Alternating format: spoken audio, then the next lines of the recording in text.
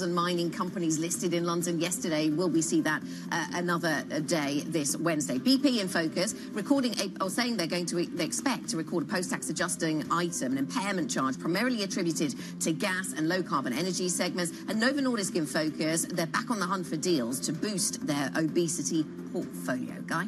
Okay, here we go. Wednesday session about to start here in Europe. Let's give you some numbers, tell you what's happening. You've got the silver gold trade to fold in. Defence, we've got an IPO coming out of the Czech Republic on that one. FTSE 100, it's going to be interesting to see the push-pull. Oil stocks are going to be interesting with BP. Miners are going to be interesting with what is happening with the gold, silver, tin, copper, you name it, it's going higher trade. Stock 600, actually not doing very much. You've also got some big things coming out of the States a little bit later on. Think about the fact that the Supreme Court could give us another, it's another day when the Supreme Court could rule on tariffs. So we're going to watch that one very carefully as well. Earnings continue in the banking sector over in the United States as well. Europe is watching for now. We're up by 0.2% on the CAC 40. The IBEX is up by 0.4%, but there's so much potential volatility in the latter part of today's session. I think it's going to be a really interesting day, maybe a quiet morning and a very busy afternoon, Tom. Unsurprisingly, basic resources at the top of the list in terms of the sector-by-sector breakdown. 0.9% is the gain there so far. The biggest losers on your sectors, insurance so far down 0.7%, but also energy. Oil prices, of course, have stabilised, at least in the last 24 hours or so. Energy, then, as a sector, down 0.2. BP, of course, is in focus. That's one of our stocks to watch, and we'll zero in on that shortly. Anna, what are you looking at? Yeah, I mean, basic resources is that theme of the morning. Once again, we're seeing that sector do really well, as you say. Tom, so we're up by 0.9%. The likes of Fresnillo, of course, have been doing really well on the back of the precious metals rally, and that continues to be the case for the sector. Yeah, Fresnillo is the best performer there. Glencore just underneath the hood. Interesting energy on the back foot. We do have a slightly weaker oil price, so for all of the devastating rhetoric around what's been going on in Iran, the oil price is quite subdued, 64.95 as it stands. Perhaps just waiting and watching, waiting to see what developments come our way on that particular front. So energy names, as a result of that, as you say, Tom, are a little bit weaker this morning. Okay, let's get a market perspective right now from Sophie Hume, who's standing by, portfolio manager and strategist at BNP Paribas Asset Management. Sophie, good morning. We started the show at the top of the first hour by outlining the number of risks facing these markets. What is top of mind for you as you look at all the different factors influencing these markets, the complexity, the uncertainty? What for you is the key driver right now? The key driver for me is, in terms of global portfolios, the inflation story we're going to have this year, but whether or not the ongoing reflation trade that is being priced by market is really going to start materializing in terms of like hard and soft data in the first half this year. The reflation trade? Yes. Is it specifically with a lens on which jurisdiction? So I think globally, if you look at, I think it's broadly consensual now. If you look at the macro story that broad consensus have for this year, but we started to have sign and green shoots of that late last year in terms of like through PMI, new orders to inventories, with a pickup in some of the soft data, but also some of the very interest rate sensitive countries like Sweden or Australia. I think what we're waiting for the first half this year is whether the positive fiscal impulse we're going to see across the board is going to start impacting the hard data. Because for now, the market has been front-loading this macro anticipation, but we're still waiting for. Isn't that we got the trade data out of China today, and just a reminder of the strength of that export engine. Is Europe facing a wave of deflation from China? I think it's very consensual too. I mean, everyone is talking about this. It's clear that the exporting sector has been quite supportive for China. It remains to be seen how much inflation they're really exporting. What I think we need to differentiate in terms of goods is, you have cheap goods that are getting out of China, but at the same time, China is also becoming an innovative engine, and we shouldn't underestimate it. Yes, it seems the Bank of England also seeing evidence of this flow from China. The Bank of England's Alan Taylor out with a speech today, and part of that saying that he sees substantial trade diversion into the UK, which one assumes is cheap product coming from China. So in terms of the Chinese opportunity, though, and Chinese stocks, are you seeing an opportunity there? Because we've seen the other news flow around China is increase in margin being required to trade equities in China, and that has dampened appetite just today, but maybe that was the point. I mean, what are you seeing more long-term in the China story? Long-term China, we're still positive, so we've been long Chinese equities since October 2024. It's been an amazing trade. We've been long A, H, and China Tech. So we took H shares, we're still long A and China Tech. I think there's basically two stories. The first one is the fact that the equity market has become wealth creation engineering for the future.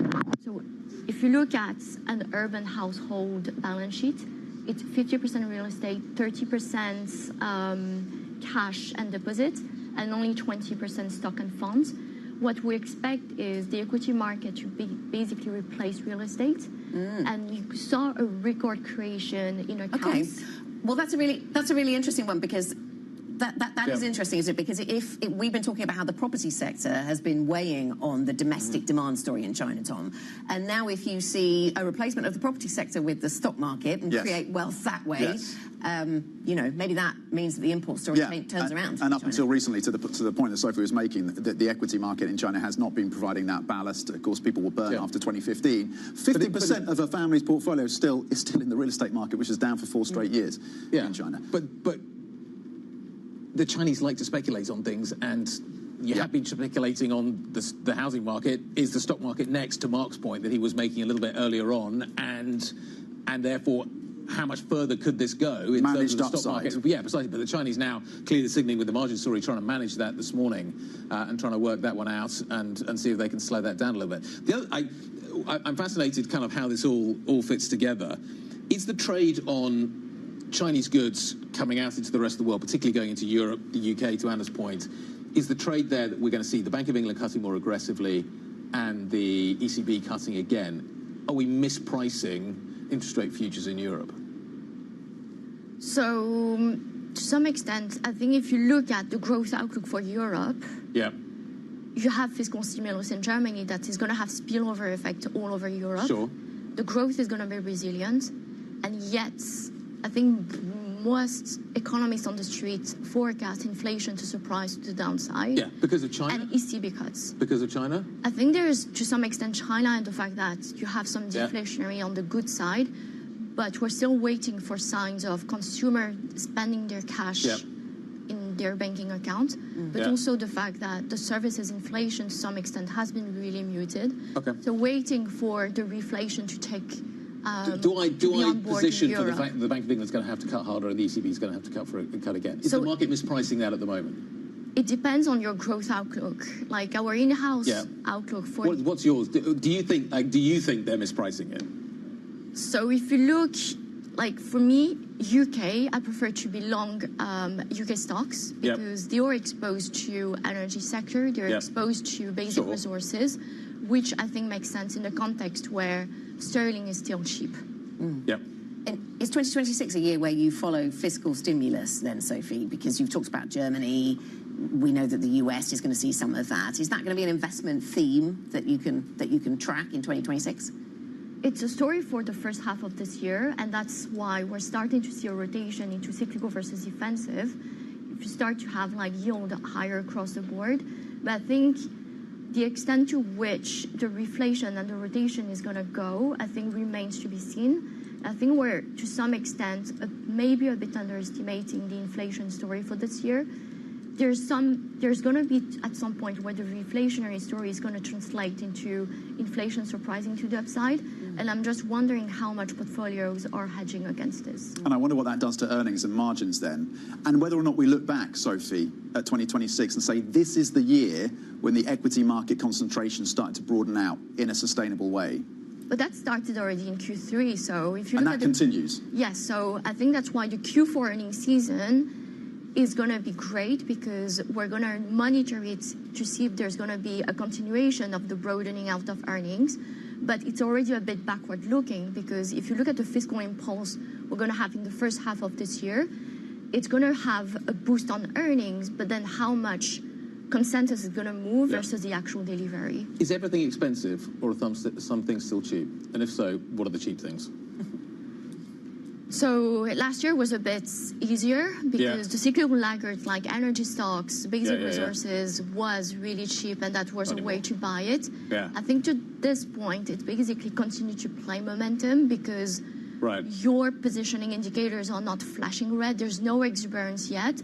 But the fact that gold is still bid in a context where you have this reflationary story means that, you know, people are starting maybe to feel a bit uncomfortable.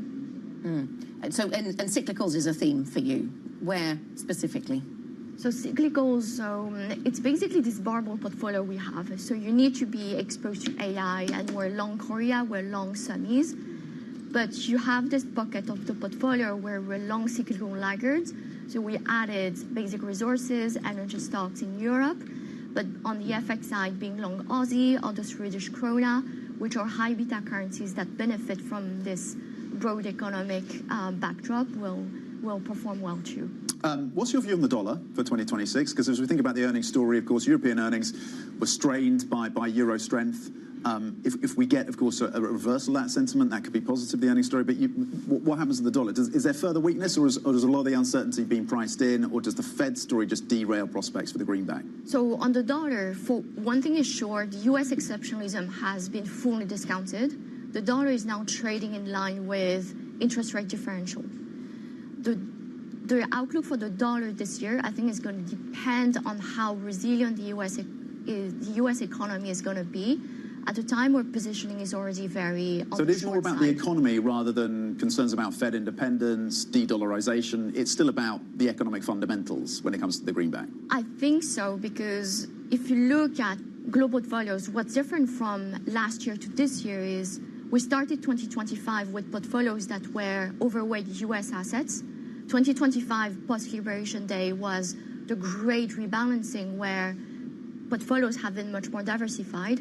I think this year we're starting with a more diversified portfolio. People are aware of the Fed independence. And that's why I think when we start to have headlines about Jerome Powell and so on, you got barely any impact on the market, right? So U.S. exceptionalism premium totally discounted. Dollar is going to be much more trading in line with how resilient the U.S. economy is going to be.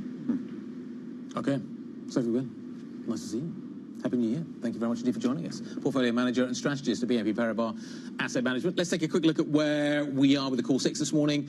Some of the names that we are watching. Rheinmetall fades a little bit. The chip story fades a little bit. Schneider's doing absolutely nothing. It's interesting that we talked about the tin can trade yesterday. Nestle, I'm not sure it kind of is part of the tin can trade. Maybe it's part of the chocolate trade, is up this morning. So maybe that staple story continues to come to the fore. Novo, Mike Dubstar talking about the fact that he's looking for big acquisitions. Do you sell Novo on the back of that? It's a fantastic run recently, that stock. And you've got this big conference that's taking place at the moment. I think the big theme that everybody's looking to come out of that, I was talking to Sam Fazeli about this going into the conference, the JP Morgan conference, was, are we going to get M&A? And Mike's certainly pointing us in the direction. Well, they've got dry powder, haven't they? Because they missed out on that acquisition. They lost to Eli Lilly. So the reporting suggests that they are looking, Novo, for those acquisitions. What do you buy? What kind of stocks, what kind of businesses do you want to be in if you are Novo at this point? And how do you buy something that's complementary and kind of fits in with the current portfolio? Still all seems to be about the obesity story. Let's check in on some of the individual stocks that are on the move this morning. Chloe Melly has a breakdown. Chloe.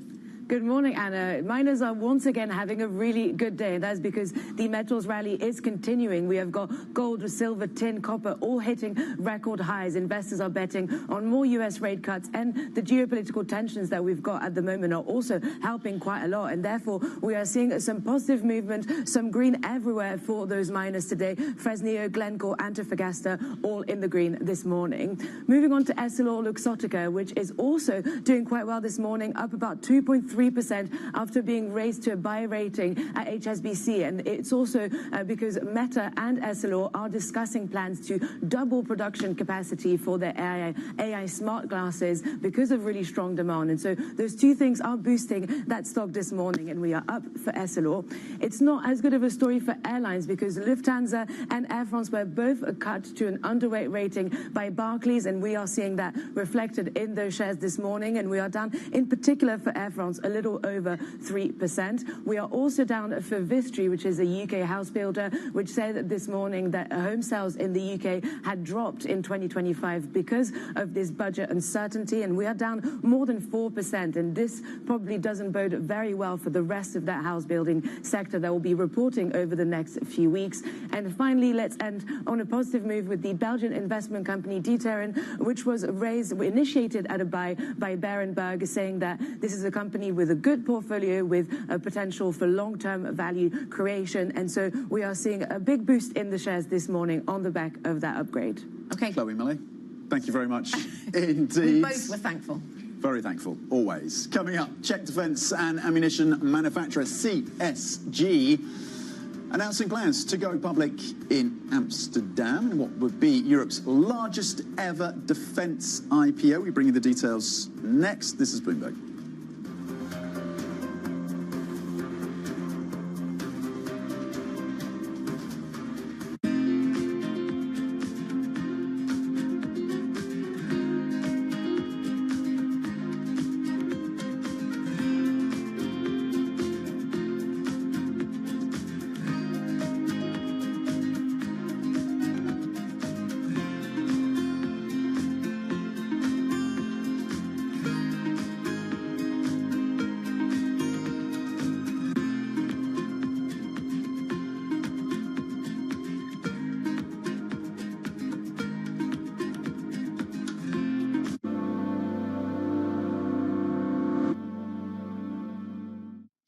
Asia is at the forefront of some of the world's biggest stories. I'm Sherrian in Tokyo. And I'm Heidi Stroud-Watts here in Sydney, where the trading day begins.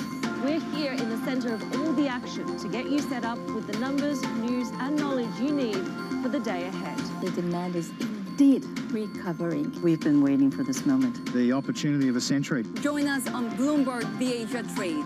Weekdays only on Bloomberg TV. Context changes everything. U.S. jobs numbers are released. Bloomberg has the report under surveillance with crucial data and expert analysis at terminal speed. Nobody covers Jobs Day like Bloomberg. From the world of politics to the world of business, Joe Matthew and Kaylee Lines deliver news, insight, and analysis live 2 times a day, every trading day. Balance of Power at 1 and 5 Eastern, only on Bloomberg. Good morning. This is Bloomberg Daybreak Europe. I'm Lizzie Burden in London, and these are the stories that set your agenda. Taking you from the U.S. market's close to the overnight session in Asia, we'll walk you through what you need to know to kickstart Europe's trading day. Live from our European headquarters, we bring you the day's top market-moving stories, unmatched expert analysis, and on-the-ground reporting from across the continent. Tune in to Daybreak Europe, only on Bloomberg Television. Context changes everything. Key investors, top executives, global innovators. Join me for in-depth conversations with the biggest newsmakers on the day's top stories. Insight with Haslinda Amin, only on Bloomberg. Tune in to Bloomberg Business Week Daily. We got to talk crypto. From the magazine that helps global leaders stay ahead. What's the conversation around your company? Bringing you insight on the people, companies, and trends shaping today's complex economy. Planning very big things. A new level of premium. Plus global business, finance, and tech news as it happens. The floodgates of innovation are going to open up. You can't fake passion. You either are or you aren't. Bloomberg Business Week Daily, only on Bloomberg. Get your your fixed income fix. Watch Bloomberg Real Yield around the world right here on Bloomberg. Context changes everything.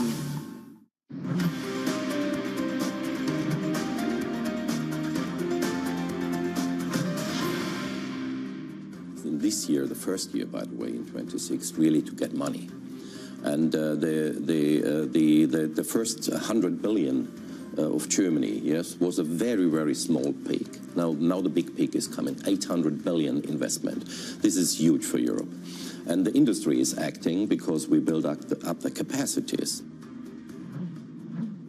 Brian Mattel's CEO, speaking of Bloomberg, that defence company, its share price has had an amazing run over the last 18 months. One defence company that may be looking to replicate some of that, and firmly in focus this morning, is the Czechoslovak Group, or CSG. It's a Czech company. Czechoslovakia, I think, went away quite some time ago. But it has announced plans that it will be going public. Main listing will be in Amsterdam. Bloomberg's Charles Cable joining us now around the table to talk about this. What is it that it wants? What is it? Defence companies are incredibly valuable. What is the advantage for CSG Group of going public? What does that bring for this business? So I think the really interesting thing about this IPO is that it sort of covers all bases, right? So the one, they said they're going to raise 750 million euros. So that's almost the primary reason for capital markets, to raise funds. Yep. And then we also know that their main shareholder, Michal Sternad, is going to be selling a significant chunk of his shares. So that's the second reason for capital markets, for shareholders to liquidate some of their ownership. But then there's also the credibility point. And if you are a defence company, you are looking to do business with governments. And if you are a government, then doing business with a publicly traded company, one that has to go through quarterly reporting and all of the restrictions and the rigmarole that comes with, then that helps you have a little bit more trust. And I imagine in the defence business, trust is really quite important. That's interesting. Dealing with an industry where there's a lot of startups as well, so maybe we'll see. Maybe this is the start of something. We'll see more of it. The company's planning to own around 15% of the shares. Is that going to affect investor appetite? I mean, that's a small free float. It is a relatively small free float, but I think the thing we need to keep in mind is that this is a really big company. And so the deal size itself is reported to have been 3 billion euros to 4 billion euros in size. We're going to get a little bit more information on that over the next few days and weeks, we expect. But there is only so big a size that the market can take right now. What we can expect, or what we could potentially look for, looking at other companies as a track record, is that the majority shareholder might continue to sell down his stake, and so as Michal Sternad may sell more shares, and we don't know whether he will or won't, but that would increase the free float, it would increase the liquidity. For now, it looks like it could be enough to get into the stock 600. I was looking this morning. It's not quite as simple as having a set free float, but that is one of the most important reasons why you need a certain amount of shares trading. Yeah. It could be an overhang on the stock to start with, though, couldn't it? The expectation that maybe that will happen in the future. What is the M&A strategy? Do they have an M&A strategy? How clear is that? Global expansion? We've talked about how significant they are in terms of supplying Ukraine. What is the roadmap from here? Yeah, well, there are a couple of things there. So one, they have said an end to the war in Ukraine does not mean an end to their business at all. They do ammunition, right? Yes, they do ammunition. They supplied armoured vehicles as well. They have all of these different businesses. They say that this does not affect their business as a whole. What they do say is that they are looking to make acquisitions and they want to become the largest defence business on the continent. They are very ambitious with that, and they have made acquisitions in the past. They've been getting into unmanned aerial surveillance. They've been buying some arms manufacturers, the Kinetic Group, and they have been slowly growing their business using what is probably a once-in-a-generation change in their business from the war to funnel that cash into building out their business. Talking of generations, who is this main shareholder? He's an interesting guy, right? So his name is Michal Sternad. He's 33 years old. That, for context, is just 2 years older than I am. So I've still got time. That context is important, Charles. But But he, he's made a name for himself in the Czech Republic. He is a billionaire, and once this deal is complete, he's going to have a lot more cash. He inherited the business, though, didn't he? He inherited the business from his father. His father started it by retrofitting tanks from the Soviet era, and he has built it up over the last few years. He inherited it when he was relatively young, and 21. 21, exactly. That's not relatively young. That's very young, I suppose, relative to where he is now. Does that come to the credibility story? I wonder. I don't want to be ageist, but it helps when you're a young CEO. If you're publicly listed, you have that scrutiny, and you can reassure your investors, you can reassure governments that this is credible, sustainable, and that you're managing the business in the right way. But his biography is incredible, isn't it? It is absolutely incredible. And what I'm going to be looking for, and what I'm really interested in, is how he's going to use the cash that he's getting from this IPO, and what he's going to be doing with it. He has been in the past buying football teams. He has a luxury cars dealer, so he is clearly building out his own personal profile as well. Charles, thank you very much. Charles Capel with the latest on that defence story. We need to talk about mining. Yes, because defence and industrial firms like CSG may find themselves paying more for metal supplies. Of course, it's been a key theme for us this morning, with both precious and base metals soaring.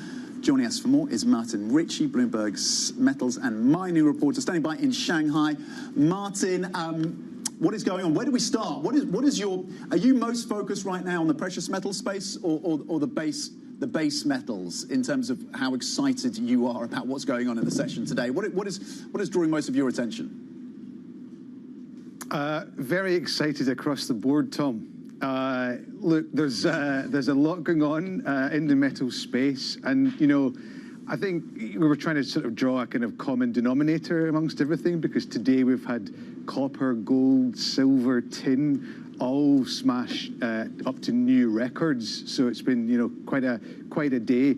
There's obviously sort of particularities to each of these metals, but when the whole complex is rising like this, you kind of have to look for commonalities. And I think one of the things is just we're heading into deeper into the Fed's easing cycle. Still everything expecting more cuts next year, which should juice economies and the manufacturing cycle a bit more. But beyond that, we've also got the debasement trade still kind of in the background, which was obviously a big driver of precious metals last year. And that's still sort of lingering over into this year. And I think that kind of idea that the currencies such as the dollar, fiat currencies, are less attractive is definitely feeding into investor sentiment, and particularly in China. Martin, I've got 45 seconds. Why is tin higher when there seems to be lots of tin? It's a very illiquid market, so it's a very thinly traded market, so it is kind of prone to these cycles of very sharp volatility. There's also been supply constraints from Indonesia, which is one of the major producers, and it's not clear whether those have been resolved as yet. And I think that, compiled with demand from AI markets, is sort of attracting a lot of new investor interest at the moment. Martin, thank you very much. Bloomberg's Martin Ritchie with the latest on the metals story, one we continue to track in 2026. We also continue to track the trade narrative. Coming up, we look ahead to the US Supreme Court opinion due today. It might be about President Trump's tariffs. We don't know if it will be. It wasn't last Friday, but we will see. We'll have a conversation about what we could get. This is Bloomberg.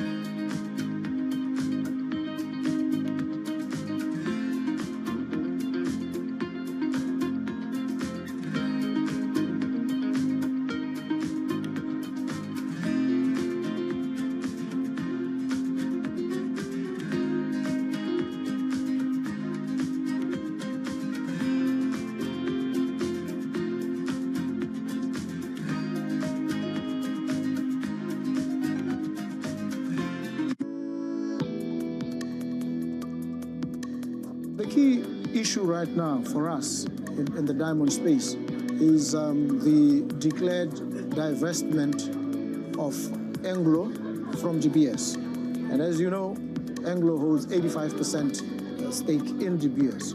Botswana, the government of the Republic of Botswana holds 15. We are resolute now, and we've communicated a firm intention to increase our stake in DBS to a controlling stake. We have lined up a number of potential collaborators with us, if I may put it that way. We have targeted funders, we have parties, we have the Oman Sovereign Wealth Fund, we have others who are willing and ready.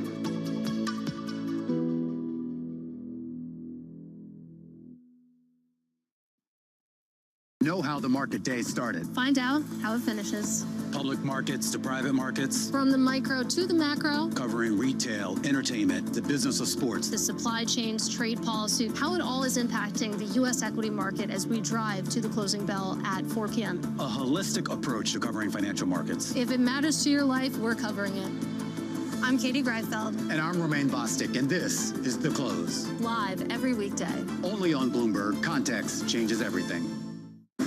Trading day is about to start. And you're already looking for that edge. The opening trade brings you everything you need to know as markets open across Europe. Let's talk about the significant risk transfers to find space in their balance sheet. Hedging some of that risk. You could look at it the other way. Obviously, this stuff is risk-weighted. I would much rather be long than be short. We're in a kind of sweet spot. Very, very strong alignment. 3 revolutions in one. I'm Guy Johnson. I'm Anna Edwards. And I'm Tom McKenzie. This is your opening trade.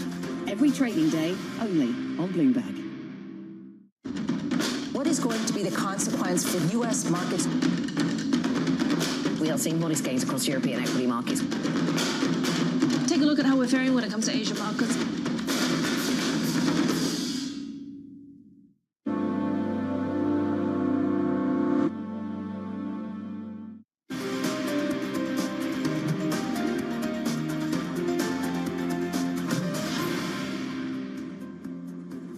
Welcome back. This is the opening trade. We are 30 minutes into the Wednesday session. We've got data coming out of the US later. Producer prices to build on the CPI that was pretty benign yesterday.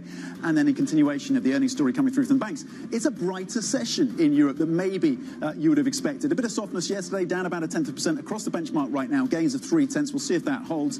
Over in Germany, the DAX is gaining just 22 points, so it's a bit of an outlier. There's more strength coming through from the French pitch. CAC 40 is gaining 0.5%. A pretty decent session over in France so far. The FTSE 100 lifted by the basic resources story. Defence stocks doing quite well again as well, up 0.3 on the FTSE 100. Guy, what are you looking at?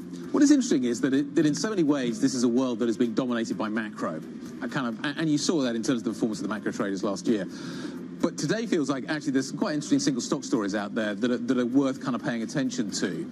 And you've got 353 up, 229 down, volume's fairly decent. I'm not sure that tells you very much, but actually some of the single stock stories I think are quite interesting. Now, Fresnillo is obviously one of those stories. We talked about it a lot last year, we continue to talk about it this year.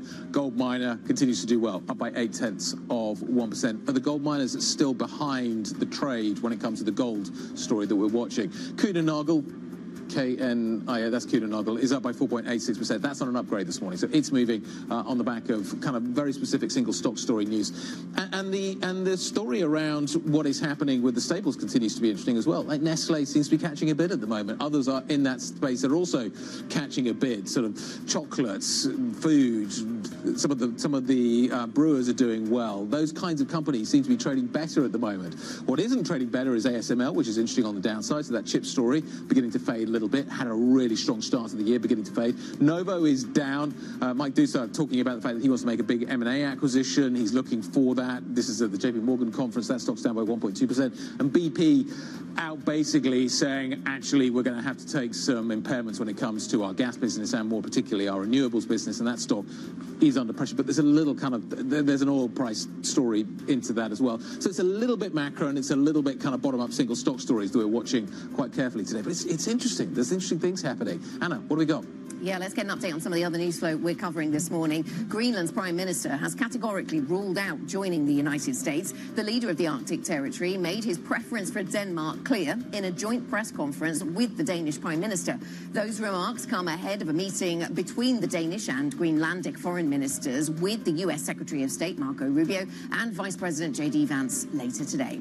A U.S.-based human rights group says over 2,500 people have been killed in Iran as the country sees its deadly deadliest wave of anti-government protests in decades. US President Donald Trump is urging Iranians to continue protests against the government, warning he would act accordingly once he knows how many demonstrators have been killed.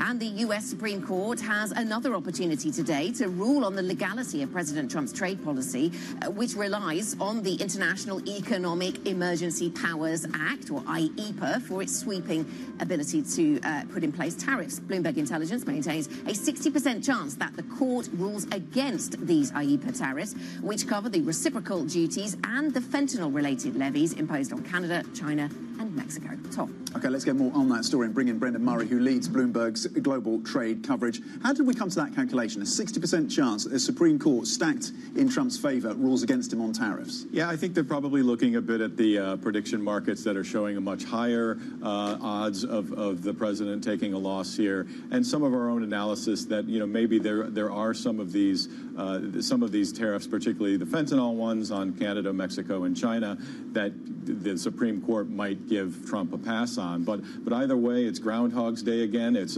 we're looking at the same situation as we were last Friday. Opinions are on the docket, but there's no guarantee we're going to get one on tariffs. But the message from the White House has consistently been, we think we're going to win, and if we don't, we have a backup plan. That backup plan will almost immediately start with a new authority called the Section 122, which means 15% tariffs across the board for all countries for up to 150 days. Details are going to matter here, it seems. Do we get rebates? Do we not get rebates? Kind of all of that kind of stuff feels really important at this point.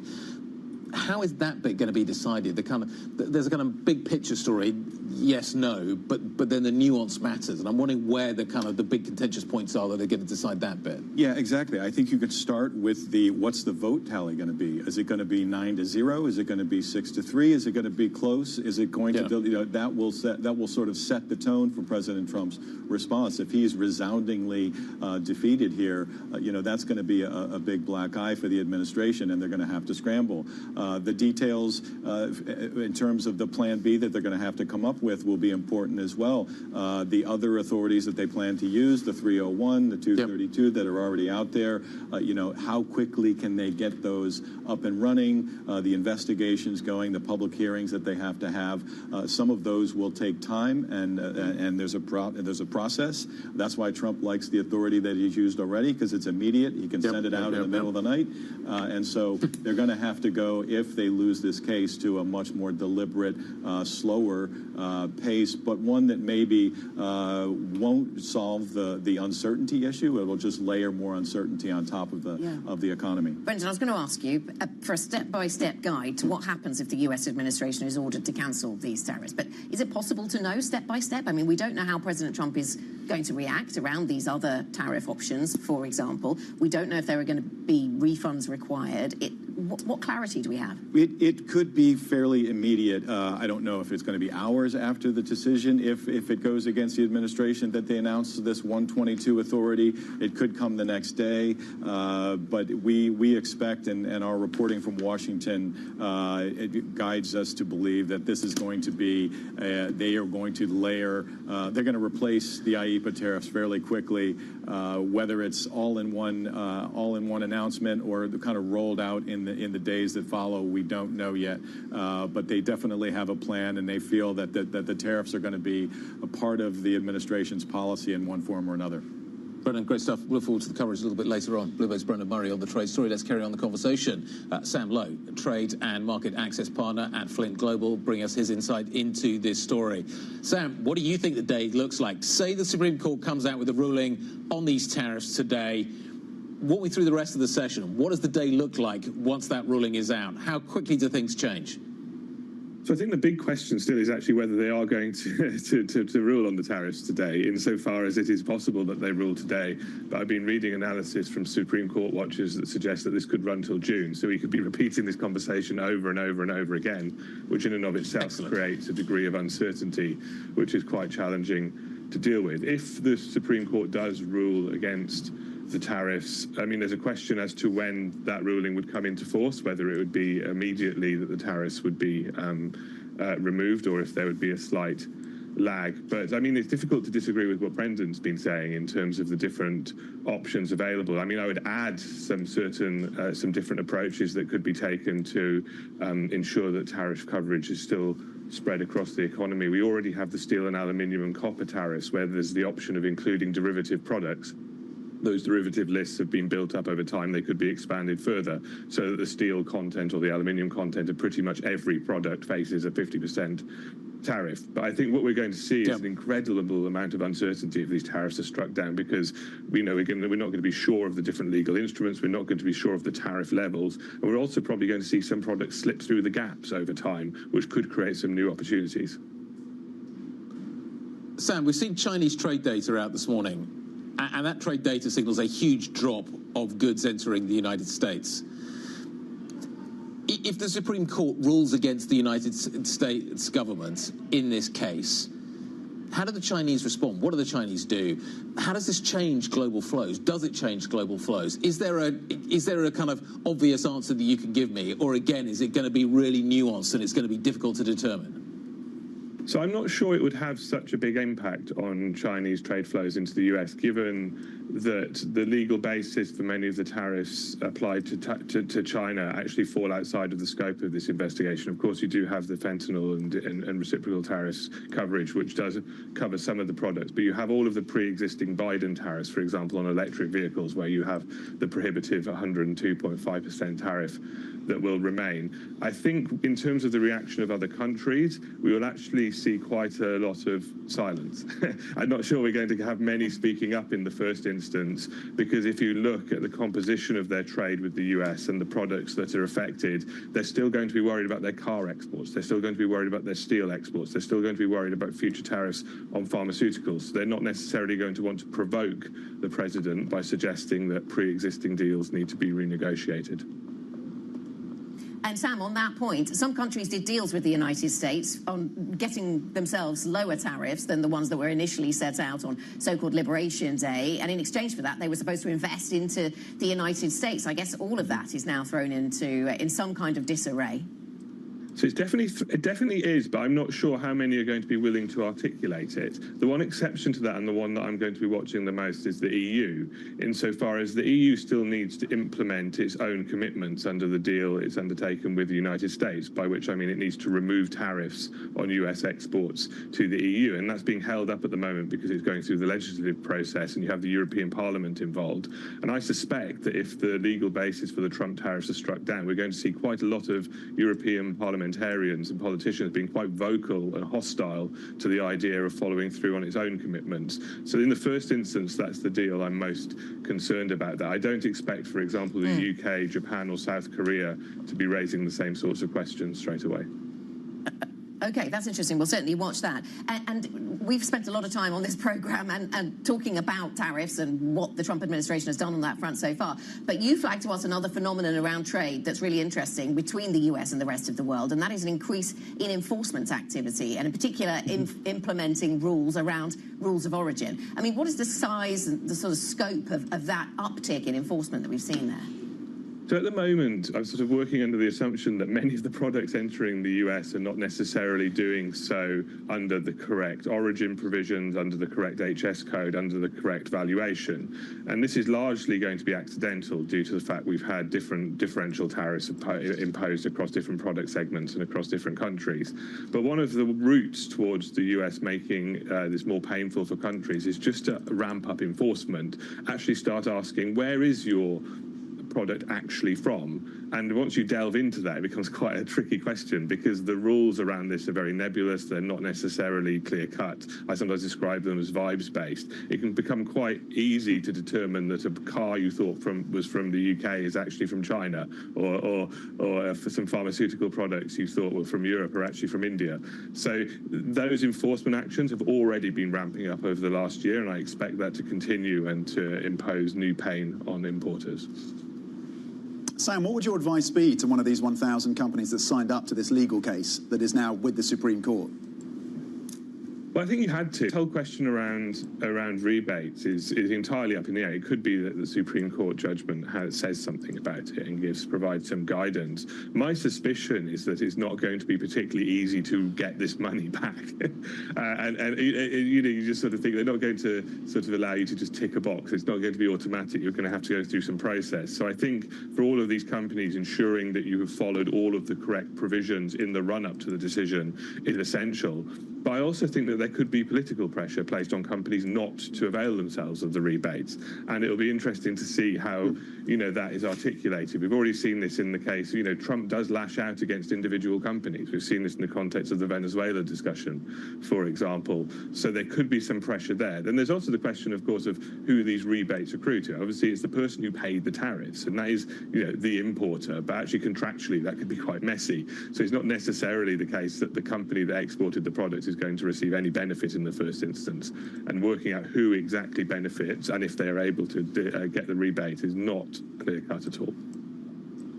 And your advice to a sovereign government that is in the process of negotiating a trade deal with the Trump administration? I'm thinking of India, for example. Yeah, calm. Insofar as this court case applies to a certain segment of tariffs, it of course does not apply to all of the tariffs. And I completely agree with Brendan that my assumption is the tariffs would largely be replaced using other mechanisms.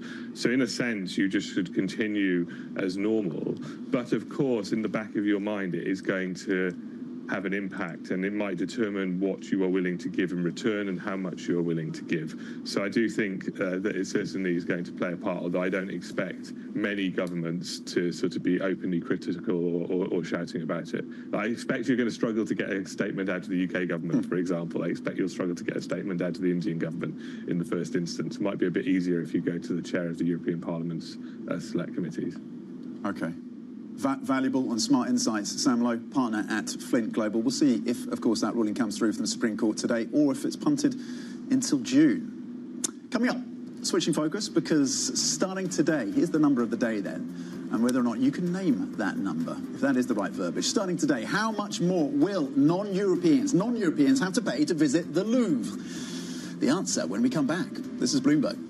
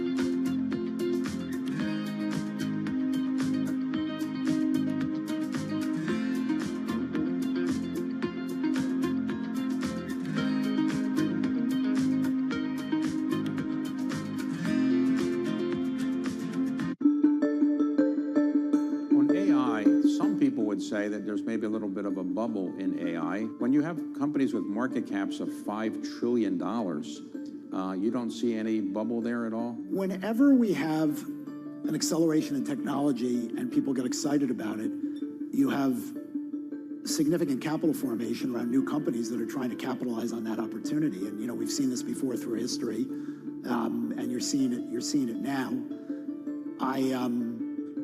It won't be a straight line. The opportunity set with AI is enormous. There will be winners and losers.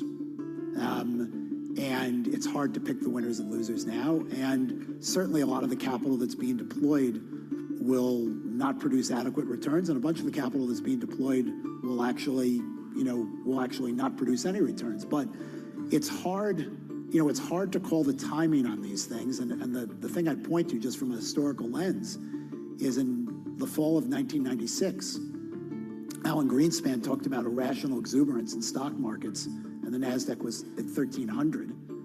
And the NASDAQ peaked 3.5 years later at over 5,000. So, these things can go on for a long time, but ultimately, there are adjustments, there will be drawdowns, there'll be rebalancing, and just, it's hard to call it because the trend, the technology trend and the investment is real.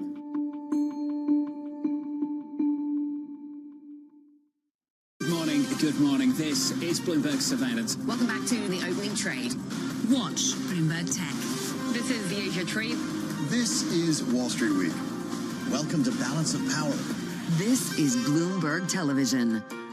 Bringing you up-to-the-minute geopolitical news whenever and wherever it happens. I'm Stephen Engel at Japan's Akasaka Palace in Tokyo, and this is Bloomberg.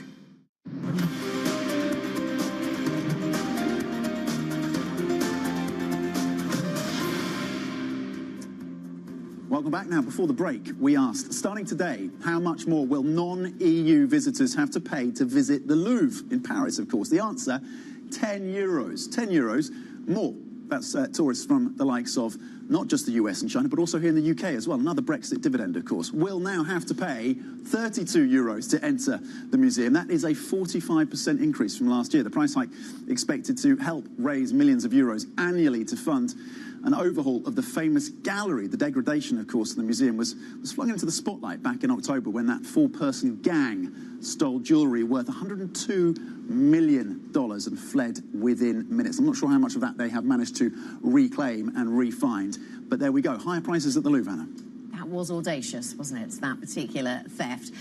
Well, let us, if you're not off looking at cultural museums and galleries, what is on the docket for the trading day ahead? Let's have a look at that, shall we? US PPI, US retail sales, we get bank earnings, of course, Citi, Wells Fargo and the like. The Supreme Court opinions, they might give us a view on trade, they might not. We're also focused on Fed speakers and Denmark, Greenland, foreign ministers of those two countries meeting with Marco Rubio and also with JD Vance. That happening in DC. So we'll keep an eye on that. But the bank earnings story is certainly going to be front and centre. It was amazing. Yeah, it was amazing yesterday. Actually, the CPI number was reasonably benign. The market kind of brushed past it, but it was JP Morgan's numbers that really kind of moved things around a little bit. I'm going to continue with that trend as we work our way throughout the rest of the day. JP Morgan out yesterday. Did we get across to it? Is that a disappointment? Yeah, it was probably. President Trump certainly ratcheting up the rhetoric on credit cards as well, which was fascinating too. He's not backing down on that story. So what do we get today? And are we going to get a similar story to what we got yesterday? Let's find out. Charlie Wells is here.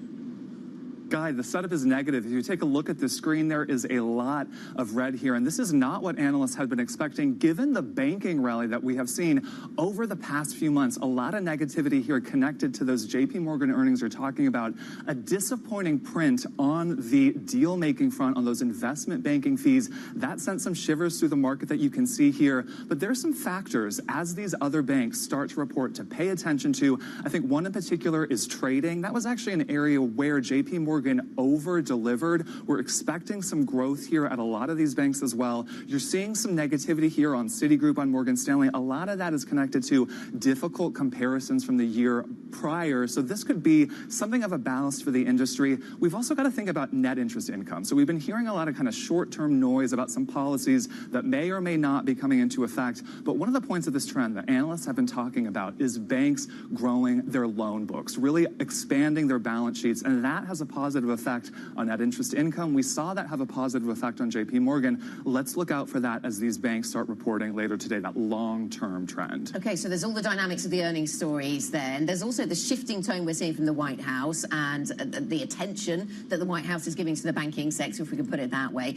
So what does that mean for the performance of the banking sector then, Charlie? It's not had a bad time. Might times be changing? It's had a very good time. If you take a look over the past year, really outperforming that banking industry, outperforming the broader market. And I think a lot of questions here are related to that shift in tone, because banks on the back of that Trump victory really had been in an environment that was more positive for them on a capital front, on a regulatory front, M&A as well, and also on that AI front, right? This is a narrative we haven't heard so much about, but the concern is that there could be some steam taken out of that. And so when you look at what's happened more recently, you see that KBW Bank Index of major lenders inching down a little bit. This is the key question. And as we get more data, we'll have more answers on, is this a long-term trend upward, or are we starting to see that fizzle out? Okay. Charlie? for the busy day for Charlie Wells. Thank you very much indeed for the coverage thus far. Charlie Wells on what we're seeing with the banking sector. It's a busy day. There's so much that potentially could upend these markets. There's a lot of macro news coming through. There's a lot of things that we need to be focusing on. Let's figure out what else we should be looking at. Market Live's Skylar Montgomery-Koenig joining us now. Skylar, today looks like a really fascinating... The back end of today's session looks really fascinating. You've got US data, you've got US banks, you've got this trade story which could emerge. Do I just sit on my hands and wait for the... How do you trade a day like today? Yeah, I mean, in all honesty, I don't think the data is going to matter that much today. I think we're more looking for signals from the banks. I mean, mostly on bank earnings, I'm watching for what it says about the consumer and the economy in turn from that, because that's what we really care about right now, right? We care more about the labor market story when it comes to the Fed than we care about the inflation story. Now, last earnings season, it was overshadowed by a couple of small bankruptcies, as well as these kind of comments we got from Jamie Dimon around cockroaches within the credit market. And I'm worried this time around we're being overshadowed again by the headlines around credit card fees. But I think generally what we got last time was an economy on strong footing in terms of business bankruptcies were generally pretty healthy.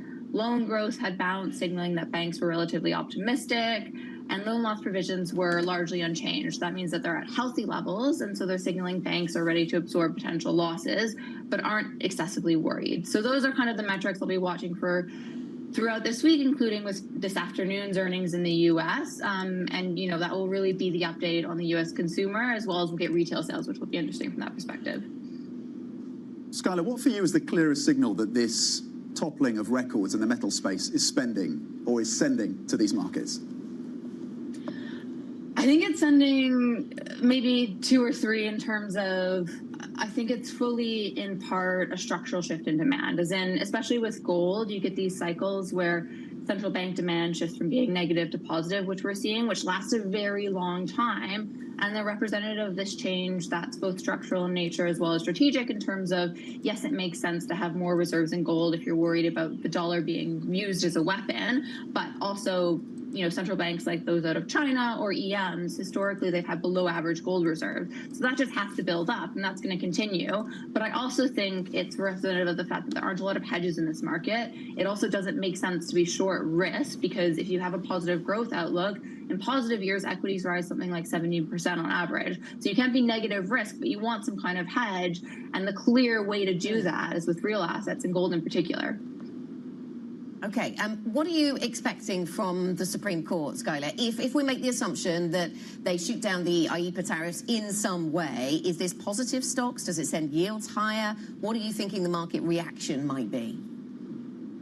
It's interesting because the commentary I've seen is that it'll be positive for stocks because it's positive for growth, with the idea being that tariffs are weighing on growth. So if you remove them, then it's a growth positive. So that might be the initial kind of charge you get, especially because the growth outlook is more positive this year in general. I think I'm more worried, though, by the idea that it also means that you get more deterioration in the deficit, because you were getting revenues from these tariffs. That will in part depend on, you know, how does it get paid back?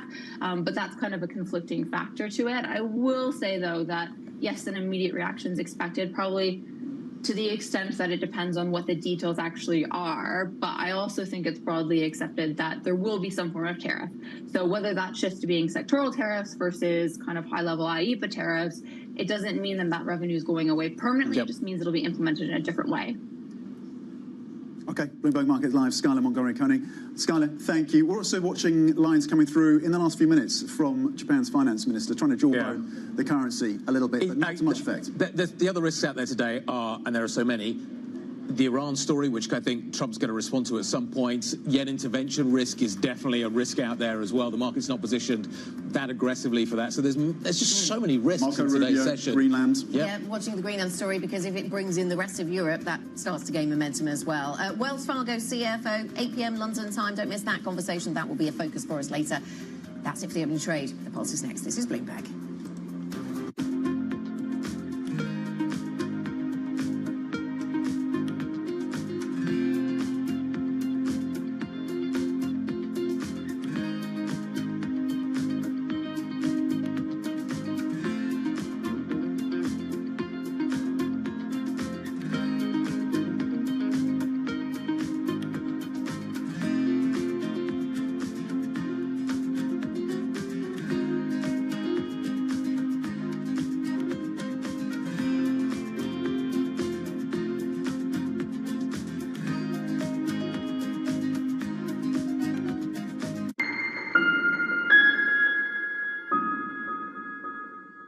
It's the world's second largest economy with a growing influence in global affairs. Bloomberg The China Show brings you the unmatched expertise you need to keep track of breaking news, in-depth market analysis, and the most influential newsmakers in and around China. We need to do more to engage the market more. We are risk on. I think we caught a little sweet spot. Massive savings right now. It's already a different game. Bloomberg The China Show.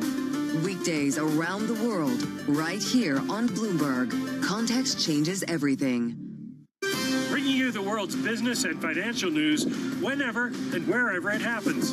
I'm Michael McKee at Mount Everest, and this is Bloomberg. Astonishing day for U.S. technology. It's shaping the region's technology ecosystem.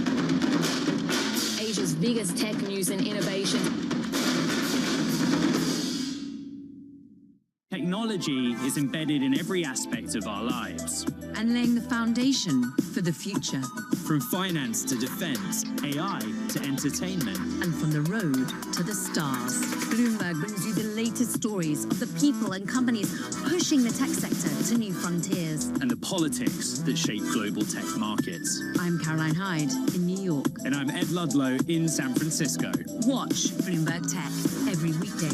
Only on Bloomberg Television. Making money isn't about drowning in emotions. It's about understanding what's actually happening. Markets are the best way to glean signal from noise, and that is what we try to do every morning. This is Bloomberg Surveillance. Welcome to the world of decentralized finance. Why is it that NFTs have not recovered in the same way that, say, Bitcoin has? Bloomberg is covering all things crypto. It's a pretty spectacular story. The people. This is the future. This is the 21st century economy. The transactions. It snapped up nearly $1 billion of Bitcoin. And the technology. We need to build a digital Fort Knox. That gives people financial freedom, and that's a wonderful thing. That's extraordinary. We ride the wave that is Bitcoin. Bloomberg Crypto, Tuesdays only on Bloomberg.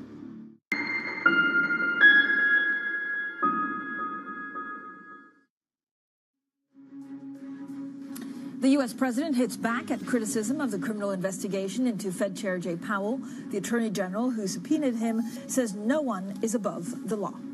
A key supplier of munitions to Ukraine plans what could be the largest ever defense IPO. Sources say the Czech firm CSG could raise at least 3 billion euros. Plus, Donald Trump tells Iranian protesters that help is on its way, as human rights activists say at least 2,000 people have been killed.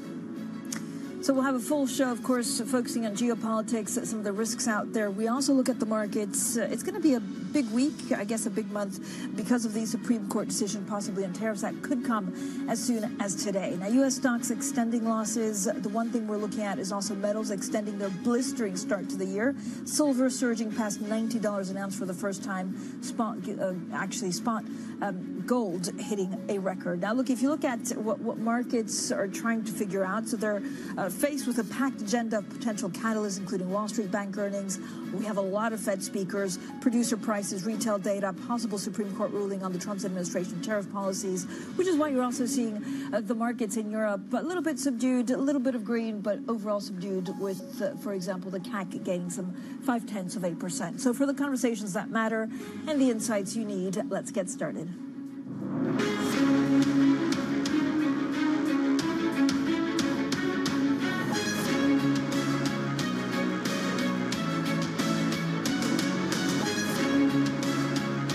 Newsmakers and market movers.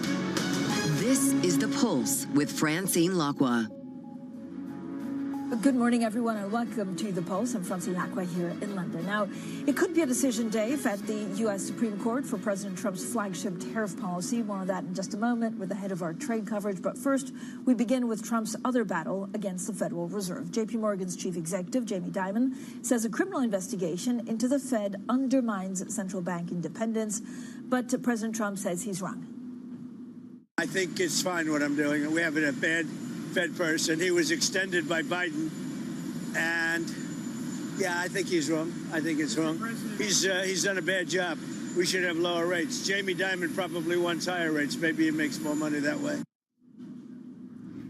Let's get more from our Bloomberg senior editor, Alistair Bull, who's been covering, of course, the Fed for many years. Alistair, what's been the wider reaction to the DOJ investigation? Morning, Francine. So I think Jamie Dimon's response speaks for a lot of people on Wall Street who are very unhappy, very alarmed, very nervous about this attack on the Federal Reserve's independence. The president, of course, is right. No one's above the law. But, you know, the wider narrative here is him using the Justice Department to target people that have annoyed him, to pursue vendettas, and in this case, to lean on the Federal Reserve. And, I mean, that's not unusual for presidents to want lower interest rates, but President Trump has taken that to a much more public and aggressive level than any of his predecessors.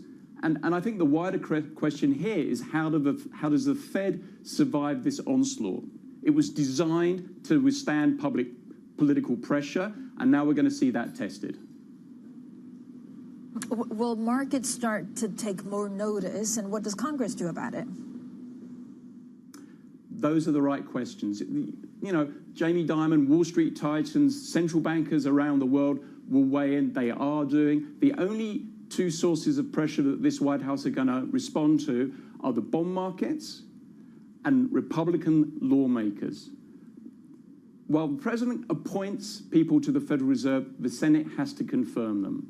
You've got senior Senate Republicans publicly saying they're very unhappy about this and saying, in the case of Republican Senator Tom Tillis, that he's going to block any Trump appointments to the Fed. Basically, they're saying Trump can't have his Fed.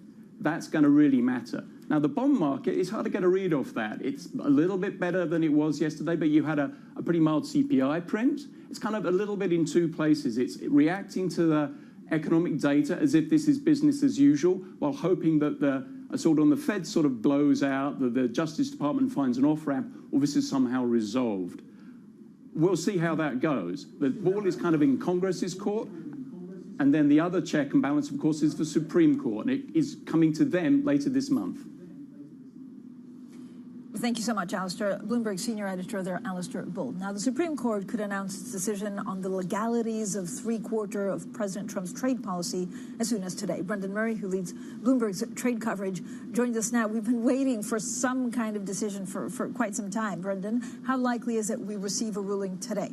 Yeah, probably as likely as it was last Friday. We know that they have opinions on the schedule. There's an opportunity for them to issue this ruling on tariffs, but they also are going to hear oral arguments in a case, and so there's a question as to whether they'll do both of those on the same day. So we'll be on high alert for any decision out of the Supreme Court in Washington at 10 a.m. The bottom line is the Trump administration says no matter what happens, tariffs are going to be part of our program. If we lose at the Supreme Court, we have options that we're going to roll out very quickly to make sure that the goal of reshoring manufacturing and fixing trade imbalances maintains the momentum that the president wants to keep heading into the midterm elections.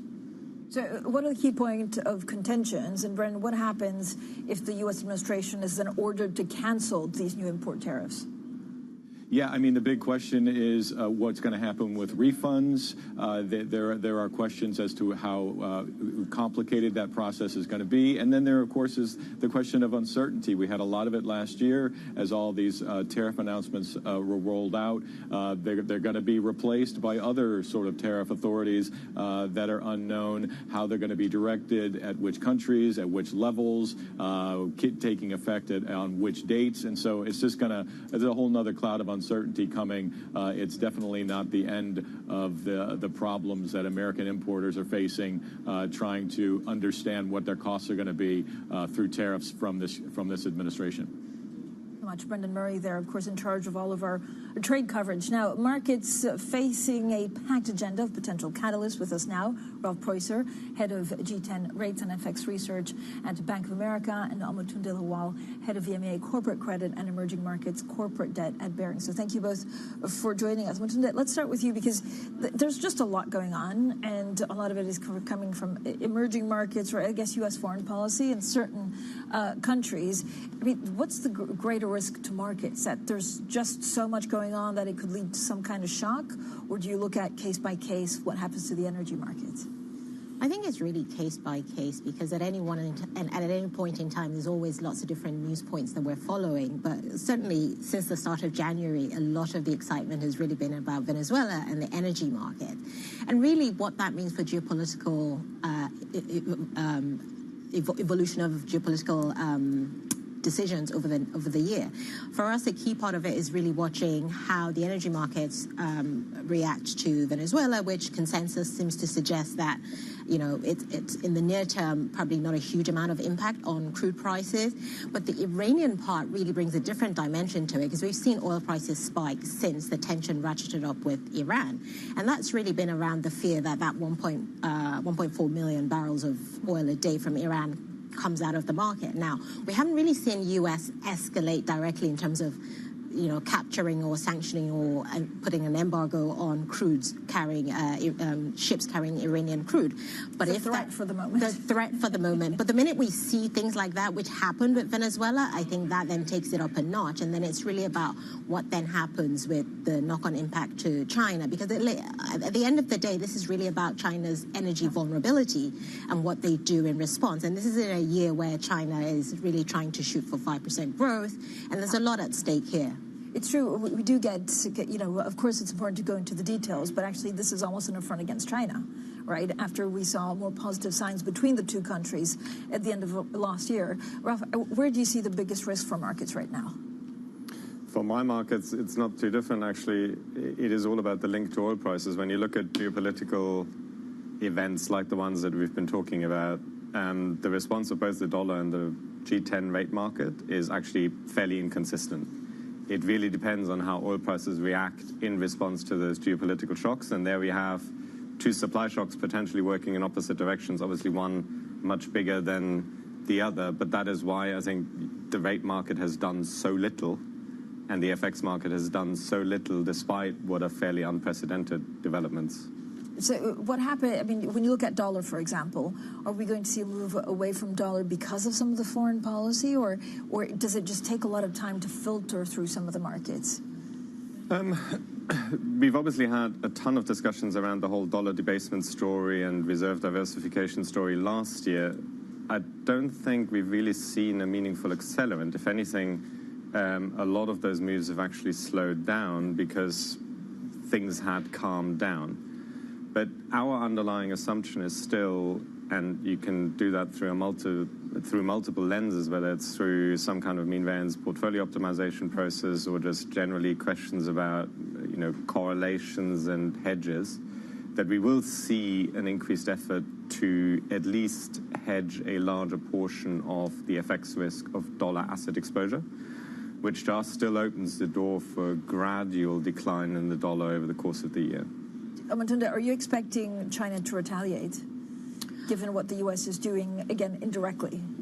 Well, I think there's a lot to watch there, right? Because we've seen with India recently where U.S. put extra tariffs on India for buying Russian crude, but they didn't put the same tariffs on China. Now you sort of extrapolate that here and say, you know, would the U.S. put extra tariffs on China for buying Iranian crude or the Venezuelan crude as well? And the jury's really out, because that was a hard-fought truce between U.S. and China. So, you know, if I had to go one way or the other, I'd say it's probably not worth the U.S.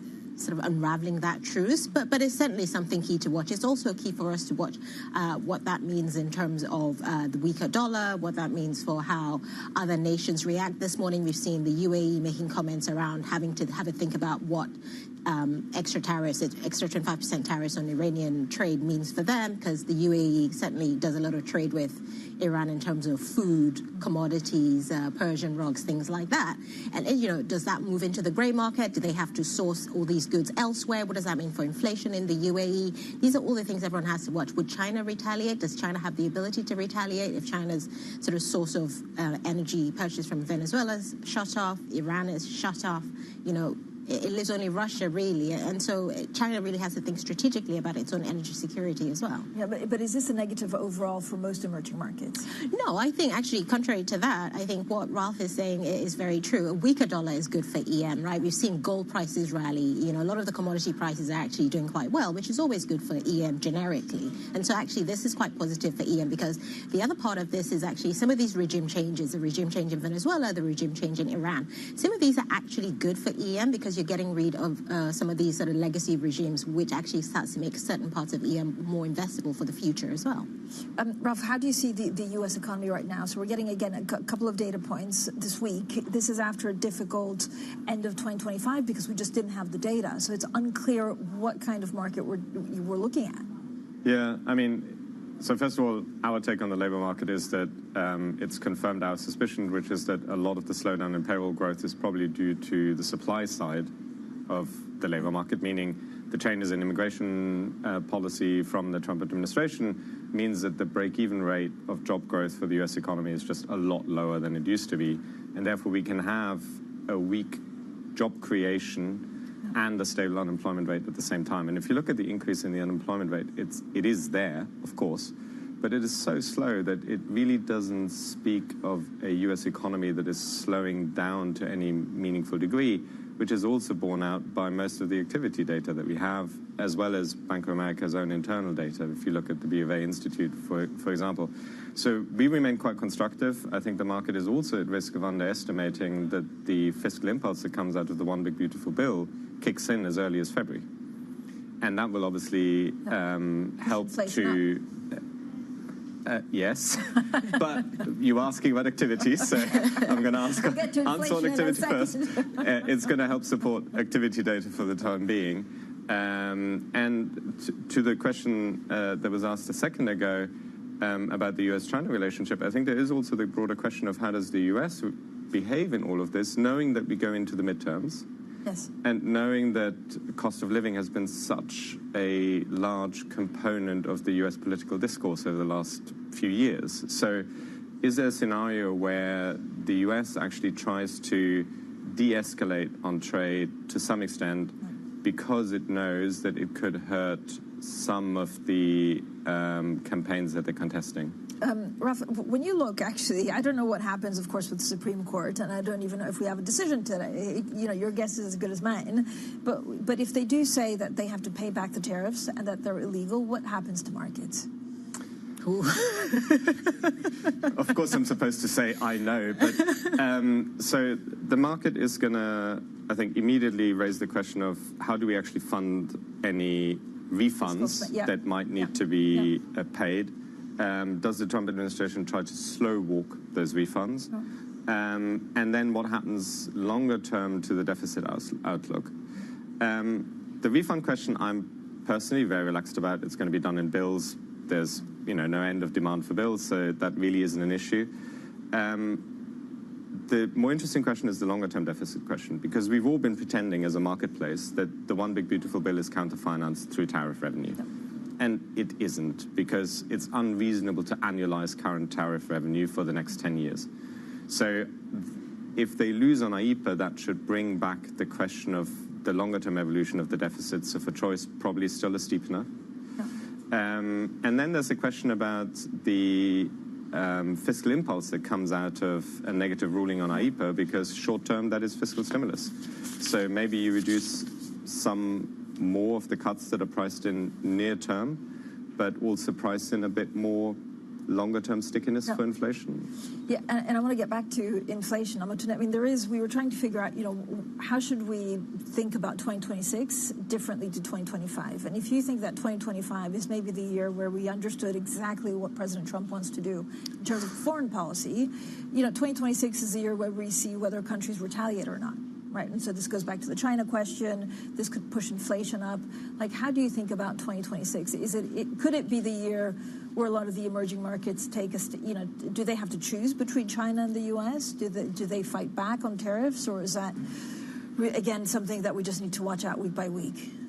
I think we'll see more of what we started to see towards the tail of 2025. And I think we're starting to see that with the EU-Mercosur trade deal. Yes. You know, you see EU trying to be part of the transatlantic agreement as well. These are sort of strategic moves where a lot of the former U.S. allies, or a lot of the current U.S. allies, realize that actually they do need to diversify their reliance on the U.S., right?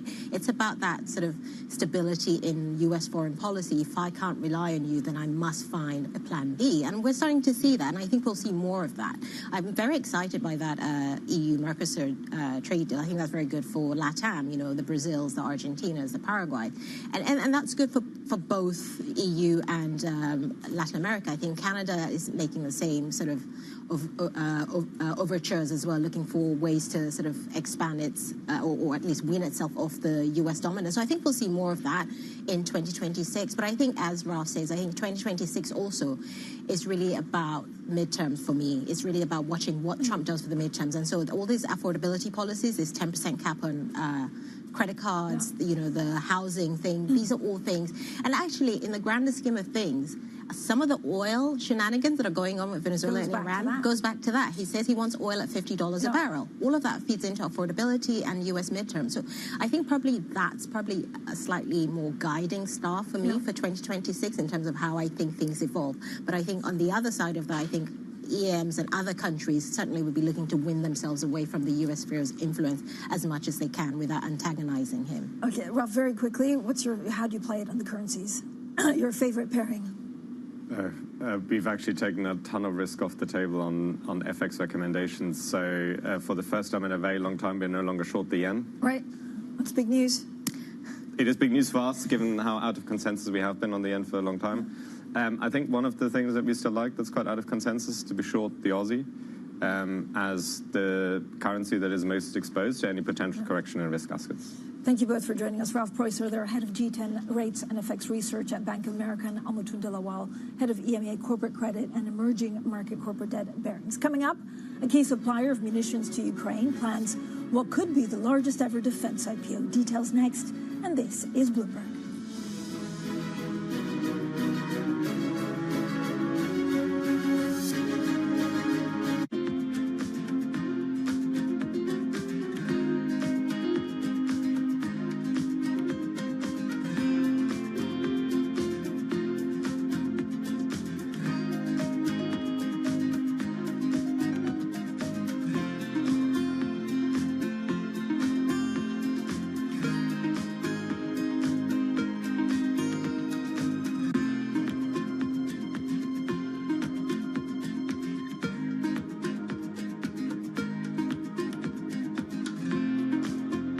It's a multi-trillion-dollar industry. We'll show you what's happening in ETFs like no one else. ETF IQ, only on Bloomberg.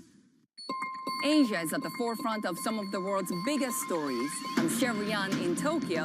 And I'm Heidi Stroud-Watts here in Sydney, where the trading day begins.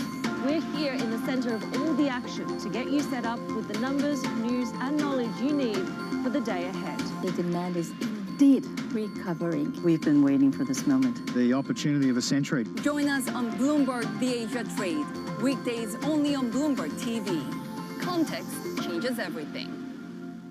Good morning. This is Bloomberg Daybreak. I'm Lizzie Burton in London, and these are the stories that set your agenda. Taking you from the U.S. market's close to the overnight session in Asia. We'll walk you through what you need to know to kickstart Europe's trading day. Live from our European headquarters, we bring you the day's top market-moving stories, unmatched expert analysis, and on-the-ground reporting from across the continent. Tune in to Daybreak Europe, only on Bloomberg Television. Context changes everything. Middle East and Africa. Vibrant resources and high-yield investment opportunities abound. Join me on Horizons Middle East and Africa for the stories, newsmakers, and insight from this exciting region. Now weekdays, only on Bloomberg.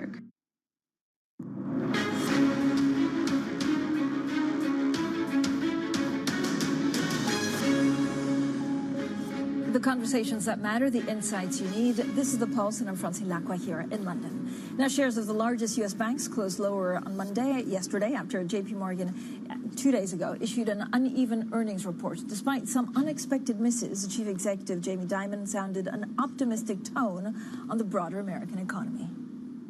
If you ask me, in the short run, call it 6 months and 9 months and even a year, it's pretty positive. Consumers have money. There's still jobs, even though it's weakened a little bit. There is a lot of stimulus coming from the one big beautiful bill. Deregulation is a plus in general, not just for banks, but banks will be able to redeploy capital.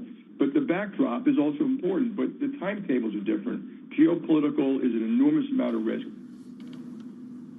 Well, Charlie Wells joins us with the very latest. Charlie, good morning. Based on the latest results, what is going wrong and what is going right for JP Morgan?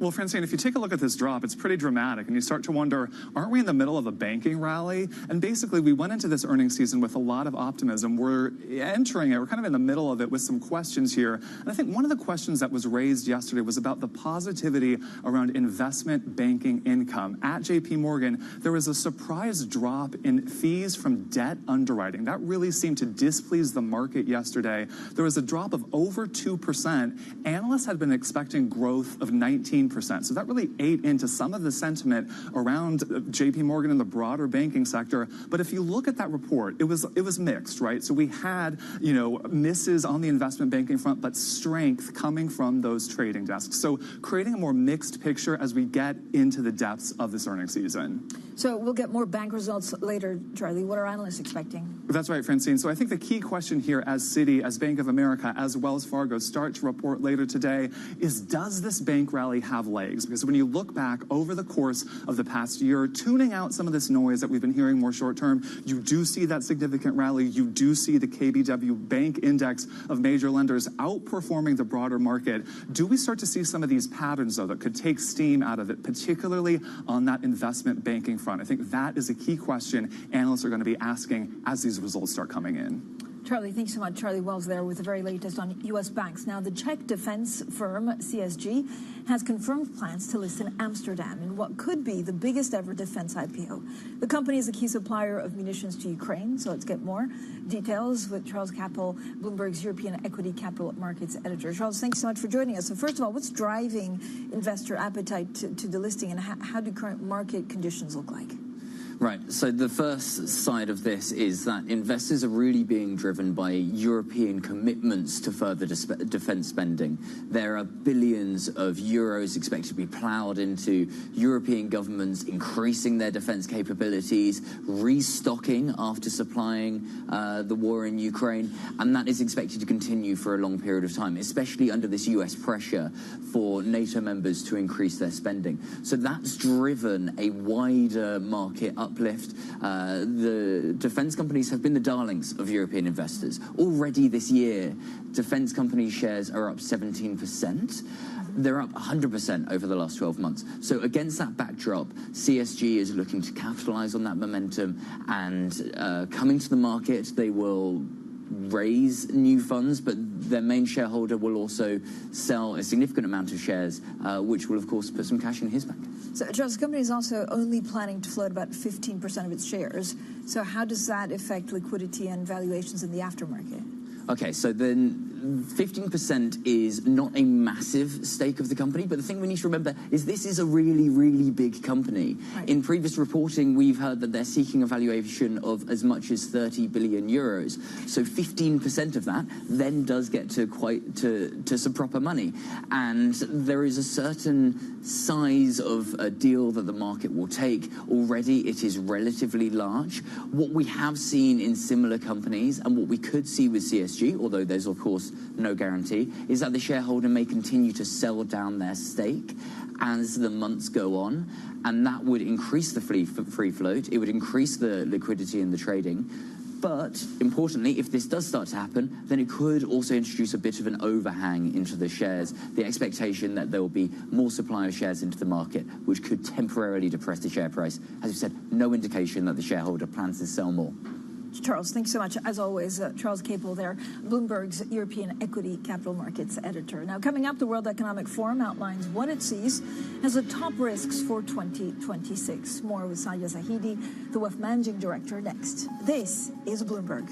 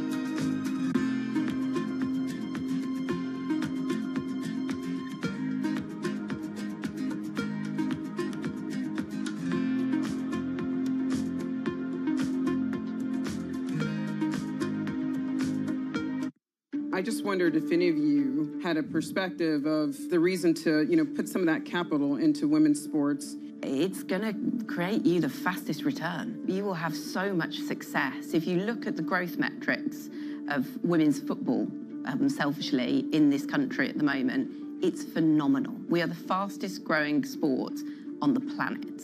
Our participation is up in this country. The interest that is around women's football is at a real, to your point, we're at a real moment in time to be able to capitalise on it.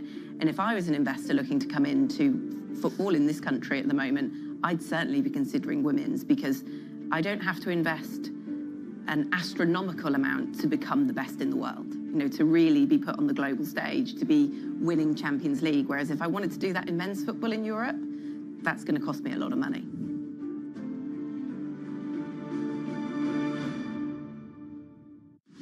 Tune in to Bloomberg Business Week Daily. We got to talk crypto. From the magazine that helps global leaders stay ahead. What's the conversation around your company? Bringing you insight on the people, companies, and trends shaping today's complex economy. Planning very big things. A new level of premium. Plus global business, finance, and tech news as it happens. The floodgates of innovation are going to open up. You can't fake passion. You either are or you aren't. Bloomberg Business Week Daily, only on Bloomberg. Why do the biggest names in business choose Bloomberg Television? That's a great question. It's a very good question. Interesting question. Good question. Great question. I so appreciate that question. You certainly ask interesting questions. Bloomberg Television. Top experts, great questions. Join me each week on Wall Street Week for stories of capitalism from business, markets, economics, tech, and climate. More than what you need to know, it's what you need to think about.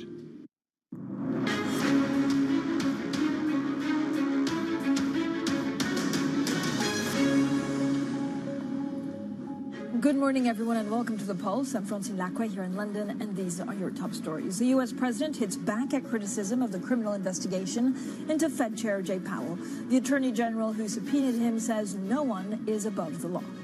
A key supplier of munitions to Ukraine plans what could be the largest ever defense IPO. Sources say the Czech firm CSG could raise at least 3 billion euros. Plus, Donald Trump tells Iranian protesters that help is on its way as human rights activists say at least 2,000 people have been killed.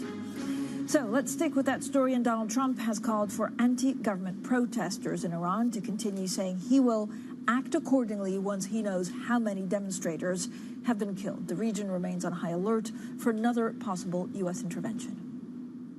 Iran says that it will retaliate in the instance of U.S. strikes against U.S. assets in the Middle East. What do you say to U.S. service members about why it is worth the risk to intervene in Iran? Yeah, Iran said that the last time I blew them up with the nuclear capability, which they don't have any longer. So Iran said that the last time. They better behave. Let's bring in Bloomberg opinion columnist Mark Champion. Mark, what is the state of protests on the ground now? Well, they're continuing, and we throughout now we have very little information, detailed information about exactly what's happening. But as far as we can tell, this is the death toll is really rising beyond previous such protests. We're now talking in the thousands. We don't really have a firm number, so it may turn out differently once this is all over. But it looks like these are very, very bloody. It's a very bloody crackdown, and also that the prosecutor general in Tehran has said that the protesters are enemies of God. Which is actually a criminal charge in Iran, and it's one of the most serious that you can be charged with, and it carries the death penalty. So this is, they are really ignoring Trump's warnings that they better stop the killing or else, and that is pushing, the U.S. towards some kind of further action. President Trump says help is on the way. Mark, so what does a U.S. intervention look like at this point? We really don't know. So you can sort of work through different scenarios and say what doesn't look terribly likely. Something like what we saw, very kind of quick and clean, relatively, in Venezuela, where the president was removed. That seems really quite unlikely to happen in the case of Iran, not least because there would be no element of surprise. It probably won't be that. And then as soon as you move on, you start to, ask some big questions. If you really want to remove the regime and stop the killing, the most reliable way would be to put boots on the ground. That isn't going to happen.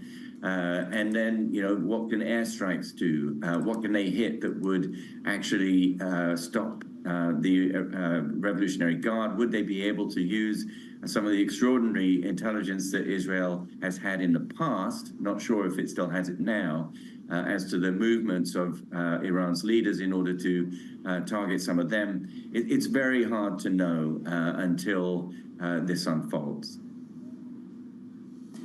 Mark, what do we know about the casualties? I know that there's also, been very difficult to actually get any information out of the country. Yesterday, there was talk about maybe Starlink playing a bigger role. But what do we know so far? So we don't know a lot. So there is an organization in Norway called Iran Rights Watch, Iran Human Rights, rather, I'm sorry. And they follow this quite carefully.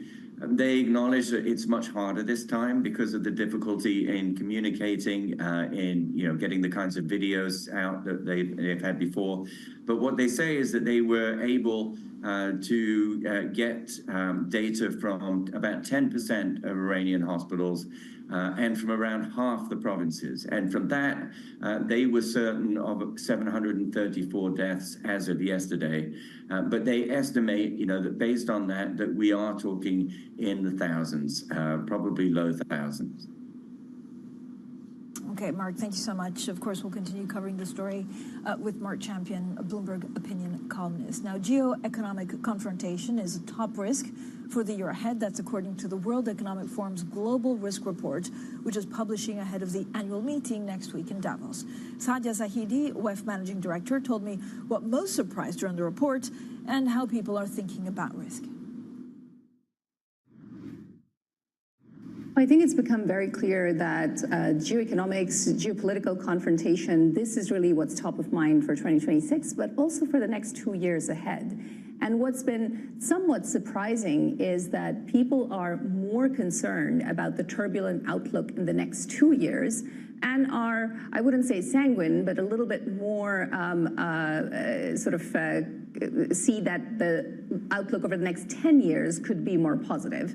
Now, that's not to say that things are not also seen as turbulent, but we are seeing a percentage shift towards slightly more sense that things will be, yes, unsettled, but a little calmer than they have been in the next 10 years. So I think there's a sense that all of those risks are coming together here and now, but there is still the potential for leaders to take action in the decade out. I mean, is this because of the uncertainty coming out of the Trump administration that geoeconomic uncertainty has increased so much, or is it in all parts of the world with many countries? So I think it's the rise of tariffs, it's the rise of sanctions. If you look at the sanctions-related data, that has nearly doubled in the last few years across multiple types of sanctions. It's investment screening, it's the control of critical resources. So what used to be economic policy and international cooperation has now started to turn into economic weaponry. And I think that's really what we're seeing this rise why we're seeing this rise in the risk. I mean, does this mean that chief executives are unsettled because they don't know how to do their supply chains, or do they worry about the impact this has on the economy? So I think it's both, right? So there is, with multiple risk factors all coming together at the same time, there is this concern of how do you make decisions? Who do you trust? Which companies, which countries? How do you make any kind of policy for the longer term? How do you make today investment decisions when you don't know what the policy outlook is like in 2 to 3 years' time, especially with longer term investments? So I think there's some of that coming through. But then in addition to that, in this more unsettled global economic outlook, there is, of course, concern for what happens to developing economies. There's, of course, great power competition, but what's the pathway to growth and development for some of those smaller economies? That, I think, is together the picture that we're seeing both on the business front and in terms of national policymakers' views. If you look at growth around the world and inflation, it's been okay. Again, is there a danger that we see a supply shock, that there's some kind of shock that actually turns everything on its head? So I think this is where the worry really lies within this report. It's multiple risks unfolding at the same time.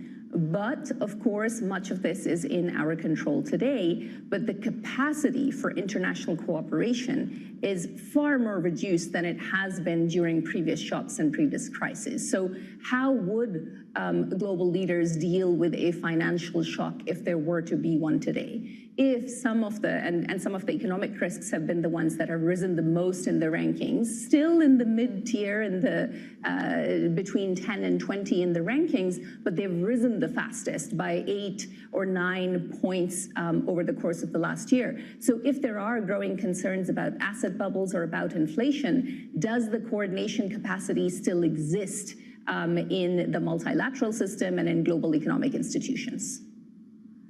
There's quite a lot of AI anxiety as well. Does this come from, again, the change of the nature of jobs? So not enough people will be hired and you could see a downturn in labor, or is it about AI company valuations?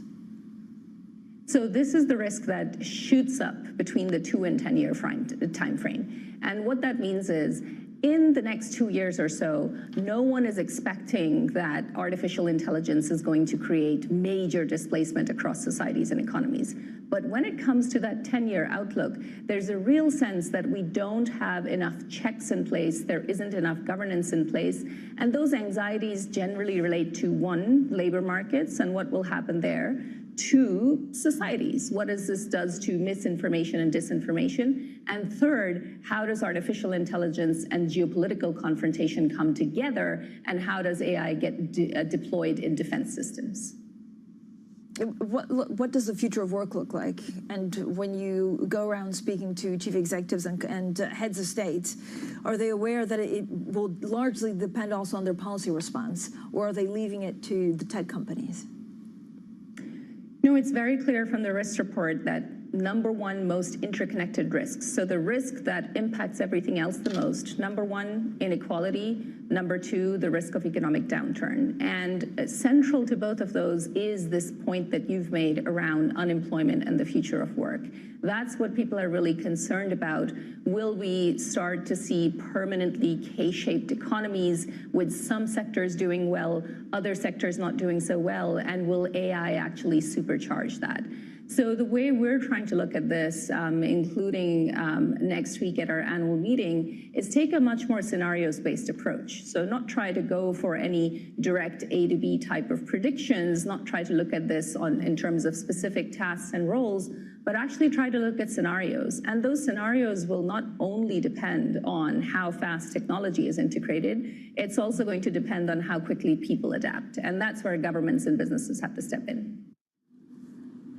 Well, that was Sadia Zahidi, Managing Director at the World Economic Forum. Now, the French far-right leader, Marine Le Pen, said she and her party were never aware they might be crossing a line as she seeks to overturn an embezzlement conviction. It's a case that will determine whether she can run in next year's presidential election. Well, Georgina Wright, Senior Fellow at the German Marshall Fund, joins us now. Georgina, thank you for joining us. So what does this mean for French politics? Is there a feeling actually in her party, she has a much younger possible successor, that he would be the right candidate anyway because he's more popular? Yeah, so I think there are two things that really matter here. The first is the context. Why has she been found guilty? I mean, Marine Le Pen is mostly known as a contender in the presidential election, but she was also a member of the European Parliament between 2004 and 2017, and also president of the National Assembly, the Rassemblement National, her party from 2011 to 2017. And she was found guilty of basically hiring assistants to work at the European Parliament, but actually using their time to work on national rallies, so national politics instead. Now, what it has done is that at the moment she's barred from running in the next presidential election, and we know that she wants to run, we know she wants to become president, and until we know whether or not her appeal has worked, we don't know who could succeed her. And as you say, Jordan Bardella seems like the natural successor. He's shy of 30, he's extremely popular, he's often ahead in many of the polls as the most successful politician in France. But until we know whether she can run or not, the National Assembly can't really run with a candidate and start building a campaign around him. Georgina, what's the mood in France? I mean, do they think that this is right, that she's, prosecuted, or did it actually bring her or her party more voters if this is not overturned? Really split, actually. I mean, I think in France there is a general tendency to really trust institutions. There's a separation of powers. There's a sense that actually France was a model for many European countries, many years ago. And now there is a growing number of French people who think that the justice system is being politicized, that actually judges are politically motivated, that they're intentionally, casting or judging a certain way to prevent her from running. But a lot of other people say, no, actually, this is completely separate. And she is appealing, so we will have to wait and see whether or not that appeal goes through. I mean, does it have wider ramifications actually for, the far right in other countries? Yes and no. I mean, I think you've seen the United States, for example, some politicians there and even the administration paying attention to what's happening in France. But at the moment, this is very much a French political issue. But it matters because we do have a presidential election in 2027. Yeah, and they're doing extremely well in the polls. Yes, and they have been for many years. She has been persistently facing the runner-off in the presidential election, and the party is ahead in the polls. So yes, it does really matter for the mood in France, but also what happens between now and the presidential election next year. How is Emmanuel Macron dealing? I mean, is he essentially a lame duck at the moment, given that, it's also been very difficult to find a prime minister and getting the budget through. Mm. So is he focusing too much on foreign affairs, and does it make him less popular with citizens back home? Well, I mean, President Macron is unpopular at the moment. Many feel that he is a lame duck. He has lost his parliamentary majority, which means that it's much more difficult for any government actually to pass legislation. But the French president is supposed to spend a lot of time on foreign policy, so that's not a surprise. You would expect the leader of France to be implicated in sort of looking what the United States is doing, what's happening in the Middle East. We've just been talking about many of the crises that are unfolding, and the French do expect him to be active on that. But certainly his call to dissolve Parliament back in 2024, many blame that decision for a lot of the political instability we see now. Georgina, so we had this, headline about 20 minutes ago saying France will open a consulate in Greenland on February 6th. Is Emmanuel Macron, because also part of a coalition of the willing, kind of key in trying to keep the U.S. at bay on Greenland, but also keeping them on side to try and deal with Ukraine? I mean, France is one of the two European nuclear powers. It has one of the largest armies in Europe. Its voice in military and security matters really does matter in Europe. And we know that President Macron went to Greenland last year, wanted to show support to Greenlanders. So, of course, this is a signal to, I guess, the United States, but also Greenland and Denmark, that France stands with Greenland and wants to make sure that it feels supported by other European countries. I think we have to take what President Trump says seriously. He says that he needs Greenland for national security reasons, and he believes that actually Europeans are not doing enough to strengthen defense and security security of Greenland and to prevent Russian and Chinese influence. I think if Europeans are able to demonstrate that they are committed to Greenland security, that might help. But of course, that might not be enough to sort of assuage President Trump. How does France see itself actually in relation to Iran? Again, if you look at all the European countries, certainly compared to the UK, but also Germany, France has strong ties to Iran going back 200-300 years. Yeah, and strong ties to the Middle East generally. I mean, you saw President Macron trying to play and exert an important role over the war in Gaza, and being, of course, very receptive to receiving the new Syrian government, etc., etc. But as a whole, France and the EU's voice in the Middle East has fast diminished. And I think at the moment, Europeans are very much preoccupied about taking their nationals out of Iran, protecting them, and also watching what's happening and making sure that they can continue to that dialogue, the diplomatic conversations, and wait and see really what happens over the next couple of days and weeks. Georgina, thank you so much. Georgina Wright, they're a senior fellow at the German Marshall Fund. Coming up, the Novo Nordisk chief executive says the company is back on the hunt for deals to boost its obesity portfolio. We discuss the outlook for Big Pharma next, and this is Bloomberg.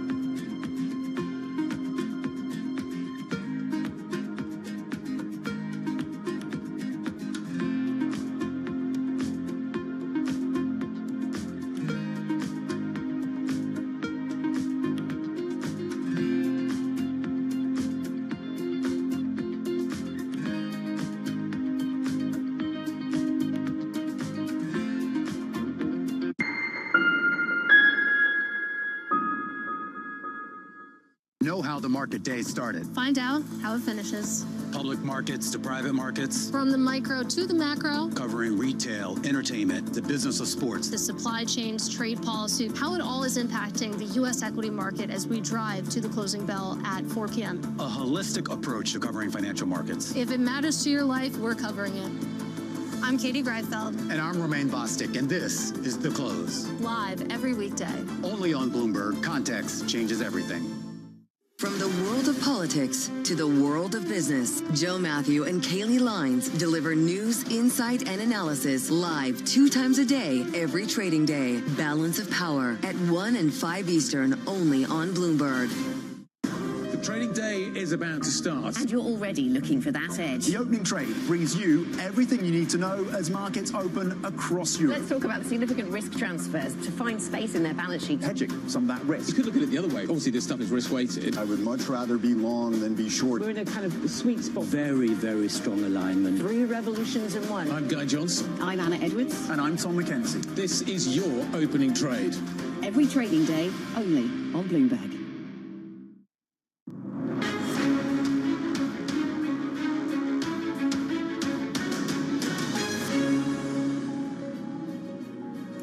Despite pioneering the obesity drug market, Novo Nordisk has struggled to compete with U.S. giant Eli Lilly and has seen its pipeline of new medicines fall short of expectations. While speaking at the J.P. Morgan Healthcare Conference in San Francisco, the Novo chief executive told Bloomberg that the company is seeing strong demand for its new obesity pill.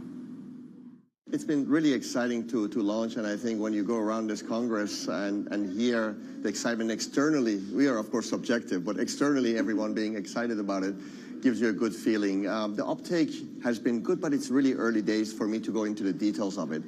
But it really speaks to the fact that we also spoke earlier.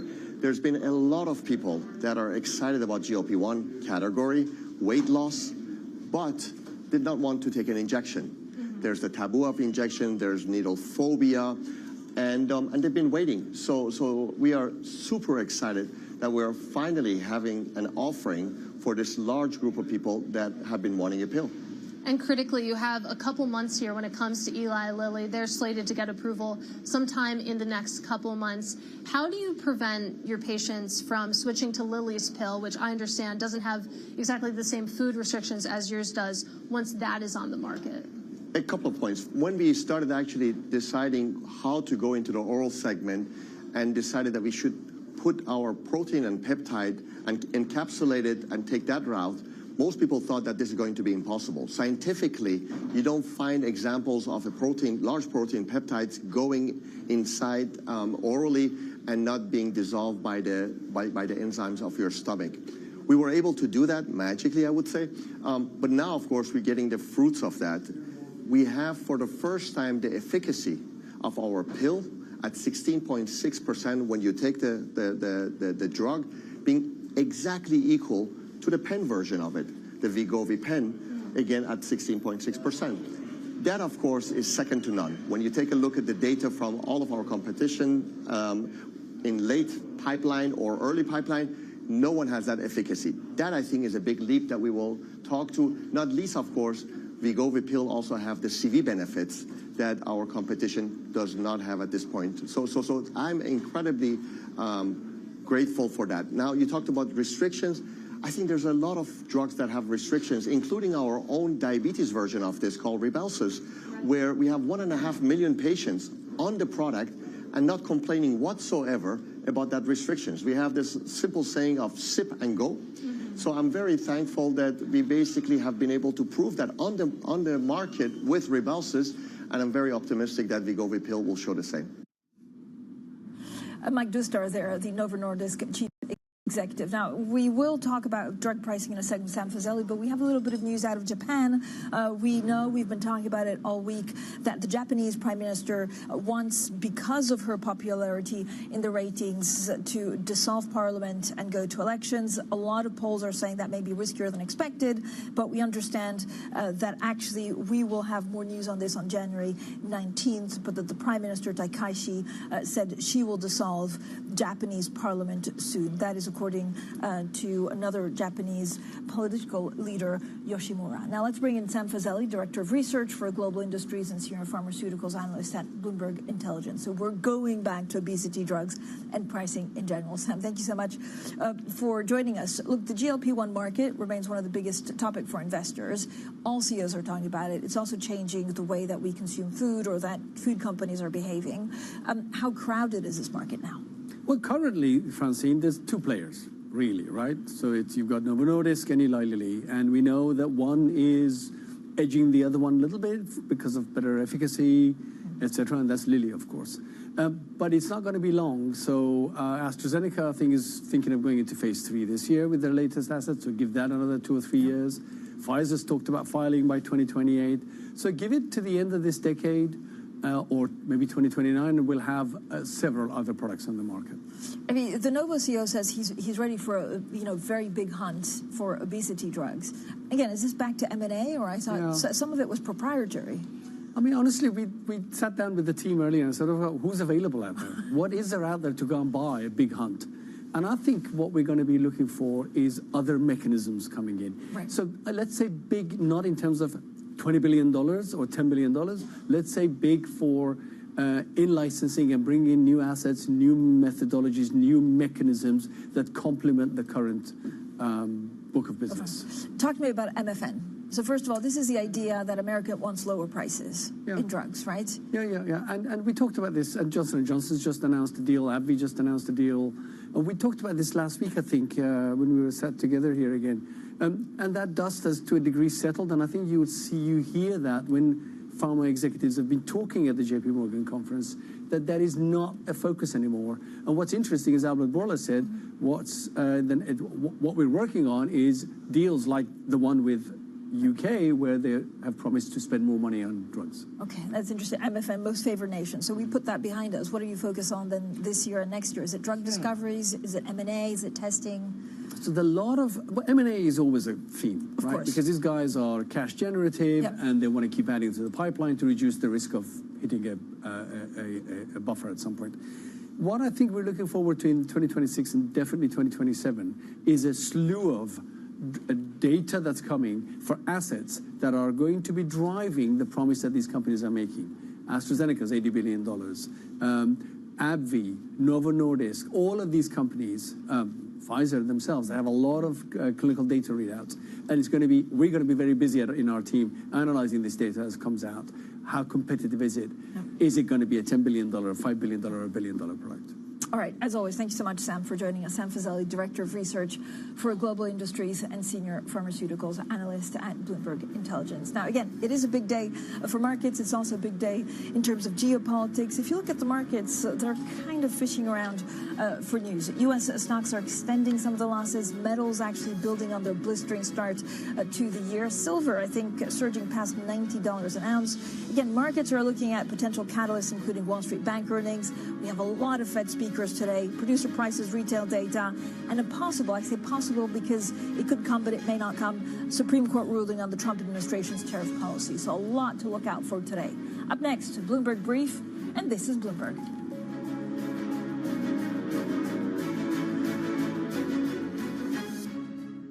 Key investors, top executives, global innovators. Join me for in-depth conversations with the biggest newsmakers on the day's top stories. Insight with Haslinda Anim, only on Bloomberg. The game here is understanding. These digital assets have the ability to change the payment landscape of the world. And we need to be ready. We, the regulators, the world needs to be ready for a new wave of technology. Stablecoins are almost entirely used in the mechanisms of trading cryptocurrencies. What we saw is the opportunity for digital assets broadly, stablecoins in particular, to be used as a medium of exchange outside of the crypto world, what is today the fiat currency world. At some point, I think these digital asset wallets will be big enough and people will be comfortable enough using them. I think we'll have a flip from conventional payment mechanisms into stablecoin-based mechanisms. Does that mean banks such as yourselves issuing stablecoin? We could. We are issuing Hong Kong dollar stablecoins today. We're in a sandbox for tokenized bank deposits in Hong Kong. We're effectively issuing tokens related to trade finance in Singapore. So it's all on the table, but we're always going to tie it back to what our clients want and need.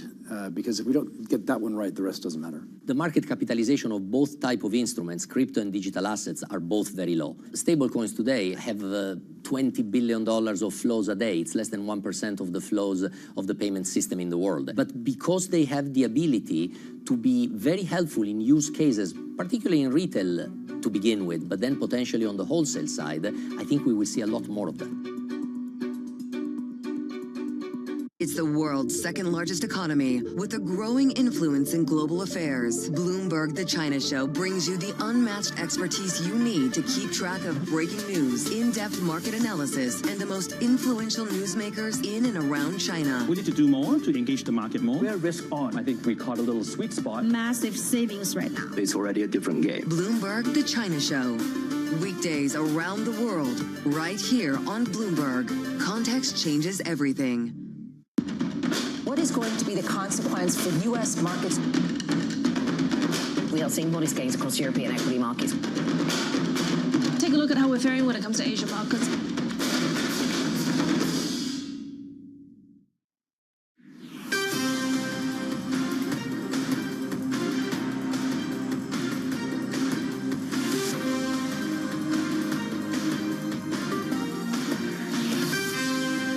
It's 5 a.m. in New York City. Good morning. I'm Vonnie Quinn with your Bloomberg Brief. Here's what you need to know. Got legs? The metals rally, precious and base, continues unabated. Futures lower with risk events on deck today. Bank earnings then continue. Bank of America, Wells Fargo and Citi set to report after JP Morgan's surprise drop in investment banking fees. And another SCOTUS opinion day. A potential ruling on tariffs could test markets. So we are seeing futures pointed lower. We had small declines yesterday on the Nasdaq 100 and the S&P 500, about 0.2% apiece. That said, the stocks hit another record. It's all on semiconductor stocks, though it is not on software stocks, which are missing out on this rally. The Russell 2000 has outperformed the S&P 500 for 8 straight sessions now, and futures on the Russell are going the opposite direction today. Let's take a look at the bond market, because we are seeing historic low volatility in these bond markets. Down another basis point on the 30-year yield today, back to 482.12. Looks to be a little bit calmer in the middle part of the curve as well, and we have not moved at all really on the 2-year side of things. So really, with all these risk events on deck, the bond market is certainly appearing very calm. Let's take a look at metals, though, because it could be an historic day for metals. We're seeing continued rallies across the board. The gold above $4,600 an ounce. Silver above $90, although MLive points out that there is funds coming out of funds with silver that primarily the dominant force in those funds and perhaps rotating into gold.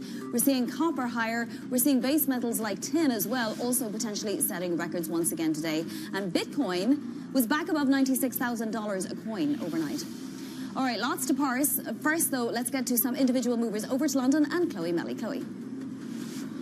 Good morning, Bonnie. As you mentioned, it is another great day to be a miner. We've got gold, silver, copper, tin, all of those hitting record highs, and that is as investors are betting on more U.S. rate cuts. And we've got, of course, those geopolitical tensions really driving those rally in metals. And this is reflected in some positive movements in pre-market trading across that mining sector, with Barrick Mining and Newmont moving higher, as well as Pan American and Equinox this morning. Moving on to Trip.com, which is not having as good of a day today. It is down almost 10% in pre-market trading after it was announced that it is being investigated in China for antitrust conduct, and it has allegedly abused its market position. This is a probe that has sent shares lower in Hong Kong trading, and it seems like we are going to have a similar move in the US today. And finally, Rivian Automotive is also on the move today after being downgraded by UBS to a sell rating. The analysts have said that it's a company that is very prone to sentiment swings in the market, and that perhaps the expectations for its R2 model are a little bit too high, and therefore this downgrade is sending the shares lower today, down a little over 3% for Rivian. Chloe, thank you so much. We'll keep an eye on those stocks throughout the day. Chloe Melly there. Coming up this hour, we're going to catch up with Amy Wu-Silverman of RBC Capital Markets. She has a 2026 volatility outlook, and you don't want to miss what's in it. Big bank earnings continuing today, with Bank of America, Citi and Wells Fargo reporting before the opening bell. Joining us now is Bloomberg's Charlie Wells. Charlie, what do we learn from JP Morgan's results yesterday that might give us some indication of what we'll hear today? Well, Vonna, we learned yesterday that sometimes it can be disappointing to be a big bank because you make billions of dollars only to see your shares fall and see the broader industry fall with it. And that really is what happened on this earnings report out of America's largest bank yesterday. So we saw a pretty mixed report. We saw some strength on the trading front. We saw some strength across equities trading, across FICC trading. But what the market really seemed to focus in on was a miss on investment banking, particularly debt underwriting. So there was a drop in the fourth quarter of over 2%. Analysts had been expecting growth of 19%. So a discrepancy there that sent some chills throughout the market. We saw that in JP Morgan shares, but also in other shares across the big banks that we'll be reporting later today. Yeah, but it was a timing issue in some ways, right, Charlie? I mean, we'll see what we didn't see in the fourth quarter in the first quarter of this year. Was it perhaps that, but also maybe the idea that there could be a cap on interest rates? That's exactly right. So, I mean, some of this was a calendar issue that some deals, closed or were supposed to close in that fourth quarter, but actually may close in 2026. But, Jeremy Barnum, the CFO of JP Morgan, addressing that issue on a call after those reports came out, but also saying that in some ways this was the bank, that they need to do better. There also are some issues about interest rates and also questions just about this banking rally and how in this environment, in this rate environment, in this regulatory environment, can it continue? Because banks, since the Trump election, really have been, following a lot of optimism. There has been a lot of kind of constructive commentary on regulation, on capital requirements, but some questions in recent days: how good could things get? How bad could things get? Particularly because we're hearing some more heated rhetoric on the banking front come out of the White House as Trump finds himself vulnerable on this issue of affordability. Exactly. Well, speaking of the administration, I mean, there has been a lot of criticism following the DOJ's probe into the Fed. And Jamie Dimon was asked the question, and he didn't demur. He actually gave an answer. He certainly did not demur. He was diplomatic but very direct, talking about this probe and basically saying that everyone he knows favors Fed independence, and really kind of addressing this issue of the DOJ probe by the Trump administration. Well, as you might expect, Donald Trump chimed in on Dimon's comments. Let's take a listen to what those were now. I think it's fine what I'm doing. We have a bad Fed person. He was extended by Biden, and yeah, I think he's wrong. I think it's wrong. He's done a bad job. We should have lower rates. Jamie Dimon probably wants higher rates. Maybe he makes more money that way. So that is Donald Trump slamming these comments on the DOJ probe by Jamie Dimon. The question going forward is, how comfortable will other bank executives be commenting on this probe? That is what we're going to be watching today. Well, we're going to get some in the next hour and then beyond as well. Charlie, thank you so much. That is Bloomberg's Charlie Wells all over the big banks. Well, from Wall Street to Washington, the U.S. Supreme Court has its second decision day today. It's another opportunity for the court to rule on the legality of President Trump's global tariffs. Bloomberg's Brendan Murray joins us with more. Brendan, what are the odds we'll get a decision today? How many decisions does the Supreme Court have to make this decision-making round?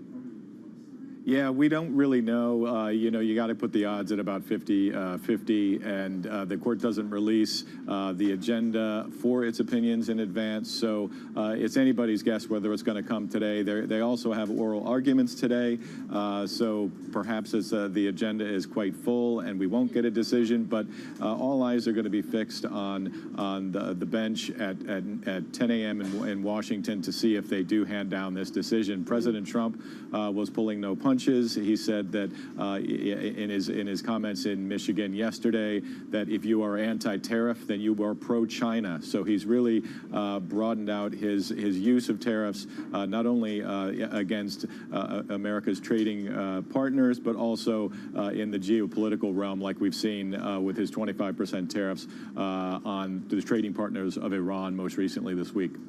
You know, for what it's worth, Polymarket is just under 30% odds of tariffs being upheld, and similar odds the Supreme Court will force Trump to refund the tariffs. I mean, it's Polymarket, right? So there's an incentive maybe to be contrarian or what have you. But what is the consensus? Are people thinking that the arguments against the tariffs might have actually worked?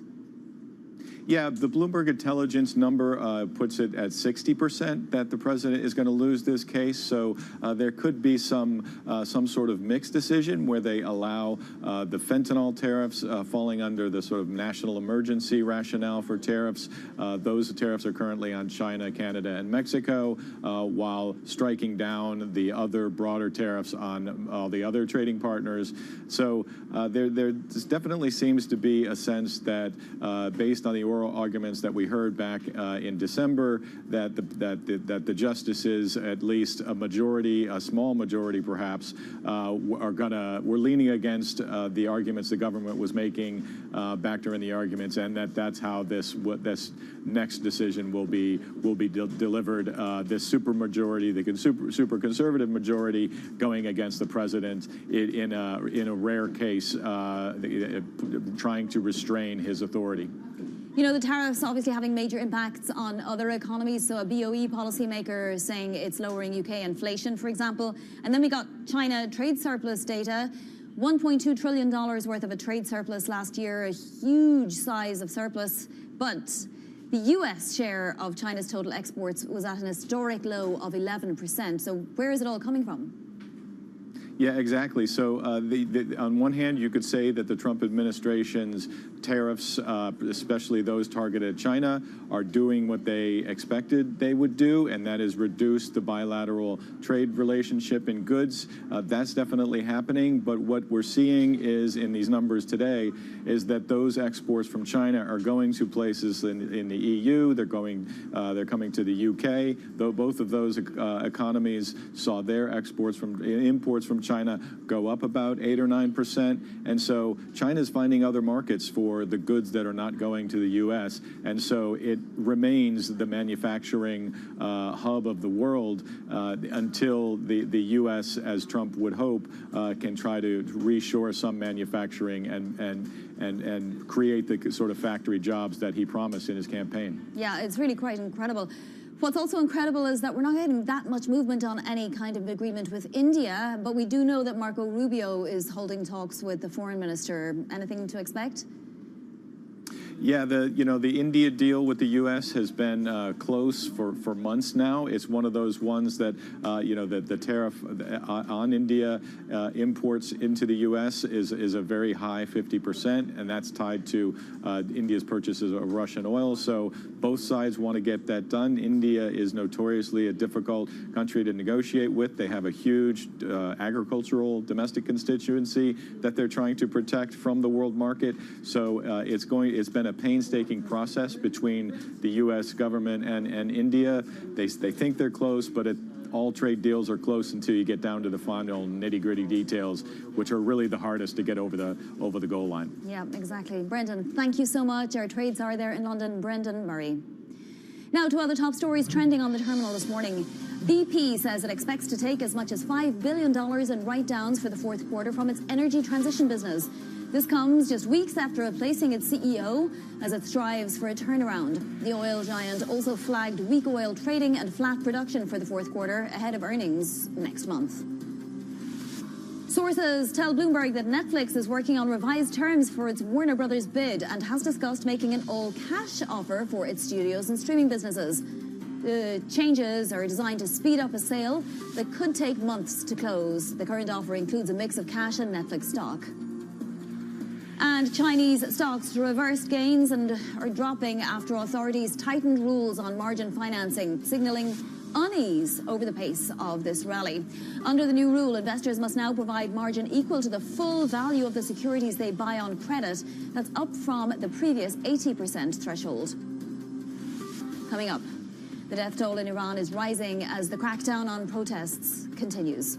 More on that next. This is Bloomberg.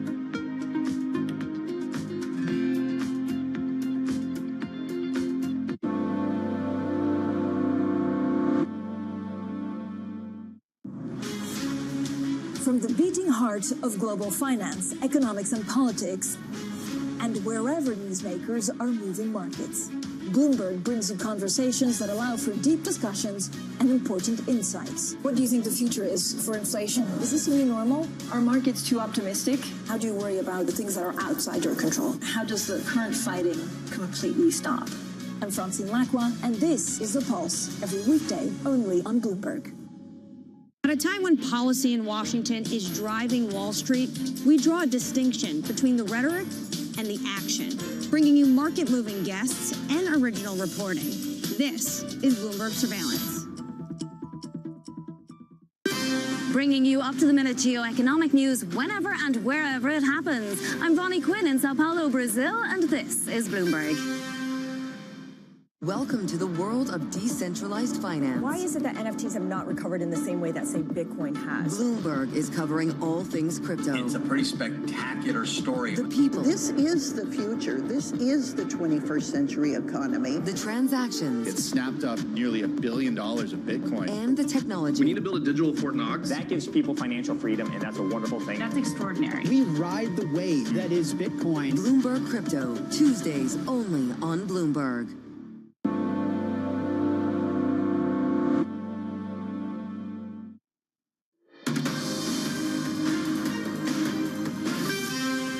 This is Bloomberg Brief. I'm Vonnie Quinn in New York. The death toll in Iran's protests rising, with activist groups saying now more than 2,500 people have been killed. This as Tehran continues its crackdown, despite President Trump's threat to take action over mounting fatalities. Bloomberg's Patrick Sykes joins us now from Istanbul for more. Patrick, do we know if the regime is carrying out executions, or is this protesters being killed on the streets? Hi, Vonnie. Yeah, the first kind of potential execution has come up just within the past day or so. It's a 26-year-old man who was arrested just over or less than a week ago. We understand there's reports that could happen as soon as today, which I think just goes to show, some of the fears around due process that protesters who've been arrested are likely to face. Interestingly, Trump did also mention, executions as another kind of turning point that he would be following in terms of how the U.S. calibrates its response. But ultimately, it is still really hard to get information out of Iran. That internet blackout does remain in place. And the working assumption is that the regime forces are still putting down those pockets of unrest. Yeah, and it seems that the regime is more concerned about showing force domestically. It seems less concerned about what the US might do if it's provoked more. But I'm curious, is the crackdown proving any kind of deterrence? Are protesters letting up, or is there any way of knowing? It is really hard to know, as you say. I think there was a sense as of yesterday that the numbers out on the streets had fallen off a little compared to the weekend in Iran being Thursday, Friday. But I think since then, attention has really turned to the international picture, right? Just yesterday, things almost seemed slightly de-escalatory. Trump was talking about, potential talks with Iran and negotiations. The one concrete step on the table was tariffs.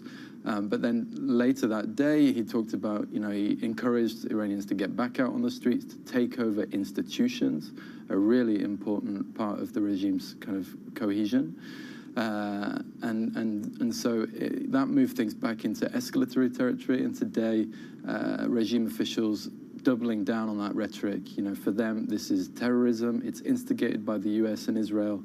And they've vowed to show, zero mercy in how they deal with it through the judiciary. Yeah, and if Iran has, domestic issues to deal with, can it really afford, foreign policy issues to deal with? So if the US decides to actually do something beyond tariffing, secondary trade countries and so on, if it actually, engages in some kind of strike or military maneuver of some kind, is Iran able to meet that?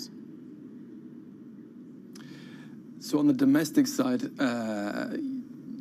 Iran has faced protests before, and it's always been able to crack down with great violence in order to suppress them.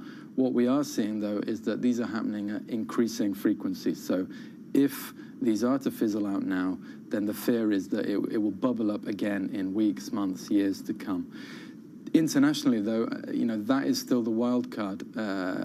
Trump's threat of strikes remains in the air. And I think in the wake of the June war with Israel, backed by the US last June, officials in Iran are going to be taking that a lot more seriously. Yeah. They're also going to be calculating, of course, whether the US has that extra capacity vis-a-vis the Venezuela operation priorities to spare for Iran. Patrick, we'll see what today brings. Thank you so much, Patrick Sykes in Istanbul. Now to Europe's Greenland challenge. Prime Minister Nielsen has categorically ruled out joining the US in a joint press conference with the Danish Prime Minister, while President Trump stands firm on his position. Now we are faced with a geopolitical crisis, and if we have to choose between the United States and Denmark here and now, then we choose Denmark. We choose NATO, we choose the Kingdom of Denmark, we choose the European Union. That's their problem.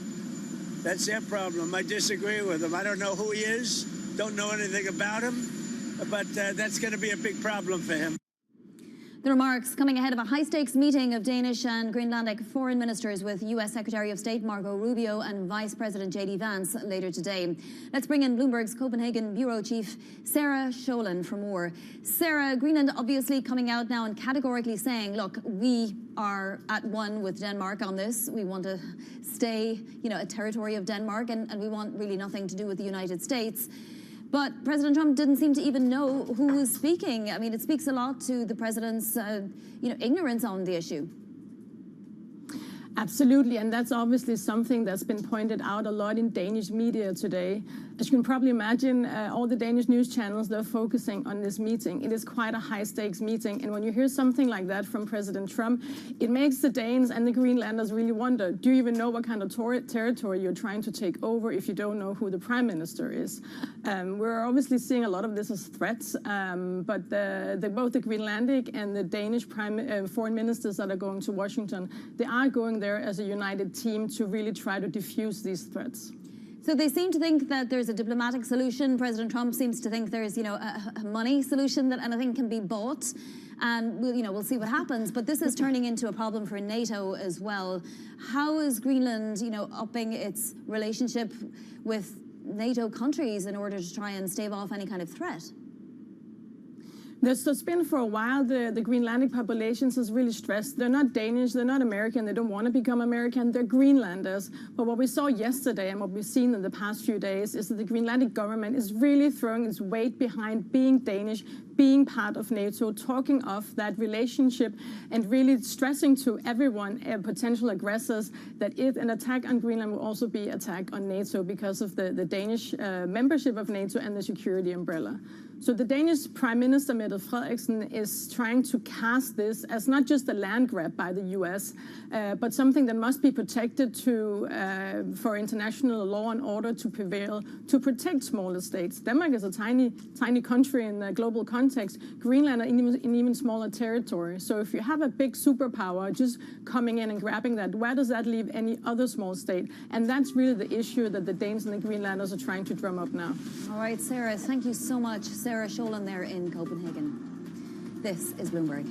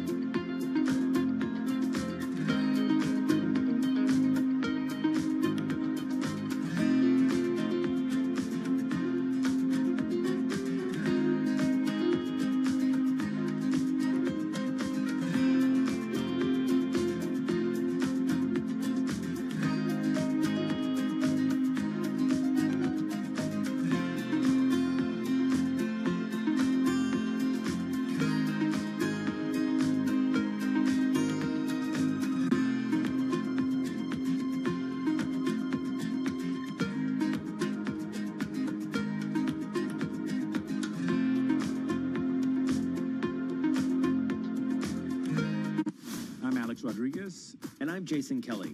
And we're back with another season of The Deal. With athletes and entrepreneurs who are changing the game on and off the field. Jerry Jones. Some good-looking trophies. 1 and 1 is 3 in sports, not 2. And it's because that 3 is imagination. That 3 is putting yourself in a way, having yourself hit the home run. Erica Ayers-Badon. I'm a high-energy board member. I'm very passionate. I have a lot of opinions. Robin Arzone. I want to light fires in people's lives, and that is still one of my core mandates for all of my businesses. Justin Tuck. I tell all of my friends that play in leagues now, make these relationships now while you're hot. Don't wait till you're your 12th year in and you're just hanging on. Stay tuned. You won't want to miss it.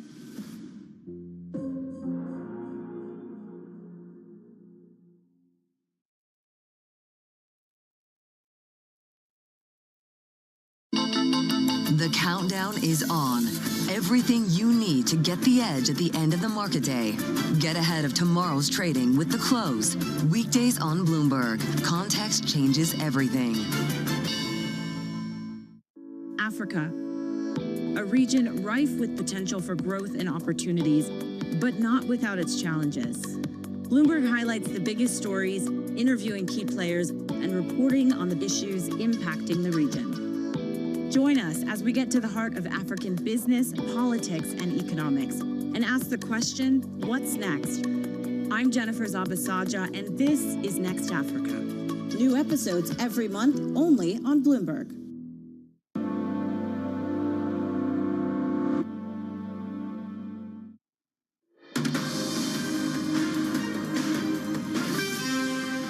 Time now for your front page news. First up, the Washington Post leading with multiple senior prosecutors in Washington and Minnesota resigning amid turmoil over the Trump administration's handling of the shooting death of a Minneapolis woman. The Minnesota resignations follow demands from the DOJ to investigate the widow of the 37-year-old woman killed last week by an ICE officer.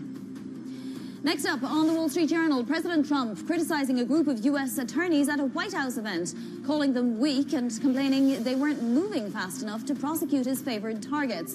The Journal says the criticism came a day before federal prosecutors sent grand jury subpoenas to the Federal Reserve. And finally, the Financial Times reporting U.S. trading groups expanding into prediction markets. The FT says some of Wall Street's biggest names now vying to cash in on these markets, emboldened by the administration's light touch approach to regulation. Do stay with us. Amy Wu Silverman coming up next. This is Bloomberg.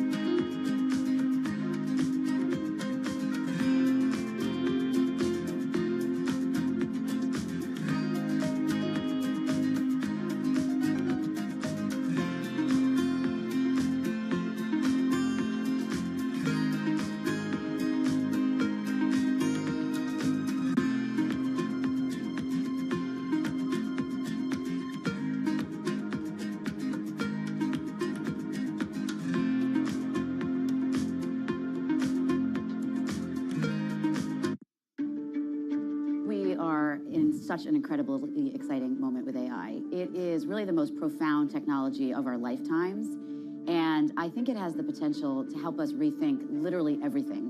The potential for economic impact, societal benefit is honestly boundless. When we think about the economic impact for Europe in particular, it's around a 1.2 trillion euro estimate of the productivity growth that can be unlocked. This platform shift that we are living through, I think, is going to create untold amounts of value for the world, but also for the businesses and for economies, which is why I'm incredibly optimistic in this moment for Europe, but also for the whole world. How do you think about job losses or safety for some of the AI tools?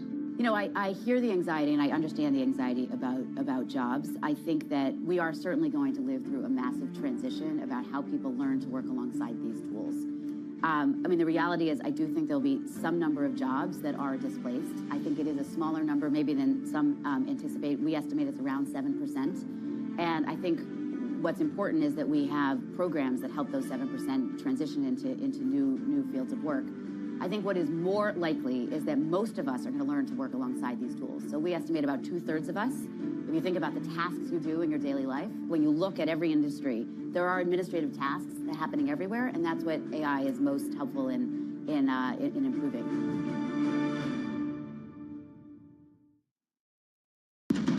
What is going to be the consequence for U.S. markets? We are seeing modest gains across European equity markets. Take a look at how we're faring when it comes to Asian markets. Bringing you up-to-the-minute news whenever and wherever it happens. I'm Haslinda Amin in Bangkok. This is Bloomberg.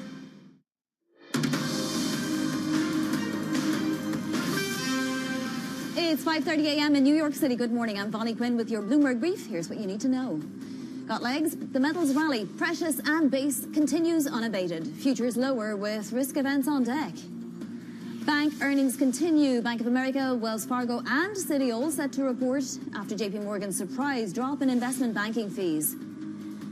And another SCOTUS opinion day. A potential ruling on tariffs could test markets.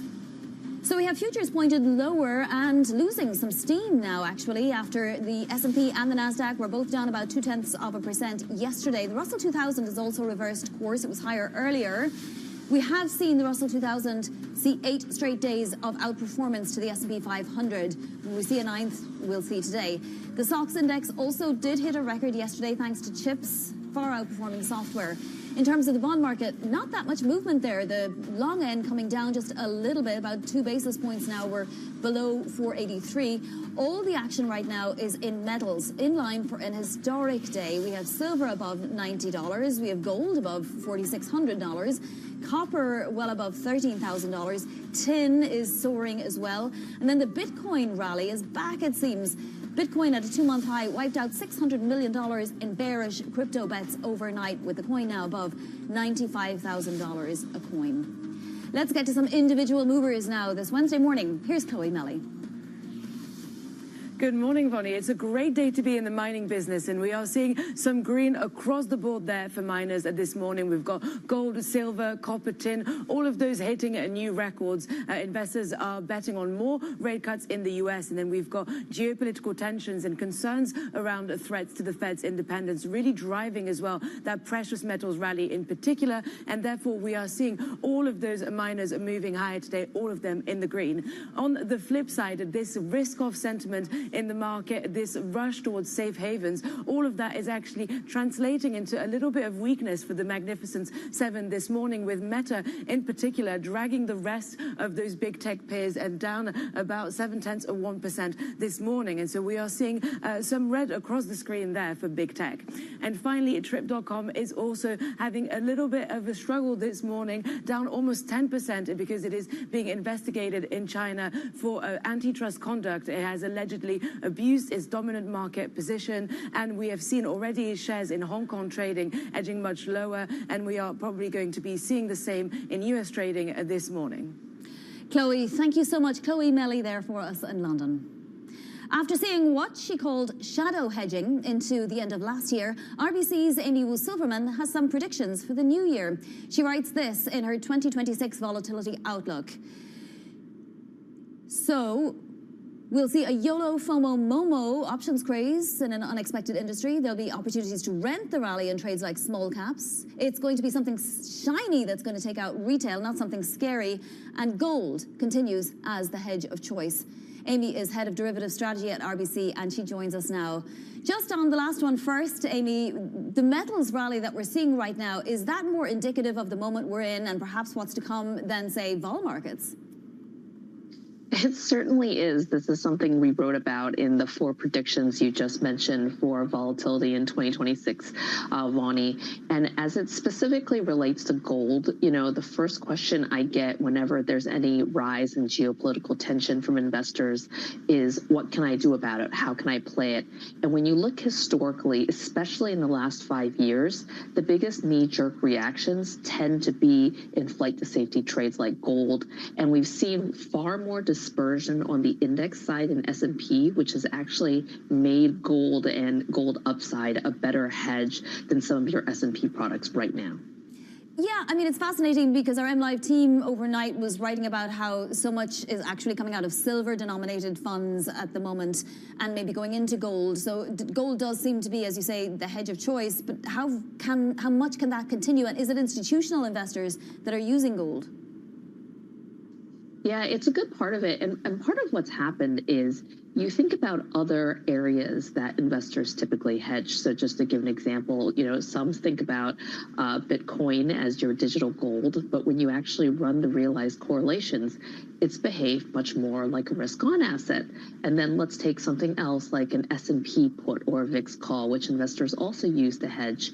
Because we've had this issue of so much concentration in the market, so linked to the AI trade, a lot of times the dispersion in the market essentially is masking index volatility on S&P as a good way to hedge. And so you've actually left investors with fewer options than they typically have. And I think that's one reason why, as we wrote in our outlook, when you see gold skew continue to invert, meaning that bid to gold calls, you actually can use it as a marker for the idea that there's probably more momentum and more upside rather than less coming.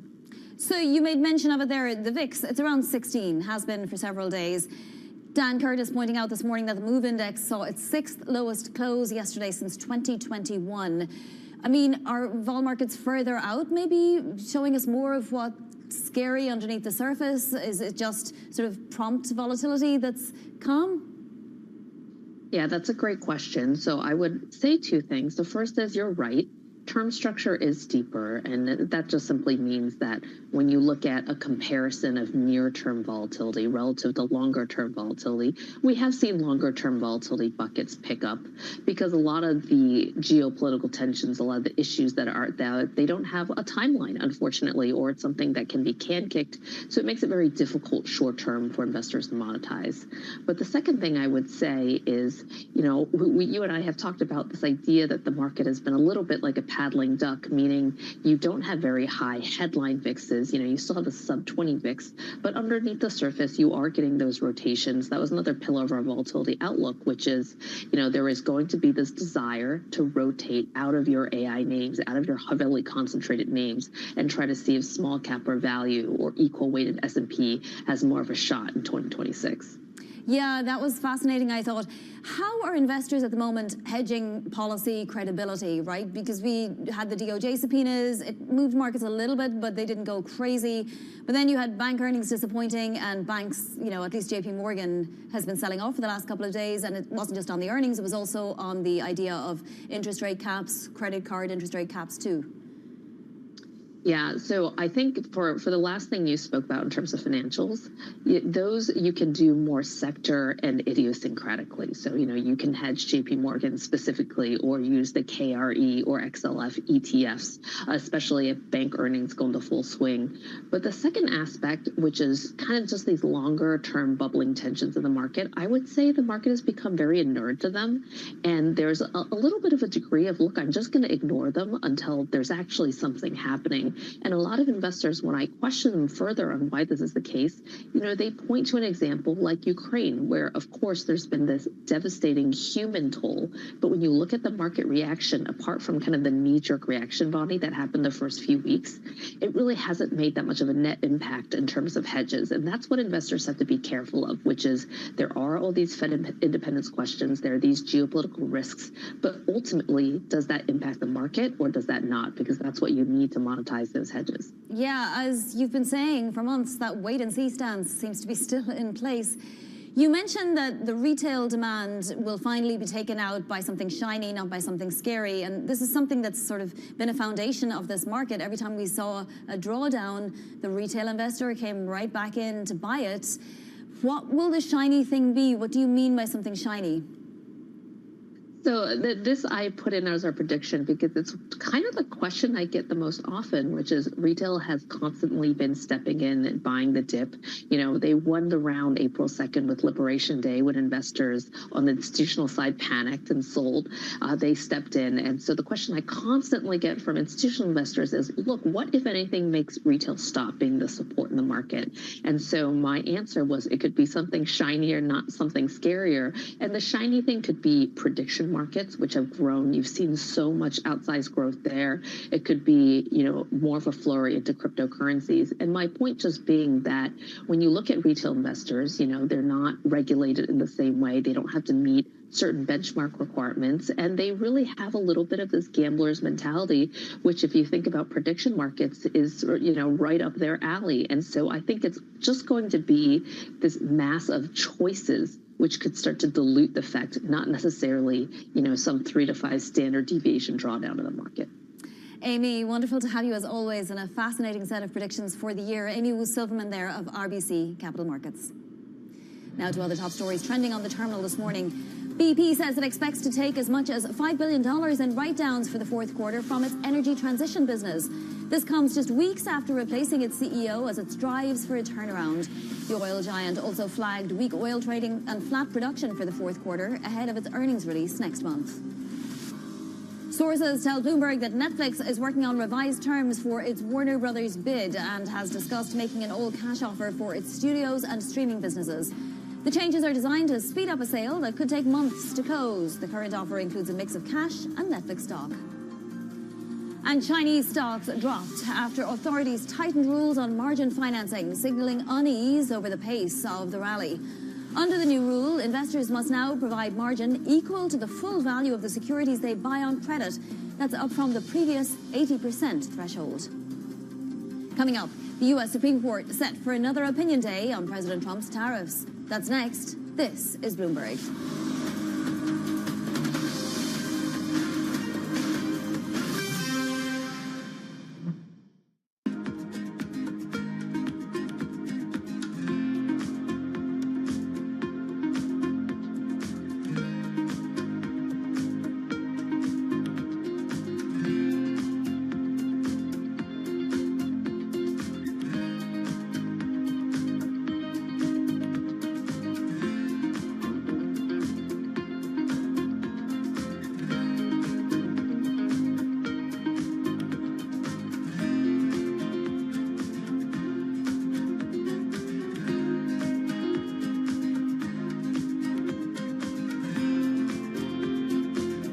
the world's second-largest economy with a growing influence in global affairs. Bloomberg The China Show brings you the unmatched expertise you need to keep track of breaking news, in-depth market analysis, and the most influential newsmakers in and around China. We need to do more to engage the market more. We're risk on. I think we caught a little sweet spot. Massive savings right now. It's already a different game. Bloomberg The China Show.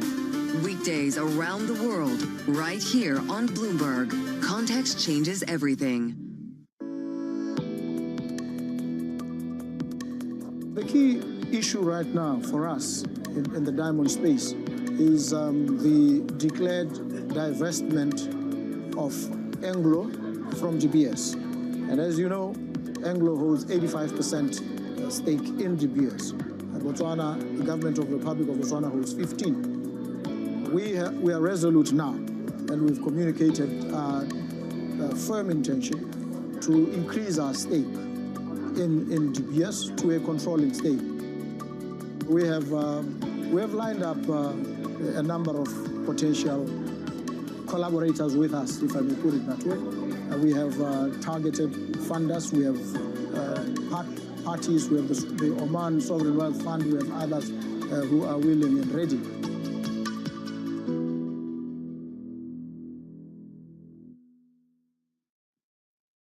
Technology is embedded in every aspect of our lives. And laying the foundation for the future.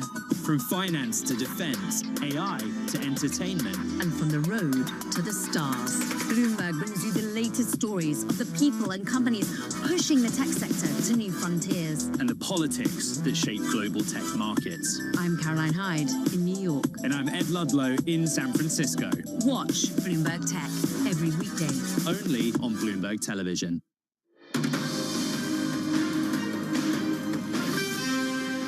He's been a lousy Fed chairman. He was reappointed by Biden. I was a little surprised at that because I didn't think he really earned his stripes. He's been too high on interest rates, and I call him too late. He's too late to reduce. He should have reduced them by more. Despite that, we fought through that. President Trump speaking to CBS on Fed Chair Powell after much criticism of the Justice Department's probe. The administration, though, standing firm. Joining us now from Washington is Kate Ackley of Bloomberg Government. It's fascinating, Kate. The president said he knew nothing about this originally, and now he's suggesting that, well, it's okay by him anyway, right? What's the thinking? What's the next step here? Well, this does seem like it could complicate the confirmation process in the U.S. Senate for whether it's Kevin Hassett or the next person to take on this role that the administration would appoint. So we've seen already this week some backlash from sitting U.S. senators, including those like Senator Tom Tillis, who's on the Senate Banking Committee. So this certainly has riled up some of that situation looking ahead to confirmation of the next Fed chair. It does appear, though, that Trump is not going to back down on this, and Jeanine Pirro is her own woman. She can continue to do as she wants. She's not going to get any pressure from Trump. Would that be the correct reading? That seems to be the correct reading. I mean, they're saying let this process, run its course. And even some of the critics in the Senate have said, well, we if there's something to scrutinize there, then scrutinize it. But I think there's a very skeptical eye coming even from some Republicans in the Senate on this. Kate, it is SCOTUS Opinion Day once again. SCOTUS could come out with any opinions that it has to make, but it could also come out with the tariff opinion. What are the other opinions on deck, and how likely is it that we actually do get the tariff opinion today? Well, we were waiting on Friday, too. It was an opinion day on Friday where I think the tariff decision is the one right now that we're all eyes on that because, it could have serious ramifications for the administration's policy on trade and tariffs and some of these negotiations with other countries. So, but the Supreme Court doesn't say, here's what we're going to be releasing this morning. You get the boxes and then word spreads. And of course, everyone's going to have to digest what's in it. So even if we get the tariff decision, everyone's going to have to look through it. What does it mean? What is the reaction from President Trump, from others in the administration? There's just a ton of question marks, including, will we see that decision today? Yeah, exactly. And what exact argument actually swayed the Justice justices and, you know, how many justices were, you know, for and against. It's going to be fascinating. Now, that's all domestic, but moving to the foreign theater, Trump saying he's going to make a decision on Iran soon, but as we know, the death toll has been jumping. Activist groups now saying it's above 2,500. Is there some kind of a bar or red line that we've noticed that causes President Trump to take some action? Well, what he put out yesterday was saying, you know, to the people who are protesting, just keep protesting. And he said something like, you know, take down the names of the people who are doing the killings, and essentially that there would be some payback, and that he was, you know, evaluating the situation and might, you know, take action at some point. So it's still a very, very precarious situation, a lot of unknowns, and it's part of what we're seeing across the board this year with the Trump administration. We saw it in Venezuela. There's just, you know, there's Greenland. There's a lot of unknowns and a lot of volatility that obviously the markets are watching, CEOs are watching. It's a very volatile time where you have a lot of people who operate here in Washington, the lobbyists who represent all these foreign governments and clients are really all eyes on this situation. Again, a big unknown. Very combustible. Kate, thank you so much. Kate Ackley there of Bloomberg Government in Washington. Turning to earnings now, Citi, Wells Fargo and Bank of America slightly lower in the pre-market ahead of their results before the bell. Joining us now is Bloomberg's Charlie Wells.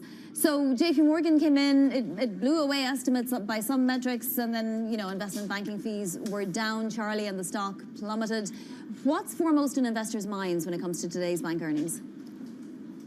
Well, Vonnie, I think it's any surprises like that. I think one thing that a lot of bullish analysts on the banking sector had worried going into this earnings season was that shares have really been on a roll over the past few months. Some have argued that they're potentially even priced near perfection. And so when you get that point, any little surprises that come through, little or maybe even not so little, come through really kind of have an outsized impact on the share price. And we seem to see that yesterday, as you mentioned, that JP Morgan report coming out mixed with, you know, that miss on investment banking fees, but strong across the board on most other business lines. So I think we're going to look out today to see if that pattern continues here. Are there any surprises that kind of counter the narrative of strength in this industry?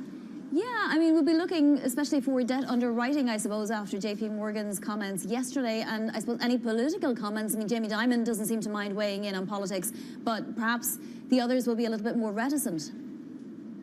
Vonnie, that's exactly right. So he did weigh in on that DOJ probe of Jerome Powell, saying that, you know, everyone he knows thinks that Fed independence is a good idea. What we also know about Jamie Dimon is that he is pretty comfortable, you know, usually at one point during earnings season, weighing in on some hot button issue of the day. He is, of course, the CEO of the largest bank in the United States, has a lot to back him up there. I think a number of the other executives, questions about that, at least on that DOJ probe. But when you look at some of the other measures that we've been hearing coming out of the White House about caps on interest rates for credit cards, about those interchange fees, it will be interesting to see how they communicate on that, because one telling change that we've seen this year is the White House, is the administration taking a different tone on the banking sector at a time when they feel vulnerable on this issue of affordability, of prices, of inflation that has continued to dog politicians on both sides of the aisle, but that cost the Republicans a number of seats in those elections back in November as we head into this midterm election year. Yeah, and I mean, it's a balancing act, right? These CEOs and CFOs, they want to please their investors, but of course they don't want to, you know, awake the ire of the administration in any way. So I guess without making any promises, they're going to have to promise to be behind this affordability push somehow.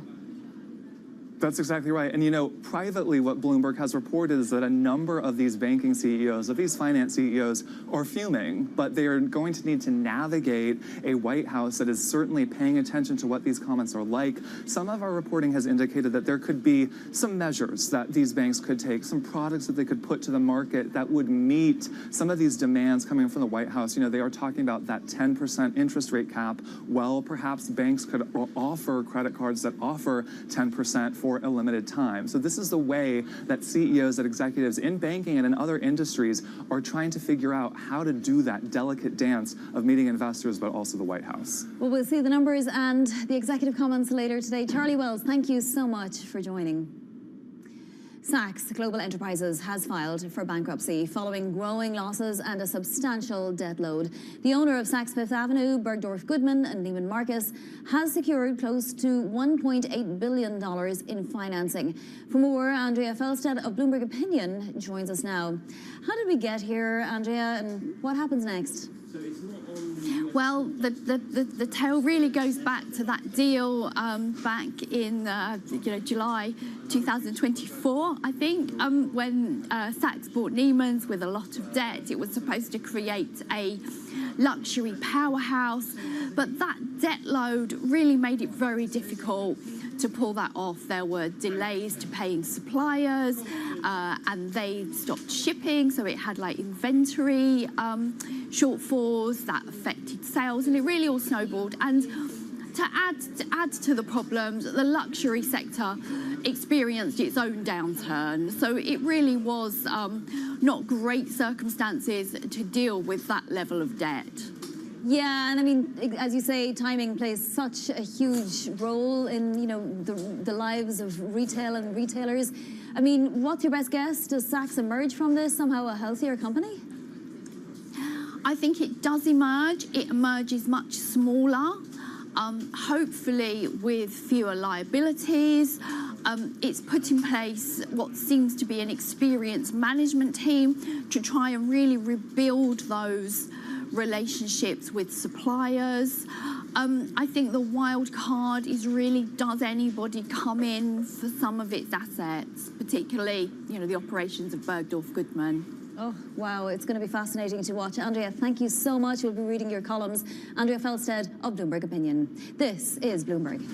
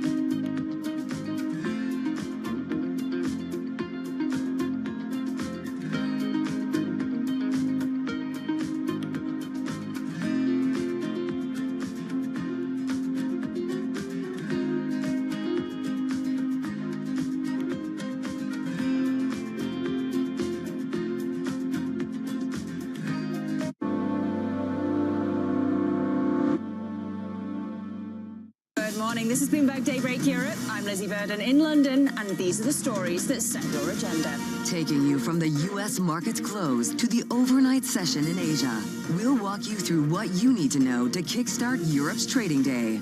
Live from our European headquarters, we bring you the day's top market-moving stories, unmatched expert analysis, and on-the-ground reporting from across the continent. Tune in to Daybreak Europe, only on Bloomberg Television. Context changes everything.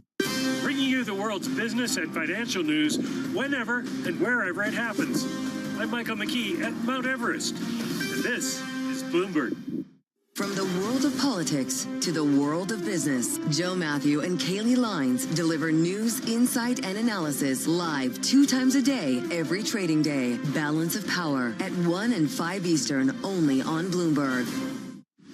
Tune in to Bloomberg Business Week Daily. We got to talk crypto. From the magazine that helps global leaders stay ahead. What's the conversation around your company? Bringing you insight on the people, companies, and trends shaping today's complex economy. Planning very big things. A new level of premium. Plus global business, finance, and tech news as it happens. The floodgates of innovation are going to open up. You can't fake passion. You either are or you aren't. Bloomberg Business Week Daily, only on Bloomberg. It's a multi-trillion-dollar industry. We'll show you what's happening in ETFs like no one else. ETF IQ, only on Bloomberg.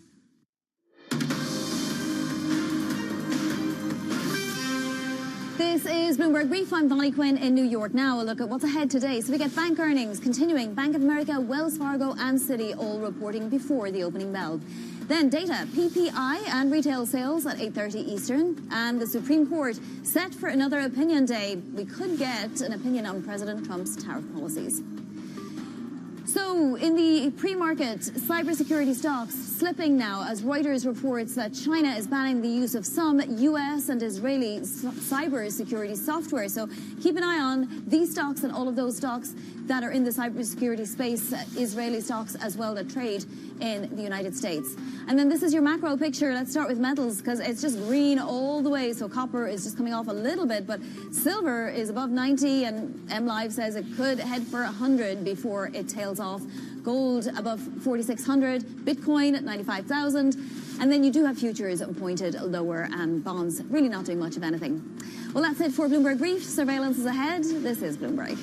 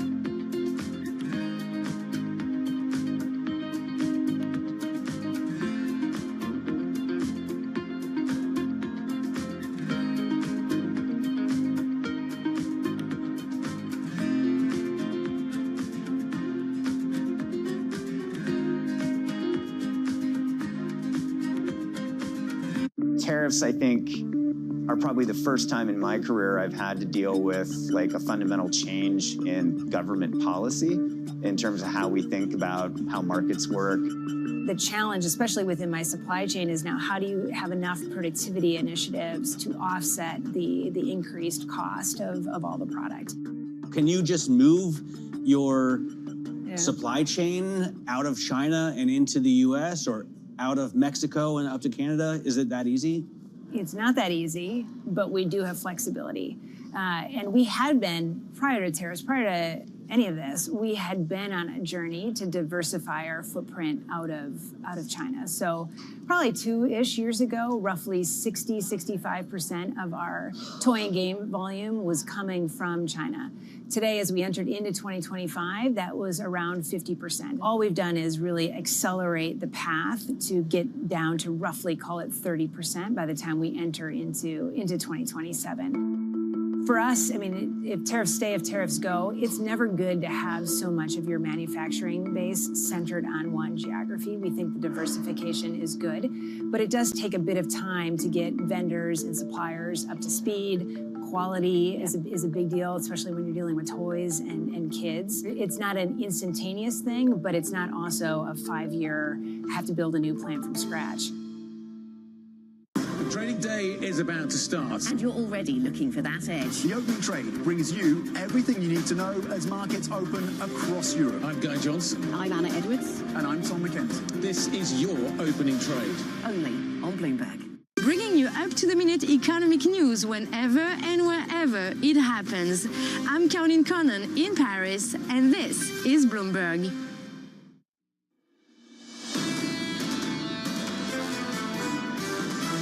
The next bullish catalyst, the earnings season. Earnings expectations for Q4, the bar is actually pretty low. The fundamental issue is really about earnings realization. This is a moment of pause that maybe 2026 is not going to be as smooth as a lot of people are anticipating. There is still room to run here. This is Bloomberg Surveillance with Jonathan Farrow, Lisa Abramowitz, and Anne-Marie Hordern.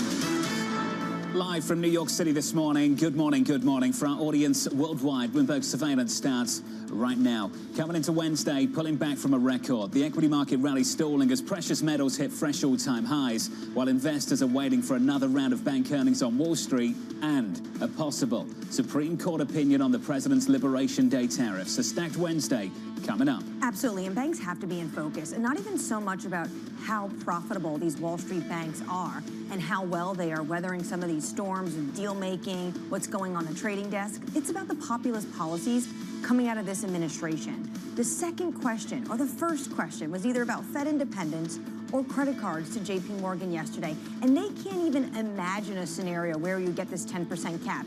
How challenging is that going to be on the earnings calls today for the likes of Bank of America, Citi, and Wells Fargo? What is it about JP Morgan earnings and the C-suite on the earnings call that we never talk about the earnings, we end up talking about other things? Well, it's almost self-inflicted in some sense. Also, you have to think the credit card drama right now, which, by the way, it is not law. This isn't happening anytime soon. It may never become law. Remember, this was introduced last year by Senator Bernie Sanders and Senator Josh Hawley.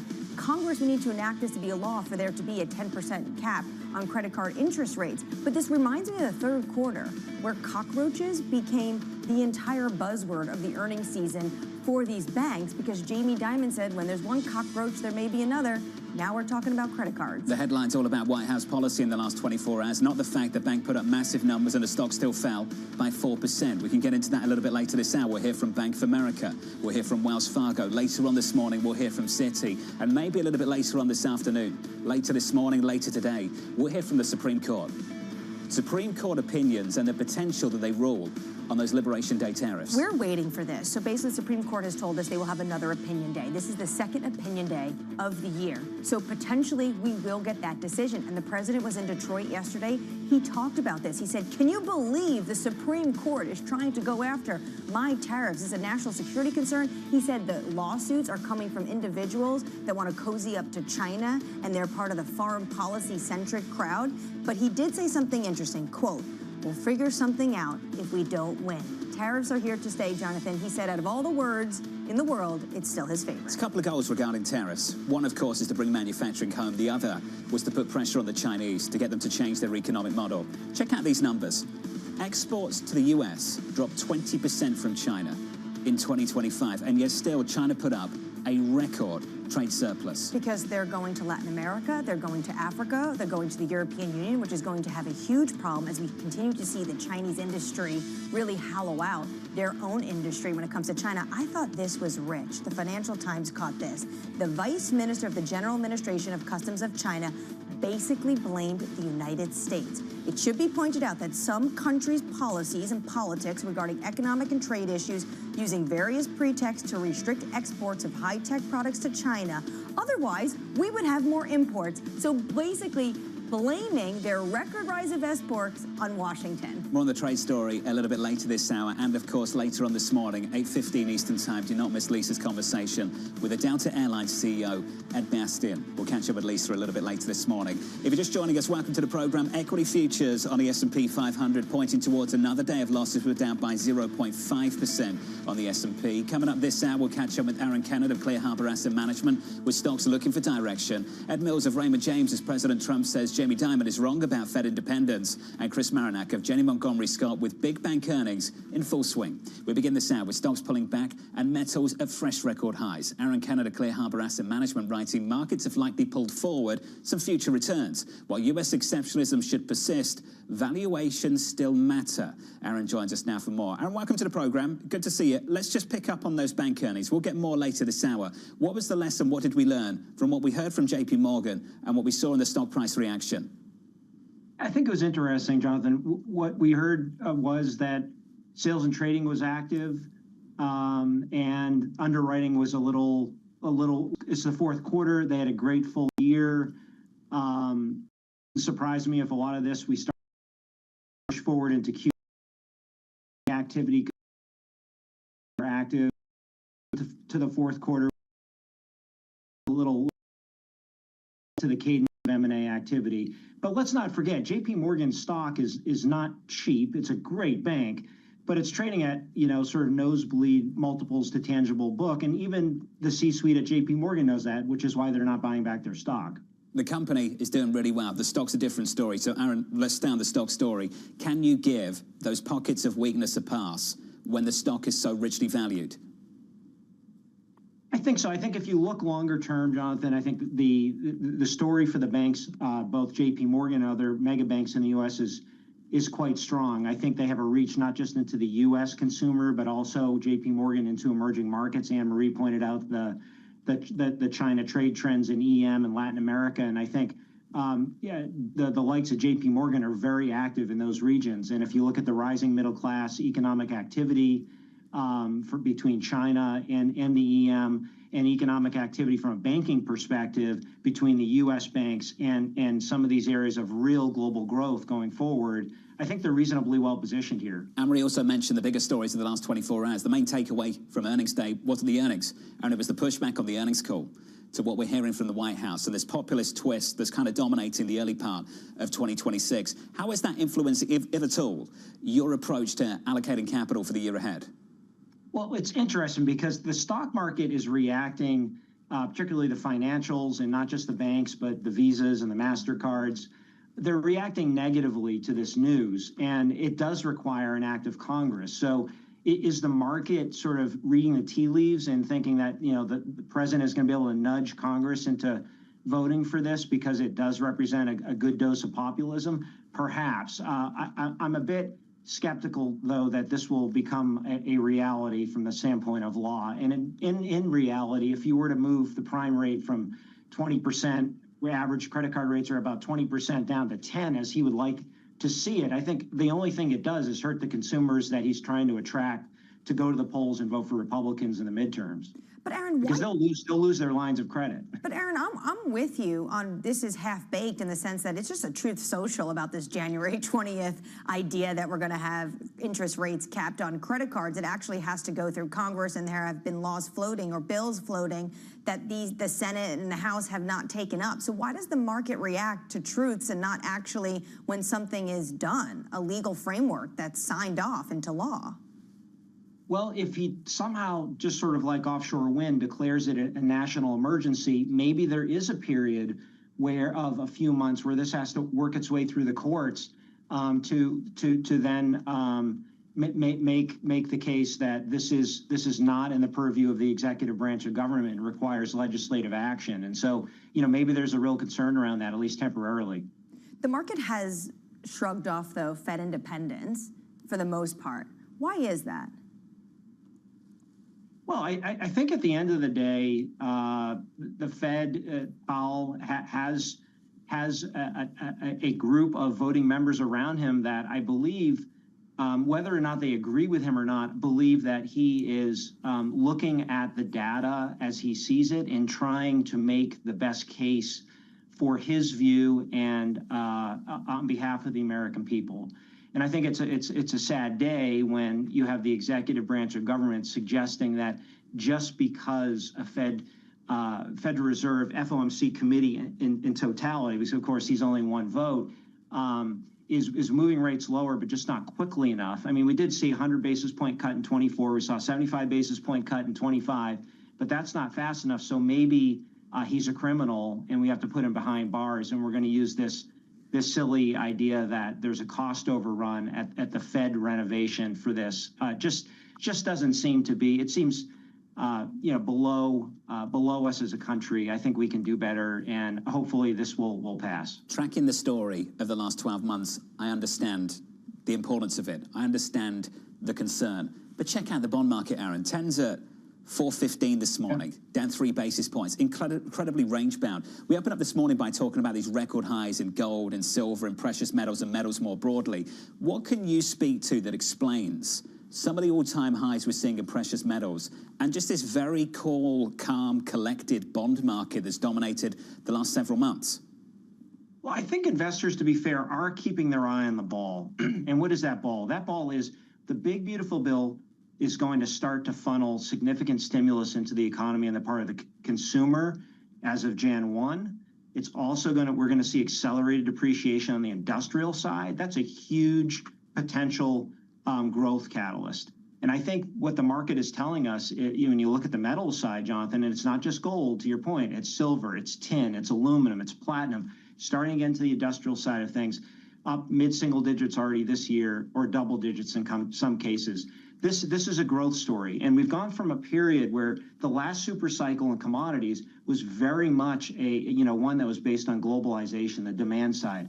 Now we're in this period of fragmentation, and I would argue that we're noticing for national security purposes and other reasons that fragmentation behooves us to ensure that we have metals that are required to build missiles, metals that are required to build out the AI infrastructure, both home and with our allies. And that is, I think, one of the core reasons why we're starting to see this super cycle perhaps restart again, but in a different way. Certainly not a trade that started this year. We saw it throughout the whole of last year as well. Gold was higher by some 65% last year, as you pointed out, up around 7% already year to date. How are you thinking about playing the story through 26?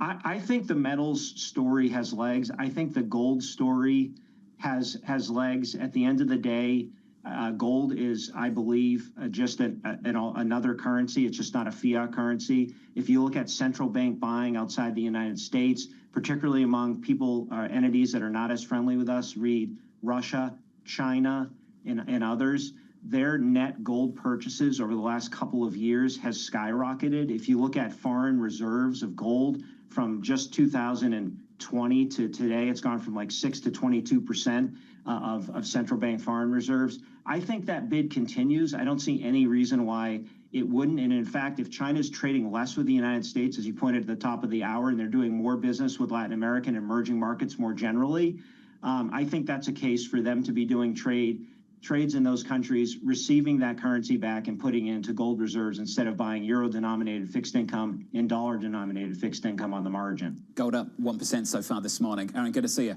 Aaron Cannon there of Clear Harbor Asset Management. Busy morning ahead of us. Later this hour, numbers from Bank of America, Wells Fargo, Citi, a few hours away. Plus, we'll get some data, 8:30 Eastern Time, PPI and US retail sales. Before we get to all of that, let's get you an update on stories worldwide with your Bloomberg Brief. Here's Vonnie Quinn. Hey, Vonnie. Hey, John, good morning. President Donald Trump dismissing JP Morgan CEO Jamie Dimon's criticism over the DOJ probe into the Federal Reserve. The president saying Dimon was wrong to suggest he was undermining the independence of the central bank. The president saying, quote, "I think it's fine what I'm doing. We have a bad Fed person." The president also weighing in on Iran, telling the Iranian people to continue protesting against Supreme Leader Ayatollah Ali Khamenei's regime. The president saying he'll, quote, "act accordingly once he gets a sense of how many demonstrators have been killed." The US-based human rights activists news agency reporting more than 2,500 people have died in more than 2 weeks of protests. Netflix is working on revised terms for its Warner Brothers bid and is discussing an all-cash offer for the company's studios and streaming businesses. Sources telling us here at Bloomberg, the changes are designed to speed up a sale that could take months to close and faces pushback from politicians as well as a hostile bid from Paramount Skydance. And that is your Bloomberg Brief. John. Hey, Vonnie, thank you. More from Vonnie in about 30 minutes' time. Up next on the program, President Trump taking on Jamie Dimon. I think it's fine what I'm doing. We have a bad Fed person. He was extended by Biden.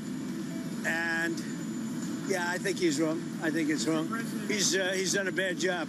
We should have lower rates. Jamie Dimon probably wants higher rates. Maybe he makes more money that way. That conversation up next with Ed Mills of Raymond James, live from New York City this morning. Good morning.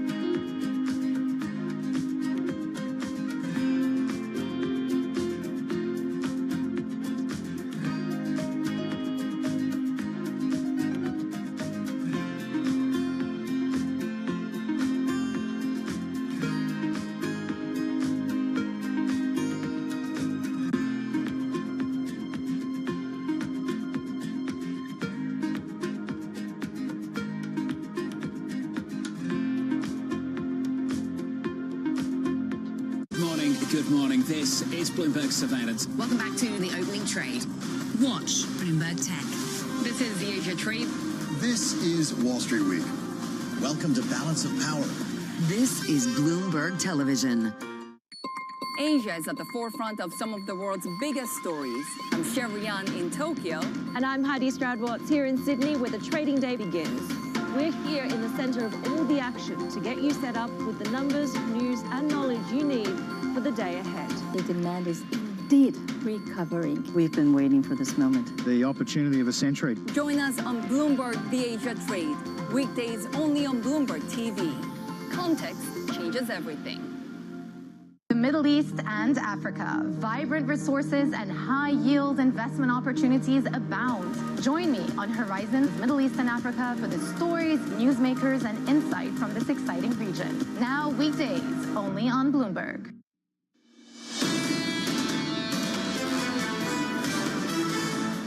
24 hours coming up, packed with bank earnings. It kicks off later on this morning. Later on this hour, you'll hear from Bank of America and Wells Fargo. Citi as well reporting later this morning. On to tomorrow, Goldman Sachs and Morgan Stanley. Also some data at 8:30 Eastern Time, PPI and US retail sales. For the broader equity market, we went 3 days without losses. That changed yesterday on the S&P 500, pointing towards the first back-to-back losses on the S&P 500 potentially for the new year. On the S&P 500 this morning, we're down by 0.4. On the NASDAQ, we're negative by 0.6. Under surveillance this morning, President Trump taking on Jamie Dimon. I think it's fine what I'm doing. We have a bad Fed person. He was extended by Biden, and yeah, I think he's wrong. I think it's wrong. He's done a bad job. We should have lower rates. Jamie Dimon probably wants higher rates. Maybe he makes more money that way. So here's the latest this morning. President Donald Trump targeting JP Morgan CEO Jamie Dimon. Trump dismissing Dimon, suggesting the DOJ's probe into the Federal Reserve will have consequences for the economy. Joining us now from Washington is Bloomberg's Tyler Kendall. Good morning, Tyler. Certainly a big feature of the news flow in the last day or so. Yeah, hey, John, good morning. Well, this is really just the latest friction point between Wall Street and President Trump during a week where we have seen heightened attacks on the Federal Reserve, but also a slew of policy proposals that big banks don't like. Now, President Trump's pushback against Jamie Dimon is also notable because at first this White House appeared to try to distance itself from the investigation, with the press secretary saying that President Trump did not have knowledge of nor ordered it. But now it appears that the president is throwing his apparent support behind it, and also went on to tell reporters that he does intend to push ahead with plans to name his pick to lead the Federal Reserve in the next few weeks. In his words, despite this investigation posing potential problems to the confirmation process on Capitol Hill. Now, yesterday, President Trump was in Michigan, and he went on to defend his idea to cap credit card interest rates at 10% for a year, and also double down on his call for legislation that would crack down on credit card swipe fees. This on the heels of Bloomberg News reporting, for people familiar with the matter, that big bank executives are considering some potential options they could put on the table and present to the administration in a bid to get President Trump to back off some of these ideas ahead of what is expected to be a massive lobbying campaign on Capitol Hill against them. Though it may not get to that. House Speaker Mike Johnson, Senate Majority Leader John Thune yesterday appeared to throw cold water over the credit card cap interest rate proposal, citing concerns that millions of Americans could be at risk of losing their credit. But John, I will point out, John Thune also said that he does think that the Credit Card Competition Act, that bipartisan bill that would take aim at swipe fees, will get a vote at some point this year as Republicans go on the defense over cost of living issues and demands from President Trump that they get on board with his more populist messaging. These stories not going away, Tyler. Thank you. Tyler Kendall down in Washington. We'll have more from Tyler later on this morning. In another world, I'd say the president's right. These bankers want higher rates to make more money. Unfortunately, when it comes to these policies that are being recommended at the moment by the White House, the warning you're hearing in the last 24 hours, I think, is agreed by a lot of people on Wall Street, that these kind of policy proposals could lead to an otherwise unjustified tightening of financial conditions. Higher rates, a chilling of credit availability. They're the kind of things this president, this White House, does not want to see. Right, you put a cap on something, that means you're going to have less of something, and it might be actually harder, especially individuals in lower income, to actually get access to having the ability to use a credit card, which is why you're seeing a tremendous amount of pushback from a lot of economists. You see a lot of these bank CEOs not just trying to curry favor with the President of the United States, calling Treasury. But if they have to Tyler's point, they're thinking about potential credit card that they could come out with that has a lower rate, maybe for certain individuals. But this is going to be a year-long story, especially since you have two bills circulating right now in Congress. Ed Mills with us now of Raymond James. Ed, welcome to the program, sir. Always good to hear from you. I've been told this is just populist bark. There's no bite. Do you think there could be a bite later this year? Possible. John, I think that the bigger issue for a lot of folks that I've talked to is that interchange bill, that Credit Card Competition Act. There is not a sense that we could see in Congress a cap on those credit card interest rates. We've examined this. There's no executive authority, even using emergency authority that exists to put this through. But a lot of investors are nervous for a couple of reasons. One, when Donald Trump says something, oftentimes he goes out with the most extreme position and then negotiates into something that will be considered reasonable later. So a lot of questions, is it going to be 36%? Is there something else out there?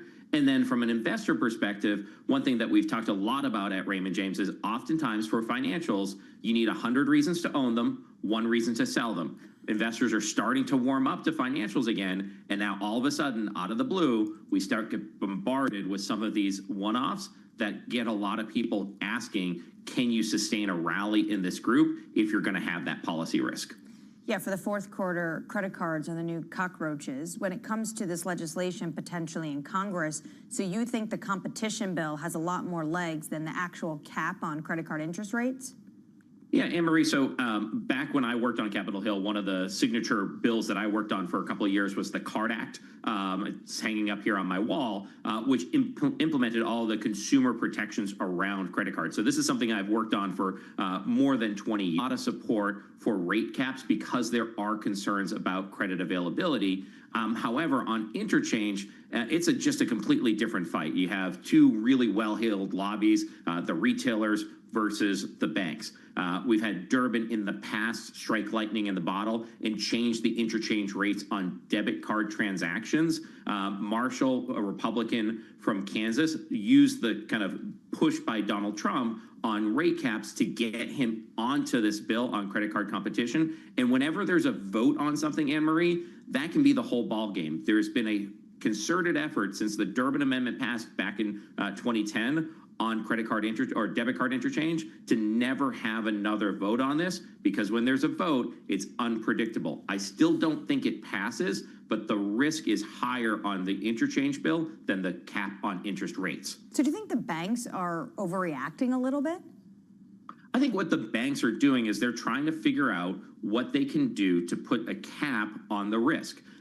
Is there something that they can do kind of from a business perspective to get Donald Trump to focus elsewhere? He is very focused on affordability. They are having a huge list of other things that they want to see happen in D.C. The deregulatory agenda is a big tailwind for the banks. So if they don't do something on credit cards, does some of the other parts of the deregulatory agenda get sidelined? Do they not get the relief that they're expecting on tailoring or capital return on stress tests? There's so many things that the banks have going right now in D.C. They don't want this to be the thing that stops all the other benefits that they're getting out of federal regulators. Ed, what's been your reaction to the communication with the mayor of New York? Your reaction to the communication with the senator from Massachusetts? What's the strategy there for the White House? You know, part of the reason that Donald Trump was able to get elected in 2016 and again in 2024 was tapping into populism. There was a crossover between Bernie Sanders voters and folks that have voted for Donald Trump in the general election. It is not a surprise to me that he has embraced some of these conversations. In the credit card 10% cap, that's a Bernie Sanders bill.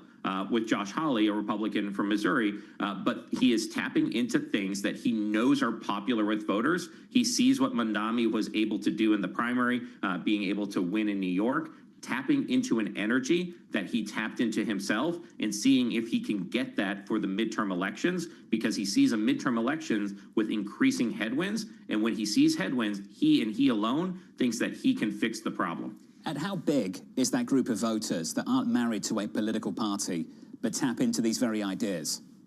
You know, it's at least 10%. I think that there is a good number of folks who look at D.C. and don't think that they're on their side. They think that things are unaffordable. And so when we have affordability as his pitch, he thinks that that's an opportunity to bring those voters or keep those voters on his side. So we're going to have a Davos speech that focuses on housing. We're going to focus on energy, and that kind of brings in Venezuela. We're focusing on the cost of credit. The fight with Jay Powell, he's not going to say it's a fight about kind of independence. It's about a fight about how much it costs you to run your life. And affordability is a much better place to put your kind of center that political fight versus a fight over independence, which most voters don't really focus on Fed independence. It's much more the market that does. It's a hugely important thing, but it's not something that sways the average voter, John. They'll feel it if it falls, that's for sure. Ed, thank you. Absolutely. Ed Mills of Raymond James. They'll feel it with higher rates. They will feel it with higher rates, but also one thing to note, when there was polling done about the highest ranking politicians, Jay Powell came up on top ahead of everyone. It's incredible. We'll talk more about central bank independence in just a moment. We'll catch up with Veronica Clark of Citi, also looking ahead to the latest read on inflation and retail sales in America.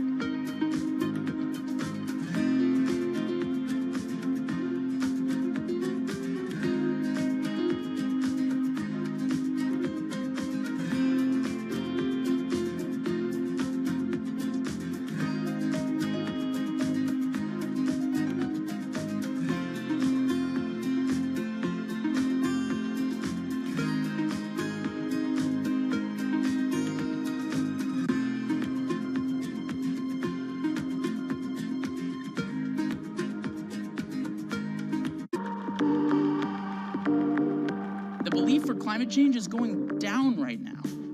It's going down. And we've tried everything to shame people and blame people and put them in their place and tell them that they're doing things wrong and that they're killing everybody. But if we keep telling them that, then we are going to kill everybody. So we got to figure this out. And we're not going to do it by blaming people who are just trying to wake up and make ends meet every day, especially when a lot of those people have the same connection to nature and the environment that we all share here. I hike and I ski and I love the environment just as much as anybody else, but so does somebody who works in an oil field. The Cabela's shopper and the REI shopper want the same things. They want clean air and they want clean water and they want to be able to recreate outdoors. So until we figure out how to get on the same page, we will continue to lose. We cannot afford to lose anymore. We need to build a winning coalition of people across the political spectrum, or we will never create the solutions that we need.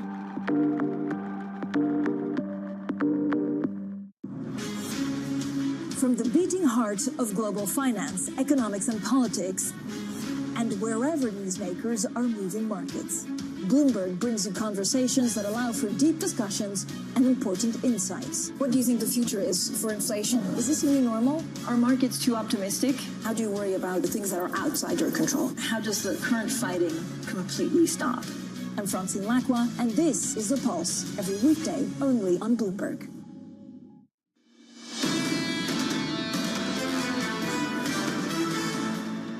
Live from New York City this morning. Good morning. Equity futures down by 0.4% on the S&P 500. We went 3 days without losses, and now we're looking at back-to-back losses for the first time this year on the S&P. On the Nasdaq 100, we're down by 0.6%. As we count you down to the opening bell, let's get you some morning movers. Let's cross over to Yahara for more. Hey, Yahara. Hi, John. Gold, silver, all hitting record highs, and that is powering mining stocks this morning as a few powerful factors come together. We had that softer CPI print yesterday, fueling expectations for Fed rate cuts, plus all the political pressure we've seen mounting on the Fed, fueling the debasement trade. So we are seeing Barrick Gold up 1.4% and First Majestic Silver up 2.5%. Meanwhile, we are seeing Netflix shares rising 2% in the pre-market. Honor reporting that Netflix is considering making an all-cash offer for Warner Brothers Discovery to speed up a sale in a fight that has turned increasingly contentious. Just this week, we had Paramount Skydance saying that it was suing and planning to nominate directors to the board of Warner Brothers as it continues its aggressive pursuit of the media company. And we end on China's biggest online travel platform. Its ADRs are falling more than 10% in the pre-market on news that China's market watchdog has launched an antitrust probe on it just ahead of the busy Lunar New Year travel period. This is the same regulator that investigated Alibaba, and that led to a record fine. Trip.com does say it is cooperating. John. Yahara, thank you. Thanks for the update. More from Yahara in the next hour. I promised you some bank earnings, so here they are. The latest from Wells Fargo crossing just moments ago. With those numbers, here's Danny Berger. Hey, Danny. John, it is a miss. The big number coming in on net interest income, this is the one sending shares lower, coming in for the quarter at $12.3 billion. The estimate was for $12.4 billion. At the same time, their fees, those did miss too on investment banking. $716 million is where it comes in. The estimate was just for under $800 million. Expenses, those are also higher, $13.7 billion. The estimate was for $13.6 billion. Average total loans, that is higher too, as is deposits that were estimated. So just to recap, it is higher expenses, worse than expected net interest income, worse than expected investment banking fees. Those are going to be some of the more important numbers, John, because this is a Wells Fargo that is trying to grow more aggressively. This is only the second quarter where Wells Fargo doesn't have its asset cap provision, something that the Federal Reserve put on it in 2018 after a string of scandals tied around improper customer practices. So they had targeted really aggressive growth for both its investment banking, for loans, for its deposits too. Of course, loans coming in a little bit better than expected, as did deposits, but it's going to be an issue for them. They're also seeing their total expenses for 2026 at $55.7 billion. That's about a little bit higher than it was for 2025, so that's not great news either. Just want to lay out what they see for their view of net interest income for 2026. They're seeing $50 billion. That's a miss. The estimate was for $50.2 billion. Again, Wells Fargo putting in the commentary here that they are targeting increased growth. The CFO saying that they're now excited to compete on a level playing field. But for now, John, the numbers aren't matching up to what the expectations were. Well, let's get to it, Danny. So that headline from the CEO, excited to now compete on a level playing field. You nailed it. Played by the asset cap for so long. To what extent do you think investors will give this company a pass this morning because they've got a better story to tell about the future? John, the issue is that these shares have been outperforming. So investors have been giving them room to grow. They've rallied 34% in 2025. That compares to a 14% for the S&P Financials Index. Of course, they are coming from a lower level than a lot of the other banks. So maybe there is some room for investors to give them the time. But John, this is the story for all the bank earnings this quarter, that they are trading at rich valuations. So now is the time to show up with the animal spirits reignited in this market. We saw that with JP Morgan yesterday, a small miss, some pockets of weakness, just in certain places. Overall okay, but that's not enough given the rally we've seen over the last year. JP Morgan stock yesterday down 4%. In early trading this morning, Wells is down about 0.8%. In about 10 minutes' time, should get numbers from Bank of America. We'll check in with Danny in about 10 minutes' time. Danny, thank you. Wells Fargo there, down by 0.8%. On our radar this morning, some of our top stories. President Donald Trump urging Iranians to continue protesting, saying help is on the way without specifying what that means. The president adding he will act accordingly once assessing how many demonstrators have been killed. Elsewhere, the U.S. Supreme Court releasing decisions at 10 a.m. Eastern Time, including a possible ruling on the legality of President Trump's Liberation Day tariffs. The justices will determine if the White House bypassed Congress to unconstitutionally tax trade. And finally, China's trade surplus surging to a record $1.2 trillion in 2025, fueled by a jump in global exports. The U.S. share of Chinese exports falling to a historic low of 11% last year. So what China's doing is they're just finding other markets that they could sell to, or what others may view as dumping on other markets, Southeast Asia, Latin America, Europe, which is going to have a big problem in terms of what we've already seen in China in terms of hollowing out their big industries. What I find just precious and rich this morning is a comment from a Chinese official talking about the fact that, well, actually, we wouldn't have this big of a surplus. It would be more balanced. And has it ever been balanced? But they're saying it would be more balanced if we didn't have these export controls and high tariff rates, and we could import more when it comes to the high-tech sector from the United States. But China, they will find other places to push all their goods. Look, goals matter, objectives matter, and listening to the Treasury Secretary over the last year in our conversations with him, if you asked him about tariffs and what the goal was, one, to bring manufacturing and production home, and the other, and I think it was a big push from Treasury and this Treasury Secretary, to push the Chinese to change their economic model and to reduce their dependence on exports.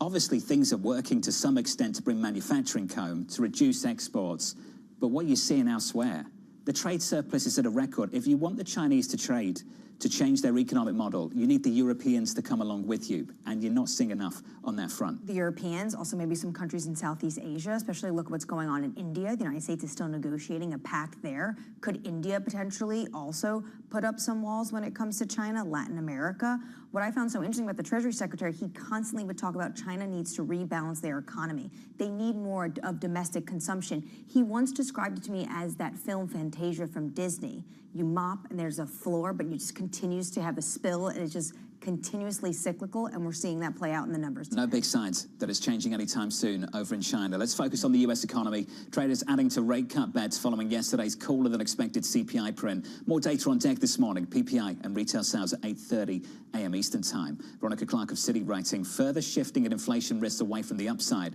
should have Fed officials more comfortable cutting interest rates further in March, July, and September. Veronica joins us now for more. Veronica, good morning. Good morning. Thanks for Let's having me. get to those disinflationary tailwinds into 26. What's the source of that disinflation? Yeah, all this Q4 data is, of course, really hard to read. We had a lot of measurement issues around the government shutdown. We saw that with the November data.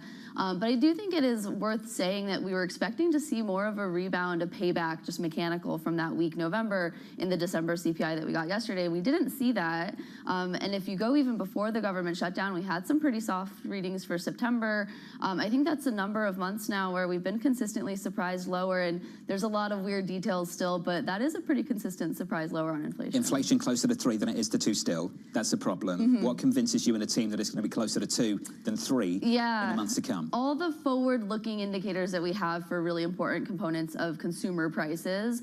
Here I'm thinking specifically of shelter inflation. You can look at home prices, market rents, new market rent data. Those tend to lead shelter inflation by anywhere from a year, year and a half, 9 months. They've been abnormally weak for all of 2025. I do have a lot of confidence that shelter inflation and CPI, which is running normal, could have a period where it's softer than normal. How much is lower energy prices contributing to what we're seeing in inflation? Yeah, it's part of it. Obviously, gas prices are falling, but then you do have strength in electricity and things like that. That's always a concern for how that might feed into maybe goods production, transportation kind of components of core inflation.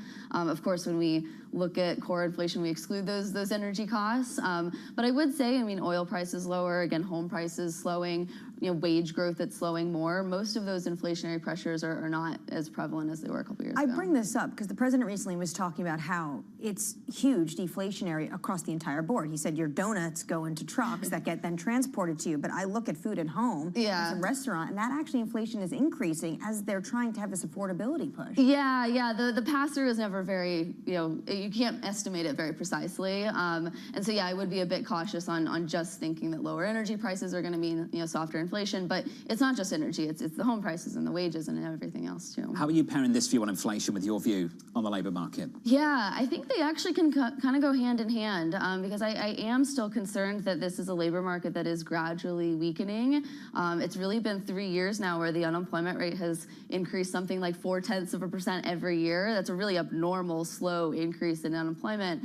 But that is what is supposed to happen. You see a weakening labor market, maybe because rates are restrictive, and that's what slows inflation, and it makes sense that we're seeing slower inflation. The Fed's been cutting interest rates, though, and people are talking up the prospect of tax refunds over the next several months. And I think a lot of people are communicating a solid story for the U.S. economy for the year ahead. So why is the labor market being left behind? Yeah, I mean, that's what we've seen for the last 3 years, though, right? We've seen really resilient growth. We'll get retail sales data this morning. Consumer spending has still been strong. Obviously, part of growth is also AI-related investment, things like that, which is not going to be so labor-intensive, so maybe that's not supporting the labor market as much. But yeah, we've had 3 years now of pretty consistent, very gradual weakening in the labor market, but people are still spending and still resilient. But I would worry that as we get to ever higher levels for the unemployment rate and aggregate job growth is slowing, aggregate incomes are slowing, that is a headwind for consumption. JP Morgan recently came out with a note saying no more cuts this year. Maybe they're saying hike next year. You have 3 cuts for this year. Yeah. Does what's going on with the Fed change how you're thinking about the cuts? Not particularly. You mean the drama? Yeah, the drama, of course. No, not in a big way. I do think Chair Powell, most Fed officials are going to still make decisions, of course, based on the data at hand. They will know that not cutting rates because the president wants you to is just as bad as cutting rates because the president wants you to. So I don't think that that's going to be a big influence this year. Veronica Clark of Citi. Veronica, thank you. Thank you very much. Mm-hmm. Joining us for the latest call on the Federal Reserve, looking for cuts, 3 cuts throughout this year. Let's get you an update on stories elsewhere this morning with your Bloomberg brief. Let's cross over to Vonnie Quinn. Hey, Vonnie. Hey, John. Wells Fargo out with its fourth quarter earnings, reporting revenue that missed the street's expectations. The bank is expecting net interest income about $50 billion for 2026. CEO Charlie Scharf saying he's, quote, proud of the results. Japanese Prime Minister Sanae Takaichi is dissolving the country's parliament. Sources saying Takaichi, who came to power in October, aims to hold an election that would allow her to press ahead with her hawkish diplomatic agenda and pro-stimulus economic policies. Takaichi says she'll give more details on the dissolution next Monday. The Trump administration is easing export rules for NVIDIA's H200 AI chips to China. The U.S. Commerce Department says it will review applications case by case, although companies must follow requirements, including certifying no shortage of the chips in the United States. Exporters must also limit shipments to China to 50% of U.S. production. And that is your Bloomberg Brief. John. Vonnie, thank you. More from Vonnie in about 30 minutes. Up next on the program, bullish on the big banks. The outlook is very positive for the banks when you consider the real GDP growth probably comes in this year maybe around 2%. More bank earnings up next. We'll catch up with Chris Marinac of Janney Montgomery Scott, live from New York City. You're watching Bloomberg TV.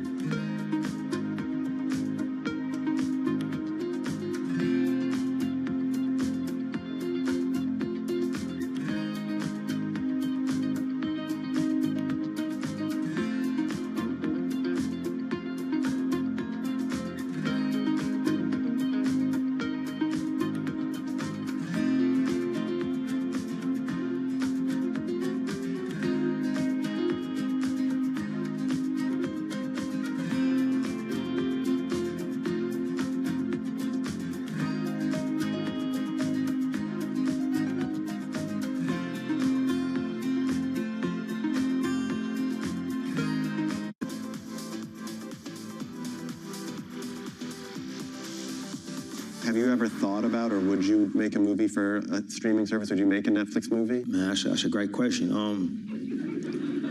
I mean, I'm waiting for one where I ask and you go, that was a shitty question. Yeah.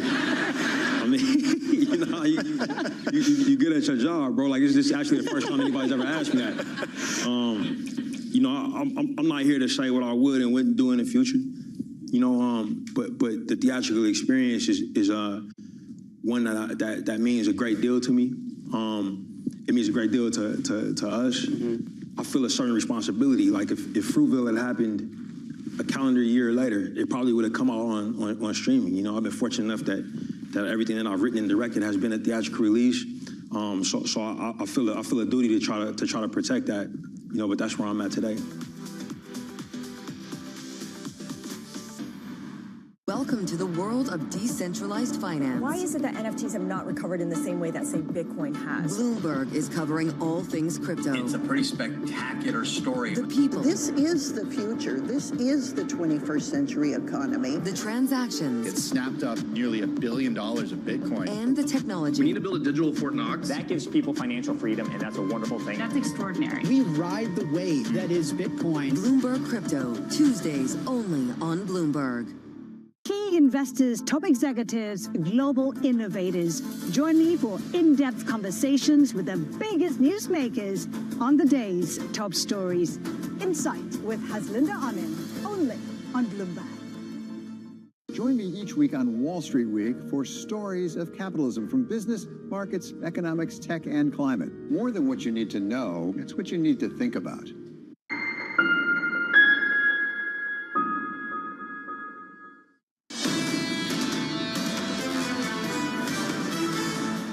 Stocks are down by just 0.4% on the S&P. We're down by 0.6 on the Nasdaq 100. Under surveillance this morning, bullish on the big banks. The outlook is very positive for the banks when you consider the real GDP growth probably comes in this year maybe around 2%. But more importantly, loan growth has picked up. Overall, they're overcapitalized, going to be buying back stock. And most of all, you're still going to get regulatory relief in 2026. The profitability for the industry is very strong. The bar was high for these guys coming into earnings season. Bank of America just beat it. Danny has the numbers. Hey, Danny. Hey, John. The numbers look good. Let's start with net interest income. This is not only a beat for the fourth quarter, but it now represents a new record for net interest income for a quarter coming from Bank of America. That figure is $15.75 billion. The estimate was for $15.48 billion. I should also note that's above the guide that Brian Moynihan gave just 1 month ago. So he primed this market for a surprise to the upside.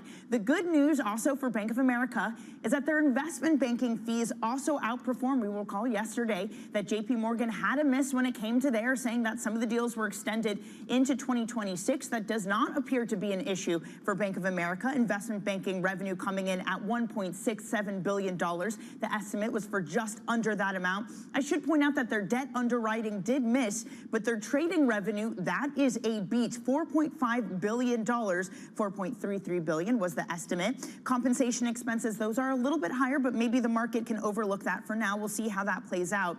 This is also a Brian Moynihan, which again, just a month ago, had been very bullish on the U.S. consumer, considering Bank of America's exposure. This is also important to call out. He continues that bullishness, writing in this release, with consumers and businesses proving resilient, as well as the regulatory environment and tax and trade policies coming into sharper focus. We expect further economic growth into the year. While any number of risks continue, we're bullish in the U.S. economy in 2026. No comments as of yet in this release about what the credit card look ahead is with that 10% cap. But again, just given Bank of America's exposure, they will be closely listening to both the media and analyst call whether Brian Moynihan and the team at Bank of America get into that. I think it's fair to say that C-suite is a little bit more diplomatic and less confrontational, Danny, but I'll be all ears as well, looking ahead to that earnings call a little bit later on. Danny, this C-suite's coming off the back of an investor day. The CFO is saying we enter 26 focused on improved profitability, focused on driving core growth. How big is this year for B of A and the team? It looks like it's going to be another really big year. I mean, they are guiding for some serious big deals. They're involved in a railroad one that's going to be coming in 2026, which I should point out Wells Fargo is pointing to as well. But it's both sides of Bank of America's business, which they're leading to, hoping for a big year. So for 2026, their net interest income growth is going to be 5 to 7%. For the first quarter, they see that growth coming in at 1% too. They're expecting to deliver 200 basis points of operating leverage in 2026. Expenses, yes, those look up to be about 4%, But it's something that JP Morgan was trying to hint at as well, John, that they can become more efficient. They can get that productivity boost from different investments. And then you have the deals tailwind and what they see is still a strong economy. So this is a bank guiding to a very strong 2026. Danny Berger with the update. More from Danny later this morning. Remember, Citi reporting earnings in about an hour from now. Chris Marinak of Jenny Montgomery Scott joins us now for more. Chris, welcome to the program. So yesterday we had some decent numbers from JP Morgan, some pockets of weakness, and the stock fell 4%. This morning we've got a series of beats from Bank of America, and the stock is up by a few tenths of 1%. Chris, is there something that we can take away from the early reaction to some of these decent numbers? Well, I think the market tends to sell the news, John, so I'm not surprised by that at all. I was enthused to see the very strong credit details at Bank of America just a minute ago. You know, commercial losses are down, overall losses are down linked quarter. That's a very good thing. That's going to create some flexibility on credit costs for the company. So if they can continue to grow revenue both on top line spread as well as in the investment banking channel, it's a very good year for BAC. I think the stock has sniffed this out several weeks ago, so that's why you see some profit taking both yesterday and perhaps today won't be as bullish. But I think at the end of the day, it's still a very good setup for the first quarter and for the full year. The commentary for the full year is pretty solid. We're bullish on the U.S. economy for 2026. Chris, is it that simple? If the economy does well, these companies do well, these stocks should do well. I agree with that, John. I think that absolutely is the case. It doesn't have to be rocket science when it comes to how banks act. You know, they're still inexpensive relative to the S&P. I mean, we used to see these stocks trade at 60 to 70% of the S&P, and now it's less than 50. So there still is a comeback on valuation. So if you can have the economy move forward, these companies are poised to make a lot of money. There's real operating leverage in the business. And again, credit cost, I think, can be tamed, and that really helps the bottom line. Can they also be contained if we do get more populist policies out of Washington? I'm looking at their presentation. They've added 3.8 million new credit card accounts. Yesterday for JP Morgan, it was north of 10 million. Are they less vulnerable to some of these policies? Well, everyone's vulnerable in the big bank channel, I think, because there are a concentration of only a few large banks who do credit card lending. Everybody else in the industry doesn't do much of it. The question is, what will really happen with these credit card changes? I think a lot of proposals fall dead at the end of the day, so I'm not convinced this will go through. But even if it does, I think these companies are very resilient. They're very well positioned on capital and reserves, and I think ultimately they can pivot if they need to. Is there anything you don't like out of this report from Bank of America? Well, we'd like to see more deposit growth. Deposits were positive, but certainly we'd love to see more. You know, the industry had a really good fourth quarter on deposits overall, both in terms of U.S. deposits as well as the money markets and the fund channel. So, you know, that tees up for good liquidity. I think we're going to see more earning assets growth as the LCR rules get a little lighter for the big banks. So we didn't see that in the fourth quarter, but I think you'll see that in 1Q and 2Q. How do you want to play the sector this year, Chris? Looking across the big and small banks, looking ahead to numbers from Citi later this morning and Morgan Stanley and the likes of Goldman Sachs tomorrow.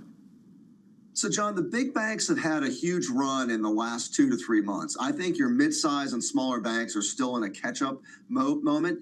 Not that the large banks aren't going to do well, but I think that you can see a catch-up trade in the mid-caps.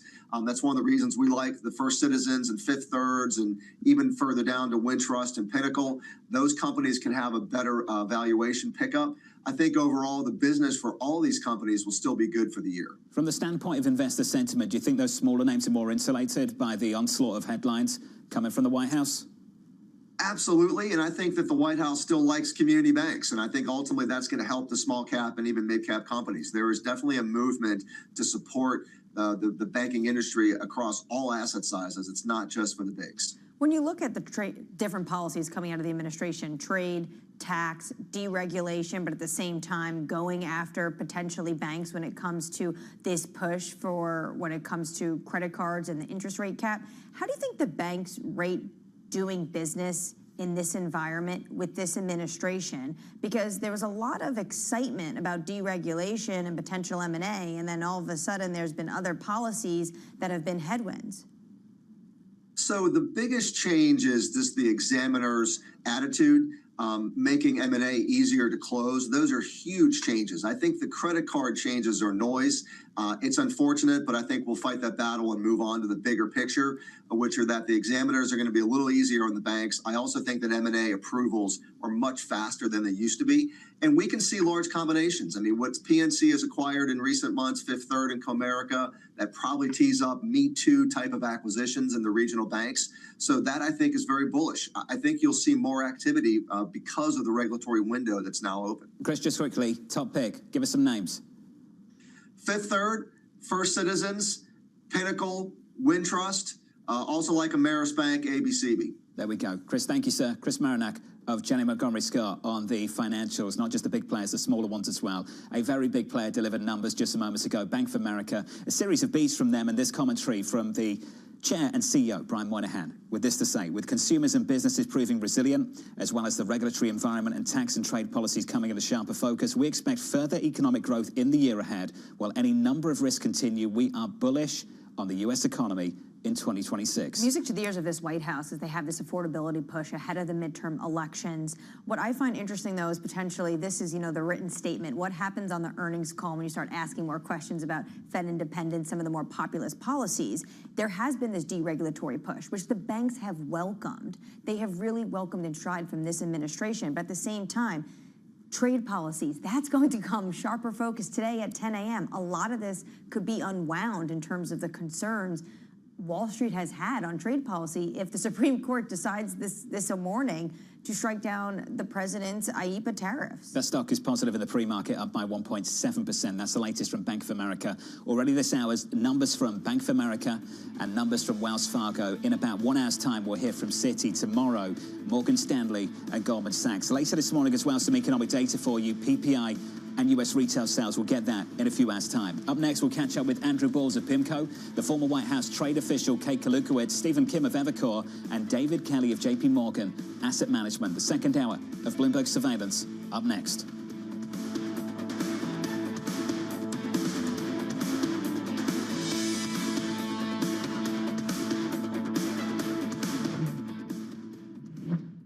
Africa, a region rife with potential for growth and opportunities, but not without its challenges. Bloomberg highlights the biggest stories, interviewing key players, and reporting on the issues impacting the region. Join us as we get to the heart of African business, politics, and economics, and ask the question, what's next? I'm Jennifer Zabasaja, and this is Next Africa. New episodes every month, only on Bloomberg. You don't think the court was hurt by the perception that it was a political decision? The court's always hurt, it seems to me, if we look political. One of my concerns, my present-day concerns, is there's too much partisanship. It's true historically that most presidents have appointed justices to the Supreme Court who are members of their own party. The partisanship should not be an overriding factor. What you look at is temperament, learning, background, reputation, whether or not you have those qualities of independence and caution that make for a good judge. And is that of concern to you? Yes, it's of great concern to me that our civil discourse, our civic discourse, is not civil enough. Aristotle said that a democracy depends on an open debate. You respect the dignity of those with whom you disagree. Democracies only if they are sustained over a period of time, thoughtful, rational discourse.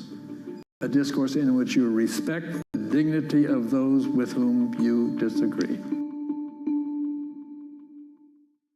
It's the world's second largest economy with a growing influence in global affairs. Bloomberg The China Show brings you the unmatched expertise you need to keep track of breaking news, in-depth market analysis, and the most influential newsmakers in and around China. We need to do more to engage the market more. We're risk on. I think we caught a little sweet spot. Massive savings right now. It's already a different game. Bloomberg The China Show. Weekdays around the world, right here on Bloomberg. Context changes everything. At a time when policy in Washington is driving Wall Street, we draw a distinction between the rhetoric and the action, bringing you market-moving guests and original reporting. This is Bloomberg Surveillance. Technology is embedded in every aspect of our lives. And laying the foundation for the future. From finance to defense, AI to entertainment. And from the road to the stars. Bloomberg brings you the latest stories of the people and companies pushing the tech sector to new frontiers. And the politics that shape global tech markets. I'm Caroline Hyde in New York. And I'm Ed Ludlow in San Francisco. Watch Bloomberg Tech every weekday. Only on Bloomberg Television.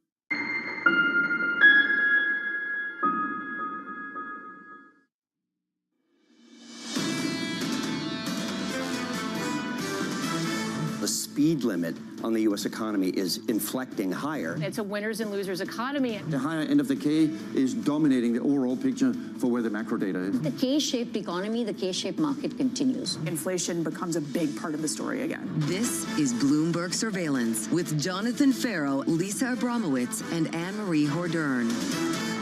Live from New York City this morning. Good morning, good morning. For our audience worldwide, the second hour of Bloomberg Surveillance starts right now, and your scores, the price action looks like this. We're down by 0.4% on the S&P, potentially poised for a back-to-back loss on the S&P 500 for the first time this year. On the Nasdaq, we're down by 0.6. For the day ahead, it looks a little something like this. In about 60 minutes from now, we should get numbers from Citigroup. Look out for that. 30 minutes after that, we'll get data, PPI and retail sales, and maybe, and I stress maybe later this morning, we get some Supreme Court opinions, a ruling on those Liberation Day tariffs. I have to say, if we get that ruling today and Davos is next week and they're struck down, that's going to be a whole different Davos for this administration, potentially countries lining up to renegotiate their deals.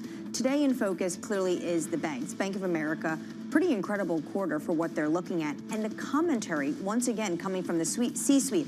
I know there was maybe some shade thrown yesterday with Jamie Dimon, but in the earnings release, he did say we're seeing a resilient U.S. consumer. Well, what is Brian Moynihan saying today? Well, any number of risks continue.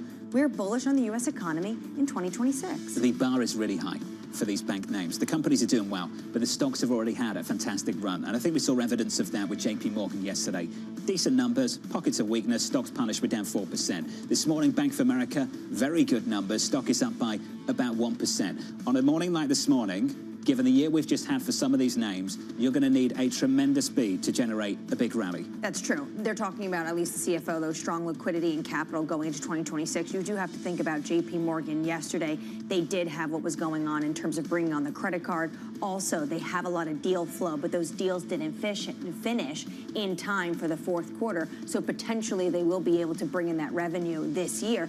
And this is why I find the bank so interesting at this exact moment when you have Congress and the president even calling someone like Elizabeth Warren, the president, according to Axios, having this text, almost feels like a bromance with Zoran Mamdani. Please add me to that WhatsApp chat if that exists. Then you have the banks at this moment seeing populist Truth Social posts coming out of this administration, but a year where they were pushing for this deregulation push, and it was off to the races for these financial lenders. This is likely to be a feature of the media call. The media call, by the way, is about 10, 15 minutes away.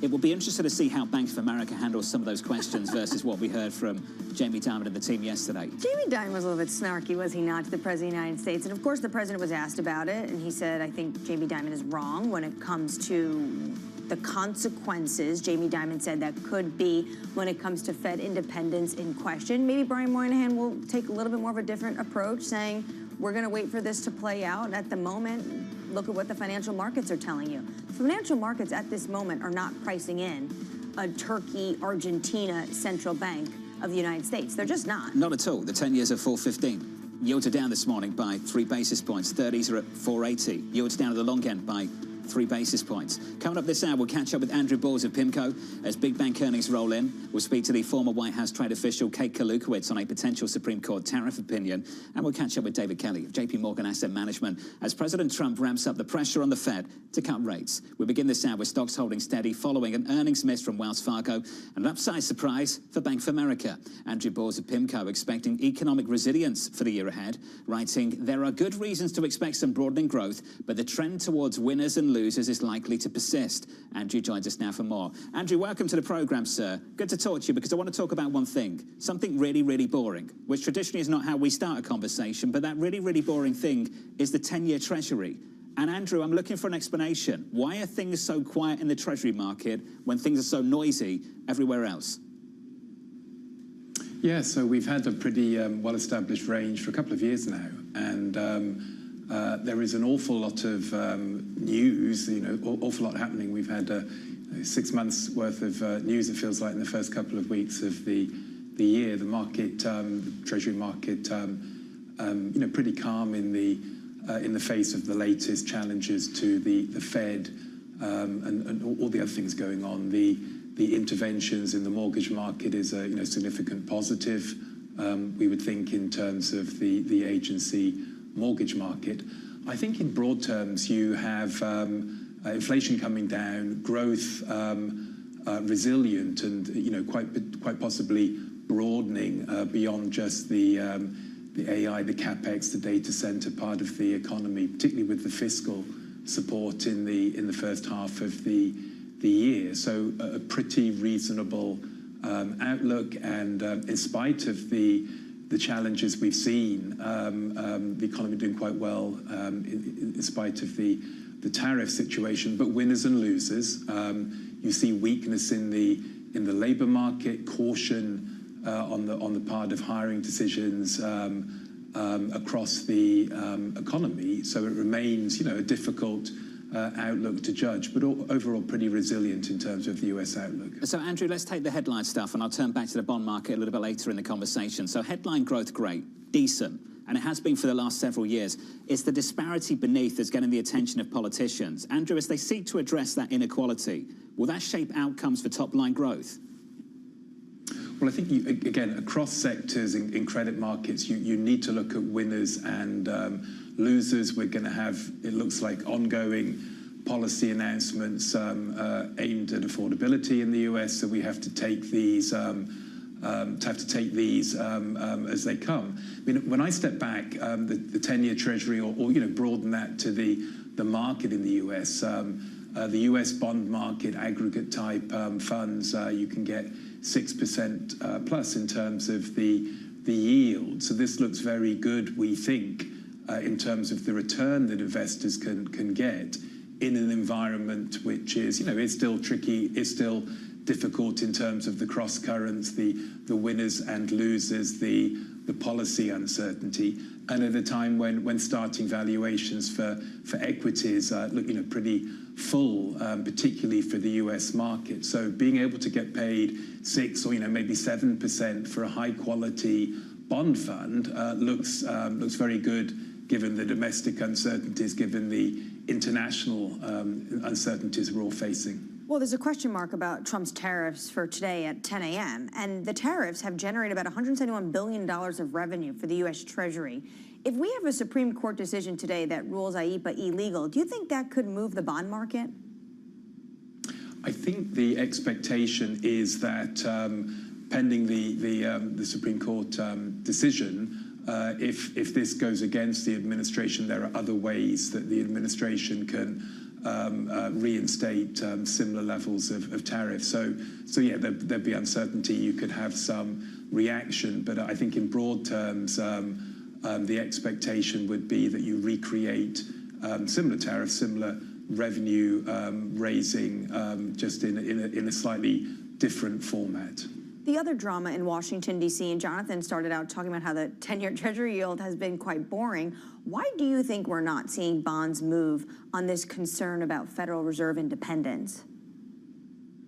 So I think it's, the baseline and the risk case. So in the baseline, yes, there is noise around the Federal Reserve, the reappointment, the new appointment of the Fed chairman this year is very important. Legal challenges against the sitting chair certainly are not what you'd want to see from a bond market point of view.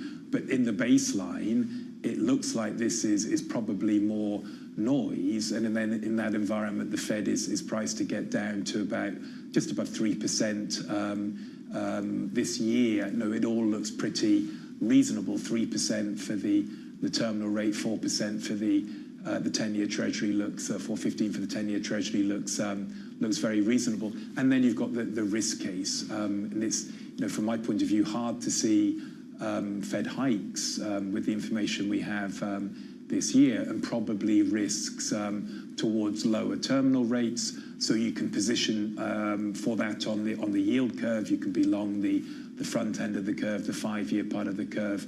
You can consider a curve steepener, and that's been working over the past few days. Although the level of long-term interest rates is becoming more attractive, so I think you can position for this.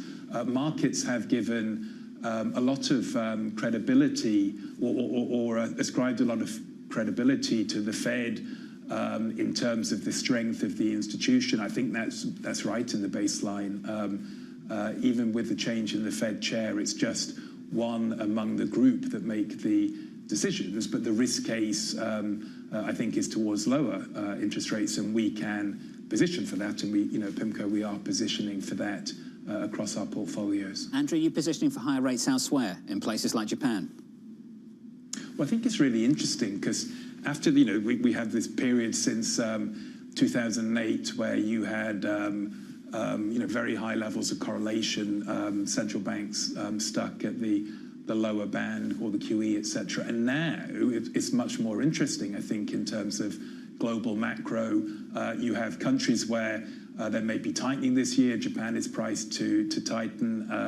Australia priced to tighten. Europe, Canada kind of in the middle, probably done, close to neutral. The Fed, the UK priced to ease. Emerging markets priced to ease. So you have a really good environment, I think, for cross-market positioning, global diversification, given all the uncertainties, the challenges we've talked about. Global diversification makes even more sense than normal in this environment. And at the front end of the curve, different curve steepening trades across country, there's lots of opportunities.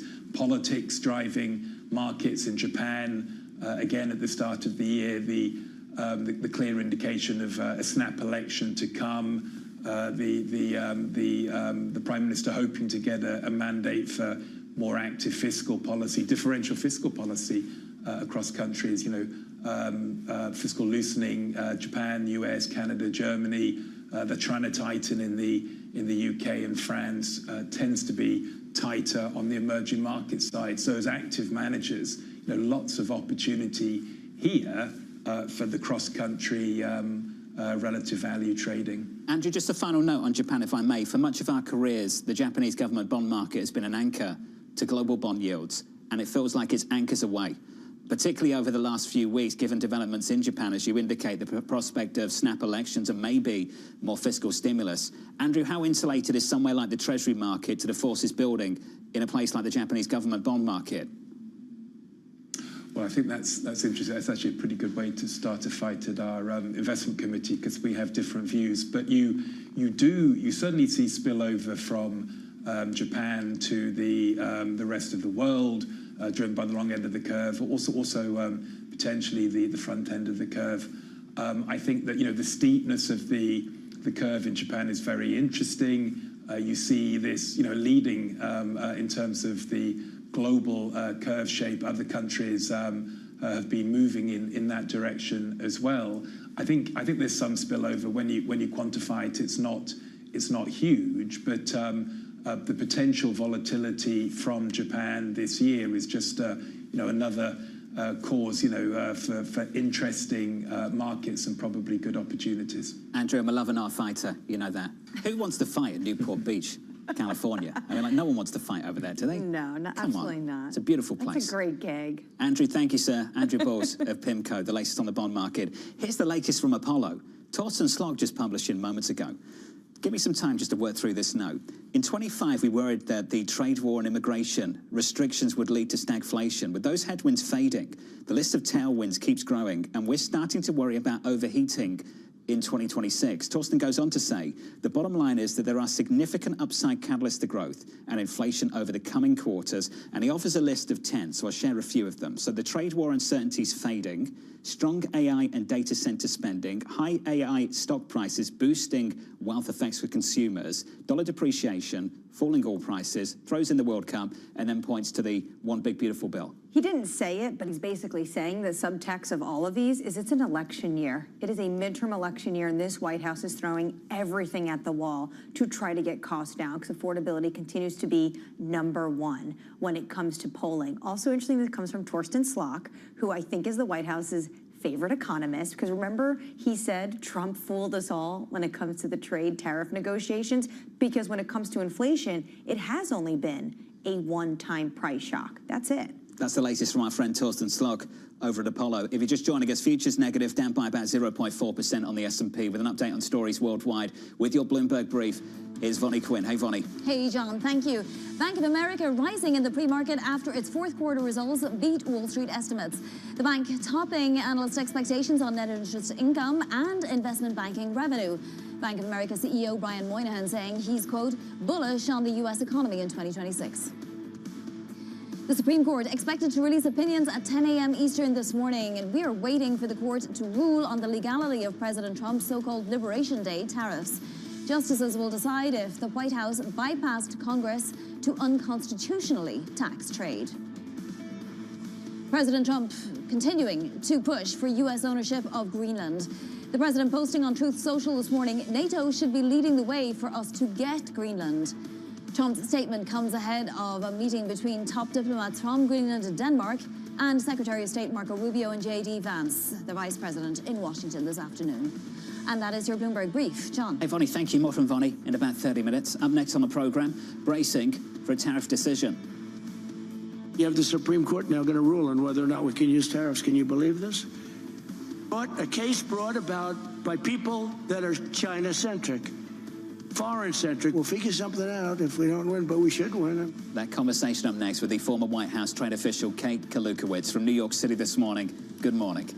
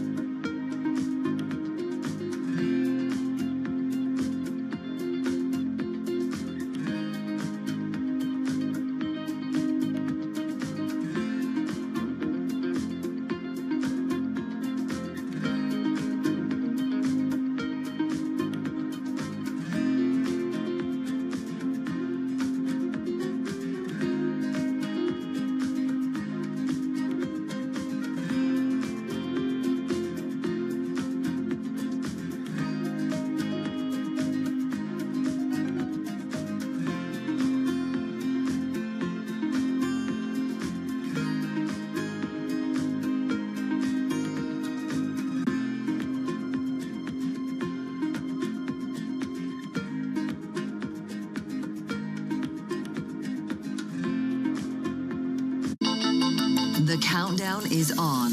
Everything you need to get the edge at the end of the market day. Get ahead of tomorrow's trading with The Close. Weekdays on Bloomberg. Context changes everything. Good morning. This is Bloomberg Daybreak Europe. I'm Lizzie Burden in London, and these are the stories that set your agenda. Taking you from the U.S. market's close to the overnight session in Asia. We'll walk you through what you need to know to kickstart Europe's trading day. Live from our European headquarters, we bring you the day's top market-moving stories, unmatched expert analysis, and on-the-ground reporting from across the continent. Tune in to Daybreak Europe, only on Bloomberg Television. Context changes everything. What is going to be the consequence for U.S. markets? We are seeing modest gains across European equity markets. Take a look at how we're faring when it comes to Asian markets.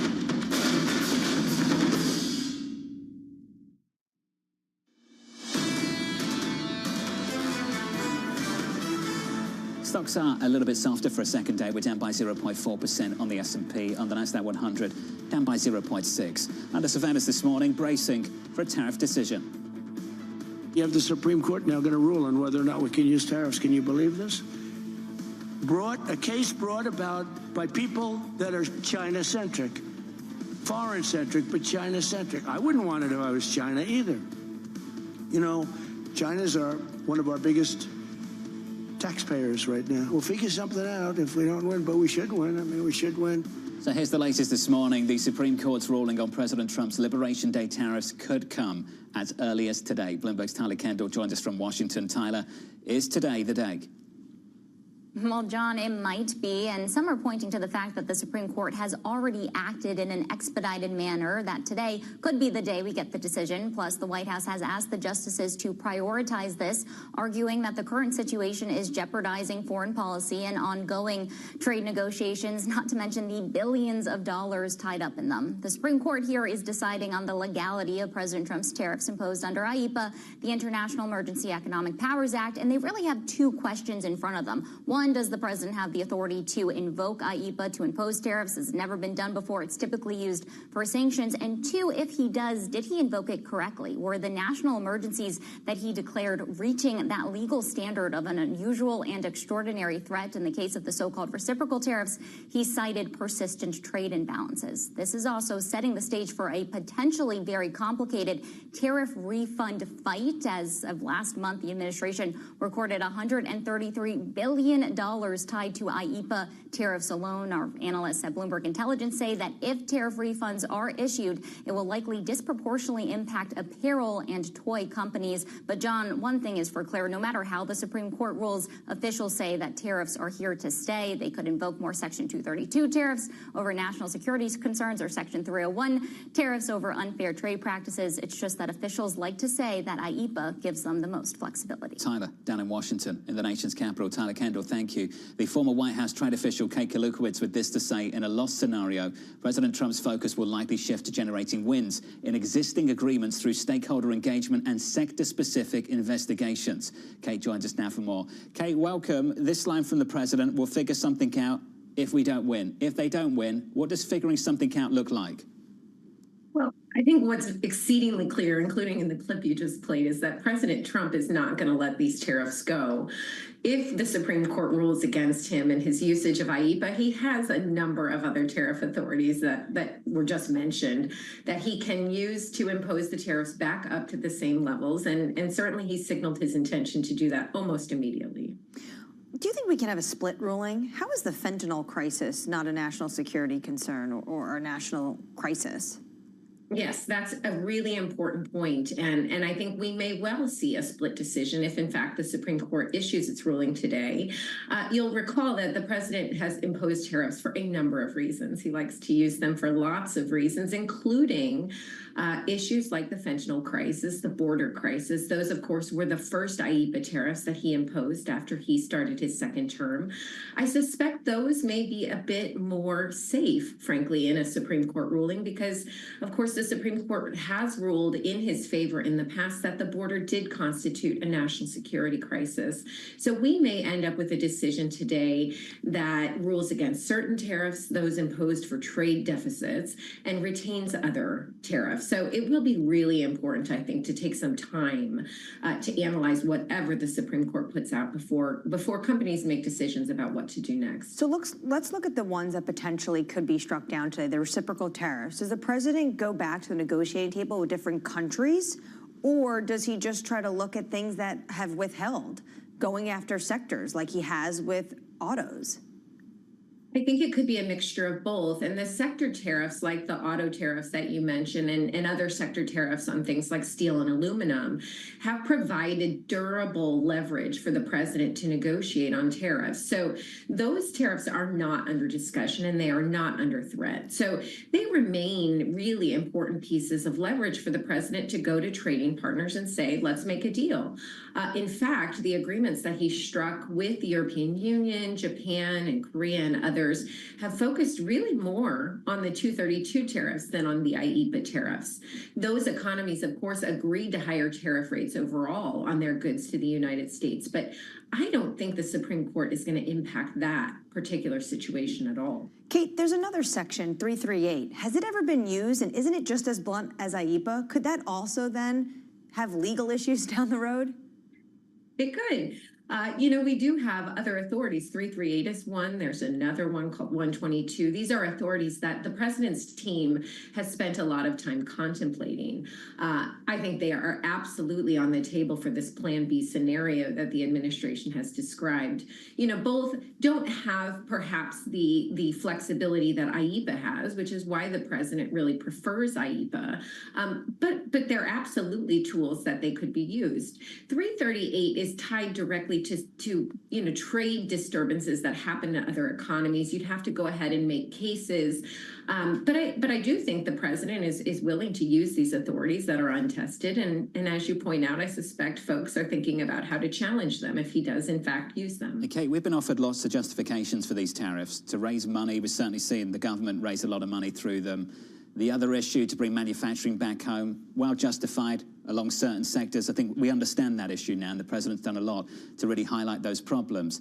Kate, the bigger issue, though, I think, for the global economy was getting to China to change its economic model. This record trade surplus we've just seen through 2025, even with a massive drop-off in exports to the United States. Kate, why is it proving so difficult to get China to change? Well, I think that's because lots of economies like cheap goods. I think the president has that if we are going to confront Chinese policies, it has to be done as a group of like-minded countries. This is why you see the president and the trade team articulating an initiative in these trade agreements on something they call economic security, which is usually policies geared toward China. The United States, I think, understands that it can only do so much to impact China. We have cut our trade goods deficit with China through these actions, but as you point out, China has found other markets to send its goods to. Unless and until other economies join the United States in imposing policies directed at China, I think China will continue to find markets. Kate, appreciate it. Thank you. Kate Kalukowicz, a strong take at the end there.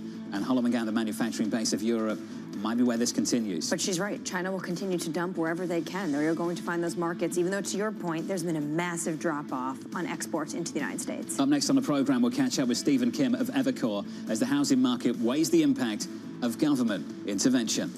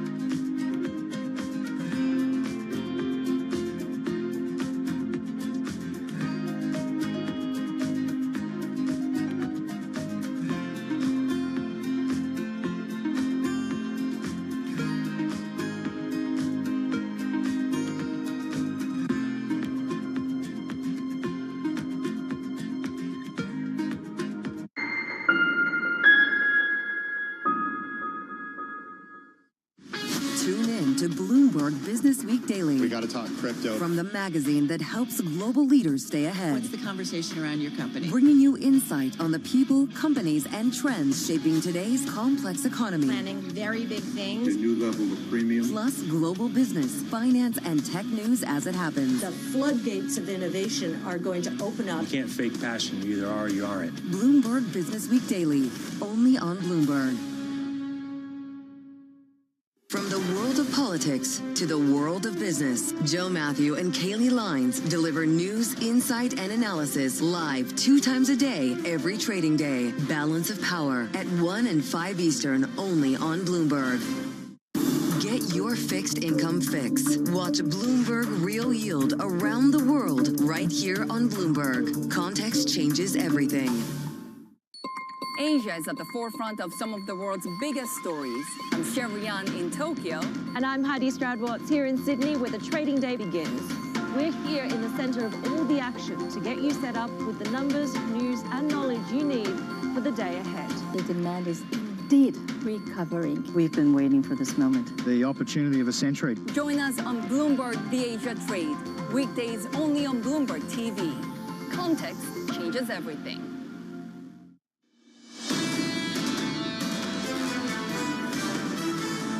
Facing down the prospect of back-to-back losses on the S&P for the first time in the new year. Equity futures on the S&P 500 negative through much of this morning so far. We're down by a third of 1% on the S&P. We're down by 0.5 on the Nasdaq. Lots of newsy headlines in the last 24 hours. Plenty of noise, and yet this in the Treasury market, which is just unreal. The 10-year bond yield going absolutely nowhere. Just range-bound over the last several months. A 5, 6, 7 basis point trading range on a closing basis for the year so far. 4.15 on 10s. We're down by 3 basis points. 30s down by 2. More data in 60 minutes. We'll get PPI and retail sales. Where you're seeing plenty of noise. Guy Johnson in London earlier on this morning saying how to price the crazy. You do it in metals. Gold up by 1%. Silver up by 5%. Record highs across the board. And what's so interesting about this is the records we saw last year set for gold and silver. Gold up 65%, silver up more than 100% last year, the best year since 1979. This is part of potentially the debasement. You're concerned about deficits. On top of that, you see factory orders in China. On top of that, you see the AI build out in the United States coming from a push from this administration as well as the tech companies. And you think this is a place to hide out, as well as potentially used in the physical market. So why not? You just pile in. More records so far this morning. As we count you down to the opening bell, let's get you some single names as well with your morning movers. Here's Yahara. Hey, Yahara. Hi, John. As you said, plenty to get through, and including bank earnings. We start on a positive note with Bank of America. Shares are up 0.8% after it blew past estimates for net interest income. Trading revenue also coming in strong. And CEO Brian Moynihan saying that he is bullish on the U.S. economy, which of course is a meaningful signal from a bank so closely tied to everyday borrowers. Meanwhile, it's a different story for Wells Fargo. Shares are down 1.8% after it missed on net interest income. That and higher severance costs weighed on the quarter, leading to a profit miss. And this of course, is a bank that is under transition after the Fed, of course, lifted its asset cap last year. So it's been slashing headcount to focus on areas like investment banking. So that is leading to some near-term pressures. And we end on Netflix with the media saga not over just yet. Netflix shares are up 1.6% on our reporting that it is making an all-cash offer for Warner Brothers Discovery as it aims to speed up a sale as this saga has grown increasingly contentious. Just this week, you had Paramount Skydance saying it was suing and that it was planning to nominate directors to the board. So Netflix trying to end this drama. John? Yahara, thank you. Appreciate it. Yahara noting some decent numbers out of Bank of America a little bit earlier this morning. The media call is underway, and as everyone anticipated, these questions were going to come up about credit cards and interest rates. Danny joins us now for more. Danny, Bank of America seems to be handling this a little bit differently to what we heard from JP Morgan yesterday. Yeah, the polar opposite in that they don't clearly want to comment on it. The CFO speaking just moments ago on the media call that I was listening to, Alistair Borthwick, as you would assume, it was the very first question. How do you feel about this proposed or attempted enforcement of a 10% credit card cap for interest rates? CFO Borthwick goes on to say, we're supportive of what the administration is doing around affordability. He goes through the Bank of America history, saying that we do things like trying to limit overdraft fees. We have various product suites to help Americans exactly with this, with affordability, and we are standing by the administration to help them. But on this specific issue of credit card caps on interest rates, they say it is firmly in the public debate arena and that the issues are well understood and nothing more to add. So clearly stepping away. I should say the second question they got was one on politics too, saying, are you ready to support clients in Venezuela for various oil projects? There, the CFO also decides not to engage, saying, yes, of course, we are willing to do whatever it takes to help our clients around the world, but it's too early to say anything on this. I should note that they got an additional question from our very own Paul Davies around just the health of the consumer, and the CFO very bullish on this too, saying that all metrics tell us that the consumer is resilient, remains in great shape, no sense that they're borrowing more, savings are normalizing. In fact, checking accounts are growing over the course of the year. They're spending really well. So bullish on the consumer, bullish on consumer affordability, let's say, but declining to engage in the politics of the moment, John. Obviously, we'd prefer the alternative, but that's a communications clinic in how not to make headlines. Danny, thank you. Danny Berger there with the latest on Bank of America. On our radar this morning, President Donald Trump dismissing criticism from the JP Morgan CEO, Jamie Dimon, about the DOJ's probe into the Federal Reserve.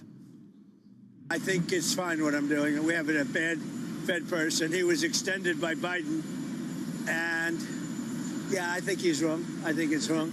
He's done a bad job.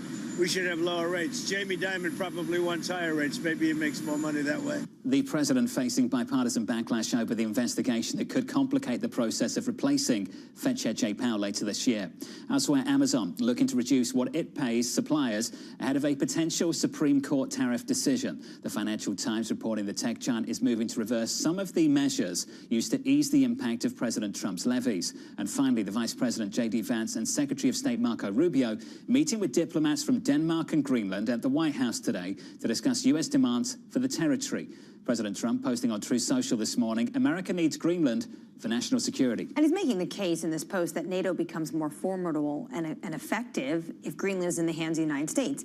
Now, the Danes are going to show up and they're going to say, sir, there's a treaty dating back to the 1950s that basically we give you the right to come in and have a defense posture on Greenland. So this all feels worthless. But obviously, they need an off-ramp to keep the president at bay. And the president has made this point in his first term. So I imagine they would have been expecting this to come. One, they can say there's U.S. military presence there. Add on, bring more troops. We are happy for you to make this a fortress. Second, they could do something that Ukraine did, which is offer a minerals deal. The president is keenly focused on minerals and rare earths, especially as you see China pulling back those exports into the United States. That's the focus on the international stage. Here's the focus on the domestic stage, affordability. President Trump ramping up his big push. In the coming weeks, I will be laying out even more plans to help bring back affordability. As part of those efforts at Davos next week, I'm going to provide much more detail about our housing policies so that every American who wants to own a home will be able to afford one. This will include a ban on large institutional investors buying up single-family homes all over the country and making it impossible for people to buy a home. Stephen Kim of Evercore ISI writing this, a potential worry is that government intervention will bring renewed pressure on the large public builders to increase production more than they otherwise would, to the detriment of their margins. Stephen joins us now for more. Stephen, good morning. Morning. Thanks for dropping by. It's a very important story for Americans, housing affordability, and the president's trying to address the issue. Can we talk about the issue? Where do you think the problem is? On the demand side, access to credit, on the supply side, building enough homes? Where do you think there is an issue right now? Sure. Well, I think that there's some obvious things, which is that home prices rallied very dramatically post the pandemic, and wages haven't risen that much. And you also had mortgage rates, which also more than doubled, after the pandemic as well. You put the two things together, and you have things that are much less affordable than they were within recent memory. Obviously, I think everybody understands that. There's not a lot they can do about home prices. They actually don't really want home prices to start going down in a measurable way, right? But they can do some things on mortgage rates, and they have been doing some things on mortgage rates. I'm sure we'll touch on that. The other thing, to your question, is to remember that home buying is not just math, it's mental. If you're worried about your job, the last thing you're going to do is go out and buy a house. And in fact, if you look at the surveys of the number of people who actually are worried about their job, losing their job in the next year, it's actually at very high levels. And so that's another impediment to affordability. And I think it's been a lot of the instability that people have been feeling that is also causing them not to buy. That's not so easy for the government to fix either. When it comes to the large institutional investors, they're about 2%, less than 2% of the housing market. The president has also directed the FHFA to buy mortgage-backed securities.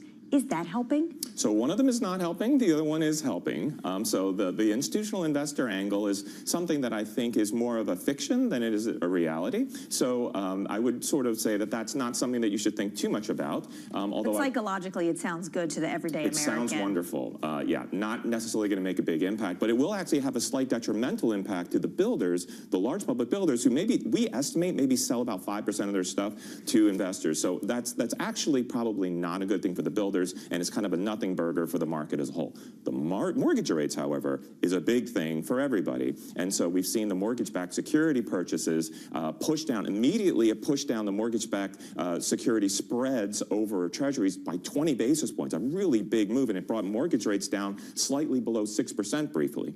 The problem is, and we wrote about this, is our contacts suggested that was probably too big a move. Other people were saying, it's not big enough. It could actually be 50 basis points. You could see that having the effect, but we're not so sure. The key issue is that $200 billion sounds like a lot, but if that's all you get and there's nothing after that, then it's not going to have that big of an impact. They've already been buying. Last year's about north of $230 billion. And then Bill Pulte was on, and when I asked him about the cap, he said everything's on the table. Maybe they would lift the cap. So what if they go above that cap? So that is exactly what prompted people to say, oh, this could be a big thing, because $200 billion is just a starting thing, right? And then you can lift the cap and do more. Here's the thing. They have $200 billion in cash. That's where the cash is coming from to buy it. What about the next, whatever? Let's say they do another $200 billion, they raise the cap. Where's that money coming from? You got to borrow. You got to pay interest, and you got to hedge that interest rate risk. Guess what? That's expensive. In addition to that, you got the Fed, you got the GSEs coming in. They're a big, voracious buyer, but they're existing MBS buyers out there, right? You're going to see probably the MBS buyers step back, so you could have more displacement than you actually have net addition. And that's another reason why you might not see the spreads come down as much as some people hope. So you're sympathetic, I'm sure, to the problem for investors right now. This sector's got a target on it. Yes. How investable is it when you get whipsawed from headline to headline every day for the year so far? Well, I think another critical thing to keep in mind is what Bill Pulte spoke about last night, which is that he believes that the builders should refrain from doing share repurchases, much like what they did about the defense stocks. And when I saw the defense stocks, the thing from Trump about directed towards the defense names, I was like, wow, you could just take that exact document and just put home builders in there, and that's basically what I think you're going to get. And by the way, the builders bought back 10% of their shares almost last year. They're big repurchasers. It's a big part of the home builder story, so it's a really noxious thing for them to wake up and read about. Kind of awkward that this address might happen in Davos, because he's going to be addressing people that pay, some of them, $1 million to join this World Economic Forum, which the president, I know, thinks is some elitist, globalist cabal. What do you think he's going to say?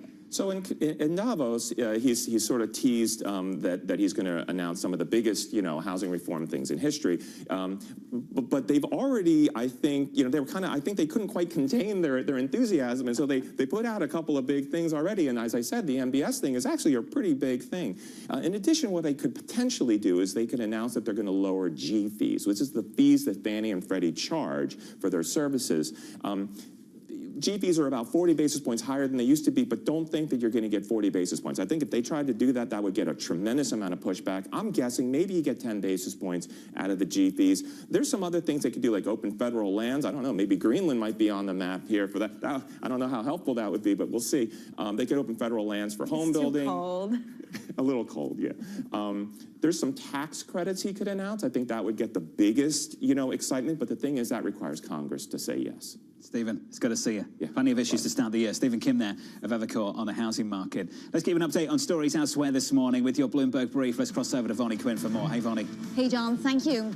The majority of Venezuelans want Maria Corina Machado to run the country. A survey from Atlas Intel finding that more than 51% say Machado should take over. The findings are contradicting President Trump's claim that the opposition leader does not have the country's support. Machado is set to visit the White House tomorrow. Elon Musk's Starlink satellite service is offering free internet access in Iran. The move comes amid the country's deadly crackdown on protests and days-long internal blackout imposed by the regime. While Starlink receivers are prohibited in the country, many have been smuggled across the nation's borders. Saks filing for Chapter 11 bankruptcy protection, giving the retailer the chance to reorganize its business, clear debts and potentially find a buyer. The company announcing that Jeffrey Van Rimdonk is replacing CEO Richard Baker, who had been in the job for just 2 weeks. And that is your Bloomberg Brief. John. Vonnie, thank you. More from Vonnie next hour. Up next on the programme, the case for lowering interest rates. In the old days, when you had good numbers, interest rates would go down. When you had good numbers, the market would go through the roof. That's the way we're going to make it again. Our growth potential is unlimited and could be much higher. We'll talk to David Kelly of JP Morgan about the difference between corporate credit and sovereign debt in just a moment. From New York City, good morning.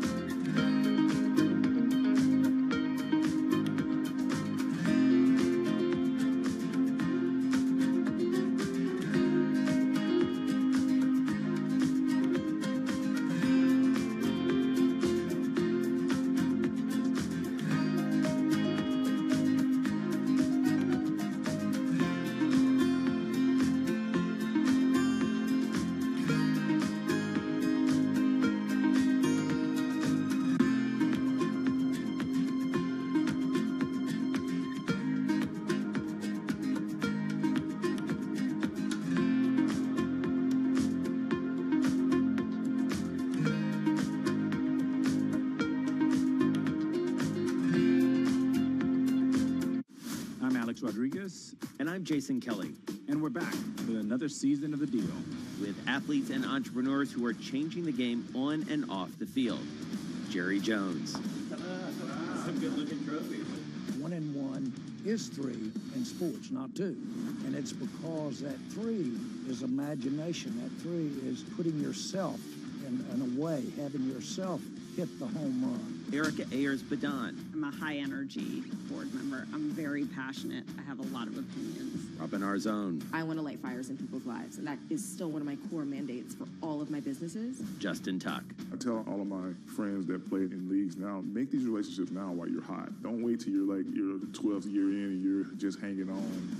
Stay tuned. You won't want to miss it.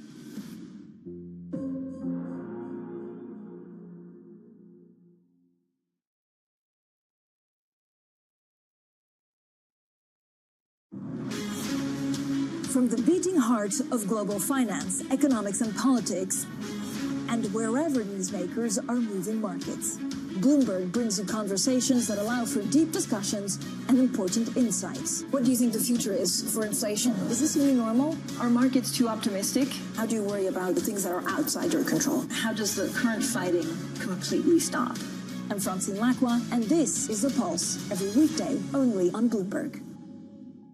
Trading day is about to start. And you're already looking for that edge. The Opening Trade brings you everything you need to know as markets open across Europe. I'm Guy Johnson. I'm Anna Edwards. And I'm Tom McKenzie. This is your Opening Trade. Only on Bloomberg. Bringing you up-to-the-minute geoeconomic news whenever and wherever it happens. I'm Vonnie Quinn in Sao Paulo, Brazil, and this is Bloomberg.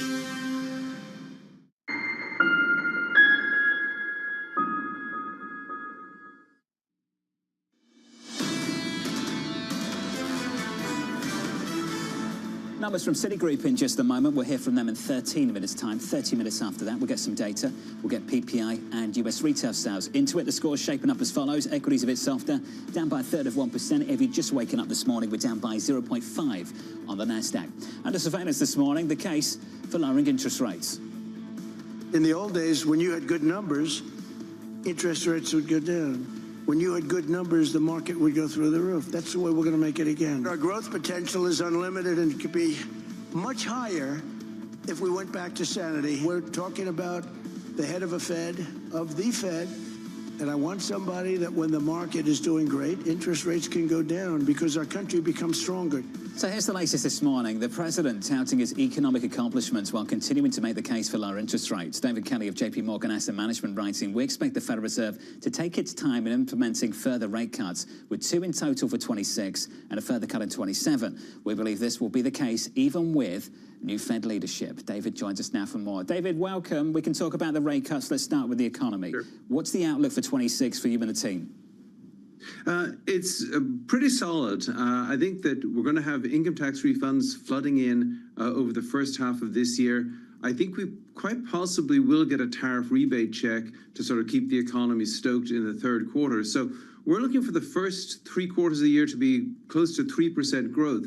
And then by the fourth quarter, I think things fade, and if Democrats take over the House and you've got divided government in 2027, I think you have slower growth. But I'm looking for about 2% growth, maybe more than that, maybe 2.5% growth for 2026, and then slipping down to about 1.5% growth for 2027. Well, let's round it up to 3 for 26. Let's work with some strong numbers, David. Let's say things are going to be great.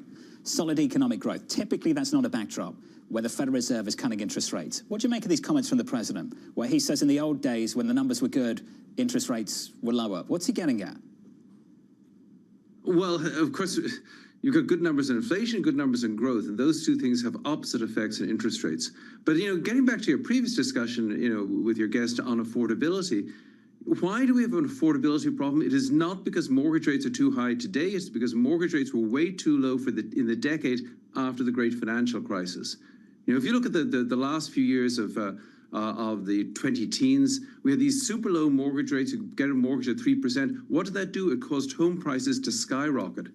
And that's the problem. And then when you get back to normal mortgage rates, and these are just normal mortgage rates that we have today, there's nothing unusual or inappropriate about them. The problem is the average person cannot afford to buy these really expensive homes, even with average mortgage rates. So the problem isn't the mortgage rates today, it is where the mortgage rates were before and what that did to home prices.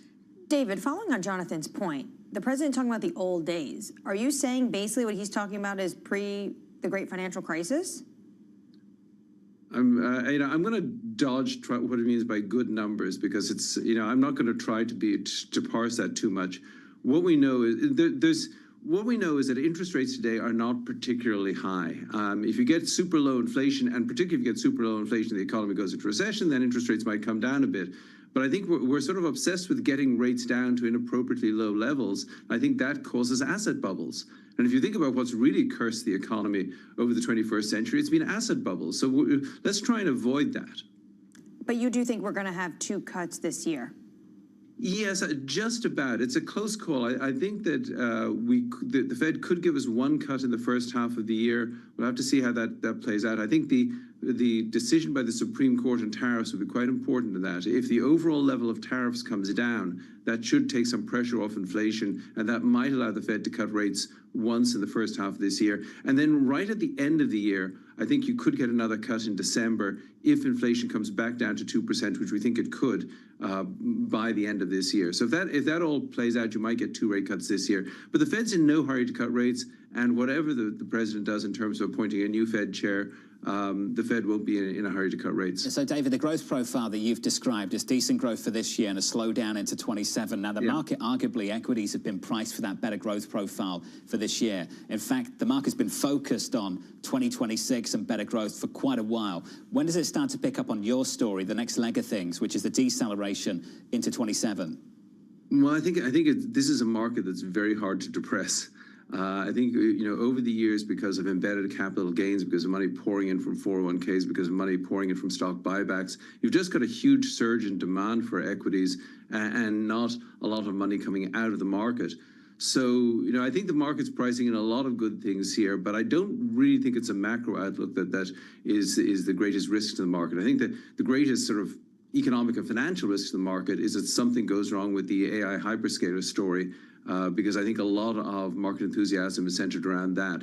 But for the moment, I don't think the macro numbers are going to shake this equity market. Something did change with the market reaction function with regards to the AI tech story, David, when we started to get CapEx numbers and increased spending and the stock market started to push back. How do you think the market's going to approach, investors will approach earnings season from the major tech players and those with exposure to this theme? Well, I think they'll want to make sure that, can companies actually afford to do this? Because there are questions about, if you go a few years down the road, are all of these companies, and I'm not going to mention individual names, but are they all going to be solvent? Because there can't be that many winners in the AI story. You've got like 5, or even domestically, 5 big companies trying to chase after generative AI, and they can't all win. And there is a question at some stage about do some of them get into too much debt? So I think the market's going to be very focused on that story, and also sort of the circularity in terms of everybody's capital spending in the tech sector is somebody else's revenue. So that you can depreciate the capital spending, the revenues all go straight to the bottom line, and so it is. This huge flurry of capital spending is actually inflating profits in the tech sector. I think people are aware of that. David, is that an issue for 26 or an issue further out? I think it's probably more of an issue further out. The difference, I think, one of the biggest differences between now and the dot-com bubble is you do have massive cash flow from these hyperscalers, which can keep the party going, even if people have some doubts about the long-term viability of the party. But there's enough cash to keep it going, which wasn't the case back in the dot-com bubble. David, appreciate your time, as always. Thank you, sir. David Kelly there of JP Morgan Asset Management on the interest rate backdrop, the future of the economy, and what's going to happen with AI. Now, he wouldn't name any companies, but I think for a lot of people coming into the new year, focused on the funding needs of one company, OpenAI, and whether we get some pushback for the year ahead. Gilles Loria basically is talking about how that's the litmus test for this entire trade of this entire market. OpenAI, how well will that IPO be received? You also have to think they have a lot of cash flow, but the president's basically saying that these companies might have to subsidize American consumers' electricity bills. Now, a lot of this is populist ideas going out to the midterm election, but if you're a tech company, you got to start thinking about that. And look, the president's got a curious take on interest rates. He seems to believe, based on those comments, that if the economy is doing better, we should be borrowing at lower interest rates. And of course, for a lot of people that follow developed markets, sovereign debt markets, that's not how things work. That's how, say, a corporate debt security would work, that if the profits are good, the numbers are good, your borrowing costs will be lower. Of course, the Treasury market doesn't work like that, and the Federal Reserve certainly doesn't work like that either. So this just sets you up for more tension further down the road. And for an individual that's holding interviews at least over the last month, I just wonder, I'd love some insight into the kind of questions that were asked these potential Fed candidates as those interviews continue. Well, maybe we can get some insight, because Rick Reeder, who is a frequent guest of Bloomberg, is having his interview supposedly tomorrow with the president, and he's the last one to have this interview. Maybe he can share some insight on the questions that are being asked. I know the number one is, will you cut interest rates? I imagine he's not going to tell us anything. Rick's a good guy. Best of luck to him for the next 24 hours. Up next on the programme, we'll catch up with Alex Altman of Barclays, the Delta CEO, Ed Bastian sitting down with Lisa. Look out for that in about 20 minutes' time. We'll speak to Sarah House of Wells Fargo and David Rubenstein of Carlyle.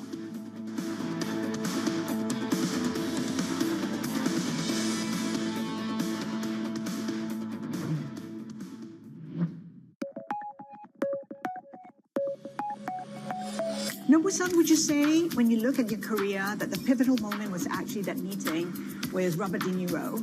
It took him 4 years to convince you to open a restaurant near him. You eventually did, and that started a partnership that has lasted through the decade.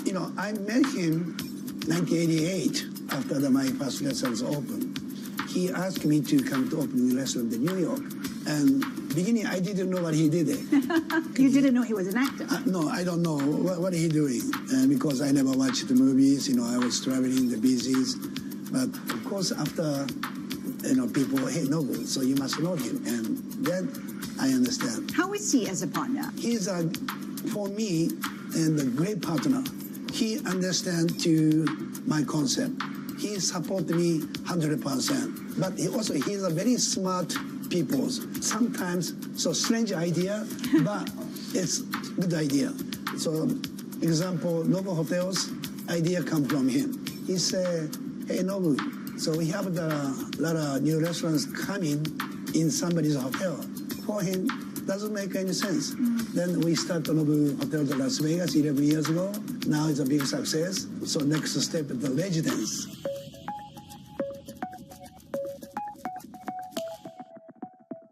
Welcome to the world of decentralized finance. Why is it that NFTs have not recovered in the same way that, say, Bitcoin has? Bloomberg is covering all things crypto. It's a pretty spectacular story. The people. This is the future. This is the 21st century economy. The transactions. It snapped up nearly $1 billion of Bitcoin. And the technology. We need to build a digital Fort Knox. That gives people financial freedom, and that's a wonderful thing. That's extraordinary. We ride the wave that is Bitcoin. Bloomberg Crypto, Tuesdays only on Bloomberg. The key issue right now for us in the diamond space is the declared divestment of Anglo from GBS. And as you know, Anglo holds 85% stake in GBS. Botswana, the government of the Republic of Botswana holds 15. We are resolute now, and we've communicated a firm intention to increase our stake in GBS to a controlling stake. We have lined up a number of potential collaborators with us, if I may put it that way. We have targeted funders, we have parties, we have the Oman Sovereign Wealth Fund, we have others who are willing and ready.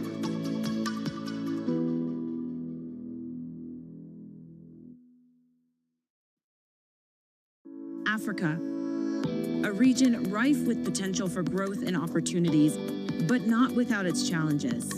Bloomberg highlights the biggest stories, interviewing key players, and reporting on the issues impacting the region. Join us as we get to the heart of African business, politics, and economics, and ask the question, what's next?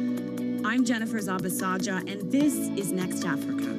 New episodes every month, only on Bloomberg. Bringing you up-to-the-minute news whenever and wherever it happens. I'm Haslinda Amin in Bangkok. This is Bloomberg.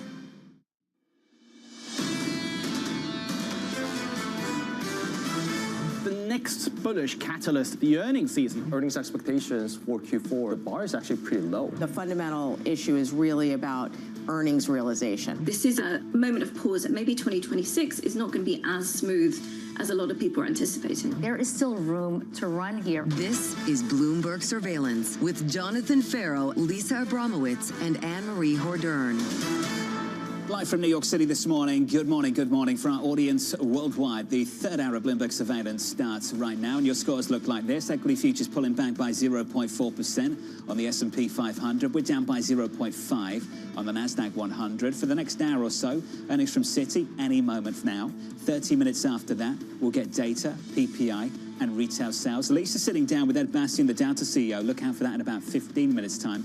And Anne-Marie later, 10 a.m. Eastern, might get a ruling on those Liberation Day tariffs. We might get a ruling on those tariffs, and that's going to be huge for this administration because they basically need to work about 75% of some of the tariff deals they've cut with this administration, or potentially the fentanyl tariffs they've put on some other countries. That's going to be interesting. Also, the timing of this, because the president is going to Davos next week, where he's going to be seeing a lot of these countries. If he's reworking this, that is going to be incredibly challenging and take up a lot of time and space for the rest of his cabinet. And he said yesterday, we have other ways, and tariffs is his favorite word, so it's here to stay. We've got a lot to get through this hour, including those numbers from Citi just dropping. We'll also catch up with Alex Ullman of Barclays, with stocks falling as traders weigh the latest bank earnings. The Delta Airlines CEO catching up with Lisa following that underwhelming outlook delivered yesterday, and Sarah House of Wells Fargo breaking down the latest data. We begin, though, with those Citi earnings just crossed in moments ago. Danny has the headlines. Hey, Danny. Hey, John. As of now, it is looking somewhat missed. Let's start with the highlights. The fourth quarter fixed sales and trading revenue is a beat. That comes in at $3.46 billion. The estimate was for $3.29 billion, too. The equity sales and trading, that does come in light. Equity sales and trading revenue at just over $1 billion. The estimate was for $1.1 billion. We did have a warning from the CFO only a few months ago that the market's revenue would be in the low to mid-single digits growth year over year, so maybe not a surprise that you do have a little bit bit of weakness there. It does look like the investment banking that is somewhat strong, $1.27 billion. It is aggressive growth that Citi is aiming for. The growth in the fourth quarter looks something like 84%. For comparison, JP Morgan's was just up by 6%. So it's this turnaround, perhaps a suggestion that the hire from JP Morgan, Viz Raghunavan, in the late summer is working for Citi. But again, some of these other sort of metrics coming in a little bit weaker, but Jane Fraser saying we enter 2026 with a visible momentum across the firm. They are committing to a return on equity of 10 to 11%. Total cost of credit is $2.22 billion. So that comes in lighter than the estimate for $2.5 billion. And let's just add into this the scoop from Bloomberg of a let go of about 1,000 people this week. Just to be clear, in order for Citi to hit its target, it would need to let go more folks and to get to that profitability target and to get some of its headcount targets. So at the moment, John, I have to say it is looking mixed. Maybe that's why we're seeing the market reaction you can see at the moment, which is unchanged. But they are seeing a lower level of severance in 2026. So maybe some of the employment picture will start to normalize, or at least when it comes to the cost of that. Somewhat similar to what we saw from JP Morgan yesterday, Danny. Pockets of weakness, pockets of strength against a relatively high bar, given the rally we've seen in some of these names over the last year. Then we get to the call. And Danny, we know how this goes. The media gets on the call and they skip past the numbers and they go straight to the policy and the politics. What are we hearing elsewhere? Well, as we were talking about before, Bank of America flat out declined to comment. Wells Fargo, their CFO, indeed did decide to comment. John, I was looking at some of the comments he said. He said that the card proposal would affect a wide spectrum of people. It would have a negative impact from the threat of that. But just to be clear, as we had with JP Morgan and as we had with Bank of America, they are at pains to begin that answer by saying, we support the affordability push, that it is an issue. The CFO saying families across the country have been having issues with affordability for some time, and we think about different solutions to combat the problem. But again, he goes on to say, as been pointed out, it would have a significant negative impact for credit availability for a wide spectrum of people, and a negative impact on economic growth, and a negative impact on the industry too. So, John, we do have comments there, and as expected, they're not positive ones. Danny, thank you. More from Danny throughout this morning. Look out for Danny alongside Matt Miller in about 55 minutes' time. Rule number one of banking, never upset the person with their finger on the regulation. Absolutely. For Citi, I cannot wait to hear what they have to say in terms of the credit cards. Our Bloomberg analysis that Citi leads the group of cards representing 23% of loans. Can they even make money if the cap is under 10%? Citi this morning, down by about 1/3 of 1%. Goldman reporting tomorrow, they're down about 0.4 of 1%. We'll hear from them and Morgan Stanley tomorrow morning. Look out for that. Here's a view on Wall Street this morning. Alex Altman of Barclays writing, for the time being, investors will have to navigate the noise of coming Q4 earnings and try to deploy capital into themes that should be agnostic to the whipsawing headlines. Alex, I'm excited for this. Tell me how to do that. Good morning. Good morning. So keep it really simple, as simple as possible. Thematically, as far as we as a team are concerned, there's one very obvious theme, which you can deploy in a lot of different ways, and that is the US-China decoupling. It's that simple.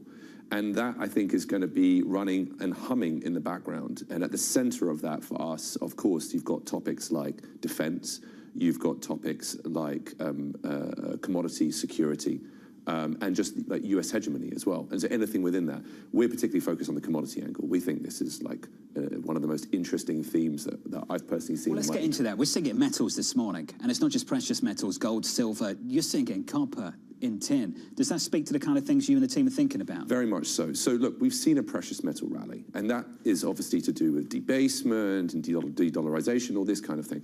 Industrial metals is kind of something which we pivoted to quite hard in the fourth quarter of last year. And the reason is because of that decoupling. And just to give you the exact summary in its simplest form, US and China used to codepend on one another, or still do codepend on a lot of resources. If we're moving to a world of decoupling, and we're in a sort of a détente right now up until the Taiwanese elections at the beginning of 2028, we've effectively got 2 years for these countries to secure as much resource as possible, not just physical demand, but also just the line of sight on future supply. And what's really important about that is at the moment, the US is relying on over 50% imports on about 47 critical metals and resources. So it's not just rare earths, it's everything: copper, lead, lithium, electrification systems, aluminium, everything. If that is your base case, then can we see more noise when it comes to geopolitics? The president a week ago, a little more than a week ago, captured Maduro. He's now talking about Greenland. And let's not exclude Ukraine as well. Massive on critical minerals and resources as well. So yes, I think a lot of the foreign policy decisions are being driven by those two factors, by defense and commodity security. Does this have to do with the AI trade and building out data centers, or is this to increase the availability of these minerals and metals we need for our military? Well, I think it's both of those. And on top, if you just want to run an economy, if you just want to build infrastructure, if you want to build roads and bridges and electrification of grid and modernize your entire economy, you need access to critical minerals and metals. And of course, people talk a lot about the AI narrative when it's an important incremental demand for copper, but we're talking about maybe 5 or 6% of global demand is coming from AI data centers. China is accounting for 60% of global copper demand. Let's finish on the price of the story. So some of those metals are already trading at all-time highs, gold, silver, copper. In the bank sector, we've seen some record highs in that sector as well. And they've gone into earnings season following a massive rally. We've seen some pushback from earnings season. I just wonder if you're taking any early indicators from the way the stock has behaved in response to the earnings we've seen in the last 24 hours. Specifically in the financials? The financials, yeah. I mean, I think you've obviously got this noise around the credit card data, which you guys have already covered. Against that, you've also got to consider there's still a question mark about what's going to happen within the ECM world in 2026. There's also going to be a question around the state of the consumer in 2026 as well. Most people are of the view that it's going to be a very robust backdrop still for the consumer. But let's not forget, we've talked about this a lot in the past, we're still in a K-shaped recovery. There's a large number of consumers that aren't in good shape, and we have to consider those as well when talking about consumer finance. In some ways, does it make it easier to trade small caps, to be invested in small caps because they're not the target of some of the headlines to start the new year? So we've been, as a team, very bullish on small caps since around about July of last year. We're beginning just to sort of temper that enthusiasm just now. And what's changed? Just the rally? Well, the positioning. So positioning was a big driver of our view back in the summer when basically we had record shorts by hedge funds and asset manager. That's now completely closed. Now she has moved back to a net long. It's not crowded by any stretch. And one of the big beneficiaries of small caps right now is a combination of the OBBB and also the fact we have to think about AI beneficiaries, i.e. low-margin companies that actually can start to get the benefits of AI productivity as well. So there is still a positive small-cap story, but from the positioning dynamic perspective, we have to respect the fact it's changed. Is it fair to say that trade, though, is no longer dependent on lower interest rates? That something did click in the last several months that was away from the Federal Reserve story? In terms of trade? The fact that we had small caps rally as hard as they did, even though basically the rate cutting cycle is now stalled? I would definitely say there's been a tariff temperament dynamic that's been at play in small caps as well. And of course, we're going to get the IEPA announcement from the Supreme Court any day now. And I think that decision will also plot the path for small caps in the near term too. Is that a market story, the Supreme Court decision? Because Anne-Marie's asked this question continuously and had a lot of pushback, I would say. Basically, it goes something like this. Yeah, basically what's going to happen is they'll find another way and it doesn't really change anything. So that's really the question. The question is not about whether it's a market dynamic or not. The question is, does the president want to use this IEPA SCOTUS ruling as an off-ramp in a year where he really wants to win the midterms? And you can see a lot of the domestic policy announcements that have come through from him over the past week, and these frenetic headlines have been about affordability and helping the middle class. And so would actually a tariff rollback, and we've already seen some of that, right, whether it's furniture and kitchen cabinetry, stuff that was supposed to kick in and didn't, is this all part of a let's call it a one-year hiatus in order to try and improve the affordability dynamic of Americans and then kick the tariff narrative back in? That's not my view, just to be very clear. Sure. I think that the president... So blame the Supreme Court. Right. I think the president likes tariffs. I think he likes winning. I think he likes using it as leverage in part of the foreign policy. However, there is still a narrative out there that there is an off-ramp that could present itself. A lot to think about in a week and year ahead. Alex, thank you, sir. Good to see you. Alex you. Ullman there of Barclays. Let's get you an update on stories elsewhere with your Bloomberg brief. Let's cross over to Vonnie Quinn. Hey, Vonnie. Hey, John. Thank you. Citi out with its fourth quarter results, reporting FICC sales and trading revenue that beat estimates. CEO Jane Fraser saying the bank is entering 2026 with visible momentum across the firm and committing to a 10 to 11% return on equity. Robotics startup Skilled AI is being valued at $14 billion in a new funding round. The company raising over $1 billion from investors SoftBank, Nvidia, Bezos Expeditions. Skilled AI's valuation has more than tripled in the last 7 months.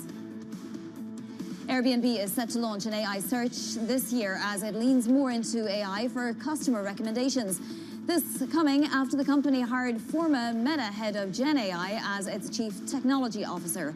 CEO Brian Chesky telling Bloomberg News, "We're going to build great design sensibility into the experience of Airbnb."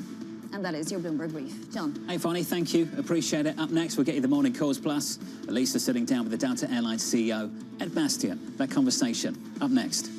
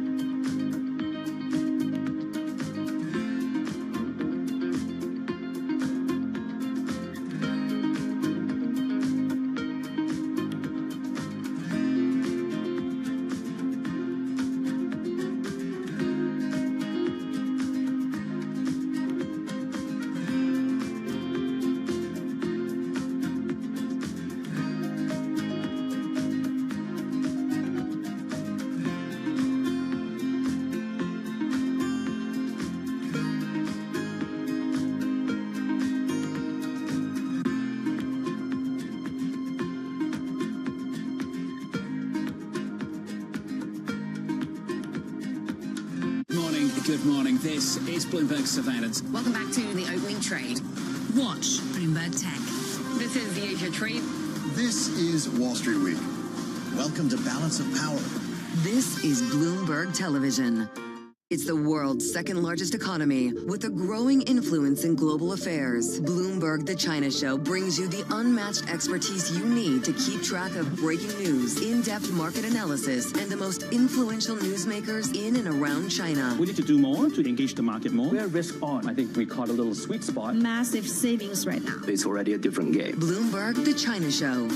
Weekdays around the world, right here on Bloomberg. Context changes everything. Middle East and Africa, vibrant resources and high-yield investment opportunities abound. Join me on Horizons Middle East and Africa for the stories, newsmakers, and insight from this exciting region. Now weekdays, only on Bloomberg.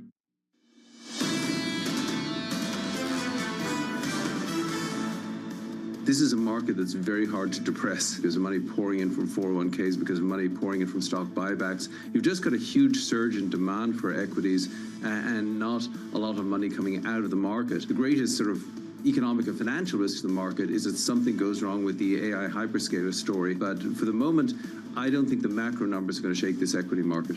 That was David Kelly of JP Morgan. Here's the equity market this morning, just slightly softer, down by 0.4%. That's the price action. Let's get you some morning calls. Goldman raising its price target on Halliburton, highlighting improving international confidence and value from Venezuela. Your second call from Citi, raising its target on BNY Mellon, citing the firm's strong outlook. And finally, UBS downgrading Rivian to sell, calling expectations for its latest vehicle launch elevated. Looks like a nice car, to be honest with you. Anyway, more on that later. Another time, another day, another week. Saw one yesterday. Got stuff to do. Now, the new ones are cool.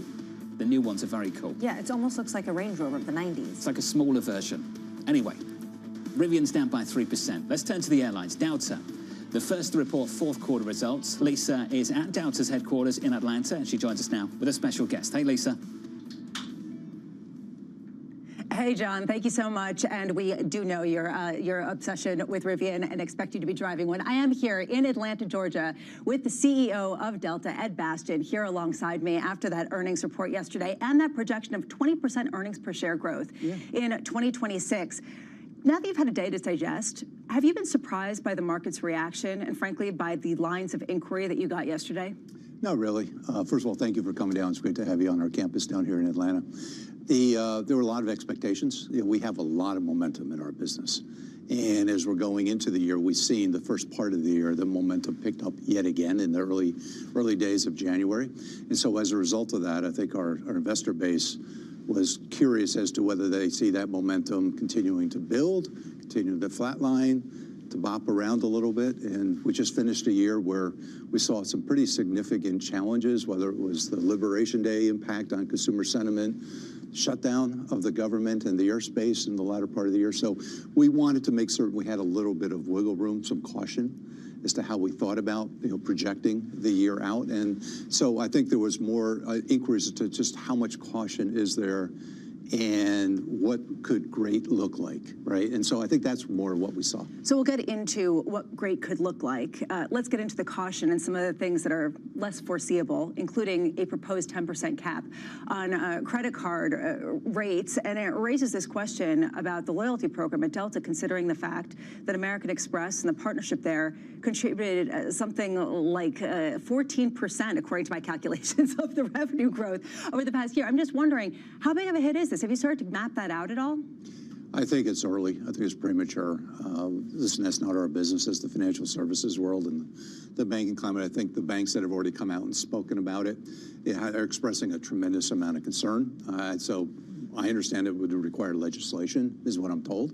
And we know the challenges of getting anything through Congress these days. I also think the knock-on effects are pretty significant when you think about what seems to be maybe a good idea to help the lower income strata, give them some income tax or not income tax, some interest rate relief.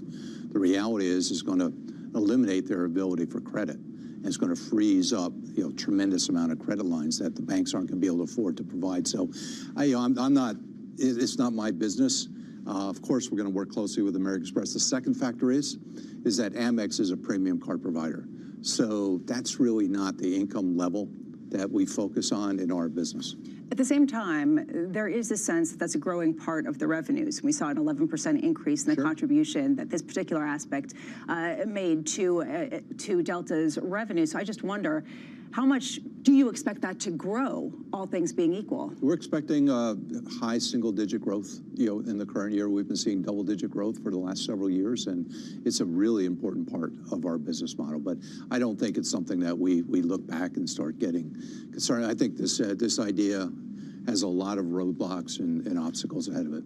One thing that you said in an interview with a colleague talking about what could great look like is that effectively all the growth that you've seen so far has been from the premium cabin, not from the main cabin. Why do you think that is? Is it because of just incredible strength at the premium end, or is it because of weakness in the main cabin? I think the main reason is the demand set for the premium seats and the premium product that we offer is continues to be at a record high.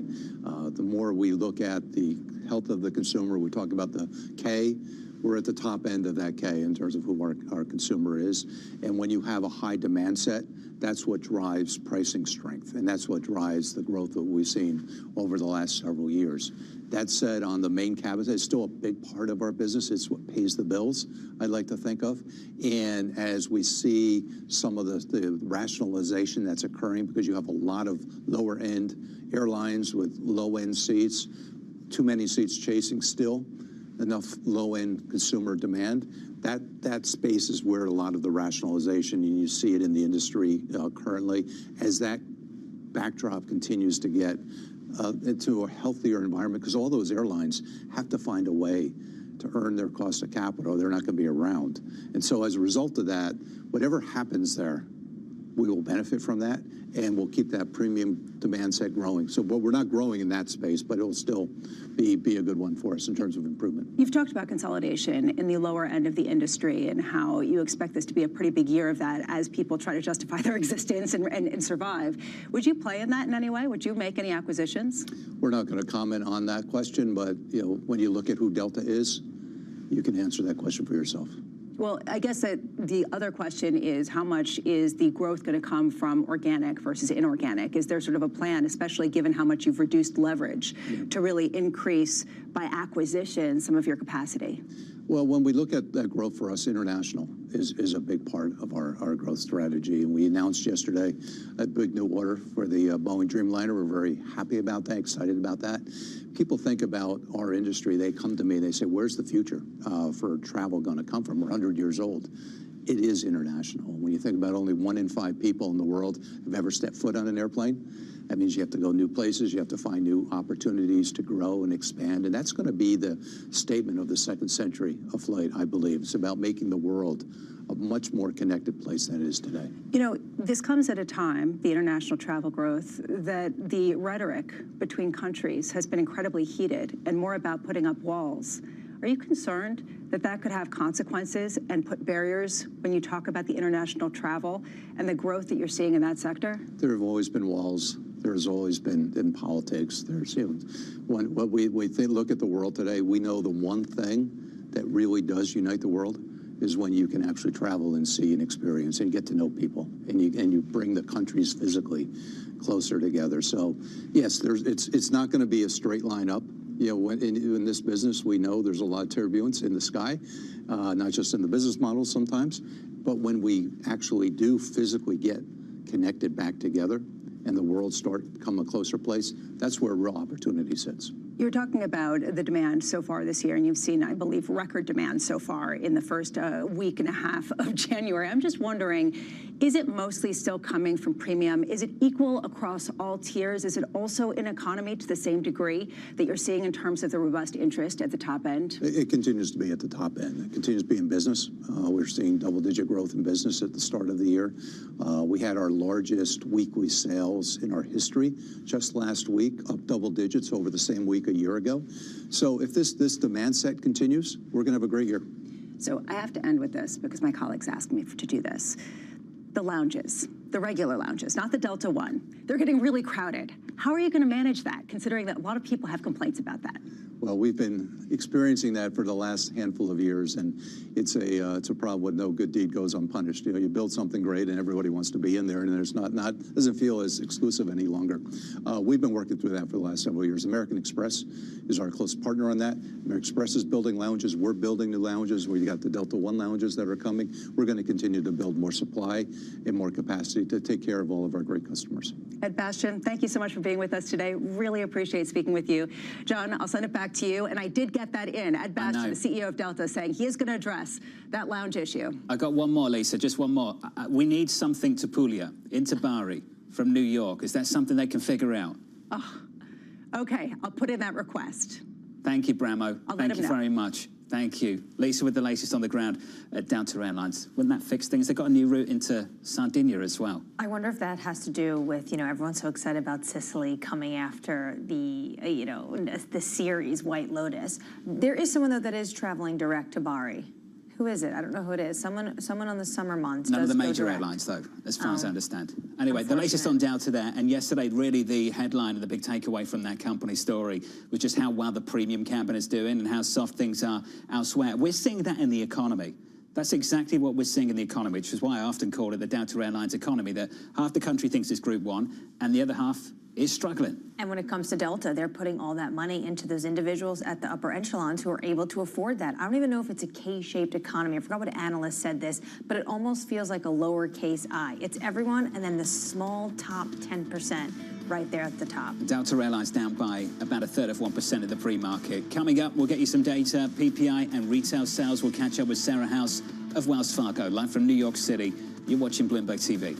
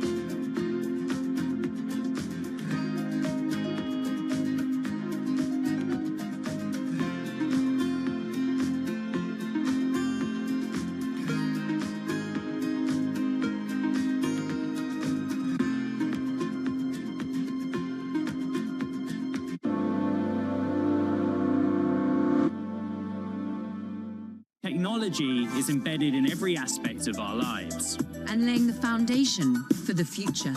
From finance to defense, AI to entertainment. And from the road to the stars. Bloomberg brings you the latest stories of the people and companies pushing the tech sector to new frontiers. And the politics that shape global tech markets. I'm Caroline Hyde in New York. And I'm Ed Ludlow in San Francisco.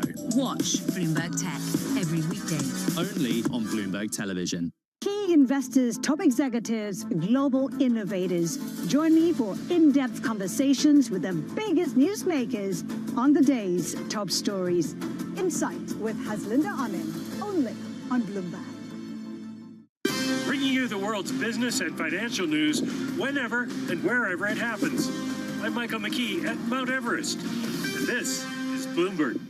Good morning. This is Bloomberg Daybreak Europe. I'm Lizzie Burden in London, and these are the stories that set your agenda. Taking you from the U.S. market's close to the overnight session in Asia, we'll walk you through what you need to know to kickstart Europe's trading day. Live from our European headquarters, we bring you the day's top market-moving stories, unmatched expert analysis, and on-the-ground reporting from across the continent. Tune in to Daybreak Europe, only on Bloomberg Television. Context changes everything.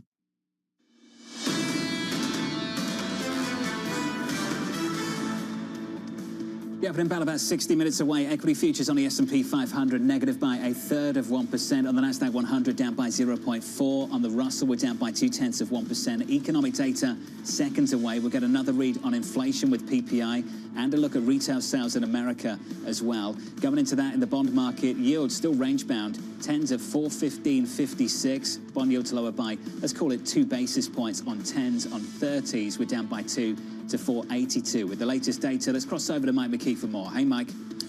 Good morning, John. Well, we'll see if we can't move the needle a little bit for the equity markets, with retail sales coming in up 0.6% after being flat. That's the headline, flat in the month of October. These are November numbers, so we're behind, remember, because of the government shutdown. Ex-autos up 0.5% after 0.4 gain, and ex-autos and gas up 0.4 as well. The control group, which is what we really care about, up 0.4%. That's down from a 0.6 gain, revised lower for the month of October. The PPI numbers are not out yet. They're slow to come out. Here we go. Producer price index increased 0.2% in November. Now, remember, these are September to November numbers, because there were no October numbers, just like with CPI. The PPI for the year, let's see if we have an annual basis number, 3%. For the 12 months ended in November, and that's the headline. Now, if you want to take the core, which we usually consider the ex-trade one, the index for final demand, less foods, energy, and trade services up 0.2% in November, and for the year up 3.5%. That is the largest 12-month increase since rising 3.5% in March. So on the basis of the PPI annual figures, it looks like you're not going to be cutting interest rates anytime soon. And with relatively strong retail sales, it seems like inflation is still going to be on the menu. Mike, as you indicated, somewhat dated data, but are we getting a decent picture of the momentum we had into year end and into the new year, a decent picture of the overall economy? Well, probably not in terms of the data that comes in for the overall economy, but it gives us a direction. The January meeting, they've already said they're probably not going to be cutting, and I would assume that this kind of data seals that, and then they'll have 2-3 more reports on all of these things before the next meeting in March. So they'll have a much cleaner read by the time we get to the end of the first quarter. Just quickly here, motor vehicle sales were up by 1%.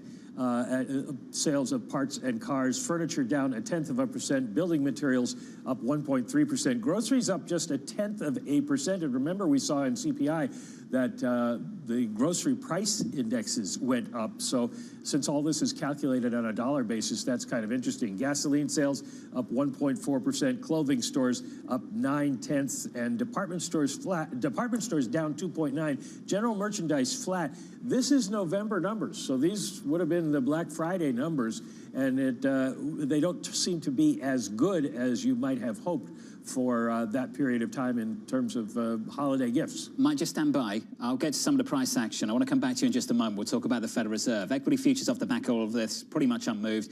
We're a little bit softer going into the opening bow. That's where things stay. In the bond market, looking across the yield curve, 2s, 10s, 30s, yields were lower, still lower by a basis point or two across the curve. And in foreign exchange, bit of a snooze for euro dollar, just about unchanged on the session at 116.45. Mike, let's park the data and park the price action. I wanted to talk to you about the universal pushback we've seen to developments around the Federal Reserve over the past few days, to see all these central bankers sign on to the same note. What was your reaction to that, Mike? I think central bankers are looking at this from the point of view of what's good for themselves is having the Fed be independent and not under the control of any politician, because if the Fed is moving interest rates around, it's going to affect people's currencies, and that's going to affect their economies. So they have a vested interest in this. It's interesting that Neil Kashkari, in an interview with the New York Times that's just out, says that Jay Powell was right, that this is about monetary policy, the president's efforts, and that Powell explained the situation accurately. Kashkari saying he doesn't see any impetus to cut in January. And we might also mention a little bit of other news. French Hill, who's the chairman of the House Financial Services Committee, on with us quite often, says he anticipates that Jay Powell will not come up to the Hill to testify for the House and Senate in what we call the Humphrey Hawkins testimony because of the president's investigation. There's some tension building, let's put it that way, Mike, and it has been building over the last year. Mike McKee on the data and on the Federal Reserve. A lot of foreign central banks signed up to a letter to defend Chairman Powell and the independence of the Federal Reserve. That's not independence, but these central banks are still accountable to the governments that they're in, the countries that they are placed in, located. And this was interesting in watching how this played out in New Zealand. The Prime Minister came out with a note. Now, the New Zealand Central Bank governor signed up to that very same letter, and this is what the Prime Minister had to say. The RBNZ has no role, nor should it involve itself in U.S. domestic politics. We remind the governor to stay in her lane and stick to domestic monetary policy.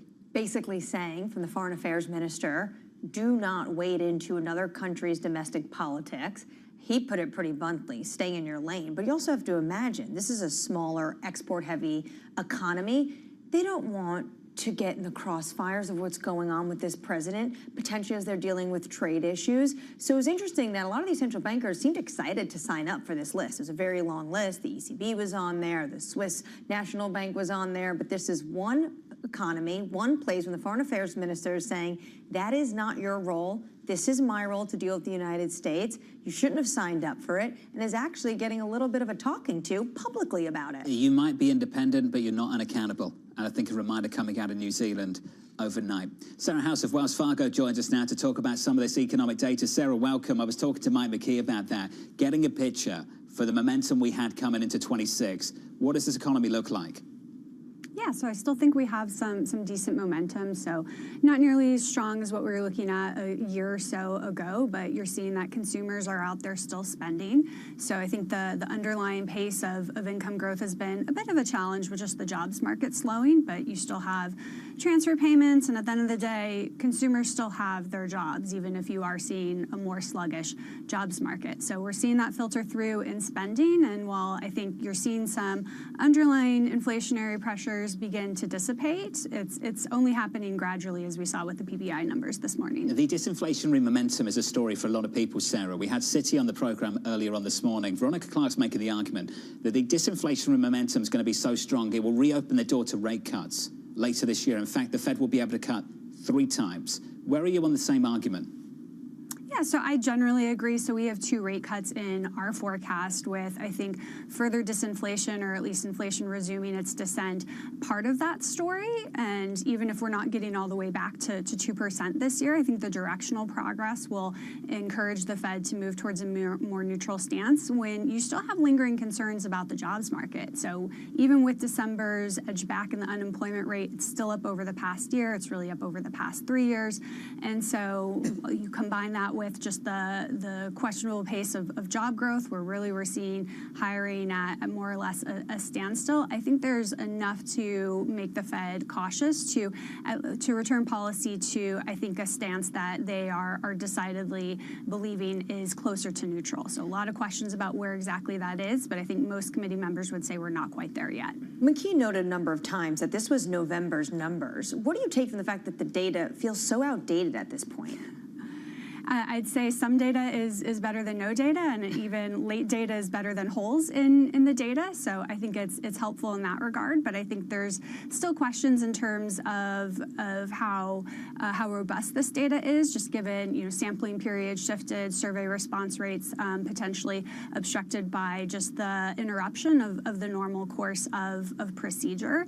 But I think again what we're seeing is the inflation picture. It's definitely not getting worse. So even if we're still seeing signs from the PPI that price growth remains rather sticky. So we're still seeing the numbers, the core, so ex-food, energy, and trade services. It's still down on a year-over-year basis from where we were a year ago, and then we're seeing more clear improvement from the latest CPI data. So I think it's still consistent with that slow, gradual descent in inflation resuming. I feel like a broken record, but when do you think we'll start to get clean readings when it comes to the government data?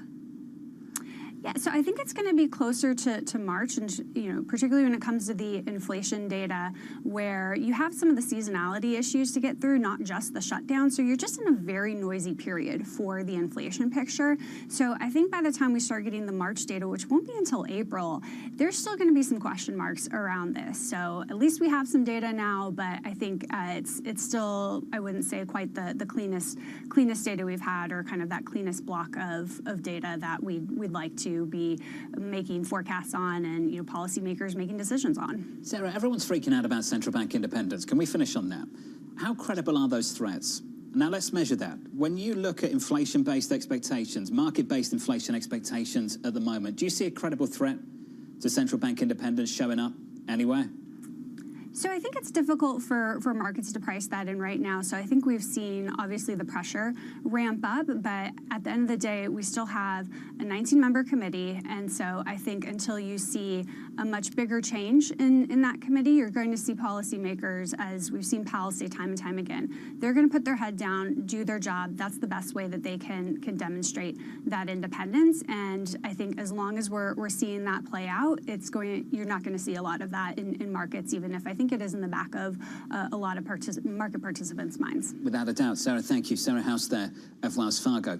Not to underplay the seriousness, the nature of the kind of conversation we're having over the last few days, but ultimately, if you look at the market's judgment of how credible these threats are, there seems to be a lot of faith in the independence of the Federal Reserve and the robustness of the institution, the resilience of the institution. If you look at the bond market, essentially unmoved in the face of all of this. Right, and a lot of that has to do with the fact that you have senators coming out, and you have individuals in Congress that are Republicans that are saying we're not going to move forward with any sort of Fed pick until this gets wrapped up.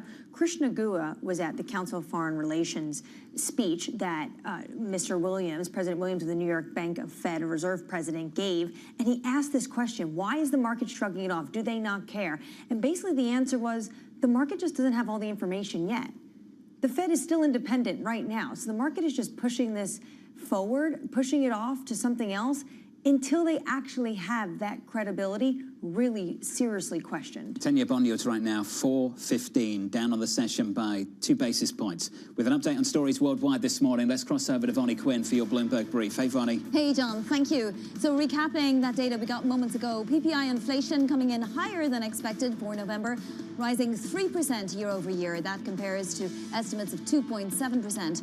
Month over month, numbers were unchanged for prices, excluding food and energy. U.S. retail sales as well came in higher than expected, rising 0.6% from October, compared to the estimate for a 0.5% gain. Amazon is looking to reduce what it pays suppliers ahead of that potential Supreme Court tariff decision.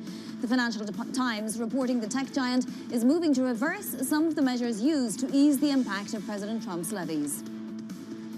In sports, Mike Tomlin has stepped down as the head coach of the Pittsburgh Steelers. Tomlin had been in the role since 2007 and was the longest tenured head coach in the NFL. He won Super Bowl 43 in just his second year, but failed to win a playoff game across the team's last 7 appearances. In his 19 years, he never finished a season with a losing record. And that is your Bloomberg Brief. John. Bonnie, thank you. Thanks for this morning. Up next, we'll catch up with the Carlyle co-founder and co-chairman, David Rubenstein, plus Yahara Arnott with your morning movers. Traders digesting earnings from Wells Fargo, Bank of America, and from Citi.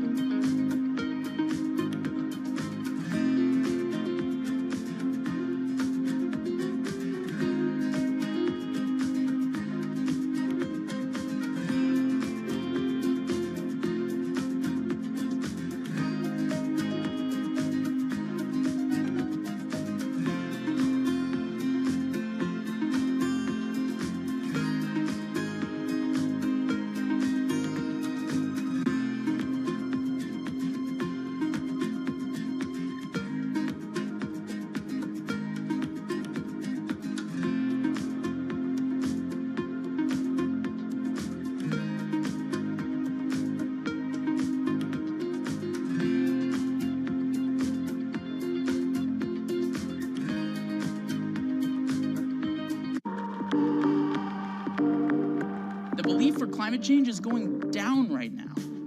It's going down. And we've tried everything to shame people and blame people and put them in their place and tell them that they're doing things wrong and that they're killing everybody. But if we keep telling them that, then we are going to kill everybody. So we got to figure this out. And we're not going to do it by blaming people who are just trying to wake up and make ends meet every day, especially when a lot of those people have the same connection to nature and the environment that we all share here. I hike and I ski and I love the environment just as much as anybody else, but so does somebody who works in an oil field. The Cabela's shopper and the REI shopper want the same things. They want clean air and they want clean water and they want to be able to recreate outdoors. So until we figure out how to get on the same page, we will continue to lose. We cannot afford to lose anymore. We need to build a winning coalition of people across the political spectrum, or we will never create the solutions that we need.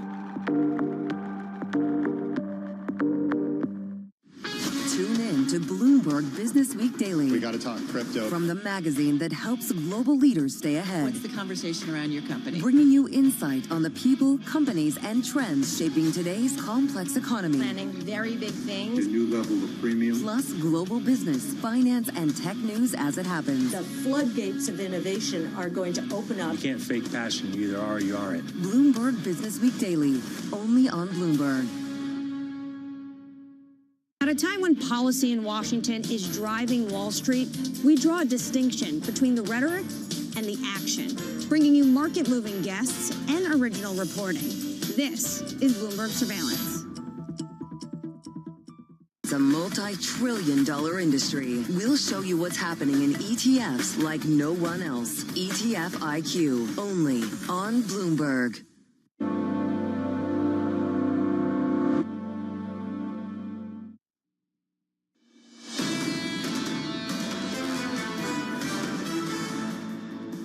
What's exceedingly clear is that President Trump is not going to let these tariffs go. We may end up with a decision today that rules against certain tariffs, those imposed for trade deficits, and retains other tariffs. So it will be really important, I think, to take some time to analyze whatever the Supreme Court puts out before companies make decisions about what to do next. That was Kate Kalukowicz, the former White House trade official, weighing in on the prospect of getting a Supreme Court opinion, a ruling on the Liberation Day tariffs announced by the president last April. As we count you down to the opening bell, about 45 minutes away, equity futures shaping up as follows. Slightly softer this morning. We're down by about 0.5% to 0.4. We're down 0.6 on the NASDAQ. The financials in focus, the big banks and others with your morning movers. Here's Yahara. Hey, Yahara. Hi, John. We start there. A lot of whipsawing among these bank stocks this morning. And we start with Wells Fargo. Shares are down 2.5% after higher severance costs and a miss on net interest income hit profits.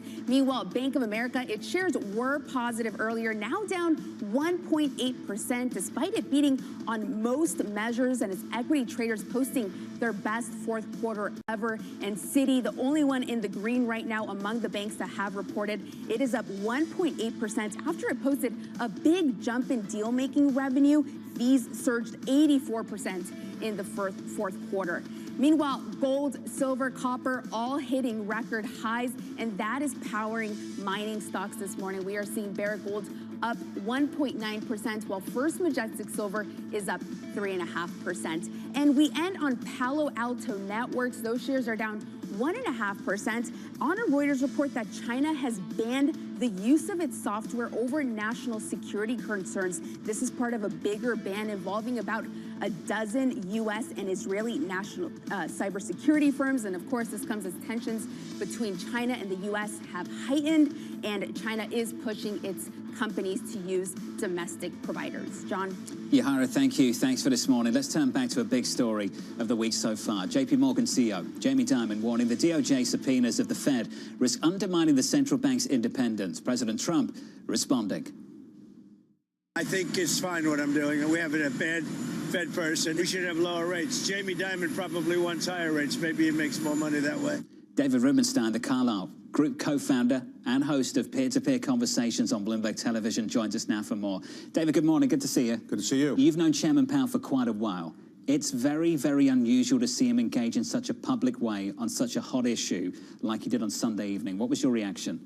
Well, he worked at Carlyle for 8 years, so I got to know him quite well.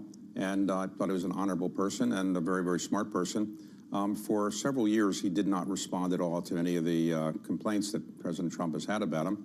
And it showed enormous restraint in my view. I don't think I could have had that kind of restraint.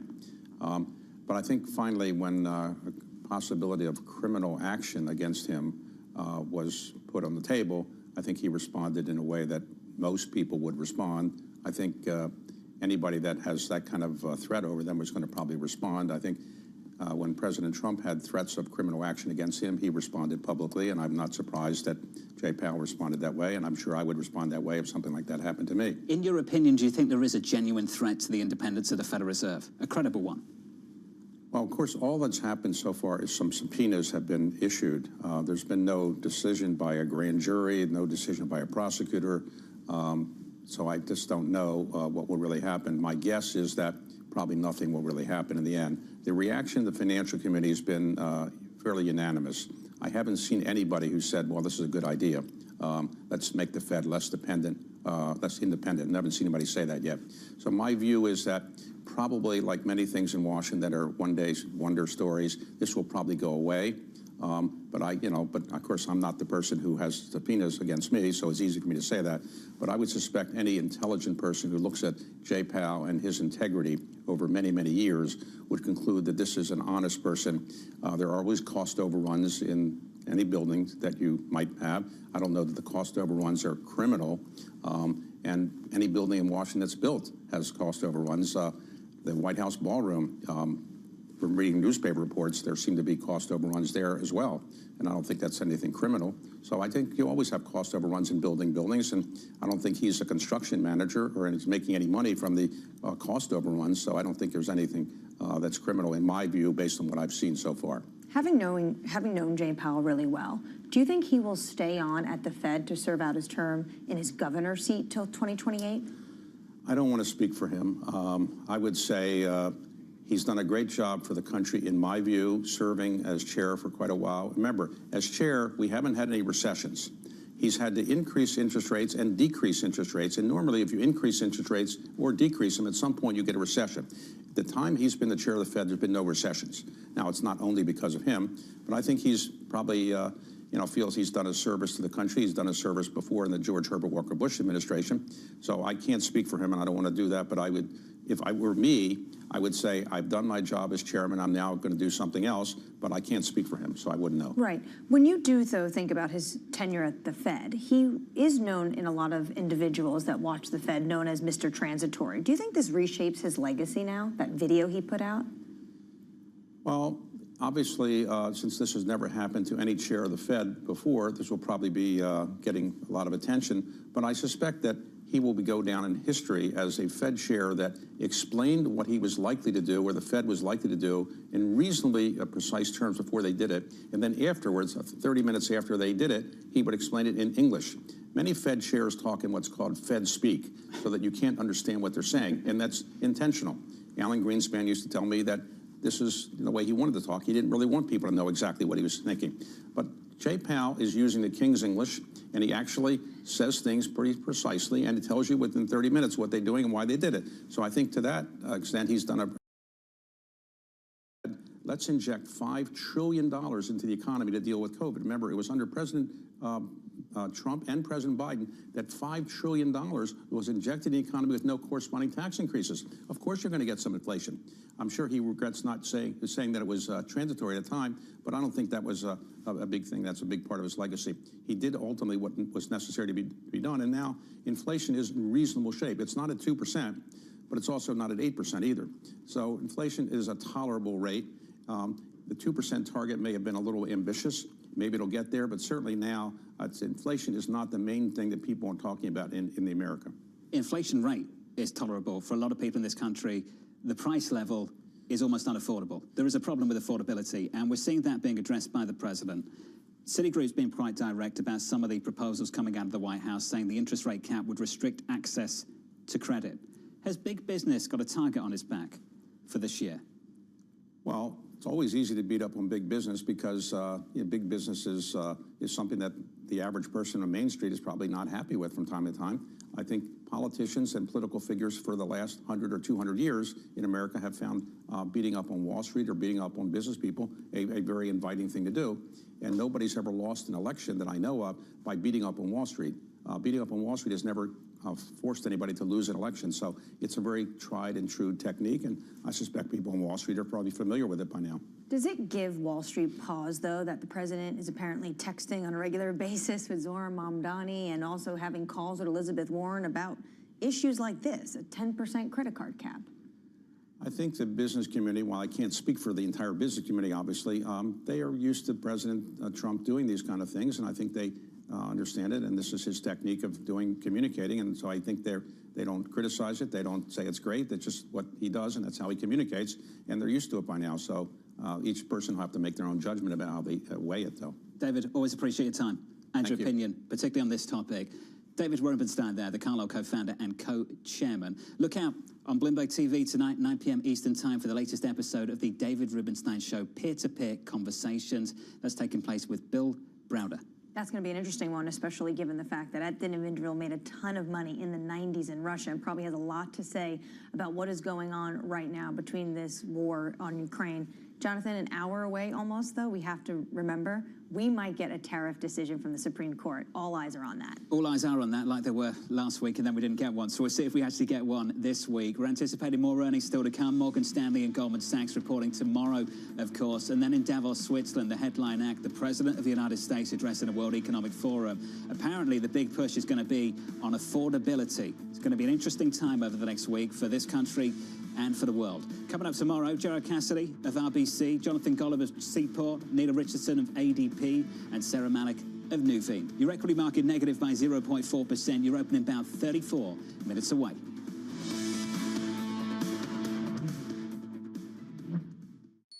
Asia is at the forefront of some of the world's biggest stories. I'm Sherrian in Tokyo.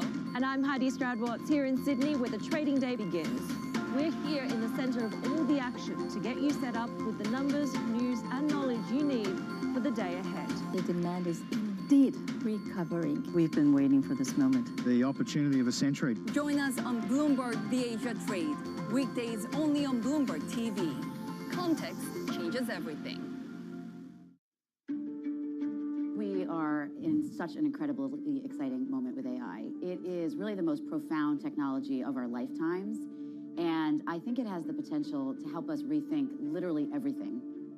The potential for economic impact, societal benefit is honestly boundless. When we think about the economic impact for Europe in particular, it's around a 1.2 trillion euro estimate of the productivity growth that can be unlocked. This platform shift that we are living through, I think, is going to create untold amounts of value for the world, but also for the businesses and for economies, which is why I'm incredibly optimistic in this moment for Europe, but also for the whole world. How do you think about job losses or safety for some of the AI tools? You know, I hear the anxiety and I understand the anxiety about jobs. I think that we are certainly going to live through a massive transition about how people learn to work alongside these tools. I mean, the reality is I do think there'll be some number of jobs that are displaced. I think it is a smaller number maybe than some anticipate. We estimate it's around 7%. And I think what's important is that we have programs that help those 7% transition into new fields of work. I think what is more likely is that most of us are going to learn to work alongside these tools. So we estimate about 2/3 of us. If you think about the tasks you do in your daily life, when you look at every industry, there are administrative tasks that are happening everywhere, and that's what AI is most helpful in improving.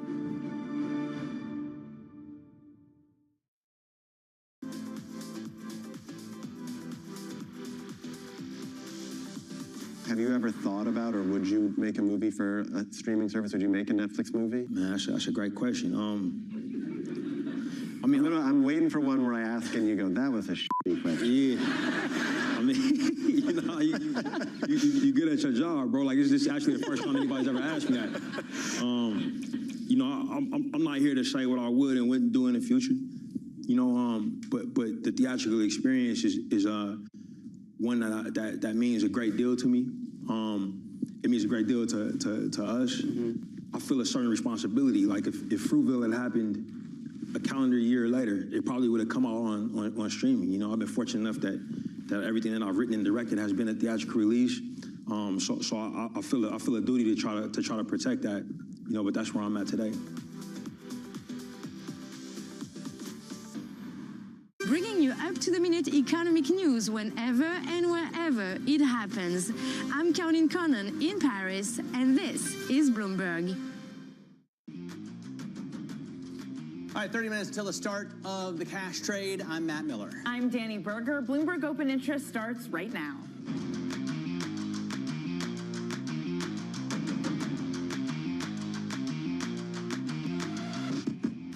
Coming up, earnings season ramps up. Bank America beats, Wells Fargo misses, and Citi's deal makers are raking in the cash. And beyond earnings, markets face a packed agenda of more potential catalysts, including a possible Supreme Court ruling on tariffs this morning. Plus, metals extend their dramatic start to the year with gold, silver, and copper all hitting record highs, oil rising as well. So I have a look at what those bank stocks are doing pre-market because they're not all doing the same thing. Maybe a mixed set of results after JP Morgan, some mixed results there too. So let's start with Bank of America. Those shares trading 1.7% lower in the pre-market. They topped estimates. Brian Moynihan says that the bank is bullish on the U.S. economy. Citi also beat. Those shares are up, though. They're up about 1.5%. An 84% surge in financial advisory fees in the fourth quarter. Wow. Just as a comparison, JP Morgan was in the single digits, I think something like 6%, so 84% is a huge upswing. Wells Fargo, those are definitely faring the worst, down 2.75%. It's downsizing, and that's cost the bank about $600 million in severance costs, Matt. Spending money now to save money later. All right, Netflix may revise terms for its Warner Brothers Discovery deal as executives discuss making it an all-cash offer. That could expedite the Warner Brothers sale as Paramount pursues a hostile takeover, Danny. So a lot to dig through, including economic data. November retail sales out moments ago. They rose more than forecast. Joining us now is Michael McKee, Bloomberg's international economics and policy correspondent. Mike, you've had the last 30 minutes to dig through the numbers. What did you see? They're relatively good numbers. We see the retail sales overall up 0.6%, and a 0.4 gain for the control group, which is what goes into GDP. So those are sign that the economy is still going and consumers are still spending. The PPI numbers, not quite as good, however, and this is interesting because we didn't have October PPI numbers. They're in this report, but this is a September to November change, basically, is what you end up with, and PPI up 0.2 in November, but the year-over-year numbers rise to 3% and 3.5% for the core rate, and that is a difficult situation for the Fed. Interesting thing about the PPI is goods prices in the CPI were flat, but rose 0.9% in the PPI, and services prices, which were up in CPI, were flat in the PPI. Not sure how all that's going to work out. The biggest change in the PPI, a 10.5% gain in gasoline prices. We have one other chart to show you here, and this one we put together especially for the man to my left, Matt Miller, because the government has come out with its estimates of new car and truck prices. They said in the report that most of the new models, the prices increases came out in October and November. So as you can see, the average increase for passenger cars is a little over $500, for trucks $1,000, and then they have a category called quality increase. The old thing about your truck can do more, and significantly more with trucks than with cars. But it's interesting that it doesn't match nearly the pace of the price increase, and especially because President Trump was in Detroit yesterday. I'm heading out there tonight to speak with Jim Farley of Ford, so I'll ask him about this. I wonder about the speech President Trump held at the Economic Club. Not sure if you listened to that, but he said that inflation is zero now, and growth is the best it's ever been in the history of our country. After inflation rose to a 49-year high during Biden, and he said then growth was the worst it's ever been in the history of our country. And he repeated these stats a number of times. And I'm just wondering if anyone, well, first of all, are they true? And if not, does anybody in the media ever push back anymore against these statements, even the fake news media? I understand Matt Miller does, and I have, yes. People do push back on it all the time, and it is, inflation is obviously not zero. We see that in the numbers today, one of the highest PPIs in quite some time. And also growth, it is strong at the moment. The Atlanta Fed's GDP now number is 5.1% so far for the fourth quarter. That'll come down. We don't have a lot of data yet, but that's significantly stronger than it has been, but it's certainly not the strongest it's ever been in the United States. All right, I thought it was an interesting speech nonetheless, incredibly entertaining. Mike McKee, also entertaining. Thanks so much for joining us, our international policy and economics correspondent. Now, Bank of America CEO Brian Moynihan struck a note of cautious optimism for the U.S. economy as more bank earnings roll in. Let's discuss with Herman Chan, senior U.S. bank analyst for Bloomberg Intelligence. And as I've been following you and Danny all morning covering these bank earnings, it looks like Bank of America beat on trading. Bank of America beat on net interest income by like 200 basis points, and beat on advisory fees, which is where J.P. Morgan missed yesterday. So with all of these beats, better than analysts estimated across the board, essentially, why are the shares down 1.5%? Yeah, it's an interesting topic because the guidance looks really strong as well in terms of expecting continued profitability gains and positive operating leverage. I think there's still some concern out there with a broader economy, the operating backdrop for banks, including what's going on with President Trump and the credit card cap issue. Those things continue to weigh on sentiment. And you should understand that for banks, they were really strong running up into this quarter. So a lot of this might be just some give back. And the CFO at Bank of America very deliberately declining to comment on the credit card issue. What about Citi? Because this is a big ship that takes a long time to turn around. How much further did Jane Fraser get to course correcting in this latest set of results? It is a multi-year endeavor, but they're making really tangible progress. You can see that with its efficiency ratio this quarter. That's improved 130 basis points year over year. And they're marching towards its goal of 10 to 11% returns on tangible equity. So we see really strong momentum across its businesses to really reach that goal for 2026. And Wells Fargo also trying to turn the ship in terms of severance. I think they now have just over 200,000 employees, but they still want to reduce that to capture more efficiency. They're just paying more now, or they paid more in the fourth quarter, right? Over $600 million in severance fees to save money later. Right, that's right. So they're talking about expense growth about 2% for 2026, which is a really solid cost control measure. They're talking about continued efficiencies, but also investing in their businesses to really improve the operating performance. So we'd expect that to continue. That's one of the big stories. Another big story about a turnaround in the big banks, and we'd expect more progress there as well. All right, Herman Chan covers the banks for us at Bloomberg Intelligence. Really appreciate your time this morning because I know you're very busy right now. Later today, Wells Fargo's CFO joins the close at 3 p.m. New York time. So Mike Santomassimo coming on with Romaine and Katie at 3 o'clock, right at the top of the show. Oil is at its highest since October, and gold and silver and copper are all at all-time highs. This as traders await the U.S. response to turmoil in Iran and as markets expect rate cuts. Reuters reporting that the U.S. is pulling troops from certain bases in the Middle East right now. Bloomberg Intelligence commodities analyst Mike McGlone joins us. And Mike, when you get a headline like that, the U.S. pulling troops out of Middle East bases, I imagine the rally in precious metals intensifies. It does. It has. The key thing is it's boasting the precious metals, most notably gold, but it doesn't really make sense in silver. Silver is more speculative at the moment. But the most significant thing right now is, you mentioned crude oil. You're getting these bounces on the potential for geopolitics to reduce supply. It hardly ever never happens. And I think most traders are just looking for these rallies to sell maybe crude oil around 65 WTI. How sustainable is it? The key thing to remember is the whole price maker mantra has shifted over to the Western Hemisphere. The U.S. now is just a massive, in Canada and all of South America, a massive net exporter.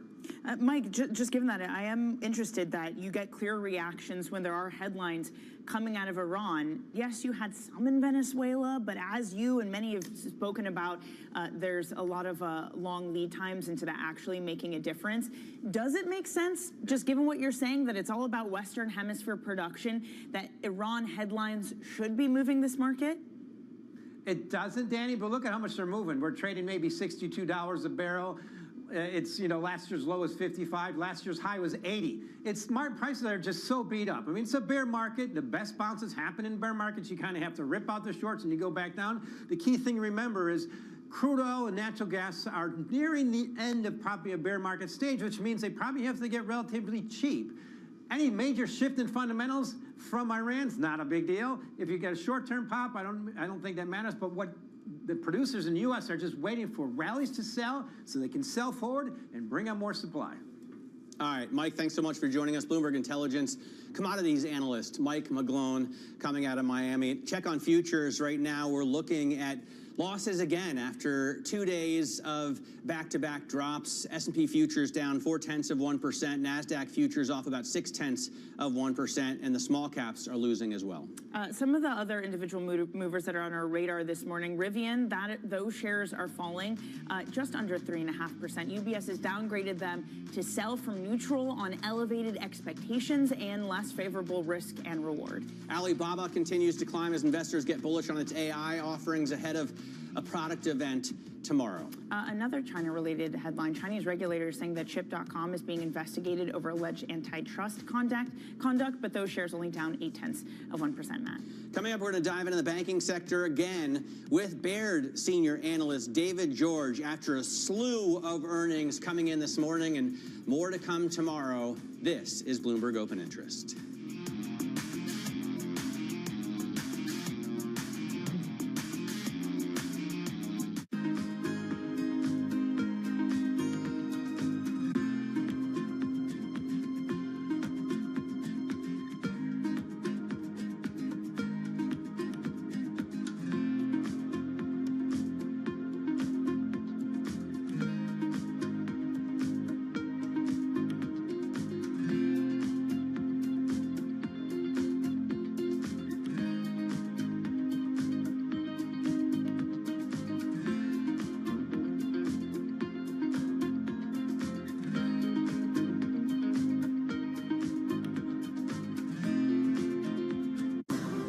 trading day is about to start. And you're already looking for that edge. The opening trade brings you everything you need to know as markets open across Europe. Let's talk about the significant risk transfers to find space in their balance sheet. Hedging some of that risk. You could look at it the other way. Obviously, this stuff is risk-weighted. I would much rather be long than be short. We're in a kind of sweet spot. Very, very strong alignment. 3 revolutions in 1. I'm Guy Johnson. I'm Anna Edwards. And I'm Tom McKenzie. This is your opening trade.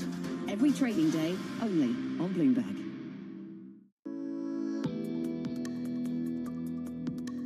The key issue right now for us in the diamond space is the declared divestment of Anglo from DBS. And as you know, Anglo holds 85% stake in DBS. Botswana, the government of the Republic of Botswana holds 15. We are resolute now, and we've communicated a firm intention to increase our stake in DBS to a controlling stake. We have lined up a number of potential collaborators with us, if I may put it that way. We have targeted funders, we have parties, we have the Oman Sovereign Wealth Fund, we have others who are willing and ready.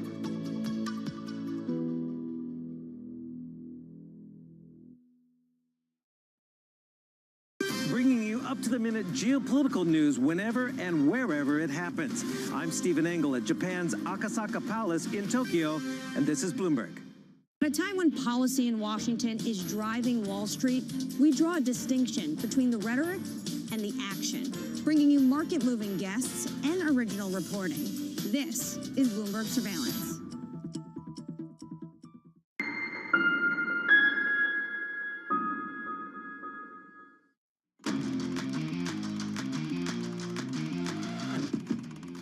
Let's get now to high interest. Look at what's making headlines around the world. Iranian protests have surged past, deaths there have surged past 2,500, according to activist groups, as Tehran intensifies its crackdown despite threats from President Trump. A nationwide internet blackout now in its 6th day is limiting information. President Trump urged protesters to keep up pressure while Iran warns of harsher punishments and mass detentions. And the president is again pushing for U.S. control of Greenland, calling it critical to national security and missile defense. He is urging NATO support as well. Denmark and Greenland reject any takeover and point out that in a 1951 defense pact, they have already given the U.S. incredibly broad access in terms of defense. We can put as many military bases and Golden Dome sensors there as we want. Diplomatic talks in Washington aim to cool tensions as Europe warns against changing borders by force. And Sachs Global Enterprises has filed for Chapter 11 bankruptcy protection just over a year after taking on billions in new debt to buy Neiman Marcus. The luxury retailer says it has secured $1.7 billion in financing to keep stores open, pay employees, and honor customer programs. The former Neiman Marcus CEO will take over as Saks reviews its store footprint and works towards a turnaround later this year. Danny? Matt, thank you very much. Now let's get into bank earnings. They continue to top expectations. Many executives are bullish in the U.S. economy in the short term. Let's bring in Baird senior research analyst David George, who's been following the earnings. And David, it's been a huge run up in the banking stocks, trading at near record valuations for many of these companies. Just in the earnings we've gotten so far, who has met the bar and justified that run up in share price? Good morning, Danny. So both Wells and Bank of America, the two big ones that we cover, their quarters were fine. I would say good. The guidance from both companies, I would say, was generally in line with expectations. Wells maybe was a little bit light. But as you said, I think that the weakness this morning is largely a function of just the valuations of these names going into earnings and really, as you said, Danny, just a really high bar going in. So from our perspective, the weakness this morning is not particularly surprising. In the case of Wells, I think it was up close to 35% last year, B of A up over 20%. So the valuations from a risk-reward trade-off perspective just isn't that compelling to us here broadly. So do you then sell Goldman Sachs? Because it looks like no matter what, bank shares, with Citi as the exception, are falling. I mean, JP Morgan had pretty good numbers yesterday. It was down, what, 4%? Bank America beat on every single metric, and it's down today as well. Yeah, we don't cover Goldman, Matt, but we would sell Wells Fargo. We downgraded Wells to a sell a week or so ago. We also have a sell on JP Morgan. So, and that is strictly a function of valuation. JP Morgan trades at 3 times tangible book value. That's unprecedented in the 25 years that we've covered that stock. In the case of Wells Fargo, Wells trades at 2.2 times tangible book, and they just did, I think, a 12% return on tangible equity. I know their longer-term target is 17 to 18%. But in the long tenure we've covered Wells, it's never been this expensive. Even going back to its heyday pre-GFC, it's never been at this valuation. So stocks and companies aren't always one and the same, and this is a case where the fundamentals are fine, but the stocks are overpriced in our opinion. Well, this time around, Wells Fargo does have the removal of their asset cap. It's only the second earnings where they have that. And it's a Wells that's basically been positioning itself, or at least trying to position itself, for aggressive growth. David, are they going to be able to accomplish that goal? Have they set themselves up, no pun intended, but well enough in order to do that? Yeah, they are. I would say they are running it hot for sure. They had 5% loan growth this quarter. It's by far the best we've seen for many of the banks that were reported so far, and will probably be the best that we see this entire earnings season. So they are going to grow the balance sheet, we think, very aggressively in 2026. One of the challenges that comes along with that, Wells, over the last couple of years, has bought back a lot of stock. I think they've reduced the share count by close to 25% since the asset cap was implemented. Their tangible capital is now around 6.5%. So their ability to continue to buy back stock at the rate that they've been buying back, and they did $5 billion in the fourth quarter, it's going to be more limited, in our opinion, in the balance of this year, given the fact that they're growing loans so aggressively, and they're going to have to pay for that growth in the form of a loan loss provision, as their reserve is only 1.45%. So there is definitely going to be a lot of asset growth at Wells, which is a positive, but does create some constraints as well. I wonder about Bank of America, Jamie Dimon. President Trump implied that Dimon wants the Fed to keep rates high because they make more money that way. But isn't the way banks make money on a steeper yield curve? So, like, if the Fed cuts and the long end stays high, then they make more money, not if the Fed leaves rates up. Yeah, I think you're right. I think, again, the discussion, Matt, around caps on interest rates and Fed independence, that is purely politics and is not something that I'm very good at wading into. So from my perspective, I think that's just kind of political noise and kind of it isn't really relevant as it relates I'm just thinking about it because it seems that no one has explained this to President Trump, or maybe he's just pretending he doesn't understand it. And when I saw Bank of America come out with net interest income that was 200 basis points better than expected, even as the Fed's been cutting, it seems that the banks do make a decent amount of money in this scenario. Yeah, we're in a setup, and B of A is a particular beneficiary of asset repricing on the left side of bank balance sheets as the low rate legacy assets reprice upward from the zero bound in 2021 and 2022. So you're getting a benefit there, and at the same time, presumably a lot of these banks, as the Fed cuts, will be able to lower their funding costs. So the business of making loans and taking deposits should get better, to your point, to the extent the Fed cuts. David, I mean, you have to wade into the politics to some degree because these banks are. I mean, there's the Bank of America model, which is say that affordability is important, but don't comment on it. But both the Wells Fargo CFO and JP Morgan CFO did get into it, saying it would be bad for the economy and be bad for business. Neither of them wanted to quantify it, David. But if you imagined a world where the credit card business did have interest rates capped at 10%, what would that do to these big banks? Yeah, in the near term, I think it would do very little, and I think it has next to a 0% chance of happening, Danny. But I think, unfortunately, and we wrote about this a couple days ago, if a rate cap was implemented, it would be terrible for the low-end consumer. You would see credit lines cut drastically. You would see credit availability dry up broadly, and that would be terrible for the U.S. economy broadly. So, again, I think that's more than anything just a political stunt as we go into the midterms. If you notice, that was just a one-year thing that was proposed, at least via the tweet. So I would imagine that this fades away over time. I don't think that there's any appetite in the Congress for any legislation like this. But again, if this would actually hurt the constituency that he's trying to help. So I think to make no mistake about this, it would be very negative. David, great to get some time with you. Really appreciate it.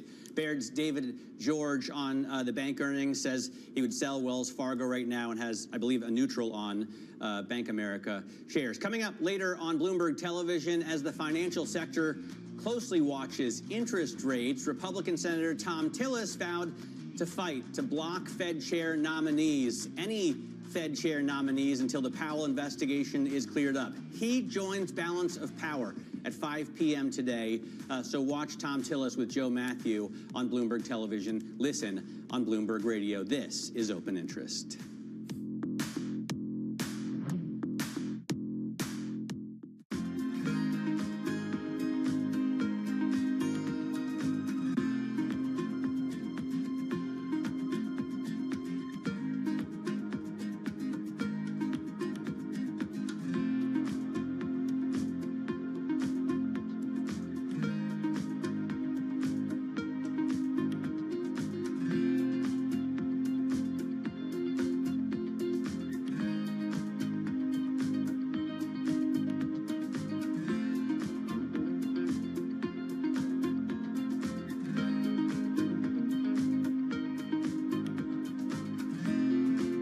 Market day started. Find out how it finishes. Public markets to private markets. From the micro to the macro. Covering retail, entertainment, the business of sports. The supply chains, trade policy, how it all is impacting the U.S. equity market as we drive to the closing bell at 4 p.m. A holistic approach to covering financial markets. If it matters to your life, we're covering it.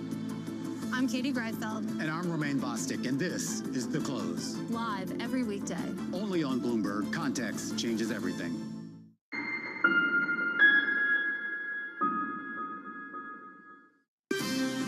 Bringing you up to them in the news whenever and wherever it happens. I'm Chevrian in Seoul, and this is Bloomberg. What is going to be the consequence for U.S. markets? We are seeing modest gains across European equity markets. Take a look at how we're faring when it comes to Asian markets.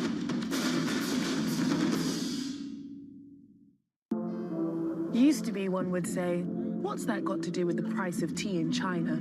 When they wanted to poke holes in the relevance of something. Now, though, if you're in tune with how events around the world affect each other, it becomes clear that the current going rate of tea in China has a lot to do with a lot of things, not just tea things either, but tariffs, franchises, and IPOs. How much?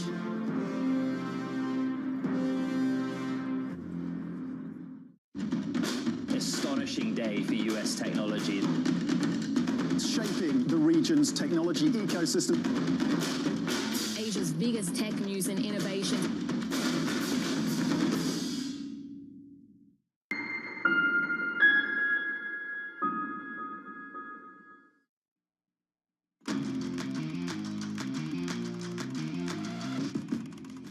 Check on futures ahead of the opening bell. We're looking at losses, and we had losses yesterday and the day before, so it could be 3 consecutive sessions. Of course, we are at relatively high levels anyway, so maybe a little bit of profit taking, maybe a little repositioning, maybe a little bit of rotation going on. Yeah, tech's not doing well, and some of the more cyclical stocks did well yesterday. Some of the movers, KKR, they are acquiring a 50% equity interest in 2 UK wind farm projects after developer RWE won government contracts. Those shares down 1.5%. Strategy.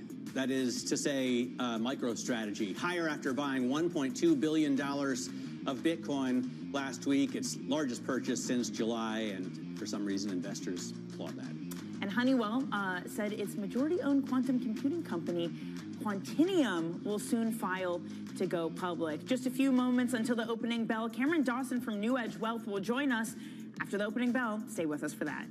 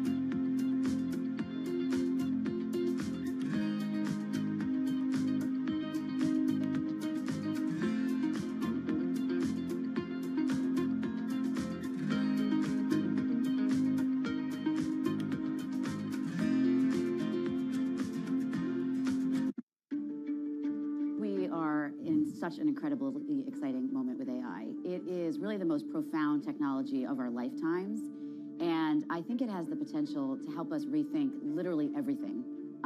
The potential for economic impact, societal benefit is honestly boundless. When we think about the economic impact for Europe in particular, it's around a 1.2 trillion euro estimate of the productivity growth that can be unlocked. This platform shift that we are living through, I think, is going to create untold amounts of value for the world, but also for the businesses and for economies, which is why I'm incredibly optimistic in this moment for Europe, but also for the whole world. How do you think about job losses or safety for some of the AI tools? You know, I hear the anxiety and I understand the anxiety about jobs. I think that we are certainly going to live through a massive transition about how people learn to work alongside these tools. I mean, the reality is I do think there'll be some number of jobs that are displaced. I think it is a smaller number maybe than some anticipate. We estimate it's around 7%. And I think what's important is that we have programs that help those 7% transition into new fields of work. I think what is more likely is that most of us are going to learn to work alongside these tools. So we estimate about 2/3 of us. If you think about the tasks you do in your daily life, when you look at every industry, there are administrative tasks that are happening everywhere, and that's what AI is most helpful in improving. Making money isn't about drowning in emotions. It's about understanding what's actually happening. Markets are the best way to glean signal from noise, and that is what we try to do every morning. This is Bloomberg Surveillance. It's a multi-trillion-dollar industry. We'll show you what's happening in ETFs like no one else. ETF IQ, only on Bloomberg.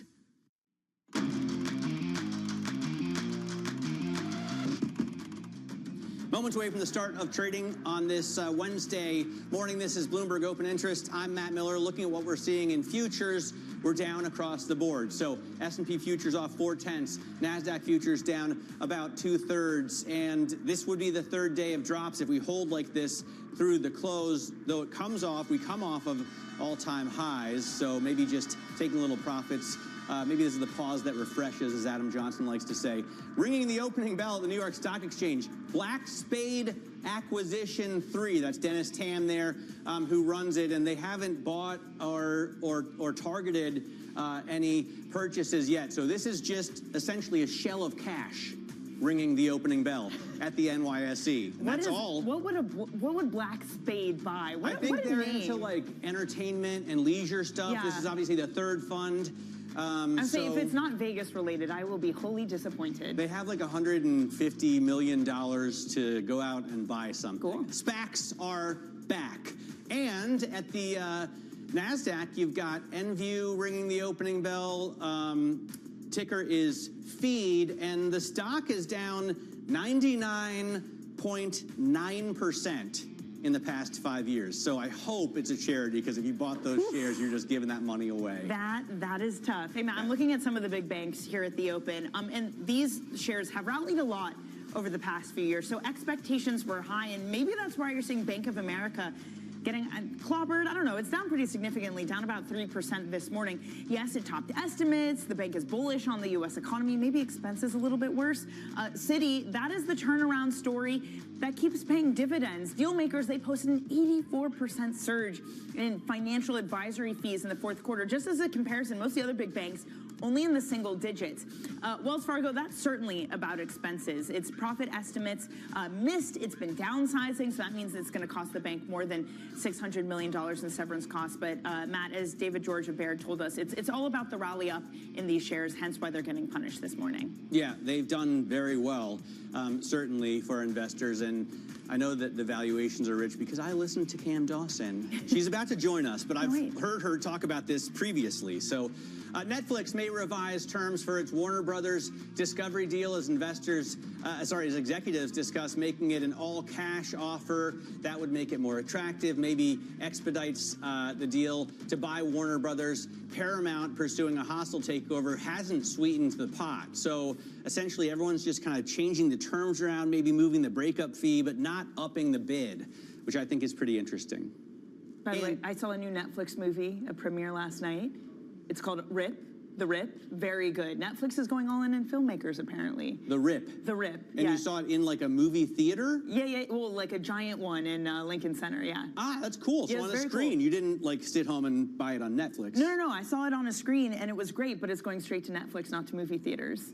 So yeah, that's the problem. This is the problem. And that's why some filmmakers are kind of like edgy about this Netflix deal. Right, that's what David Ellison at Paramount wants to stop, he says. But the thing is, Paramount is a $14 billion company looking to make a $100 billion deal. Netflix is a $400 billion company. Correct. So much more. And now offering all cash, maybe. Yeah, perhaps. We'll watch very closely. We're all interested to see what happens here. Joining us at the desk, as I mentioned, New Edge Wealth Chief Investment Officer Cam Dawson. And Cam, I got to kick it off on bank earnings because, you know, this is really the big market news of the day. And it's interesting that a lot of these banks, like Bank of America, does well on every measure and still sells off. Is that just because it's run up so far so fast? It's a perfect example of the adage, heavy is the head that wears the high bar, because we've seen these stocks rally so much over the course of the last year.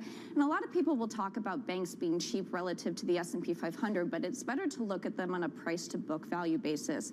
They're trading in together at 1.6 times forward. That's the highest price to book value we've seen them trade at since prior to the great financial crisis. You also have really high earnings expectations. If you look at the 2 years of earnings growth that the banks have just experienced on a forward basis, they're actually growing earnings faster than the period prior in the run-up to the GFC. And of course, remember the GFC, they were YOLOing their own prop trading books and lending mortgages to anybody that had a pulse. And so when we look at the banks, we just have to appreciate that the bar has gotten very high, which explains some of the negative share price reaction. Should we use that frame to look at many of the companies that are going to reporting earnings this season? Is the bar just incredibly high given the run-up in the entirety of the equity market? I think that likely is going to be the story coming out of the fourth quarter. If you look at the contrast between the estimates going into the second quarter and third quarter earnings season, what we could see is that they got cut following Liberation Day, and then they never got raised going into those earnings seasons. That led to big beats as we had the earnings seasons for 2Q and 3Q. Now that we're in 4Q, you have seen earnings estimates get raised over the course of the last 6 months,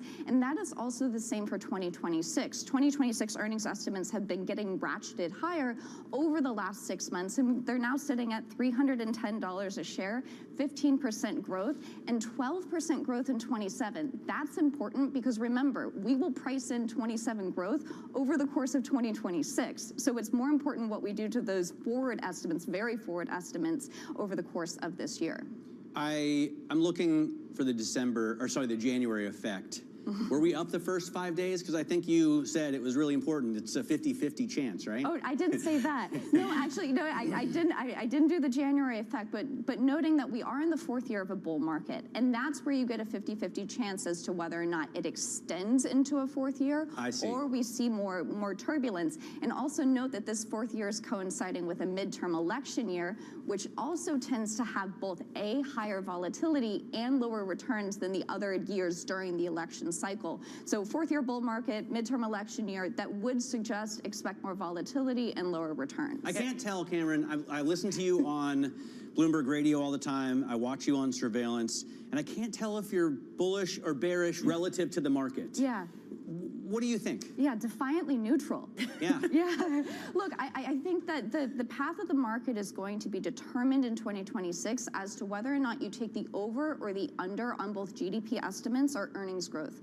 And so what I mean by that is that, are we going to be revising up GDP estimates from here? If we are, we think the market can rally. If we can't, because you say something like maybe the consumer disappointing, for example, which has been the wrong bet over the course of the last 3 years, then we would expect the market to be much more choppy and trading. So we're opportunistic. We find opportunities throughout the market. We've definitely seen huge shifts in leadership, and I think that that's creating a lot of opportunities for people to rebalance portfolios. Cameron, just before you go, I want to ask you, because this is a market that feels really nervy about geopolitics this morning. There was a Reuters report that personnel are being moved away from U.S. bases in the Middle East.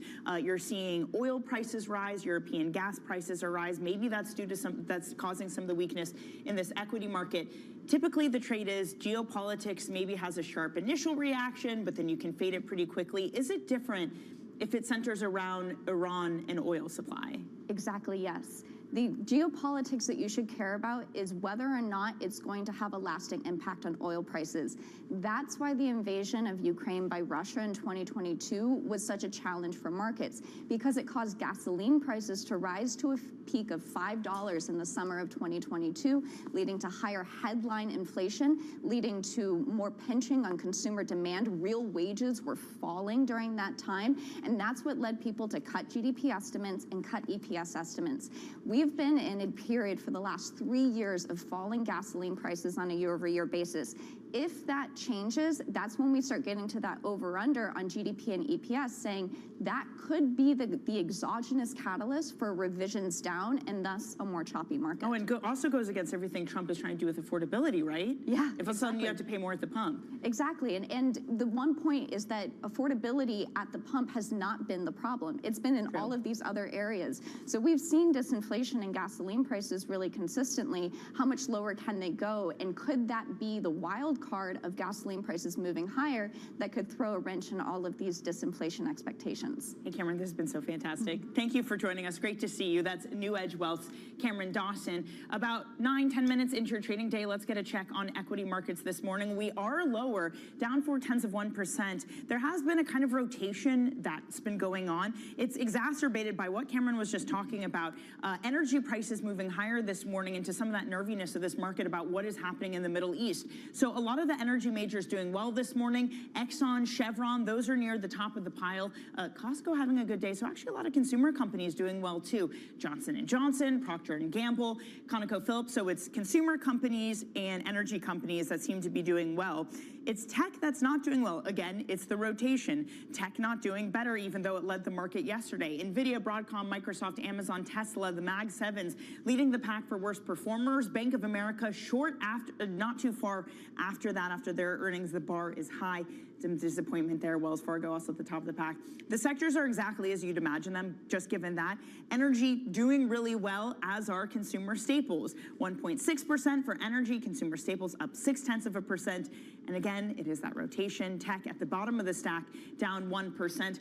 Matt, the rotation alive and well, and the question is it sustainable, or is it just very short-term moves in reaction to some concerns on the geopolitics? All right, very interesting trade, very interesting discussion with Cameron. Speaking of sustainable, Meta is turning to nuclear power to fuel the AI boom, and Oklo is right in the middle of that, or hopes to be. We'll talk to Jacob DeWitt, the company's CEO, to talk about why small reactors could be the future of this technology, and we'll get a check on how far along we are in actually making one of these things commercially viable. This is Bloomberg Open Interest.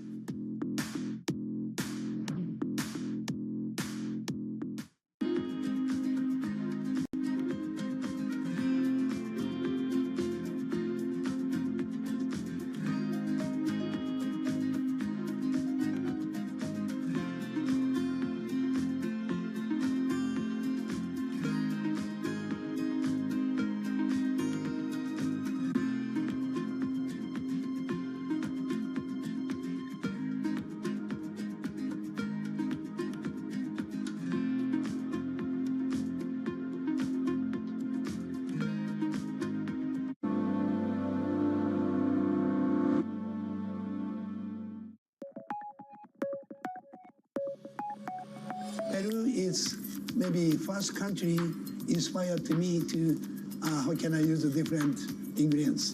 First time we went to Peru, trying to culture food. I never had this ingredients never used in Japan. Kind of like a wow, you know, and cilantros, chili, garlic, and olive oils. It's a lot of good seafoods, complete a different way. Example, they have the fresh fish, but Japan, the fresh fish uses sashimi, but Peru use fresh fish, make the called the ceviche, cooked with the lemon juice. You know, never use the soy sauce. First time I eat this, kind of the wow. So then after this one, my open eye more, my cooking style that change, combined to Japanese style and another country food, then make novel style.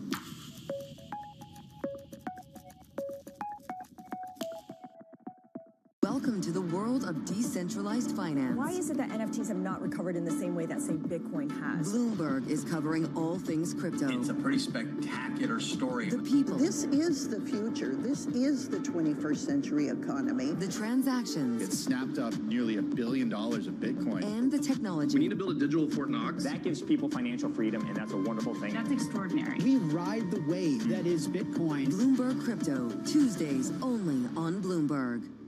Join me each week on Wall Street Week for stories of capitalism from business, markets, economics, tech, and climate. More than what you need to know, it's what you need to think about. Middle East and Africa, vibrant resources and high-yield investment opportunities abound. Join me on Horizons Middle East and Africa for the stories, newsmakers, and insight from this exciting region. Now weekdays, only on Bloomberg. I'm David Weston. Join me each week on Wall Street Week for stories of capitalism from business, markets, economics, tech, and climate. We go on the road for a look at what lies behind the headlines of today and what will likely be the headlines tomorrow. We need more transparency. Oil and gas is still important. They said every citizen should be investing in the market. Accelerate progress in all fields of science. Watch Wall Street Week right here on Bloomberg. More than what you need to know, it's what you need to think about.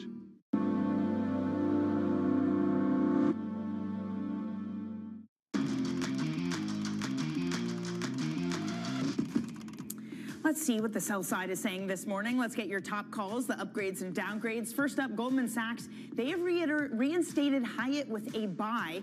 They expect Hyatt's room revenue growth to pick up again this year, helped by its focus on the more affluent traveler who continues to spend. Goldman also highlighted Hyatt's outsized benefit from global events. They said that the company has one of the highest exposures to the World Cup, which I would like to get a ticket to, and I hope Zoran Mamdani, our mayor, helps me do so. Next up, TD Cowen upgrading BlackRock, saying it still believes in the company over the long run, but sees little near-term upside. The firm says there is no clear reason for the stock to move higher as investors look towards 2026, leaving BlackRock more of a wait-and-see story more than a fresh opportunity. Shares down 1%. And finally, KeyBank says that Oracle looks cheap after its recent slide, arguing the market is undervaluing both sides of the business. The firm believes Oracle software and its cloud unit are each worth more on their own than what the stock reflects today, making shares attractive. Even so, shares down 2 3/3%, Pat. All right, let's talk about nuclear power, Danny. Meta is going nuclear to power AI, and Oklo is on the front lines. The tech giant signed a 20-year agreement with a number of providers. Oklo, though, front and center in terms of the small nuclear reactor technology development. The deal highlights surging power demand from AI, as if you needed it highlighted, and also renewed interest in nuclear energy as a reliable, clean, long-term solution. Joining us now to talk about the partnership is Oklo's CEO, Jake DeWitt. Jake, this is super exciting stuff. Like many people, I first heard about this technology or the idea of it when I watched the Bill Gates documentary. I think it was on Netflix, and there was a whole series dedicated to this. How far along are you in kind of the prototyping and the testing of all of the subsystems for your small nuclear reactor? How close are you to like NRC approval? Yeah, well, I think, so basically we're working towards turning our first plant on come 2027 on the commercial power side. And thank you guys for having me. It's pretty exciting to talk about this stuff. But I think what we see, though, is there's some acceleration that's really happened in the policy space in the last really, 7 or 8 months. Back, on May 23rd, the president signed in the executive orders that introduced this thing called the Department of Energy Reactor Pilot Program, which we became part of to basically bring forward building of first plants much more quickly. It's great because it also dovetails well with regulatory modernization going on there, as well as the Nuclear Regulatory Commission licensing, to then allow us to kind of scale those things forward. But what that looks like then is if you think about a first plant coming online, producing power, getting built, getting that experience between now and 27, because we broke ground in September, it's a pretty good trajectory to see follow-on plants on, for example, the 2028, 29, 2030 timelines, which ramp well into what Meta's timing and the need set is for this Ohio site. Jake, just thinking about the politics at the moment, to your point, this is a White House that is very much so been concentrated on affordability, and of course energy is a really big part of that, going as far as talking about Microsoft taking on a bigger share of some of their data center energy consumption. In your conversations with the White House, how much does that come up? Are they pushing you and helping you to move faster in order to get more things online to help with the issue of affordability? Yeah, they are. And I think what's great, though, is this really is the bipartisan thing, right? Like under President Biden, they signed in the ADVANCE Act, which brought forward accelerated regulatory modernization. And when people talk about that, what does that mean? It really just means bringing more modern approaches, the state-of-the-art capabilities we have on design, modeling, simulation, to understand what really matters for the permitting bases and reflect that in the processes so they move faster. Technology has changed a lot from the 1970s. So letting those kind of things organically evolve accordingly, let me rephrase that, pushing them to evolve accordingly is important. This administration and this president really accelerated that further. And we see that happening now. I mean, we have this wild thing happening where you have all this demand happening, and it's not just AI. We're bringing back industrial capacity in this country. We're bringing back manufacturing. It needs power, it needs energy, and we don't have nearly enough of it. So seeing the opportunity to then come forward and provide new generation is key. And this administration has worked really hard and continues to say, hey, we need to bring more power plants online sooner. What can we do to make that happen, including making federal resources able, and I'm not talking about just money, I'm saying sites, land, permitting acceleration, infrastructure they have that could be used. And this Ohio site is actually a perfect example. It's an old nuclear facility that produced enriched uranium for our industry and was a huge beating heart of that. Unfortunately, it went away, but that site still has great infrastructure that now we're able to come in and build on and expand on that. That's a great example of being able to work in a multi-faceted manner with the government to accelerate bringing more power online sooner. And this is key. These data center companies, the hyperscalers, they need new generation. They can't just be buying the electrons on the grid. That's key for affordability. I will say Ohio is pretty perfect. Danny, if you haven't been there, I recommend going to the great state of Ohio, regardless of the Buckeyes' loss on New Year's Eve. It's a fantastic place to operate, to live, to grow up. Jake, I wonder about bottlenecks other than land and permitting and finance, and I'm thinking specifically about labor. Are you getting access to the amount of skilled labor that you need, considering that there must be so much competition for it right now in a labor pool that is not growing?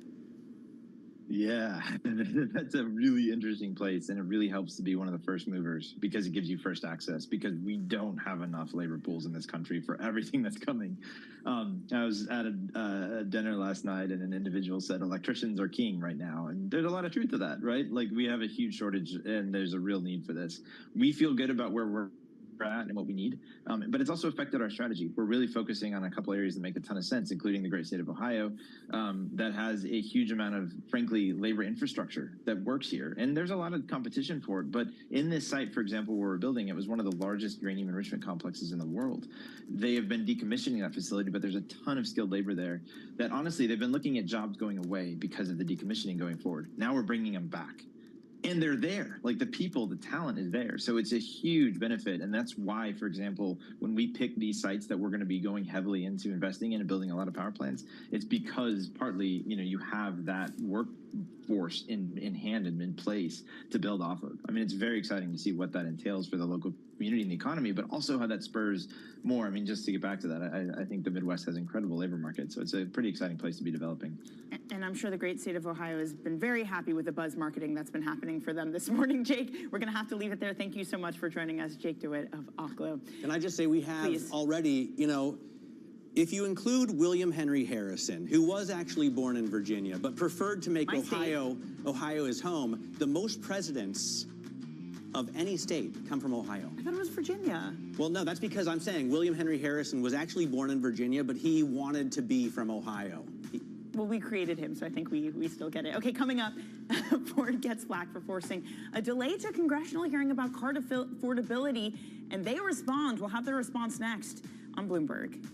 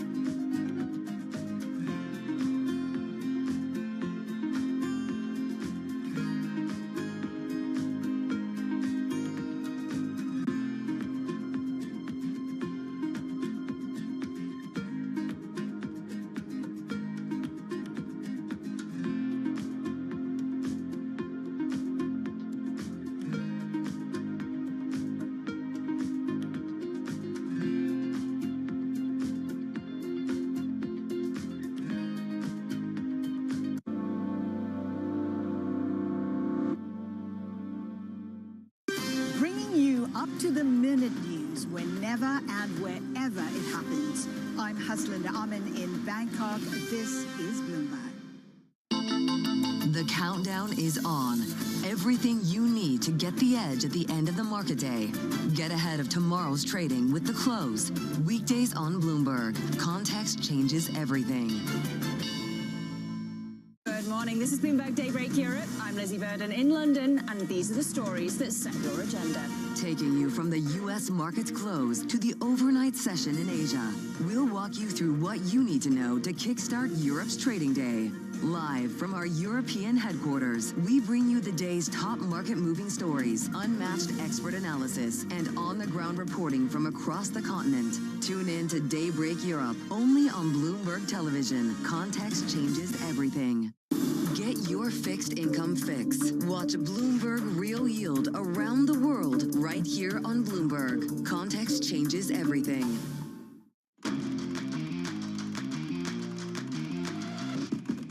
Ford's CEO is pushing back against criticism from Senator Ted Cruz of Texas about car affordability. Bloomberg's Keith Naughton reported on this and joins us now from Detroit. And Keith, it's a timely story because we just saw in government figures that Mike McKee was highlighting earlier how much car prices, not specifically Ford prices, but across the industry have risen far faster than car values.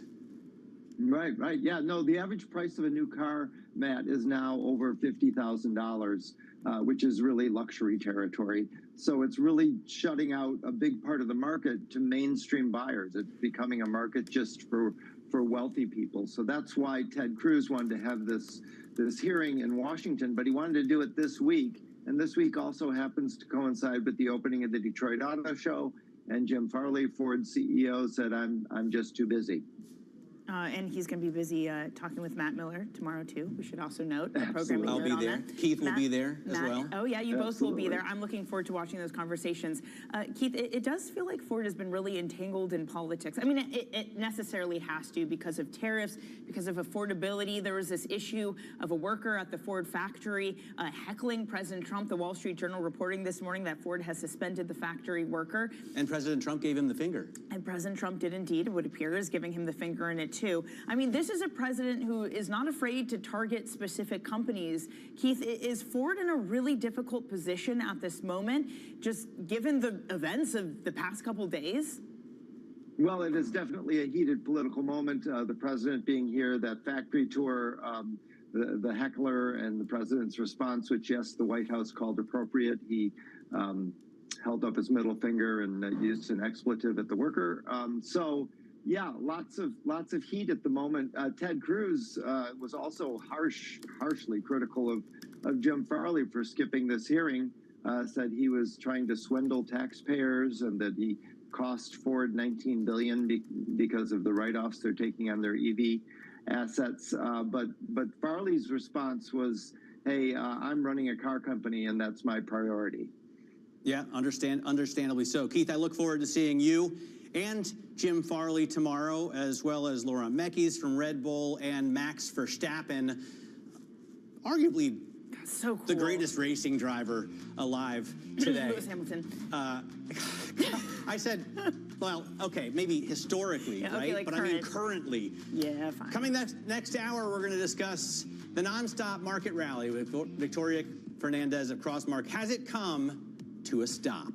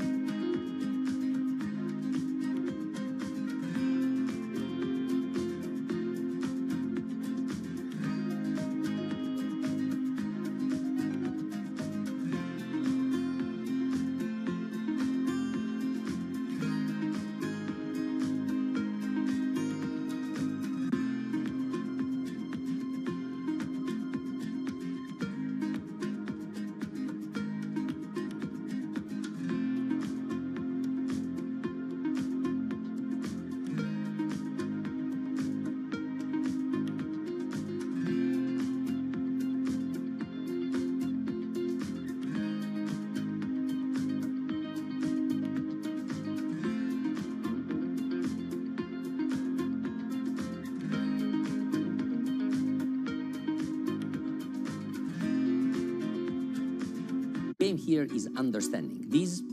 In Singapore, so it's all on the table, but we're always going to tie it back to what our clients want and need. Because if we don't get that one right, the rest doesn't matter. Our clients want and need. Because if we don't get that one right, the rest doesn't matter. The market capitalization of both type of instruments, crypto and digital assets, are both very low. Stablecoins today have $20 billion of flows a day. It's less than 1% of the flows of the payment system in the world. But because they have the ability to be very helpful in use cases, particularly in retail to begin with, but then potentially on the wholesale side, I think we will see a lot more of them. Key investors, top executives, global innovators. Join me for in-depth conversations with the biggest newsmakers on the day's top stories. Insight with Haslinda Amin, only on Bloomberg. Bringing you up-to-the-minute geoeconomic news whenever and wherever it happens. I'm Vonnie Quinn in Sao Paulo, Brazil, and this is Bloomberg.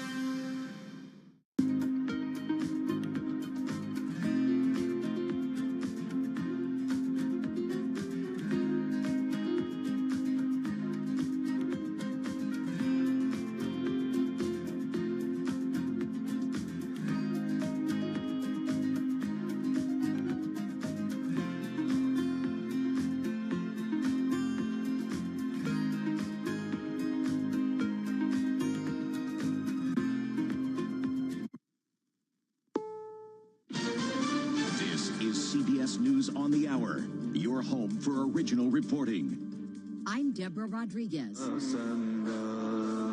A funeral procession in Tehran today for security personnel and civilians killed in anti-government protests as Iran's top judge hints at swift trials and executions. The BBC's Lise Doucette. Grisly images are emerging, messages are emerging through the technical creativity and the courage of Iranians, and even the partial picture which is emerging is absolutely chilling. Doctors telling us that hospitals are overwhelmed, those ghastly videos of open-air morgues where people desperately searching. A U.S. official says some personnel at a key U.S. military base in Qatar have been advised to evacuate after a senior Iranian official brought up an attack there in June.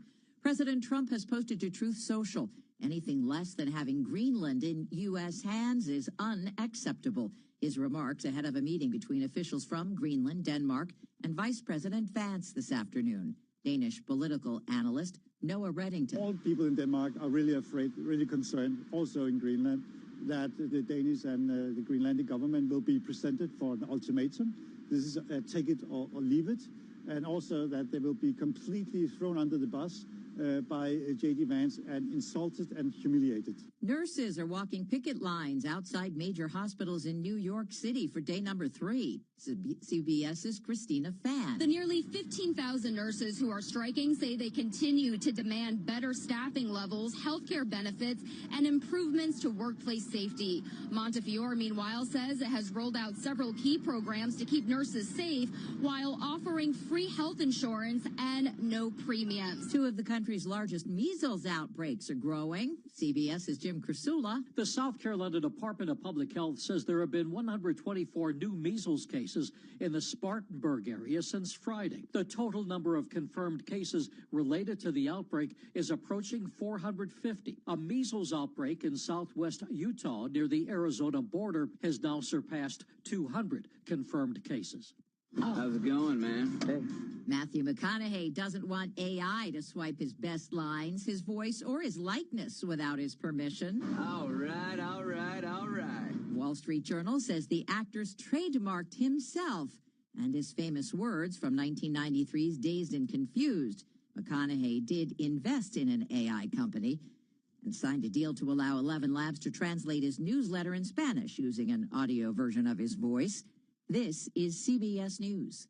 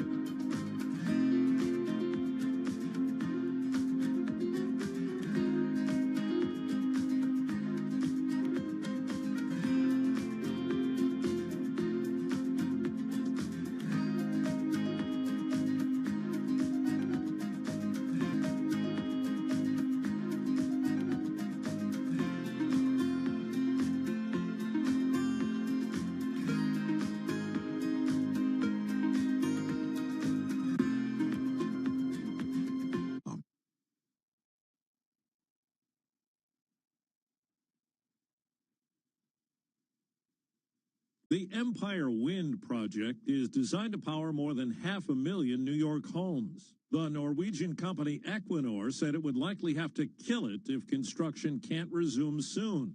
This is one of 5 big offshore wind projects on the East Coast that the administration froze days before Christmas, citing national security concerns. On Monday, a judge ruled a similar project serving Rhode Island and Connecticut could resume. The case is being heard by a judge who was appointed by President Trump. Steve Kathan, CBS News. John Mellencamp got some advice from a friend. You think I should do it? I think go for it. I think it's great. John Penn nudging him toward a greatest hits tour. We're doing it. The 74-year-old will play 19 dates starting in July. Deborah Rodriguez, CBS News. This is Bloomberg Intelligence with Scarlett Fu and Paul Sweeney. How do you think the Fed is looking at tariffs, the uncertainty of tariffs? Let's take a look at the sectors and how they performed. A lot of investors getting whipsawed every day by news events. Breaking market headlines and corporate news from across the globe. Could we see a market disruption, a market event? Are people just too exuberant out there? You see some so-called low-quality stocks driving this short-term rally. Bloomberg Intelligence with Scarlett Fu and Paul Sweeney on Bloomberg Radio, YouTube, and Bloomberg Originals. Good Wednesday morning from Bloomberg's Interactive Brokers Studio. This is Bloomberg Intelligence with Alexandra Semenova and Scarlett Fu on Bloomberg Radio, also streaming live on YouTube. Paul Sweeney is off for the week. Coming up in this 10 a.m. hour, Herman Chan, our senior analyst covering U.S. banks, will talk to us about the latest tranche of bank earnings. Shelby McFadden, a senior analyst at Motley Fool Asset Management, will give us her outlook for the stock market in 2026. Holly Frome, our litigation analyst, will talk a little bit about the Supreme Court and what it's likely to do with those Trump tariffs. Geeta Ranganathan, our U.S. media analyst, weighs in on Netflix considering amending its bid for Warner Brothers Discovery to an all-cash deal. All that and more coming up. First, let's go now to John Tucker for our Bloomberg Business Flash. All right, guys, this flash brought to you by IBKR. Will the U.S. unemployment rate exceed 4.5% in January 2026 at IBKR? Forecast trader, the S was recently at 33%. Start predicting today at ibkr.com/forecast. Last trading day for this contract, February 6th of 2026. Yeah, as Scarlett mentioned, this is one of those days where the Supreme Court is reading some of the cases right now and issuing the rulings could get something on tariffs, maybe. So we're standing by for that. S&P 500 seeing its first back-to-back losses of 2026. Energy, again, the best performer as oil rises on the possibility of military action against Iran. And more bank results. Herman Chan's going to go into more depth on it, but Bank of America beat trading revenue, net interest income, both topping estimates. Citi's fixed sales and trading revenue better than anticipated. Wells Fargo missing the profit forecast. Severance costs driving up expenses. Let's go through the banks. Citigroup down right now about 3%. Bank of America down 4%. Wells Fargo down just about 5%. Meantime, Lauren Goodwin at New York Life says, you know what? A big risk for investors continues to be uncertainty. Investors are grappling with what has been a difficult start to the year, a lot of mixed information, and frankly, after a relatively optimistic Q4, a lot of reasons to be uncertain looking forward. And right now, the S&P 500, 55 points lower, down about 0.8%. The Dow down 188 points, and the NASDAQ Composite Index 298 points lower. We did get just get some data crossing. This is existing, I'm going to call it used homes, existing home sales at a $4.35 million pace for the month of December, the sales there. So that is a beat higher than expectations. We check the markets for you all day long right here on Bloomberg Radio. I'm John Tucker, and that is your Bloomberg Business Flash. Alex and Scarlett. Thank you so much, John. So stocks are taking a leg lower today for a second straight day, and we're kicking off the earnings season with a lot of companies to watch underneath the surface. We are going to do that with Christine Aquino, Managing Editor of Markets Live. Christine, what's on your radar today? Alex, let's start with Wells Fargo, ticker WFC. Those shares are down more than 5%. It is the worst among the banks reporting today, and they just have a trio of bad news today, basically. Fourth quarter net interest income, missing estimates, revenue, missing estimates, and then, of course, the bank announcing that they spent more than $600 million on Chief Executive Officer Charlie Scharf, though, trying to draw a silver lining and pointing to the fact that previously imposed asset cap by the Federal Reserve has been lifted in June, and so now they're going to be competing on a level playing field. Clearly, though, the results as of the fourth quarter not necessarily reflecting that just yet. All right, and also on your radar, crypto company. Yeah, let's looking at CoinDoin. Those shares are doing better today, up 1.9%. And that is because a Senate panel released a bill that would allow many digital asset companies, including Coinbase, to let them continue being able to offer rewards to customers who hold stable coins. So at the moment, Coinbase is among the companies that do offer customers rewards for their crypto holdings. And so the proposal from the Senate panel, it would prohibit crypto exchanges from offering rewards tied to stablecoin holdings, but then some activities would be exempt from that, including rewards programs, which I believe Coinbase already has in place. So good news for them. And Christine, one more that you're watching. Let's take a look at Palo Alto as well, Alex. So some news out today and weighing on those shares. So ticker PANW, those shares are down a little bit, like 0.6% lower this morning. That is because of a Reuters report that China has told domestic companies to stop using cybersecurity software made by a dozen U.S. and Israeli firms, including Palo Alto. And they're citing national security concerns for this action. This is according to people familiar with the matter. It's unclear how many Chinese companies have received the notice, but it was issued in recent days, and we're seeing Palo Alto just getting way down along with a bunch of other cybersecurity companies today. All right, thank you so much. Christine Aquino, our managing editor for Markets Live with our market movers. And for more conversations like this, subscribe to our Stock Movers Reports. Listen for 5-minute audio reports on the biggest winners and losers in the stock market. Subscribe to Stock Movers on Apple Podcasts, Spotify, or anywhere you listen. Christine mentioned Wells Fargo. It is day 2 of the big bank earnings. In addition to Wells, you had Citigroup and Bank of America reporting their fourth quarter results and full year results. And if you look at the KBW Bank Index, it is lower on the day by 1.3%. And all 3 of those names are leading the declines. Let's bring in Herman Chan, Senior Analyst for U.S. Banks for Bloomberg Intelligence. The results, though, especially if you look at Citi, were decent, but the sell-off is notable. What's going on? You mentioned the BKX index down. I would also note that since the 3 months before earnings season, the stocks collectively for the largest U.S. banks were up about 18%. So we're talking about a higher bar to meet for a lot of the banks, and you've seen them fail to meet that higher bar, even though the results on their own were fine and solid. Wells Fargo's best Citi really is proving to make really good tangible progress in terms of returns and profitability. And Bank of America, the focus on the earnings call, the analysts were really touching on expenses for the first quarter. So those were sort of the pressure points for today's bank earnings. Herman, we also saw Citi's CFO Mark Mason today push back against President Trump's proposed cap on credit card fees. What did he say about the impact of that potential policy? Yeah, I think those comments really echo what the industry has been saying so far. The CFO for Wells Fargo also came out and talked about it. Bank of America talked about it.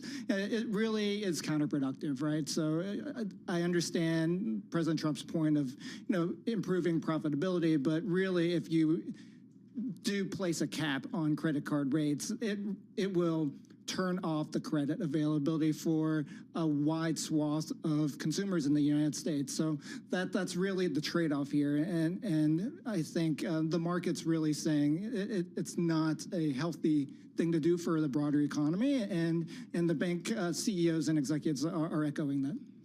Yeah, it's kind of notable that the bank executives are pushing back so vocally against President Trump, something that they haven't done a whole lot. But when it comes to their credit card business and what they see as kind of the overall ramifications, they're very quick to point out the drawbacks here. Yeah, it's a bit of a bridge too far, right? So we're talking about making the card business virtually unprofitable for a year. And who knows if that cap really is going to be lifted, even though the president's saying only a year in duration. So I think it really would hurt the entire system.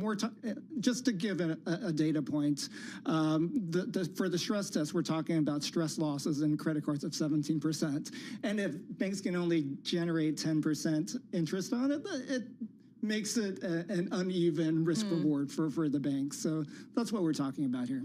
Herman, we also saw Citi's M&A fee haul surge 84%, a record deal-making year for them. Do you expect that robust deal-making activity to continue to be a boon for the banks this year? Yeah, that's right. So there's a lot of optimism for investment banking heading into 2026, not only for Citi, but for the group.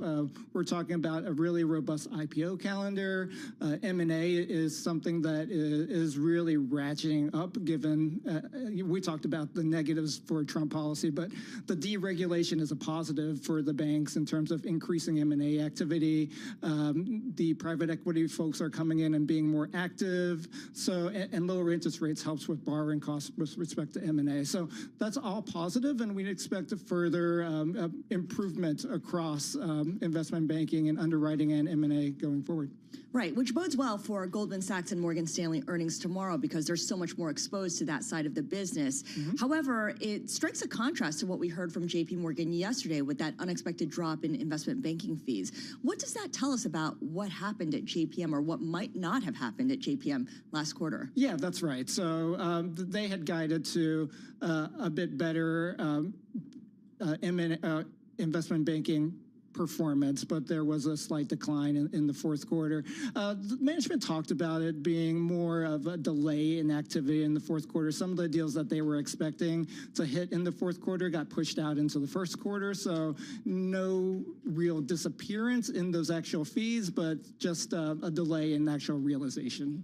Were there any metrics that stood out to you from any of the reporters today that were very notable, anything different from prior quarters from any of the banks? Yeah, I would say on the expense front, JP Morgan had talked about yesterday a 9% growth in their expenses. Bank of America came out and talked about expenses, at least in the first quarter, to be up about 4%, which surprised the analyst community. So that's what's really pressuring the stock today. In contrast, Wells Fargo is talking about 2% expense growth for the year. So looking better on that front as they really improve their efficiencies and the like. So mixed trends there, but expenses are top of mind. And a lot of excitement about Citi, especially with Jane Fraser, the CEO, and now new chair of the firm, the turnaround plan she's put into place. It really feels like things are starting to pay off. It's a slow-moving transition, but it's happening. Right. is a multi-year endeavor to improve that behemoth.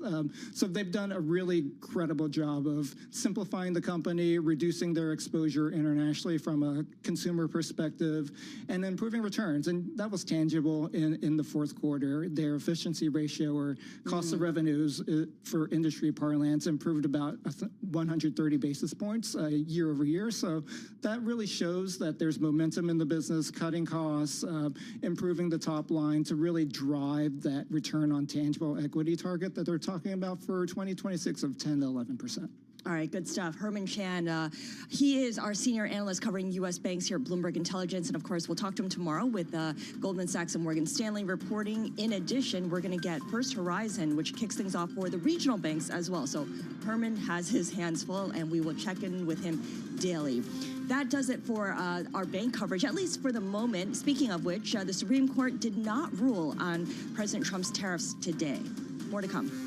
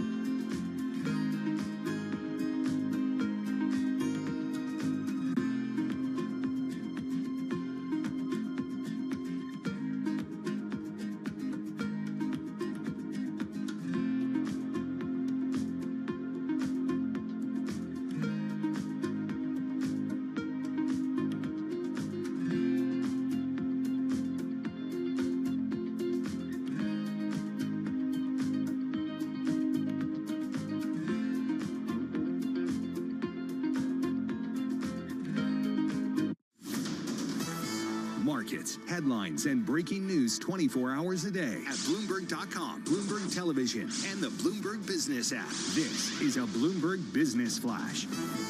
And I'm John Tucker in the Bloomberg Newsroom with this Bloomberg Business Flash. Following the bank earnings, the major stock average is lower right now. And Herman mentioned Wells Fargo, among the worst performing stocks right now, the S&P 500. They, of course, reported weaker profit and revenue for the latest quarter than expected. Analysts citing lower trading fees and some other miscellaneous items. And then you have crude oil prices adding to their big recent gains, with those intensifying protests in Iran and the idea that maybe there could be some sort of military strike in that country.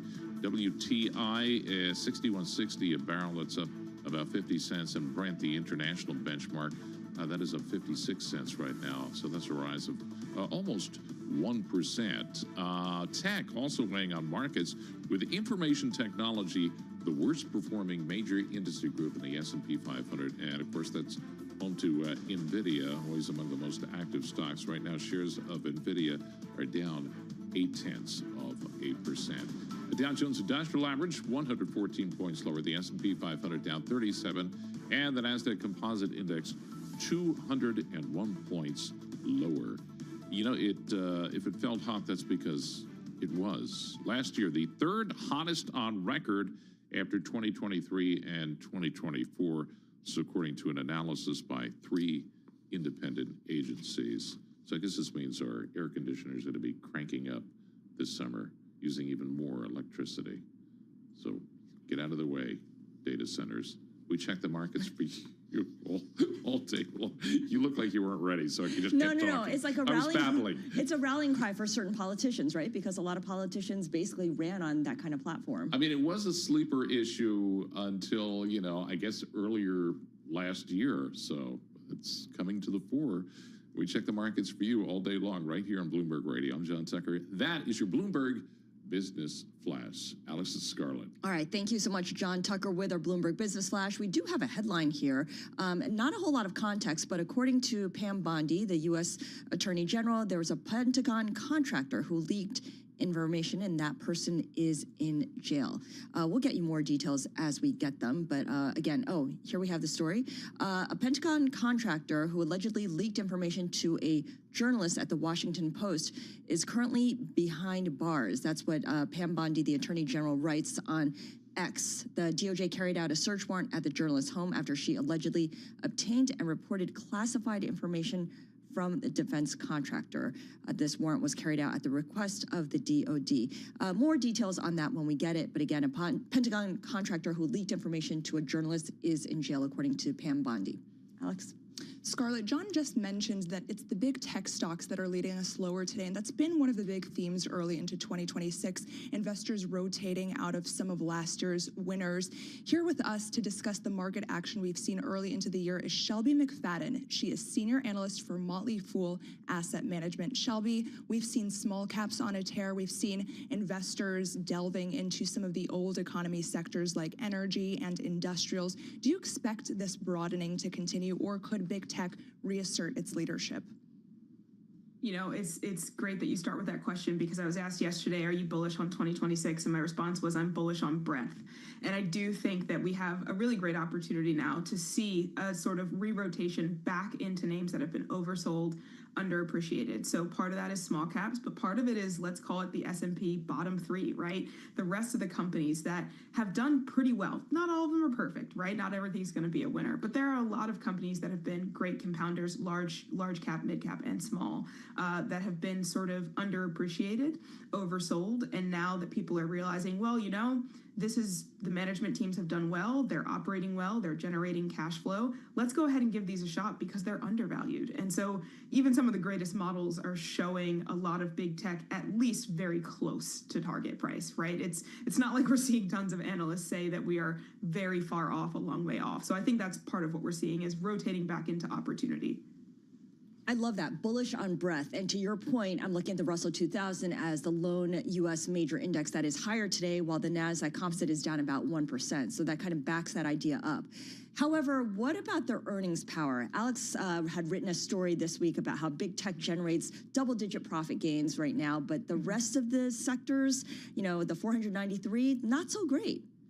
And it's interesting because a new benchmark has sort of been set, right? So double-digit profits, right? That has become the new normal. It used to just be that, that was growth, right? And if growth was actually affordable because the market had said, you know what, I value more, I value compounding more, not interested, fine. But now growth is sort of the expectation. It's no longer a sort of silo in and of itself. It's growth is the only thing that seems to be being rewarded. And so if we're only focusing on that, then yeah, we do miss some opportunities from just compounding. And then you can be overexposed to just saying, I'm only in growth. This is where most of the portfolio is. And so when growth gets punished, I wouldn't consider today to be particularly punishing, but in certain parts of the cycle, when there is a big punishment for growth or for big tech, then we have left some of those, let's say, low double-digit or high single-digit consistent compounders on the table because it said, well, it's not 20%, so it's not quite enough. So where does the earnings power go from here? That's the crystal ball. Not quite sure if we're going to be able to keep seeing high double digits through 26, 27. But I think that the pricing suggests that that's what investors think is possible. Shelby, we are still trading near record highs. We've seen investors shrug off many of the headlines that we've gotten on geopolitics, on the DOJ probe into the Fed, and much of Wall Street still expects gains this year. Does this worry you at all that everyone's kind of on the same side of the boat? Could it be a counter indicator? When we sort of look at valuations and ask ourselves, how much do we want to have on the table, we have to break it into two parts. So one is the macro environment in and of itself. And so what is actually going on in the country? What is the state of growth, inflation, labor markets, et cetera? And then looking at what does the stock market take into account? So right now, those two things appear to be on slightly different sides. And so it almost seems to be a great equalizer where you have to not quite sit on your hands, but kind of put your hands in your lap and wait a little bit because some of the negative data that we've gotten from a macro perspective hasn't seemed to deter the market because of what's driving the market. So the short answer is we're not feeling like we need to take chips off the table. We're not feeling like we need to be pushed out just because valuations are high. What we do to try and account for that is diversify. So even though we may have slightly more concentrated portfolios, we're not necessarily concentrating ourselves in one industry or sector. And so keeping our bets sort of spread out and positioning ourselves in sectors that may be unfavorable, but in names that are favorable within those sectors, we hope to sort of be able to stave off the sort of all boats rise, all boats sink effect. Very quickly, Shelby, you like MasterCard as one of your names, and we've already heard from all the big banks, their executives, on how the president's proposed 10% cap on credit card rates would be bad for the economy, bad for big banks. What would it mean for a name like MasterCard if it were to go through? Well, for MasterCard, being that they're a payment processor, they're a little bit removed, so it's a little bit indirect. For them, cards still have to get swiped. Now, there could possibly be lower volume if credit conditions were squeezed. So in the event that this does go through in some lawful way, there could be a bit of a squeeze. But MasterCard has been diversifying itself with its value-added services because they've been through this before with debit card fees. They are always aware that something like this could happen, so they have tried to insulate themselves. And that's one of the reasons why we prefer them when we look at the payment space. Got it. Shelby, always a pleasure speaking with you. Shelby McFadden is a senior analyst at Motley Fool Asset Management, joining us from Alexandria, Virginia. Of course, the big news today perhaps was something that didn't come through, which was a Supreme Court ruling about the president's tariffs, his reciprocal tariffs. We were awaiting some kind of decision from the highest court on these IEEPA tariffs, but it has not come through. Let's bring in Holly Frome. She's a litigation analyst here at Bloomberg Intelligence, to kind of walk us through the timing of this. We were supposed to get, well, I don't want to say we were supposed to get, we got the Supreme Court's opinions on Friday. We got the Supreme Court's opinions today. And now's the season for the highest court to publish these opinions. How does this actually work, Holly? Does it choose which opinions to publish based on when it's made a decision, or is it based on just preference? I would think it's probably when it's ready. So you typically issue decisions on argument days, and they'll typically notify the public ahead of time, like 1 or 2 days ahead of time, which they've done for the past 2 opinion days, that they're going to release opinions. And so, but they could also issue it on conference days, and there's a conference day coming up on January 16th. There are opinion days next week. So, there still could be an opinion this month. Holly, if the tariffs are found unlawful, what legal framework governs refunds on the tariffs and who stands to get them? So importers who would have standing to sue would be the ones who would get the refunds. And there's a procedure in place, there's a statute in place as to how refunds are issued. But in this particular case, I would think that the customs agency would have to come up with an application procedure, or the court would set a procedure. Holly, the president this week said he's imposing a 25% tariff on goods from countries that do business with Iran. So we're talking countries like India, Turkey, China, and that would be effective immediately. There are really no other details given, but our understanding is this action was based on IEEPA, which is what the Supreme Court will be ruling on. How do you think about, this being such a moving target, that the president continues to add to these tariffs even as the Supreme Court is getting ready to rule on it? Well, I mean, the Supreme Court hasn't ruled on it, so there's no one saying that he can't do it yet. But it's interesting because in a filing in a different case, in a consolidated proceeding where a bunch of these companies filed lawsuits for refunds, he said that the stipulation where he would, where the government said that it would issue refunds in the event that the Supreme Court, in the event that any of these executive orders pursuant to which he's issued the tariffs are found unlawful.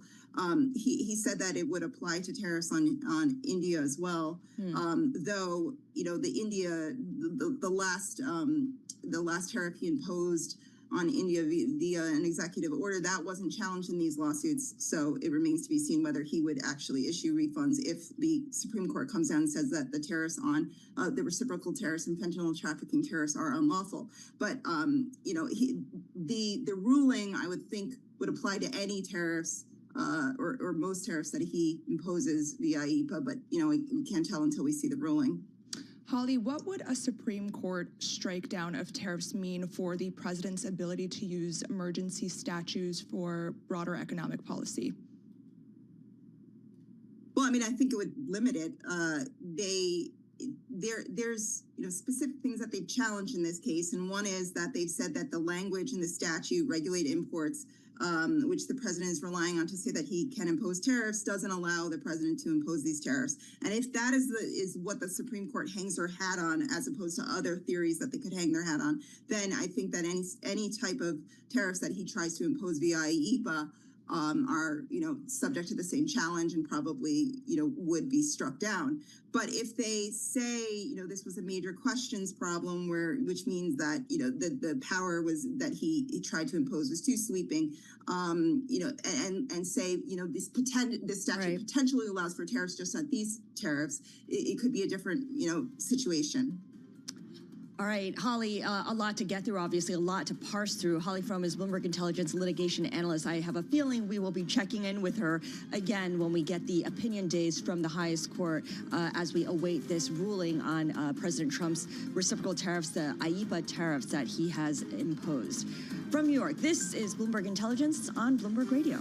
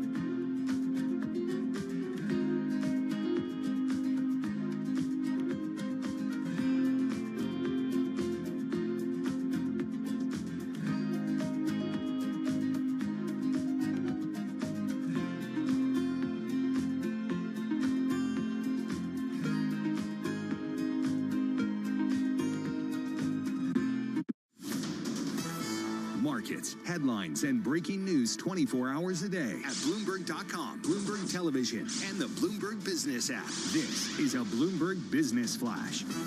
And I'm John Tucker, the Bloomberg Newsroom, with this Bloomberg Business Flash. The major stock averages right now, they're lower, and technology stocks leading some of the declines, with NVIDIA down over 2%.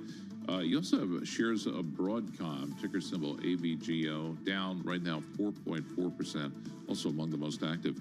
Wells Fargo is among the worst single-performing stocks in the S&P 500 today, as we get this next slew of bank earnings. They came out this morning.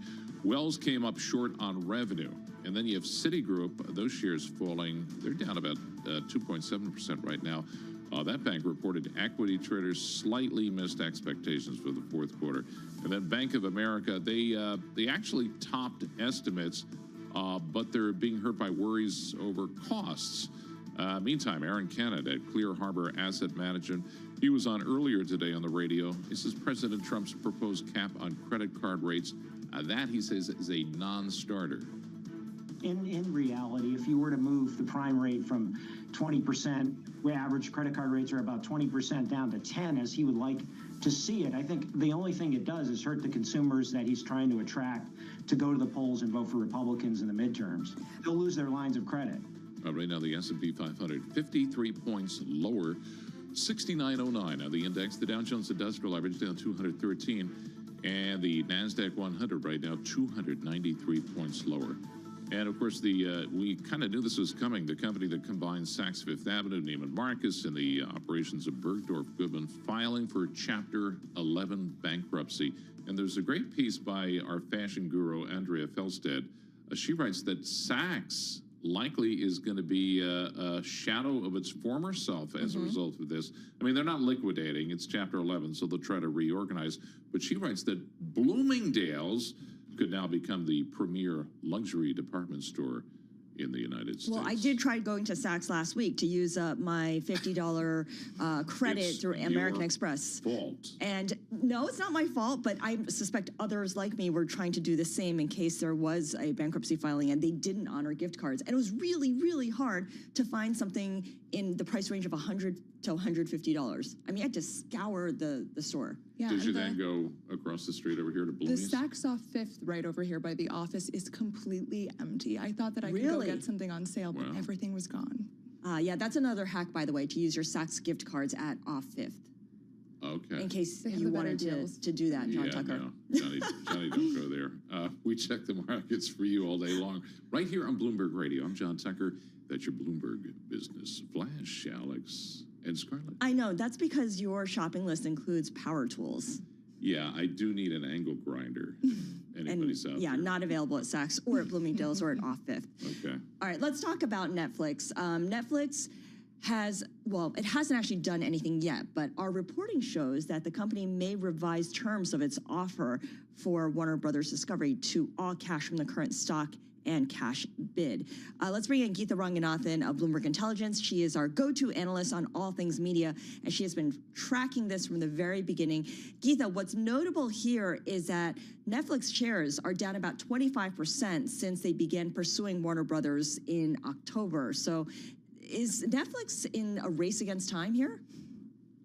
I think so, Scarlett. I mean, there has obviously been a lot of worries about that falling stock price and investors kind of questioning, okay, so really what is the value, right? If that's an 85-15 split for Warner studio and streaming assets, I mean, Warner shareholders obviously worried about the falling value of, the Netflix stock. And so obviously Netflix here really trying to assuage those investors by making it an all cash offer. But yes, they are, very much running against the clock. There is the January 21st deadline from a rival Paramount Skydance for tendering shares at $30 for all of Warner Brothers Discovery. So there are multiple things going on here, but this definitely should spark some sort of response, we think, from Paramount. Geetha, it feels like we're getting one escalation after the other in this bidding war. Do you think that proposing an all-cash offer could actually expedite the closing of this deal by Netflix, or do you expect that Paramount will fight back again? We definitely think that Paramount will fight back because for them, the cost of not doing the deal is definitely greater than it is for Netflix. Paramount is in a very dire situation. They need these assets very, very badly. Not the case for Netflix, which has a really strong, financial profile, has a really strong content library. This is really more of a nice to have rather than a must have. So definitely expect something from Paramount, Skydance. We don't expect them to go away quietly. We don't expect them to go away quietly, but there's a real question mark here because Paramount Skydance's bid for Warner Brothers Discovery assumes that the value of the legacy cable channels is zero. And of course, its bid covers the entire company, whereas Netflix is only looking for the streaming and the studio business. Yet, what does that say about Paramount Skydance's own legacy cable business? Zero. I mean, does that mean that its business is also worth something similar to zero? I mean, that's just such a brilliant point that you raised, Scarlett. Absolutely. I mean, when they, basically devalue the Warner Brothers assets, they risk doing the same for their own cable networks. But there's absolutely no way to sugarcoat the fact that the cable network business is a declining business. What Paramount is doing to its, kind of favoring its argument is basically using the poor stock performance of Versant, which is the cable network group or the cable network spinoff from Comcast. Its poor performance is kind of the reason their justification for why the Warner Brothers legacy network should not really be worth much. But I still think, obviously there is still, yes, there is cord cutting. Yes, advertising is under pressure, but they're still cash cows. They still do throw out a good amount of cash. And that is true both for Warner Brothers as well as for Paramount. And obviously Paramount still sees a lot of, rationale in kind of combining those two portfolios, Paramount's own cable networks along with Warner's, to kind of just stem that whole melting ice cube argument. That said, yeah, it's this is really turning out to be, very, very interesting. I think Warner Brothers still kind of sees a lot of value in its networks. They do want, the separation. They think they can extract a lot more value with a separation of their global networks business, which is supposed to happen by the third quarter of this year. So again, it's still a wait and watch, but I think at this point, Scarlett, the ball is definitely in Paramount's court. Geetha, not too long ago, Bank of America said that this bidding war is reshaping the broader media industry. What are the consequences of it for the broader media industry, do you think? And what kind of precedent does it set for future media company acquisitions? Yeah, absolutely, Alex. I think one of our key takeaways from this whole exercise is that, obviously linear networks are in a really precarious position, no doubt about that. But then the studio assets, as well as the streaming platforms, the content generation part of it, there's still quite a lot of value in those. So any of, the studios that you see out there, whether it's a Lionsgate or, maybe even an AMC Networks, which has a television production studio, maybe all of that still has some value. But I think really the biggest question for us, and I think for media investors at large, is what happens with Comcast and what happens with its NBC Media Group. That really is somewhat of, this hidden jewel, I would say. They have to extract value for that. They probably have to spin off that asset. So I think everybody is really super focused on what they do next. Okay, so in terms of what happens next, we are waiting to see if Netflix actually does revise the term of its offer to something that's all cash. And then on the Paramount Skydance side, you said the deadline is coming up for the tender offer. When is that exactly? Jan 21st. Jan 21st. So next Wednesday, we'll get a sense of whether shareholders are in favor of it. And what do we think is the reception right now? Very, very poor. The last we heard, only about 2% of outstanding shares had been tendered. So really, shareholders still kind of holding out for that sweetened offer. Yeah, okay. Well, that doesn't bode well given that there's only 1 week left. Maybe they push out the deadline. We'll see about that. But as Geetha Ranganathan puts it, the ball is in Paramount Skydance's court to see what happens next. Geetha, always a pleasure. Thank you so much. Geetha Ranganathan, our U.S. media analyst here at Bloomberg Intelligence. We've got a lot more coming up in the second hour of Bloomberg Intelligence. We're going to talk a little bit about oil prices as well as gold prices. Gold prices once again at record highs, and get you an overview of the economic data that was released, including retail sales and wholesale inflation. And of course, looking ahead to what else we're going to talk about, we're also going to look at how CEOs are managing the president or managing their relationship, their responses to the president. It's a great story. It's today's Big Take, Alex. What a fitting time, Scarlett, to discuss that, given Citi CFO's remarks today about the credit card cap, ExxonMobil's CEO pushing back against investing in Venezuela. It's rare to see pushback from the CEOs, but when it happens, it's notable, and it's happening when it comes to the credit cards. This is Bloomberg.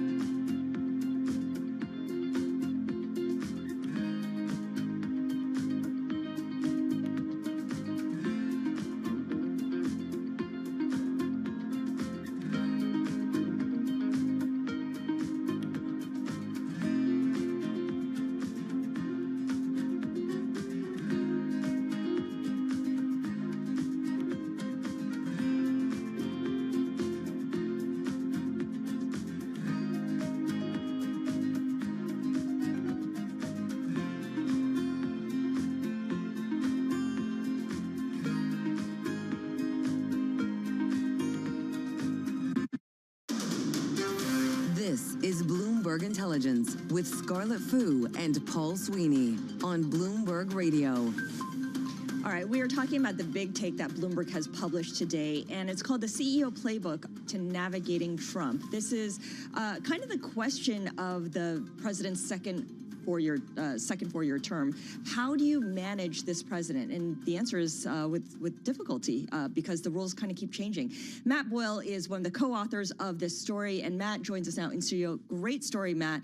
And it was something that you had trouble reporting on insofar as a lot of people wouldn't talk to you. Exactly. I mean, the usual sort of voices of corporate America, the Chamber of Commerce, the Business Roundtable, were just like, you know, we're going to take a pass on this one. And just about every CEO under the sun, you know, they just don't want to go there. It's like the third rail.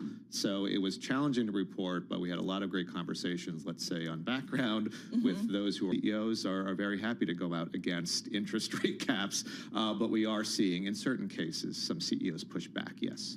And direct engagement does seem to pay off if you can find your way to the president's mobile phone, which apparently he hands out the number pretty willingly to certain top CEOs. You talk about NVIDIA's Jensen Huang having a direct line to the president. Also, Lip Boon Tam of Intel being able to do that as well. Exactly. I mean, Jensen, the NVIDIA CEO, went on Joe Rogan in December and said, you know, Trump is extraordinarily accessible. The United Airlines CEO said the same thing to us. I mean, you can call this man up. He does answer his cell phone, as we've seen sometimes at 4:30 in the morning. He will pick up his cell phone. But not everybody has Trump on speed dial. So a point of our story was that you have to find a way in, whether that's Susie Wiles, the chief of staff, whether it's Scott Bessent, Treasury or Commerce, Howard Lutnick, or one of the sort of lower level aides also. I mean, we found that, the director of the White House Office of Public Liaison is somebody you can go to also. So the point is to find a way in, no matter how you do it. Matt, what are some of the differences in how President Trump deals with business leaders in his second term from his first term? Well, the second term, he's a little bit more unshackled, let's say. In the first term, you had a few more traditional Republican voices. You had Rex Tillerson in there and other folks who, were able to maybe play a little defense. They were able to slow walk some of Trump's more outrageous policy proposals. Now it's just all true believers. So he's sort of unfettered. He's unshackled, and there's really not many checks. So what this means for CEOs is, they really can't hide. They can't just say, well, we'll let our industry association take care of this, or don't worry. I mean, look at just the past week, what's been going on.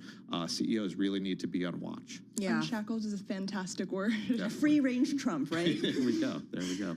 The other thing that you could do if you're trying to get his attention or curry favor is to give him a made-up award. Yes, he does respond to these types of trinkets and trophies, as we've seen with the Apple CEO Tim Cook. Was able to give him this sort of glass, trophy with a 24-karat gold base or something, with the Apple logo on it. And, guess what? It was over tariffs, and Cook and Apple were looking for some relief on foreign microchip tariffs. So, and, that helped. It also helped, though, that Cook had really put in the work, though, talking to Trump for years now, going back to the first administration. So you can't just, sort of throw a trophy at him, but it does take some groundwork as well. But look at the Swiss business executives also giving him a gold Rolex. And, so these things do tend to have an impact. As we say, everything is a transaction with this president. Matt, you mentioned it's been difficult getting people to speak to you for this story. Did any of the business leaders you spoke to give you reasoning for why they might be afraid to talk, or did they kind of just brush you off? Many brushed us off through their gatekeepers. The thing is, they just don't see much upside. They don't want to be the one CEO talking to any reporter on the record. But as we've seen now, maybe we might see some more come out of the woodwork now that Diamond and others are talking about, the interest rates. The defense companies also might have something to say about Trump pressuring them to up their game. So we'll see, but it's that, CEOs, again, they might be speaking out on certain issues, but when it comes to Trump, again, they just fail to see the upside. But at this point, as we say, or it was a Yale School of Management person wrote today in Bloomberg Opinion, the chaos is not just no longer in the background. The chaos is baked in. It's in the system. It's coming for them. So they might want us to talk and say something. It's front and center, and it feels in many ways like those who know how to navigate governments in emerging markets might be better positioned. Yeah, you have that experience, exactly, of that sort of slightly more chaotic, slightly more freewheeling environments. And many of these big multinationals, of course, do operate in those areas. All right. Really, really appreciate your joining us. And of course, anyone who hasn't checked it out, please do. Matt Boyle's Big Take Story, The CEO Playbook to Navigating Trump. It's a fantastic read. And that does it for the first hour of Bloomberg Intelligence. For our listeners in the U.S., here's a reminder. Listen to us through satellite radio on Sirius XM, channel 121. Access the world's only global audio business network, coast to coast, 24 hours a day. Bloomberg Radio on Sirius XM, channel 121 is presented by Golden Crest Metals. Stay tuned for the latest market news and industry research, because the next hour of Bloomberg Intelligence begins right now.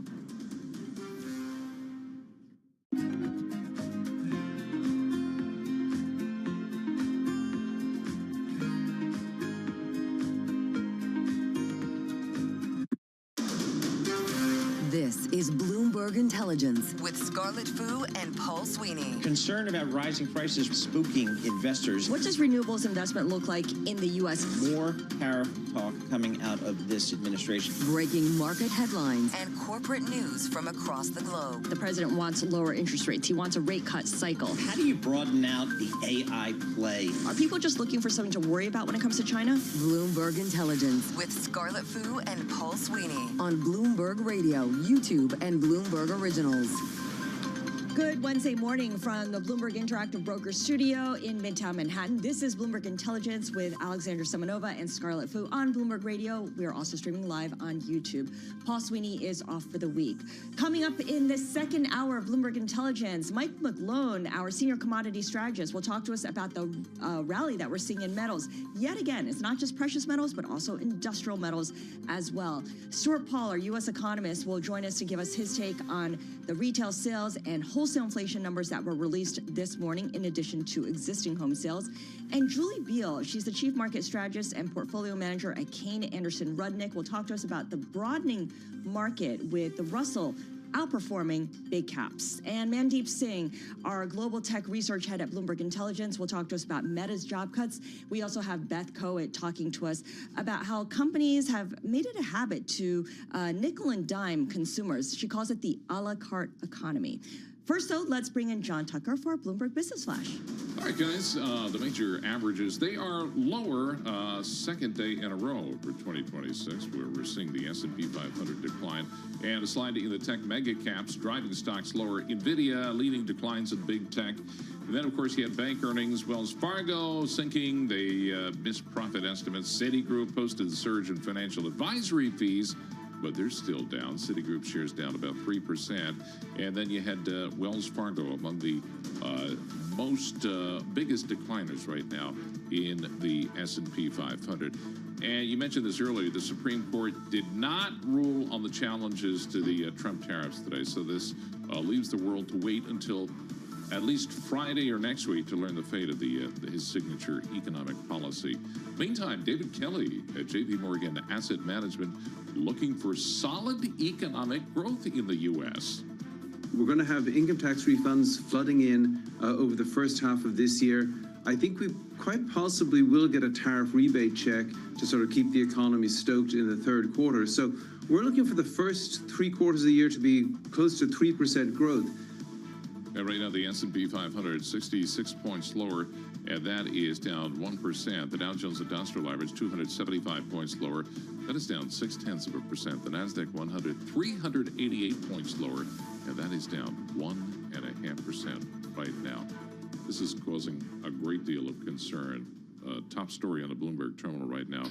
The Trump State Department is suspending processing visas for people from dozens of countries. So it shuts the door to new travelers to the U.S. for more than a third of the world's nearly 200 countries. It's upending work and vacation plans. Also comes about 5 months before we in the U.S. co-host the World Cup, when, of course, hundreds of thousands of overseas visitors are expected. So there's a significant economic impact attached to this story as well. And we'll flesh it out as more details become available. Yeah, one of the countries involved is Brazil. And of course, you know those Brazilian football fans. I mean, they follow their country, they follow their team around the world. I don't even know who's in the World Cup at this point, but I'm assuming Brazil's in there. It's got to be Brazil at some point. It's always Brazil, right? Anyway. It's really interesting too, guys, because the premise of a lot of bullish arguments is the World Cup driving economic growth. Yes. So I wonder what the implications of that will be on the market. Well, does it mean cheaper World Cup tickets for Americans? Perhaps. I mean, for those who like selfishly, watching, that would be fantastic soccer? for us. I almost said football, but we know better. It will be in New Jersey, if I'm not mistaken, right? Yes, there is a game in New Jersey. I think the final game, the big game. So, all right, well, we'll see. Obviously, this is a story we'll continue to monitor for you. John Tucker, thank you so much with our Bloomberg Business Flash. Alex. Yeah, and we have stocks taking a big leg lower right now, and a lot of companies on the move. We're going to look into some of them with Bloomberg television markets correspondent Nora Melinda. Nora, what are you watching today? Well, Alex, I'm looking at a name in the green, Adient. This is a ticker that I had to look up. I wasn't familiar with this company. Ticker ADNT. It's about $1.8 billion in market cap. Scarlett, you looked at me like I should know that. No. I'm looking at you because I'm so glad you provided that context, because I didn't know what the market cap was. I didn't even know the ticker. Right. So it actually is a supplier for seats for a variety of vehicles, including vans, cars, pickup trucks. So maybe that's why we don't know the name and we Matt think about Miller it from the knows it. consumer. I'm sure Matt does. But we're seeing shares of this company up as much as 9.3%. That's the biggest jump since July. This is after UBS did raise the recommendation on the stock to buy from neutral. They're saying that this is all based on attractive valuation. They see that Adyen is likely to raise its 2026 guidance and the potential to win from U.S. onshoring, as well as improved free cash flow potential. All right, well, we'll see how that shakes out. The manufacturing jobs have not been positive for a bit now. Let's talk about your second stock. Yeah, so markets in the red. There's a few names in the red, including Royal Caribbean. This is ticker RCL. We're seeing shares down by about 5%. This is after Citi issued a downside 30-day short-term view on the company. This is all ahead of its quarterly report that is expected toward the end of this month. They're saying that there are enough indicators to deduce that either the demand environment has decelerated or the supply environment in the critical Caribbean market has gotten too crowded. So we'll have to see how that shakes out for the stock in particular, but it does seem as though investors are not pleased. And Nora, one more quickly. We got bank earnings today. Which of the companies are you watching? Looking at Wells Fargo, ticker WFC, we're seeing shares lower by more than 6%. This is after it missed analyst expectations in terms of profit estimates. Severance costs are essentially driving up expenses. The bank spent about $612 million on severance alone. And perhaps more to come as well, more job cuts to come, which means more of those severance expenses too. All right, Nora Melinda, Bloomberg Television Markets correspondent with our movers to watch. And for more conversations like this, subscribe to our Stock Movers Reports. Listen for 5-minute audio reports on the biggest winners and losers in the stock market. Subscribe to Stock Movers on Apple Podcasts, Spotify, or anywhere you listen. Scarlet, metals have been on an absolute tear recently, with gold, silver, copper, and tin all reaching new peaks, bolstered by bets on lower U.S. interest rates and improved sentiment across Chinese financial markets. We have Mike McGlone, Bloomberg Intelligence Senior Commodity Strategist, with us to discuss this. Mike, I've seen people joke that precious metals are kind of trading like meme stocks. When was the last time you saw this type of volatility in the space? 1979, 1980, Alexandra. The good example is silver. Let's start there. It's called the devil's metal for a reason, trading about $92 an ounce this morning. It's about 3 times its 60-month moving average. We haven't seen that since 1979-80. And to tell you about the potential pain that the devil's metal could inflict, we closed 1979 at $32 an ounce, and last year's low was 28. So this kind of lessons in silver and precious metals, when they get this extended, is oftentimes you're supposed to be selling when they're yelling. Selling when they're yelling. Okay, I love these phrases, Mike. One thing that's supporting the rally of precious metals and industrial metals is the weak U.S. dollar and this idea that the dollar will continue to stay weak. Is that enough of a reason to keep these prices from falling? Scarlett, I appreciate you going there, but not really. The fundamentals for the precious metals are awesome. They were a year ago, the year before, and the year before that. That's the bottom line now.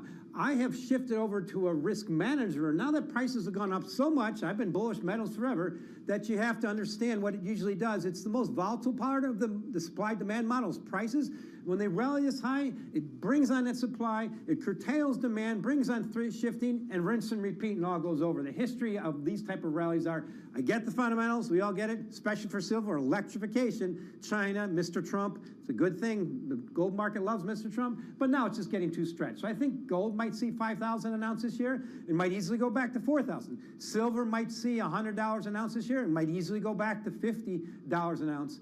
That's typically how it works when you rally at this velocity. Mike, I have to pivot a little bit to Bitcoin. We've seen it rebound pretty substantially. Do you expect that we could see record highs again? And what has been driving this recovery? I do not. What's a notable bear on Bitcoin, I think Bitcoin right at these levels is a worthy short, particularly because it went down last year. It's bounced this year. It's giving you a chance to sell. I think a decent stop, meaning sign of being wrong and going above good resistance, is it can stay above 100,000, it might mean something. But one key, simple little factor of pressure, Bitcoin and all the industrial metals, which includes silver, is just a little pickup in stock market volatility. And we're seeing that today, but it's only one day. It's only the second week of the year. Take on oil, because those prices are rising. And in fact, oil is now at the highest level since October. So if you've been enjoying the low prices at the pump, that may soon start to move in the other direction. A lot of it is tied to just anticipation that the U.S. is going to somehow going to respond to the turmoil in Iran. And Iran, it matters here because it's the fourth biggest OPEC oil producer. It is, but they only export about 1.5 million barrels today. To put that in context, the surplus of crude oil and liquid fuel supply versus demand in the U.S. and Canada is about 8 million barrels a day. The whole world, the price maker in the world, has shifted to the Western Hemisphere. So this kind of bounce typically is what pumps up crude oil prices in a bear market where you get the sharpest rallies. And I think most traders are looking for any type of rallies around maybe $65 in WTI so they can sell forward if you're a producer and bring on more supply. You see the bent there, it's an oversupplied market, and the number one reason it's oversupplied is it went up too much to the peak in 2022, and now it's in that bear market stage. And right now we have those up too much risks shifting over to the metals. Mike, what about natural gas? What's going on with that commodity? Bear market. The good news for natural gas for consumers is it's likely to bottom this year around 2. That's not profound. Last year's high was 5.5. It started to price in the potential for the second colder than normal winter in a row, despite global warming. And now we're finding out heating degree days demand is not going to increase.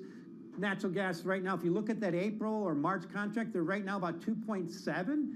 270. I think they're going to go near that level. So within a few months, we might see a 2 handle. And Mr. Trump definitely has that in his favor. He has pre-existing trends of energy prices going downward in his favor, and it's probably going to continue. The bottom line, remember about natural gas, is every time prices pump up to their 4 or 5, U.S. supply comes back on a lot. Yep, well said. Mike McClone, he is our senior commodity strategist, joining us to talk about the metals, oil prices, and the oil complex overall, and to add some Bitcoin as well. Mike McClone is our senior commodity strategist joining us from Miami. We did get a lot of data today, most of it dated, November PPI, November retail sales, stuff that was disrupted by the government shutdown, but stuff that may still be helpful in trying to determine how the Federal Reserve moves forward with interest rates, whether it cuts in January or March. So joining us now is StartupPal, U.S. economist with Bloomberg Economics. And Stuart, of the data points that came out today, and if you type EcoGo on the Bloomberg terminal, it is a wall of data that was released this morning. What are you paying attention to the most? I'm focusing most on the control group retail sales for the month of November. If we look at the pace of that core group of retail sales, and we look at the pace of growth throughout the first portion of the fourth quarter, we're looking at an annualized pace of growth of about 6.5% in the fourth quarter. Now, that's a nominal number, but it's also really strong spending growth. And when we think of just for inflation, which is difficult to do, we're still looking at an annualized pace of real consumer spending growth in the fourth quarter that's about 2.5% right now. Strong fourth quarter numbers. And so that's what's standing out to me today. Even though this data is just a little bit stale, it all looks pretty good when we think about economic activity in the fourth quarter. Stuart, we've gotten a lot of economic data in the last several days. We got robust spending from consumers, a benign inflation report, but then a sluggish labor market. I wonder, could this exacerbate the division that we've seen at the Federal Reserve about the path for interest rates? Obviously, December's meeting saw a lot of disconnects in what officials see. Yeah, so we definitely have two camps at the Federal Reserve. We have those who think that monetary policy is just not very restrictive right now. Alberto Musalem is a voter now, one of the regional bank presidents out of St. Louis. We know that's the case for Lori Logan in Dallas, Beth Hammock in Cleveland. We know that's the case also with Austin Goolsbee in Chicago and Jeff Schmidt in Kansas City. On the other end of the spectrum, we have Stephen Myron, who even out today is talking about how deregulation is going to allow for an immaculate disinflation, and so we should have more rate cuts. When we see such strong spending growth, I think that we're going to have more of a coalition building around the hawks than around folks like Stephen Myron. As much as he's pointing to robust economic activity and disinflation because of increased efficiencies, it's just really difficult for a cautious Fed to start leaning a little bit more dovish. We still have even just an unemployment rate level that's low enough and inflation that's still high enough that the Fed, being cautious as they are, is going to want to lean a little bit hawkish right now. Layer in the political implications of what's going on, layer in the political pressure that the president has been putting on the Federal Reserve, and they're going to want to assert their independence by sitting pat. All right, let's talk about some of those political pressures, because now there are some reports that Fed Chair Jay Powell may skip the biannual testimony to Congress when he's next due to appear. I think that's in February, because of those DOJ subpoenas. This is according to French Hill, the chair of the House Financial Services Committee, one of the committees he would be speaking to. He made these comments to CNBC. Is this because Jay Powell's a lawyer by training and he just doesn't want to get, himself into any more potential legal problems? It's difficult. I don't know how much of what French Hill was saying is speculation on his part versus what the Fed has said to him as committee chairman of the House Financial Services Committee. But of course, we have to take him really seriously, given that he's in that role. As a lawyer, Jay Powell will know that by statute, he is required to testify before the House Financial Services Committee and the Senate Banking Committee twice a year, typically in February and July. So I don't entirely know how he would avoid offering that testimony as chairman of the Board of Governors. There's always a little bit of a pressure release valve in that he could step back as chairman of the Fed, of the Federal Reserve Board, which his term is expiring in May anyway, remain on as a governor, and also remain chairman of the FOMC, the monetary policy setting body of the Federal Reserve System. So he could step back from the Board of Governors, not be required to testify before the House Financial Services and Senate Banking Committees, while still retaining that top spot when it comes to setting interest rate policy. So as a lawyer, he should be aware of these intricacies in the law, and I imagine he is. I'm sure he has dotted his I's and crossed his T's on that. Stuart, really appreciate your joining us. Stuart Paul, of course, our U.S. economist here at Bloomberg Economics. And a quick mention that Tom Tillis, the senator from North Carolina, will be joining Balance of Power at 5 p.m. Wall Street time. Of course, he has vowed to oppose any Trump nominee to the Fed until the matter of this legal issue with the DOJ subpoenas to the Fed has been resolved. This is Bloomberg Intelligence on Bloomberg Radio.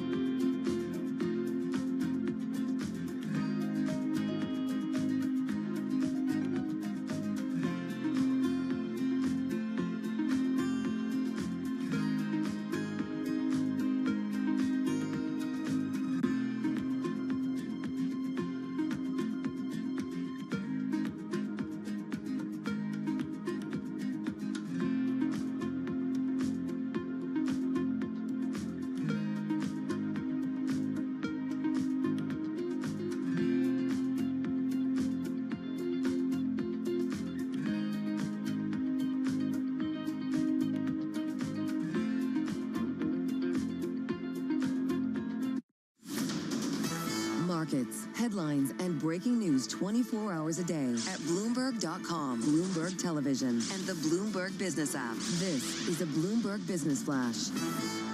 And I'm John Tucker in the Bloomberg Newsroom with this Bloomberg Business Flash. The tech mega caps pushing stocks lower. The S&P 500 seeing its first back-to-back losses of this year. And as the earnings season gets cooking, Wells Fargo sinking. They missed profit estimates. Citigroup did post a surge in financial fees, but those shares down 3.4%. Then you had Bank of America. There are concerns with its expense outlook. They offset the solid. And as a result of that, Bank of America, 4.4%. As far as the Fed money, continue to project the next cut in mid-2020. Record traders are waiting.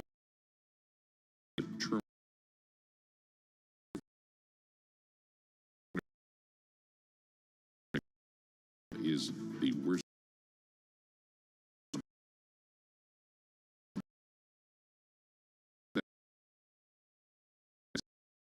That is a decline.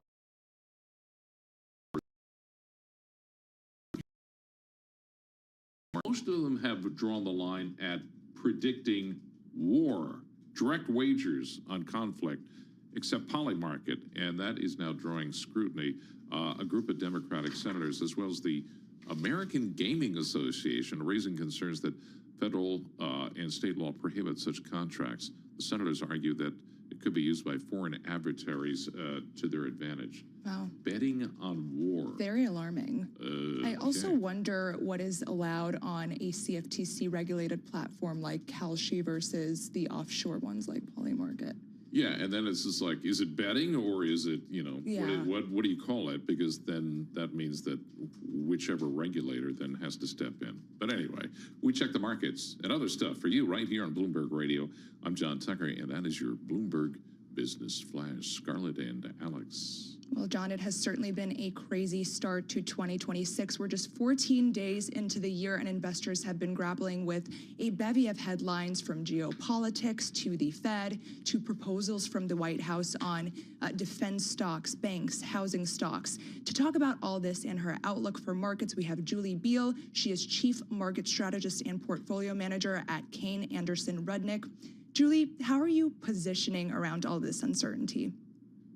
You know, I think we tend to, as long-term investors, not position specifically for any kind of macro outlook, because I think if there's anything we've learned in the last 2-3 years is that it's really impossible to predict both the direction of travel and kind of what the net result will be. If I'd given you 10 of the headlines from last year, I doubt you would have been able to figure out exactly what the market was going to do and digest it. But what I will say is I do look at 2026 as a year where there are good opportunities for economic growth. Corporate balance sheets are in good shape. The consumer is still strong, even if they're feeling pretty sour. I do think that as long as everyone has a job, we continue to chug along relatively well. Chug along relatively well, and everyone usually looks at the S&P 500 and the NASDAQ as kind of their gauge to see whether we're chugging along. But increasingly, folks are talking about small caps, and small caps are either trailing behind or outperforming depending on what period you're looking at. Over the past year, or past 5 years, certainly the Russell 2000 has lagged behind badly. But so far this year, it's actually outperforming the big caps. What is the case for small caps in 2026? I think that broadly speaking, the earnings outlook for small caps, they have much easier year-over-year comparisons because they had a much more pronounced earnings recession than anything that we saw in large cap.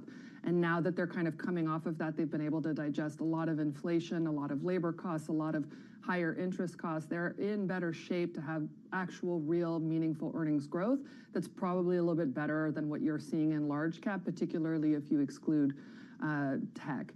I think that the challenge within small cap is that it's a very heterogeneous index and it has a lot of companies that are not profitable. So it's not a space that I really advocate doing passively, because do you really want 40% of your basket to be not profitable? Probably not, particularly when you consider that small caps can be more economically sensitive.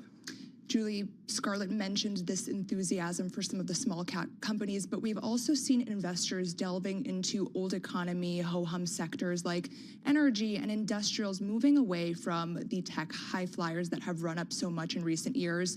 Do you think this year is going to be about the S&P 500, 493 companies, or could big tech reassert its dominance?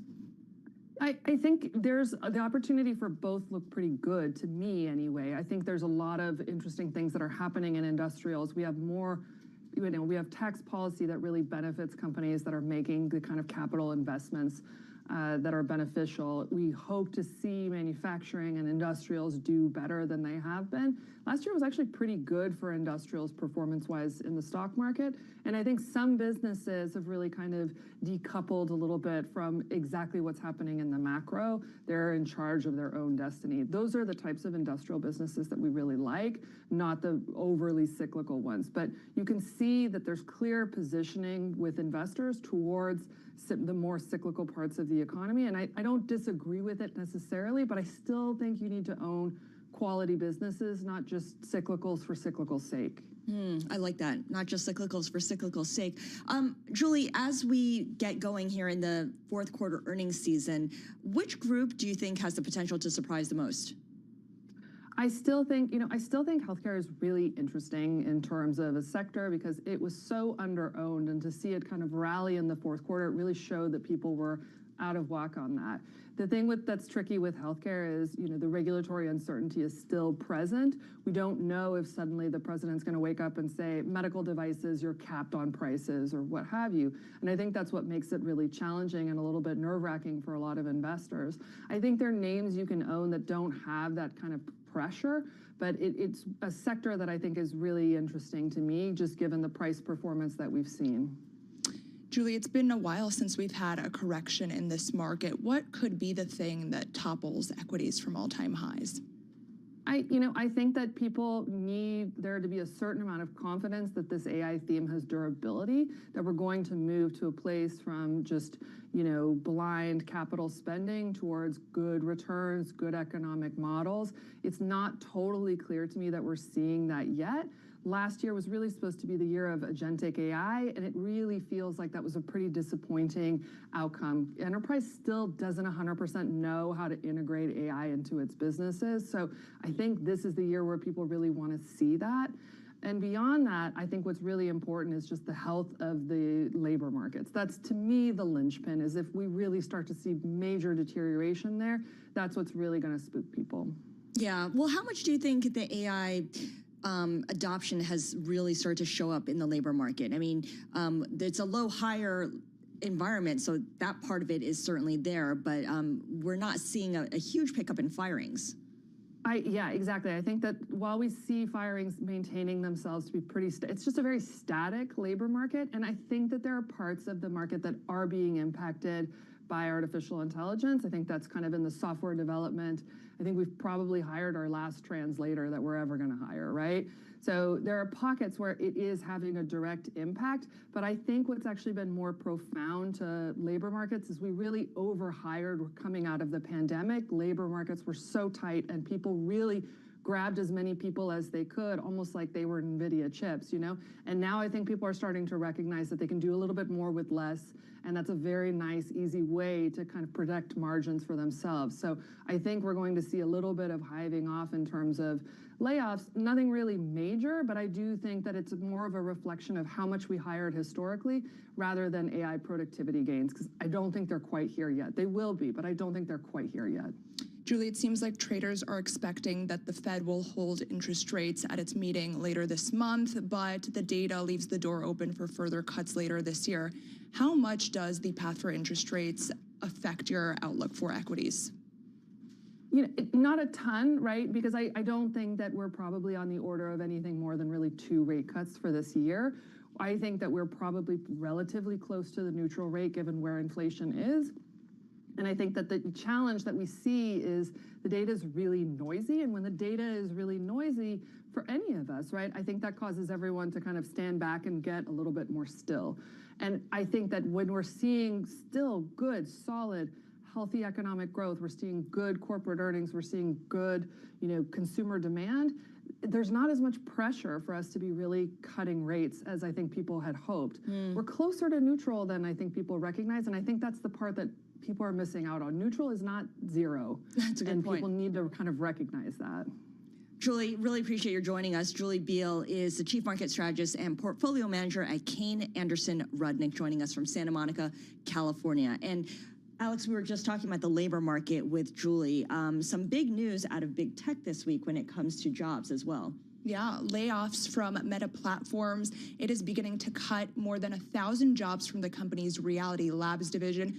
Part of its plan to redirect resources from virtual reality and metaverse products, which is really, really interesting given the fact that it invested so much into this endeavor, even changed its name accordingly. And we have with us Mandeep Singh, Global Tech Research Head of Bloomberg Intelligence, to discuss this. Mandeep, what does this all mean for Meta's bottom line? What do these job cuts do? I mean, Reality Labs segment is almost losing $20 billion a year, and cumulatively, they've lost about $70 billion over the past 3 years. So a lot of investors questioned, how long they were expected to remain patient on those kind of losses. And I think the initial rumors were about a 30% cut in that unit. So this is somewhat below expectations in terms of 10% job cut. But it just goes to show that right now the company is obviously focused more on the AI side in terms of building the infrastructure, building their own large language model. And it may take a while to, really bring that LLM concept in that wearables or whether it's the VR headsets or the glasses. And I mean, when you compare VR headsets or the glasses that they're selling to, let's say, AirPods, the number of units pale in comparison. We're talking, 10 million, maybe if they do 20 million. Apple does more than 100 million AirPods a year. So what's the opportunity here? And I think that's where you probably will see more cuts in that business. That is a really, really important contrast to make there in terms of what Meta's trying to do, because they want to be part of the mass market here, but it's not quite there yet. Mandeep, as Meta pivots away from VR and the metaverse to AI, what does that mean for spending? I mean, they obviously had to spend a lot to build out the metaverse, to build out their VR offerings. And now they're going to shift everything to building out the AI offerings, the large language models, these AI glasses. What do you think that the pace of spending will just kind of continue? It won't really shift all that much?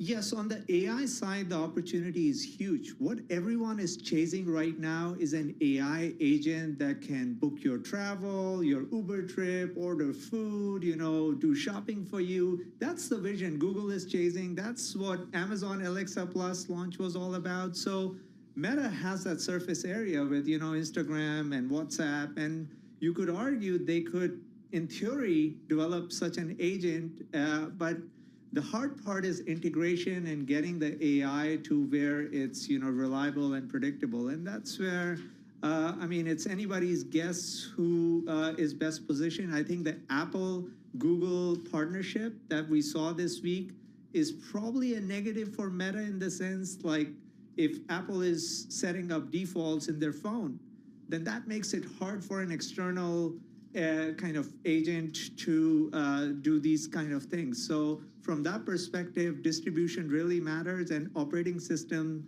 control really matters. So Meta is somewhat at a disadvantage when it comes to, their distribution on Apple and Android devices. Mandeep, we also got news today that Airbnb hired Meta's head of generative AI, which is really interesting because wasn't it not too long ago that they declined to work with OpenAI? What does this all mean for its artificial intelligence endeavors? Yeah, I think Brian Chesky has been quite vocal about using open source LLMs as opposed to, proprietary LLMs like OpenAI and Gemini. And so his thing is, I've got a direct customer traffic coming to my website. If I give away, my bookings interface to these LLMs, then I'm losing that direct customer touch. And he doesn't want to do that. He instead wants to build his own LLM based on an open source model that's already out there. And that's where, Meta has open sourced their model in the past, so it makes sense to have somebody from Meta come in and do something along those lines. Airbnb has been open to using Chinese open source models and building on top of that. So from that perspective, it's an interesting strategy that they are going ahead with in terms of using all kinds of open source and not just, the US-based models. Who in the tech world is winning the talent war? Because it felt like for a long time, OpenAI, Anthropic, they were, picking up a lot of talent. Is that still the case? I mean, right now, the talent is going to where the compute is. If you don't have the compute, you just cannot attract the talent because these models need a lot of compute for training, and you may be the smartest person, but if you don't have the compute, you can't test your idea. Right. So from that perspective, infrastructure build really matters, which is why NVIDIA, even though they are the chip provider, now they launched their own foundational model in autos, self-driving. That just goes to show what compute can do, and NVIDIA is definitely moving up the stack, so it'll be interesting to see how many areas where they compete in with their own foundational model. Mandeep, we're early into the earnings season, but big tech results will be here before we know it. And obviously the bar is really high when it comes to what these companies are saying about how they're monetizing their heavy AI investments. Do you think that they'll live up to the expectations? I think right now you have to focus on where you will see positive earnings revisions. And given the CapEx investments are going up for this year, it's going to be hard to show, positive revisions when it comes to earnings, except for someone like Alphabet that really has seen a big shift in sentiment because, one, everyone realizes that their models have caught up, and they also are the most efficient when it comes to their stack, the use of TPUs and low-cost inferencing. So from that perspective, I think Alphabet clearly is best positioned to deliver positive surprises. But for someone like Meta, I mean, if you're hearing job cuts, then probably it's going to be hard for them to, show positive revisions this year. And I feel like the counterpoint to an Alphabet, a Google that's doing really well is Oracle. We've seen it really fall from grace a bit. And I wonder how critical investors are going to be when they hear from the company this earnings season. Well, they will have to give proof points of the build out, the OpenAI backlog that they have and how that translates into revenue, because the good thing is market is skeptical of, really far out revenue streams. And so from that perspective, this is quite healthy that, there was a correction in Oracle, even though they have given a 4 or 5 year revenue guide and they have the backlog, market doesn't believe it. The market wants to see more proof points. So I think that's what companies will have to do when it comes to OpenAI monetization and ROI. They'll have to start showing more tangible proof points. Yeah, you definitely see that reflected in Oracle's bonds and the credit default swaps that track Oracle as well. They have really spiked. Mandeep, I really appreciate your stopping by. Mandeep Singh is our global tech research head here at Bloomberg Intelligence, talking Meta, talking big tech, talking Alphabet, talking Oracle. Let's bring in John Tucker now with our Bloomberg Business Flash and a market check. All right, guys, and this Bloomberg Business Flash brought to you by Golden Crest Metals. Inflation, tariffs, and volatility of some investors turning to gold for stability. To get a free gold and silver information guide and learn how to add metals to your IRA or 401k tax and penalty free, go to goldencrestmetals.com/guide. That's goldencrestmetals.com/guide. Well, the major stock averages are pushing lower, being led lower by big technology stocks. The Bloomberg Mag 7 index right now it's down 1.6%. And of course, the bank earnings continue. Bank of America shares declining amid concerns about expenses there. Wells Fargo missing analyst profit estimates. They had severance costs driving up expenses. Now, Citigroup steelmakers, they posted an 84% surge in financial advisory fees in the fourth quarter. Still, Citigroup shares down 3.5%. Right now, energy, the best performing major industry group in the S&P 500, as we're seeing oil prices rise today. And we did get data, didn't move the needle much on expectations for rate cuts from the Fed, though. David Seif at Nomura Security says, the retail sales and the PPI data today aren't going to do much to change the investment landscape. Most of the data, including everything that came out today, is still about a month lagged. I think this is not really much of a game changer. S&P 500 down 59, the Dow down 182. The NASDAQ 100 down 371 points. You know, drinking is on the decline. There's this Gallup poll. It's recording the lowest share of alcohol-consuming adults in its 90-year history. The culture around alcohol shifting, growing trend towards moderation. What are these kids thinking? Gen Z is all about the no booze movement. I've Yeah. heard people say that alcohol is like the new cigarettes. But, okay, so what's the alternative then? Gummies, pot, Okay, Sweet treats, all right. piece of chocolate. See, I don't know these things. You don't have any young adults in your household? I do, but I don't want to know what they're doing. Ah, okay. Fair. Yeah, Freak I me get out. that. I feel that way often myself. But, you know, the young ones, Gen Z is also picking up on cigarette smoking too. Oh, really? I Yeah, didn't know that. yeah. They have vapes, the electronic cigarettes. Yeah, but vapes are not cool. Like holding a Oh, no, cigarette. it's maybe it's part of the whole 80s, 90s revival. I'm There's thinking a lot of of people that smoking 90s Ben movies. Affleck's meme that's all over the internet of him just standing and holding a cigarette looking really exhausted. Oh, There you Ben, go. Ben, There you Ben. go. Well, it is 2026. I think that image resonates with a lot of people. All right. Thank you so much, Don Tucker, with our Bloomberg Business Flash. I want to bring in now Beth Coe. She is one of our Bloomberg opinion writers, and she wrote a fantastic column today called "The a la carte economy makes everyone feel poor." And Beth, what you do so well is you've given this a name that I was kind of calling the nickel and dime economy, where companies are just charging you for every little thing that they can. Things that used to be included in the price are now being broken out, and it's kind of driving everyone insane. Absolutely. It's the great unbundling. And I think part of it is that they're spinning it as, oh, this is about choice and freedom and customization. But I think what it's really doing is making people feel like they can't keep up. Beth, I love this term a la carte economy, and you cite some anecdotes from Great Wolf Lodge, from Dave & Buster's. Can you talk to us a little bit more about your experiences there with this? Yeah, well, you know, it's funny because I felt this acutely over winter break, as I'm sure a lot of people did, where I was trying to find things to do with my kids. I took them to the zoo, and, you know, I think we all expect to have some of those pressures for extras, you know, so I said yes to the s'mores, no to the bubble wands, but then there were things like $7 for the carousel, $4 for the train ride, and you're just completely bombarded all the time with demands for more. And I think if you say no, it really does sort of feel like your experience is being impeded. Right, and you kind of look over at the group of people who say yes, and it gets smaller and smaller each time the price goes up.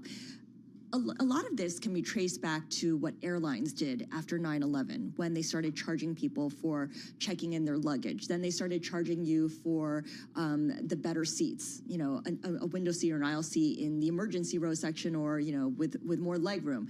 And then it was pillows, then it was drinks. I mean, it just kind of continued, and that has been tremendously profitable for those companies. Absolutely. You know, I think I found some stat. It's something like 16% of revenue now comes from these ancillary fees for airlines. And there was one airline where it was as much as 62%. So they've kind of perfected this process. And I think other sectors and industries have seen what's happened there, and they're like, we want that too. And so I think that's part of why this is happening.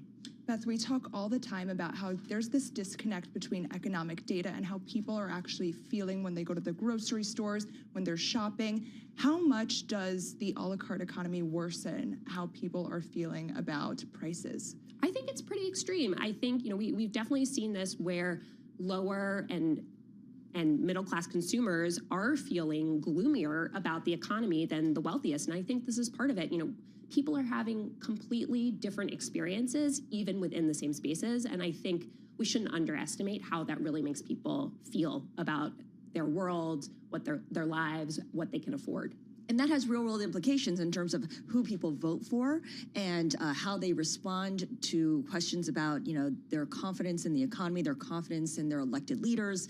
I mean, we see this all play out every 4 years. Absolutely, absolutely. And I think it does erode trust with companies as well. I think especially in the service sector, where a lot of value is intangible, right? Like how much I value going to Disney World, going to the zoo, that's hard to put a price tag on. Right. And there's studies that have shown the higher the ancillary fees are, the lower the perception of fairness. So this is a risk that companies are taking as they really bombard consumers with these fees.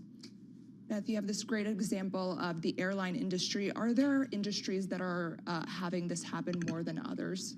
I definitely think the service sector. So, you know, airlines, hospitality is a huge one. And, you know, I think I had a fellow parent who was telling me about their experience at Great Wolf Lodge, where just around the corner, everything was about an upgrade. And it's, I think, especially really hard when you're with your kids. And I was also mentioning this to a friend who was talking about her experience using Uber, right? Like even within Uber now, it's like, do you want an XL? Do you want it right away? Are you willing to wait? Do you want it right away? So I feel like every company has kind of figured this out. How can I unbundle these fees, maybe advertise a lower upfront price, and then kind of give you the option to upgrade, but it doesn't really feel optional all the time. Yeah, absolutely. I mean, then you add in their dynamic pricing, so you have to make a decision under pressure. And then there's decision fatigue because you just want one thing and it's difficult to then have to menu through all the different choices that you have to make in a, under time pressure. Absolutely. I think technology has really enabled this. And I think that's right. I think there's actually some research that's being done looking at this. Is it better just to offer this one upfront price for everything? Maybe that's an option, so I don't have to make that decision at every single point through my experience, which does detract from the whole thing. You talked to someone who's an expert in this, a professor of economics who has researched these added fees, these added services. What did they say? He made the really good point that it is not harmless, that it does detract. And I think that, consumers accept these fees when they understand that companies need to make a profit. But profit margins have never been higher, so there's something else going on here. And I think they're risking, companies are risking consumers not even just doing the upgrade, but showing up at all. I think that's going to be a real threat going forward. You mentioned how middle class and lower income class consumers feel this a lot more, and I feel like this is really the K-shaped economy on full display. I wonder how much worse can the bifurcation get between lower income consumers and higher income consumers? I've written about this a bit because, I think, so 3 decades ago, the middle 40% held more wealth than the top 1%. Today, the reverse is true.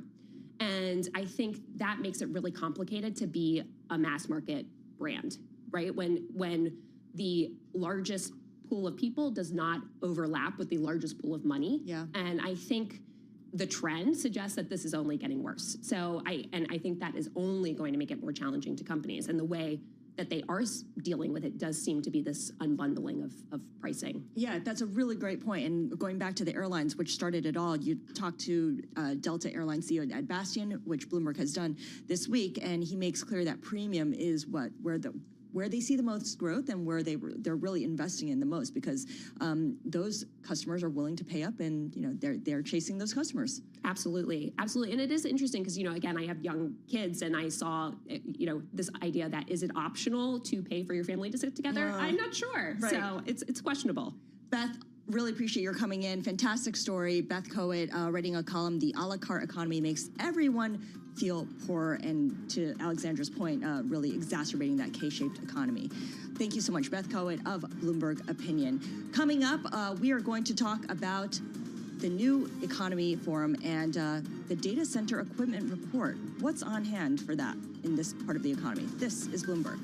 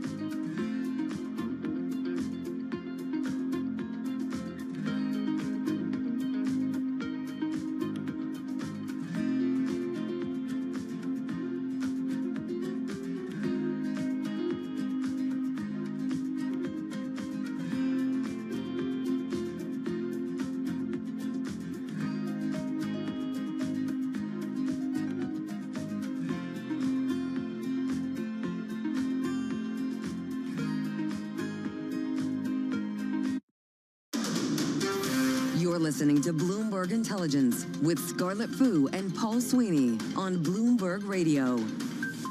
And hi, everybody. I'm John Tucker, along with Alex Simonova. Scarlett had to step out. She's doing that all this week, so she keeps leaving us. I don't know. Do I get the message? Anyway, filling in for the next few minutes. You're stuck with me. The betting is that Vertiv Holdings is going to be added to the S&P 500 index. So what, you ask, and who the heck are they? Well, you got to think, Alex, data centers. It's all about the data centers Yeah, these let's days. take a deeper dive into this with Mark Daly from Bloomberg NEF, what we used to call Bloomberg New Energy Finance. Mark, thanks for joining us. If I'm a data center operator, I need this company to keep things humming. Do I have that right? Yeah, so it's interesting. The article I originally came across, this story and described Vertiv as an AI infrastructure company, which I think is a phrase that gets bandied around a lot to describe a lot of different types of companies that are pretty exciting for investors right now. So you have companies like Crusoe. They're building these massive GPU clusters to just have huge horsepower to drive compute for the tech giants. And then you have these AI infrastructure companies like Vertiv or a Schneider Electric, say, who provide a lot of the electrical equipment and a lot of the cooling systems that go into data centers that basically allow these very, very expensive NVIDIA GPUs to run effectively, injecting as much power and taking as much heat off the chips as possible. Mark, you mentioned extensively in your report these new cooling technologies. We hear a lot about how energy demand for data centers is rising, and a lot of that goes to these cooling sectors. Can innovative new technologies help reduce some of that demand? Yeah, so it's actually the evolution of cooling technology here is pretty interesting. You mentioned that like BNEF is actually the background is new energy finance, and I've spent a lot of my time looking at environmental technology. And cooling technology in data centers is kind of a very interesting case of, is this green technology or not? Because the movement is basically, traditionally data centers will have been cooled by basically pumping air circulation around the data halls, and that's enough to kind of pull the heat off. But because the servers are now becoming so dense and they generate so much heat, you need to move to a fluid that has a much higher heat carrying capacity, and that means moving towards liquid cooling. So this does enable much higher efficiencies in terms of taking the heat off without consuming as much parasitic load. But interestingly, the technology is mostly deployed so that you can run your GPUs even more strongly than you ever could before. So it's an interesting case of Javon's paradox, I suppose, where you're making something more efficient, but actually you're really just enabling more energy consumption as well. Now, I hate to throw a monkey wrench into the works, but didn't Jensen Huang at NVIDIA just say that they're kind of working on a chip that doesn't require as much cooling? So this is actually, yeah, I came to this topic, and there's a lot of misconceptions about what exactly goes into a cooling system in a data center. So basically, there's two main parts of it. There's the technology cooling loop that basically takes the heat off of the chip and exports it to an external part of the data hall. And then there's the heat rejection system. And the heat rejection system takes the heat out of the technology loop and it rejects it into the environment. So right now, what's really like the exciting thing happening in the space is the technology loop is moving from air-based to liquid-based cooling. And that's basically a given in AI-focused data centers because they're so high power, they generate so much heat, you need to use this liquid cooling. Mark, basically, sorry, please go ahead. Sorry. Basically, what Jensen Huang was saying is because the chips are now running so hot and liquid cooling is taking the heat off at such a high temperature, you can reject the heat to the outside environment because the water's hot enough to just exhaust into the atmosphere. So really, there was a big movement in the stock market around a lot of the companies that provide chillers that are around the kind of external part of the equipment cycle here. I think since then, there's been a bit of a correction, people saying, okay, these chillers aren't going anywhere yet. It's maybe something that might happen down the line, but we're still going to see a lot of installations there. I was so eager to ask you my question. We are so early into the build out of data centers, and already they are using up so many resources, water, electricity. Are there any sustainability efforts in place here when it comes to the build out? Yeah, I mean, there's a lot of activity across a whole different variety of topics relating to data centers. I mean, specifically thinking about this cooling topic, you see a lot about the water consumption of data centers, particularly, there's a lot of news stories about it affecting local communities. Interestingly, the transition towards liquid cooling actually counterintuitively reduces the water consumption of the data center. There might be liquid in that technology loop that I've been talking about, but there's actually much less water consumption used in rejecting that into the environment because everything is happening at a hotter temperature. Then on the other side of things, on the power side, there's a lot of activity trying to invest in clean energy PPAs, new types of power generation like advanced nuclear reactors. There's a huge amount of MOUs being signed between advanced reactor developers and data center operators. So certainly across the whole spectrum of the kind of data center stack, there's a lot of interest there. So as somebody who lives near a data center, they're not only going to take all my electricity and drive my electricity bills higher, but now they're taking my water away? Well, maybe less and less so, and they're certainly treating it as a priority because they understand the role that like NIMBYism can play in making their lives incredibly tough. All right, Mark, thanks a lot. Appreciate it. Mark Daly from Bloomberg NEF. By the way, Vertiv holding shares right now, just taking a look, down 1.7% in today's trading. And for our listeners in the U.S., quick reminder, you can listen to us via satellite radio on Sirius XM Channel 121. Access the world's only global audio business network, coast to coast, 24 hours a day. Bloomberg Radio on Sirius XM Channel 121 is presented by Golden Crest Metals. Stay tuned for the latest market news and industry research. Your top stories and global business headlines are coming up. As we look at the markets, the S&P 500, 73 points lower at 6890. The Dow down 300 points. The NASDAQ 100, 440 points lower. You've been listening to Bloomberg Intelligence.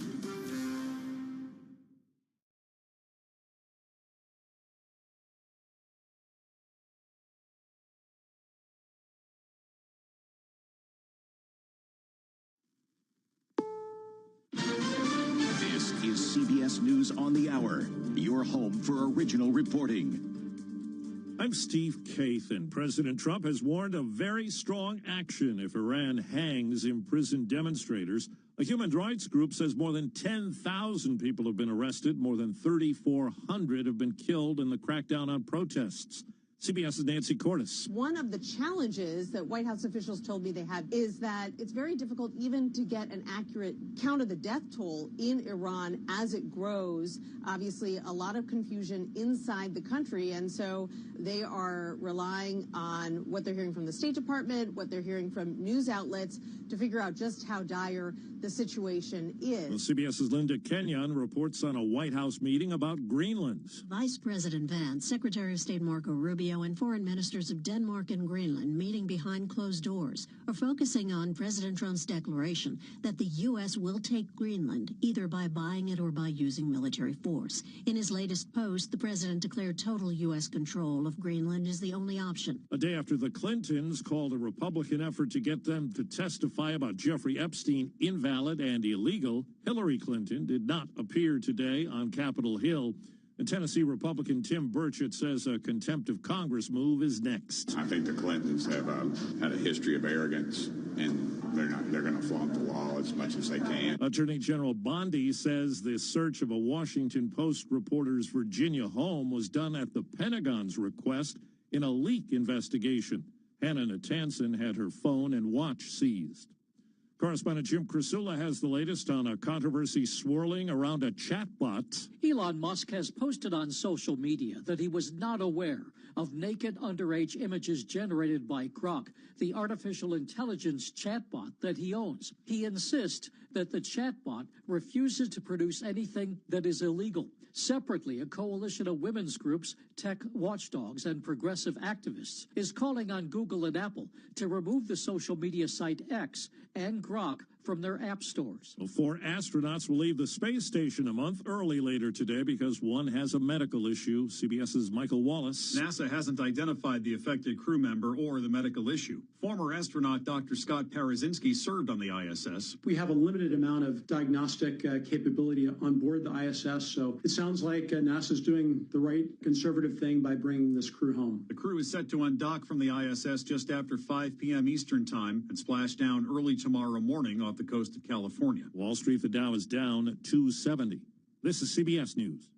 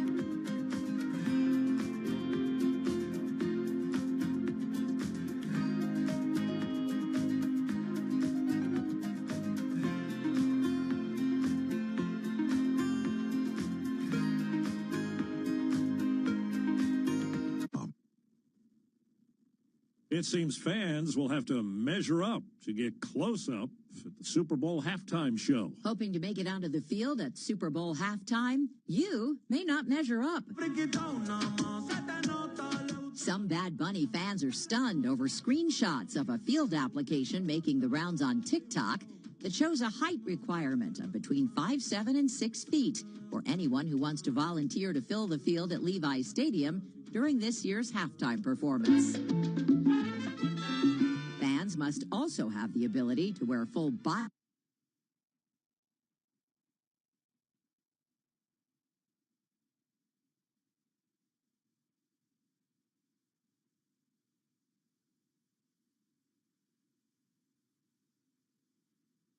Text and Give up whatever. your seat on a Just don't segregated text and Alabama drive. bus Visit helped spark the civil rights movement. stoprex.org. A Steve message from Kathan, the CBS News. Okay, I have to tell you. I was just looking on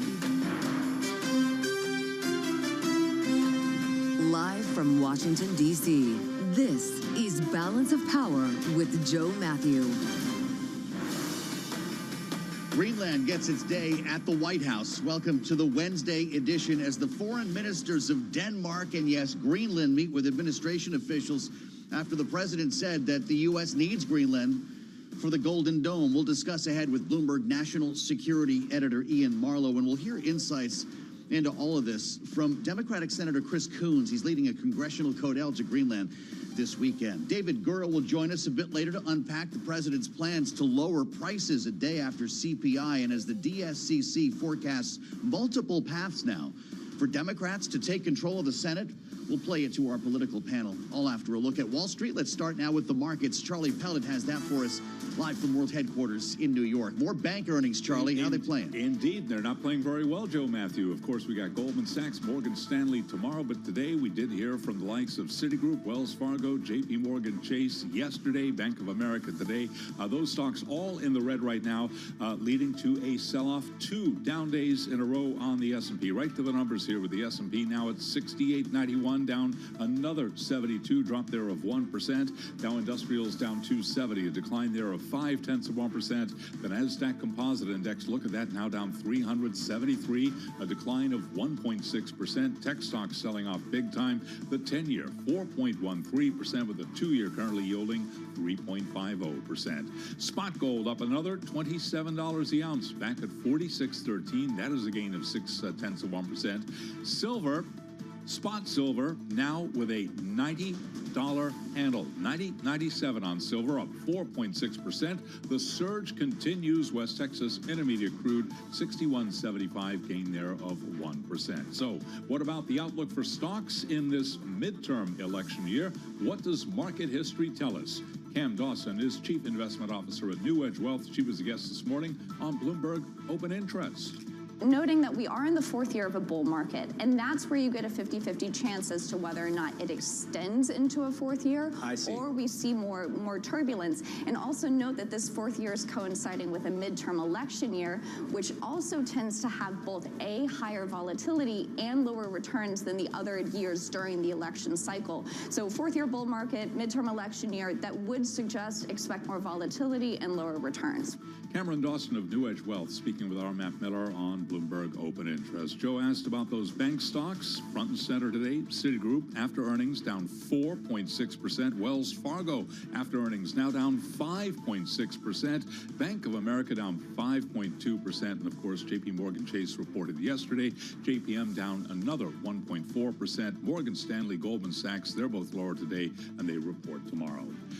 Balance of Power continues right now. Back we go to Washington. Once again, your host, here he is, Joe Matthew.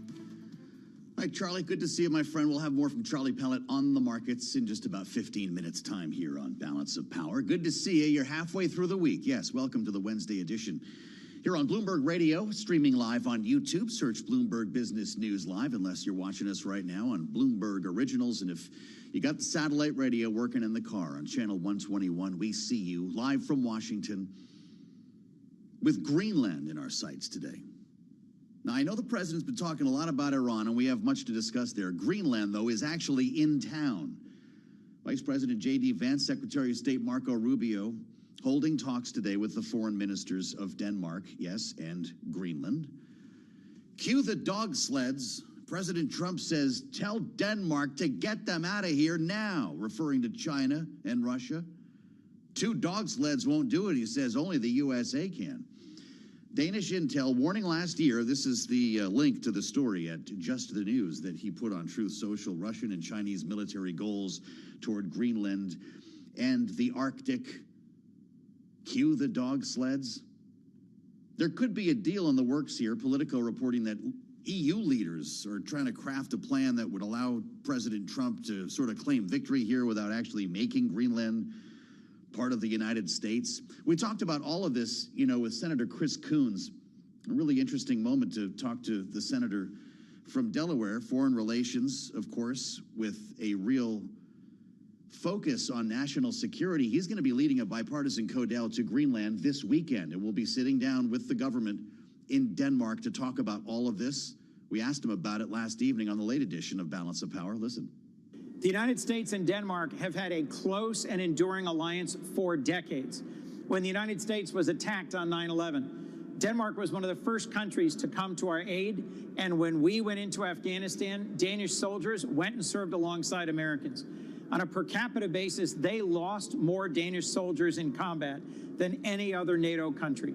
So our first message is thank you. Thank you for being a good and trustworthy ally. Second, it's to explore what is possible in terms of our shared interest in Arctic security. And then third is to talk with business leaders and elected leaders in Denmark about the potential for greater, closer economic cooperation. There are Danish companies that invest in and manufacture in the United States. There are opportunities for American companies in Greenland and Denmark. This is meant to be a positive, friendly, respectful conversation that may stand in sharp contrast to some of the recent threats that put the Danish leaders on edge and that puts our long and close alliance at some risk. I want to point to something you just said about how you will be talking to business leaders there. Do you think that some businesses will simply stop doing business with the United States right now with the rhetoric going on surrounding Greenland? I think that's a legitimate concern. Look, part of what has made the United States the best place in the world to invest is our deep capital markets, the rule of law, and predictable monetary policy. Unlike lots of countries in the world, we've always been a country where the president can't weaponize the Department of Justice to go after his enemies, where contracts are not messed with or fiddled with by a president based on his whims or interests, and where the Fed sets an independent monetary policy based on economic data. All of that is at risk.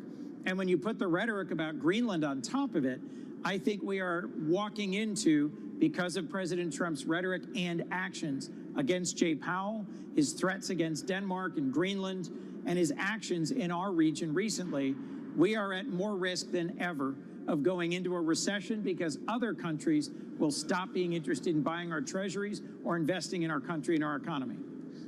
What's your goal on this, Codell, Senator? The Danish PM says the future of NATO is at stake. Is that how you see it? Think about what that means. One of our most trusted and loyal allies in NATO saying that the future of this alliance that has kept us safe and secure and prosperous for 80 years, that is a staggering prospect. So this bipartisan and bicameral delegation is going to present ourselves in Denmark and Copenhagen to say we appreciate you, we value the NATO alliance, we respect your service alongside American soldiers in the wars in Iraq and Afghanistan, and we want to lower the temperature and find a more positive way through this moment. And we'll try to talk with the senator when he returns from the Codell. That was, of course, Bloomberg's Julie Fine taking part in that conversation, as well as we add the voice of Ian Marlowe. Bloomberg's national security editor is watching all of this unfold, and I can't remember the last time I brought you in here without something insane to ask you about. Now it's Greenland. The president says we need it for the Golden Dome. We had heard that we need it for critical minerals, that we need it for Arctic security. Are we getting a sense that it's all of the above? I think you have a shifting sense of the explanation behind Greenland, and it's showing you just how tricky it is to for these diplomats to come into Washington and actually present a logical case to Trump. What are they presenting? You know, you heard in the New York Times interview as well that he said he wants Greenland for psychological reasons, and so you can't. That's not something you can necessarily. Negotiate on. And, other U.S. allies, including Canada, have seen this when it comes to fentanyl or immigration. You can come in with all the charts you want, but if Trump wants to tweet something, if he sees some political mileage or, that it kind of gets some laughs or riles up the base with a certain message or topic, he might just continue to push on that. And so for the Danes, and the Greenlandic officials, it's a very tricky situation because you can't really come in and say, logically this is how it's meant to happen. There is an elected leader in Greenland, Jens Fredrik Nielsen, who says that they kind of like things the way they are. They'd like to remain part of Denmark. Listen to his remarks and what we also heard from Donald Trump yesterday in response. Now we are faced with a geopolitical crisis, and if we have to choose between the United States and Denmark here and now, then we choose Denmark. We choose NATO, we choose the Kingdom of Denmark, we choose the European Union. That's their problem. That's their problem. I disagree with him. I don't know who he is, don't know anything about him, but that's going to be a big problem for him. Maybe you would think that maybe he was trying to find out who he is if we're going to take over the country.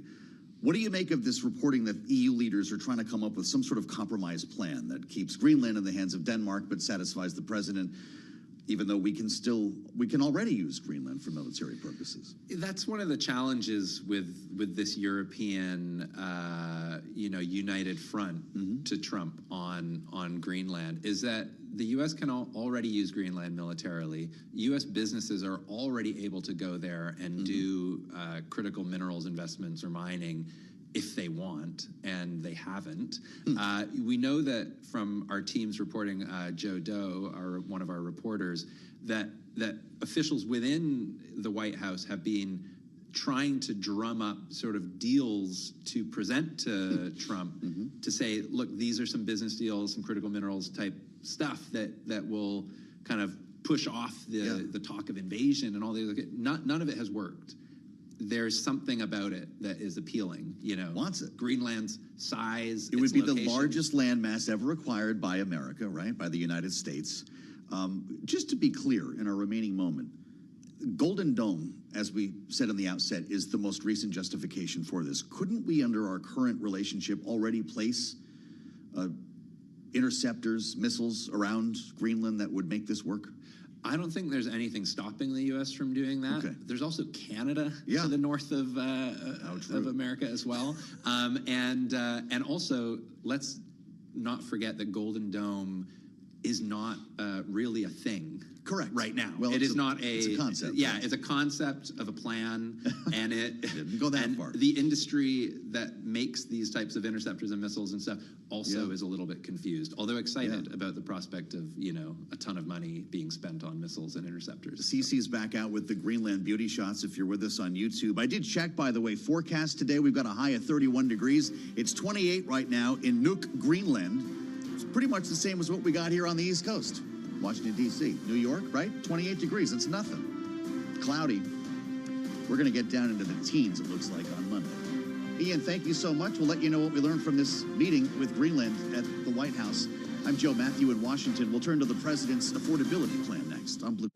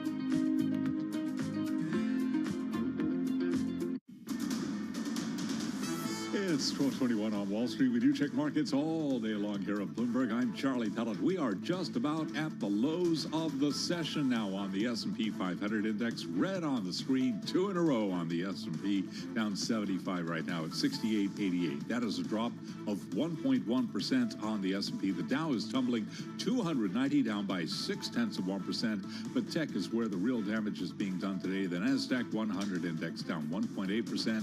Nasdaq Composite Index down 1.6%. The Russell 2000 Index, so in the midst of all of the selling, it is higher, up by under 0.1%. The 10-year at 4.13%, with the 2-year currently yielding 3.50%. Spot gold is up $23 the ounce to $46.10, up 0.5%. The real metal story, though, what's happening with silver? A $90 handle now on silver, 90.44, up by 4%. And West Texas Intermediate crude at 61.90, up by about 1.2%. Bitcoin, meanwhile, at 97,713. Bitcoin up by 3.9%. Among the day's economic reports, retail sales up in November by the most since July, fueled by a rebound in auto purchases and resilient holiday shopping. Among some of those retail names, for the most part lower. Macy's down 1.8%. Shares of Target, they are higher now, little changed, up 0.1%. Walmart down 0.5. Amazon lower by 2.3%. Briefly, Saks Global Enterprises has filed for Chapter 11 bankruptcy to address mounting losses and a substantial debt load. I'm Charlie Pellet. Balance of Power continues right now. Back we go to Washington. Once again, your host, here he is, Joe Matthew. All right, Charlie, we do appreciate it. We'll have more on the markets with Charlie Pellet in about 20 minutes. Part of our program every day here, Balance of Power, live from Washington as we connect the dots between Washington and Wall Street, and Charlie is the other side of that coin. He'll have more coming up about 12:40 p.m. Eastern here on Bloomberg Radio, streaming live on YouTube a day after the president left the bubble, went to Detroit to talk about prices, reminiscing about a day in which, and you might remember this, in which the economy would be supercharged and interest rates would go down.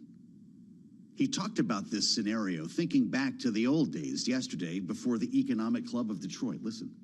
In the old days, when you had good numbers, interest rates would go down.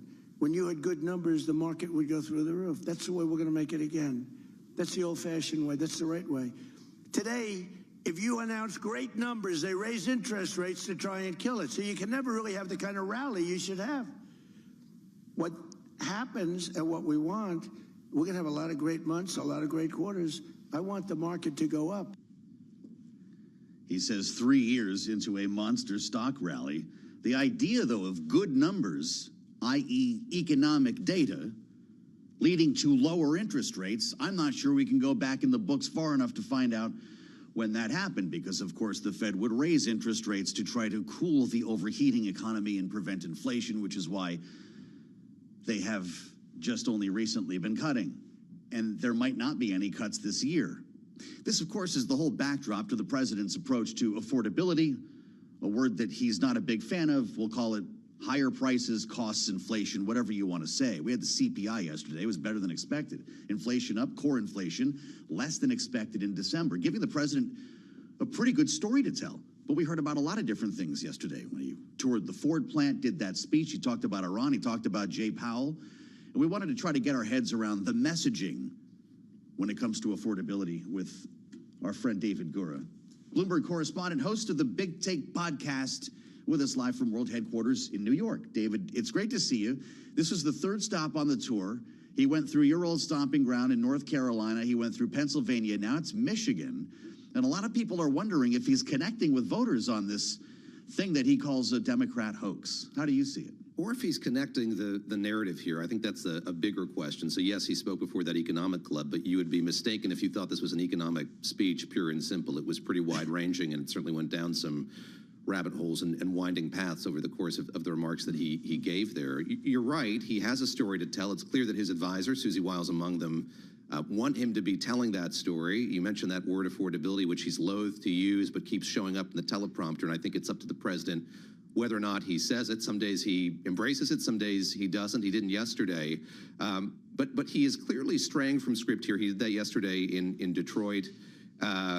And it's interesting to get his perspective on sort of the way that President Trump sees inflation dynamics. You rightly point out this is a hot stock market. Yes, stocks are down today, but if you pull back and look holistically, stocks have been having quite a run here over the last few years. So, I was struck by what he said in those remarks. I was struck by what he said to reporters on the tarmac by Air Force One. I was struck by what he said to Tony DeCopel, the new anchor of the CBS Evening News. There was this kind of moment during the course of that interview when the president brought up inflation numbers, and Tony tried to interject there, but the grocery numbers weren't good. The president really tried to push back that as he instructed Tony DeCopel on sort of what it takes in his estimation to be a good network news anchor.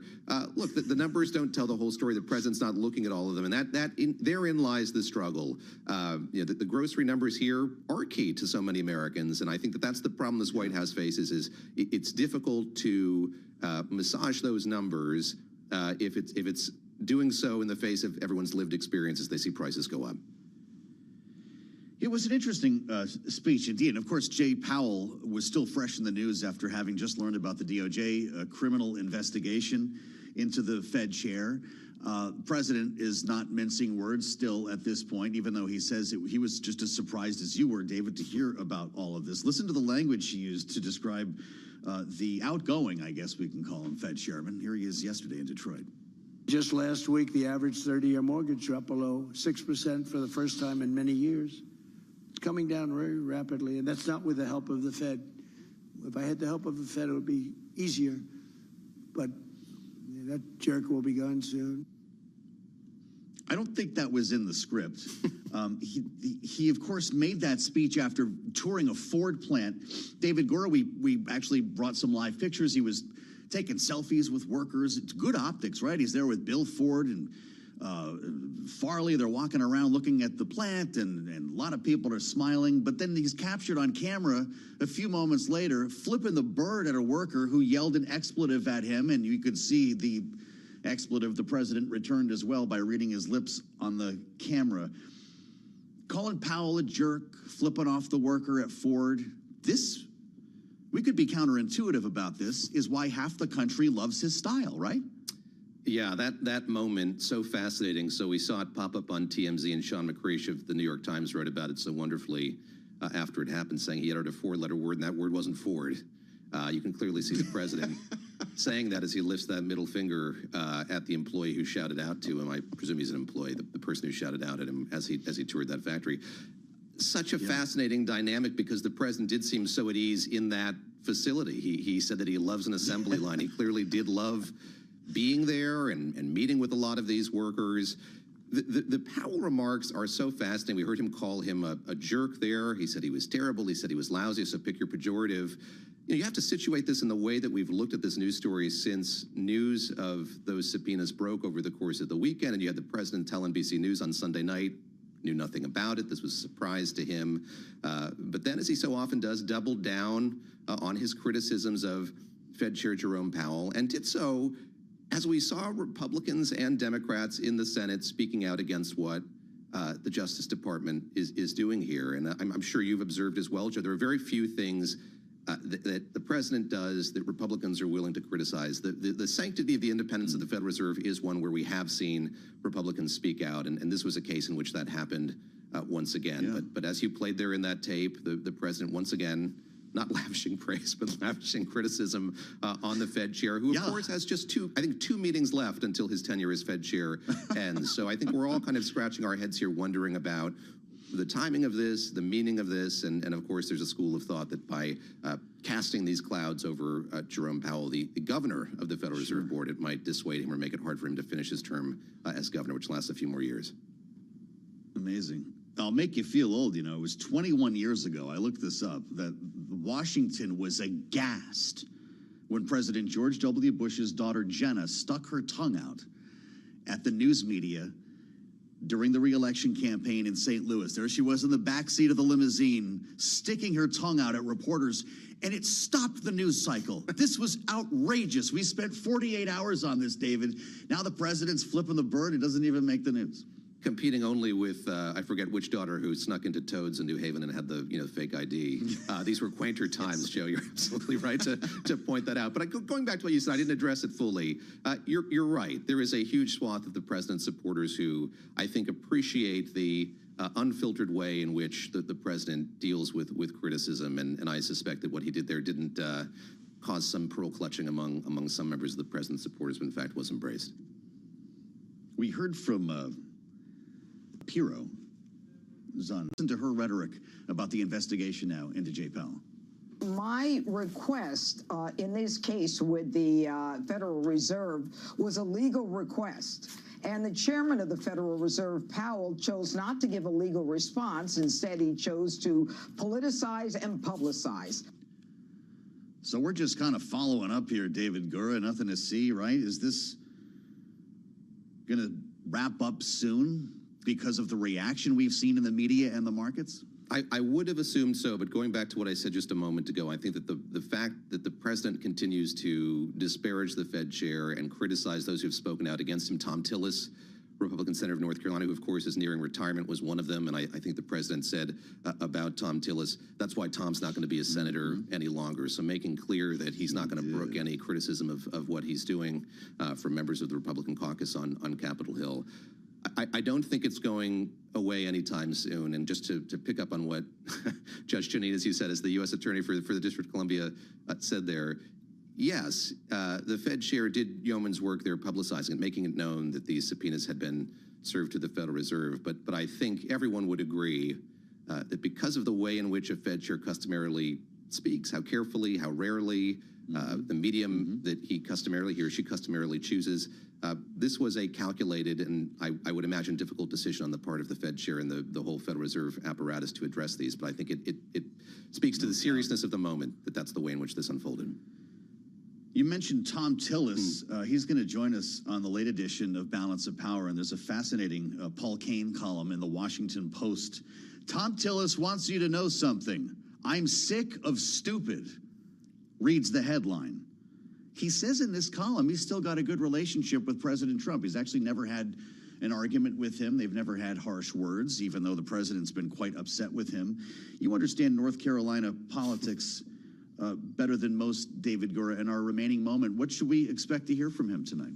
I think he is speaking more frankly, and there is that line with friends like you who needs friends. I'm very curious what that relationship is actually like. But I do think in this circumstance that the public remarks are important, again, because I think of the message it sends to other Republicans, the president criticizing Tom Tillis. But don't sleep on this North Carolina Senate race. Roy Cooper raising a ton of money in that race in North Carolina, and I think Democrats really paying close attention with crossed fingers, thinking that Roy Cooper is going to bring that seat back to the Democratic side here in the next election. Let's talk more about that sometime. You saw the DSCC forecast. They think this race is already over, David. Hey, it's great to see you. I always say we should do this more often. Find the Big Take podcast with the great David Gura on the terminal and, of course, Apple, Spotify, and whatever podcast platform you prefer. Great to see you, David. We'll assemble our political panel next with much more to talk about here in Washington. This is Balance of Power, only on Bloomberg.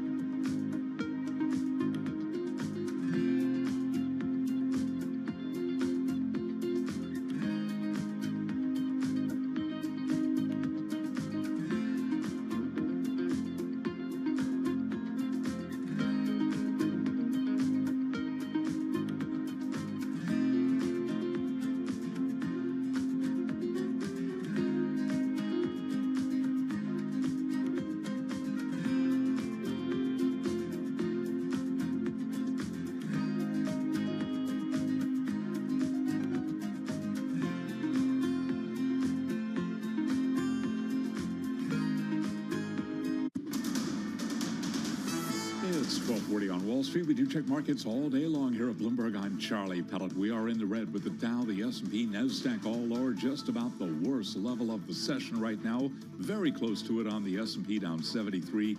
S&P 500 index down 2 days in a row, 68.90 where we stand right now, down 1.1%. The Dow down 258, down 0.5%. Both NASDAQ and the NASDAQ 100 index are declining. NASDAQ down 1.6%. NASDAQ 100 index, full of tech names, down 1.7%. And the Bloomberg Mag 7 index is now lower by 2%. The 10-year at 4.13%, with the 2-year currently yielding 3.50%. Gold is up $17 the ounce to $46.04, up by about 0.4%. Silver was trading above $90 the ounce, right now at $89.97. Silver up 3.5%. West Texas Intermediate crude 61.86 a barrel, up 1.2%. And Bitcoin now higher by 3.2%, $97,000 on Bitcoin. Delta Airlines CEO Ed Bastian stopped by Bloomberg to visit, and he says President Trump's push to cap credit card interest rates at 10% will hurt banks and lower-end consumers. I think the banks that have already come out and spoken about it are expressing a tremendous amount of concern. So I understand it would require legislation, is what I'm told. And we know the challenges of getting anything through Congress these days. Delta CEO Ed Bastian, Delta's credit card partner, by the way, is American Express. And just getting word that Bilt Rewards is unveiling 3 new credit cards with interest rates capped at 10%, days after President Trump threatened lenders that failed to do so. Recapping, stocks lower, S&P down 72 right now, down by 1%. Balance of power continues. Back we go to Washington. Once again, your host, here he is, Joe Matthew. Right, Charlie, thank you. We'll have more on Wall Street with the great Charlie Pellet coming up at 1 p.m. Eastern Time, top of the hour here, as we welcome our global television audience to the program. Update on the Ford worker who heckled the President of the United States yesterday. We were just talking about this with David Gura, the guy the President flipped the bird. His name is T.J. Sabula, according to the Detroit Free Press. And yeah, there's a GoFundMe page already, as he appears to be getting quite a bit of support from his friends. Look at this. 2 GoFundMe pages have raised more than $365,000 as of the mid-morning hours of this 14th of January. And he's got the UAW behind him. This just hit the terminal. United Auto Workers supporting the Ford factory workers suspended for heckling President Trump during a plant tour in Michigan. Think he knew he was going to get suspended? It wasn't very nice what he yelled. The UAW will ensure the worker receives the full protection of all negotiated contract language safeguarding his job and his rights as a union member, according to the UAW Vice President, Laura Dickerson. How about that for an update here? This happened at the Dearborn Truck Plant. They say proud member of a strong and fighting union, the UAW. This is not something that the president brought up during his speech shortly after the tour of the Ford plant when he was at the Economic Club of Detroit. He talked about, yes, affordability was the purpose of the whole speech, but he went through a range of other options. He talked about Iran. He talked about Jay Powell. And he talked about immigration with the crackdown on sanctuary cities. Listen.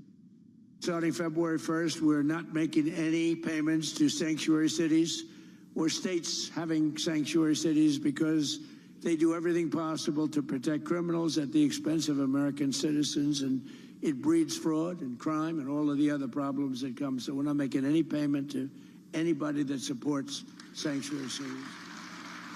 Of course, everyone's got a different definition, I suppose, of a sanctuary city, but if we all know that cities we're talking about, in many cases, blue cities in red states. Either way, Republicans live in those cities, and there are real questions about, by the way, hello, New York, we're looking at you, how this is going to fly with Zohran Mamdani.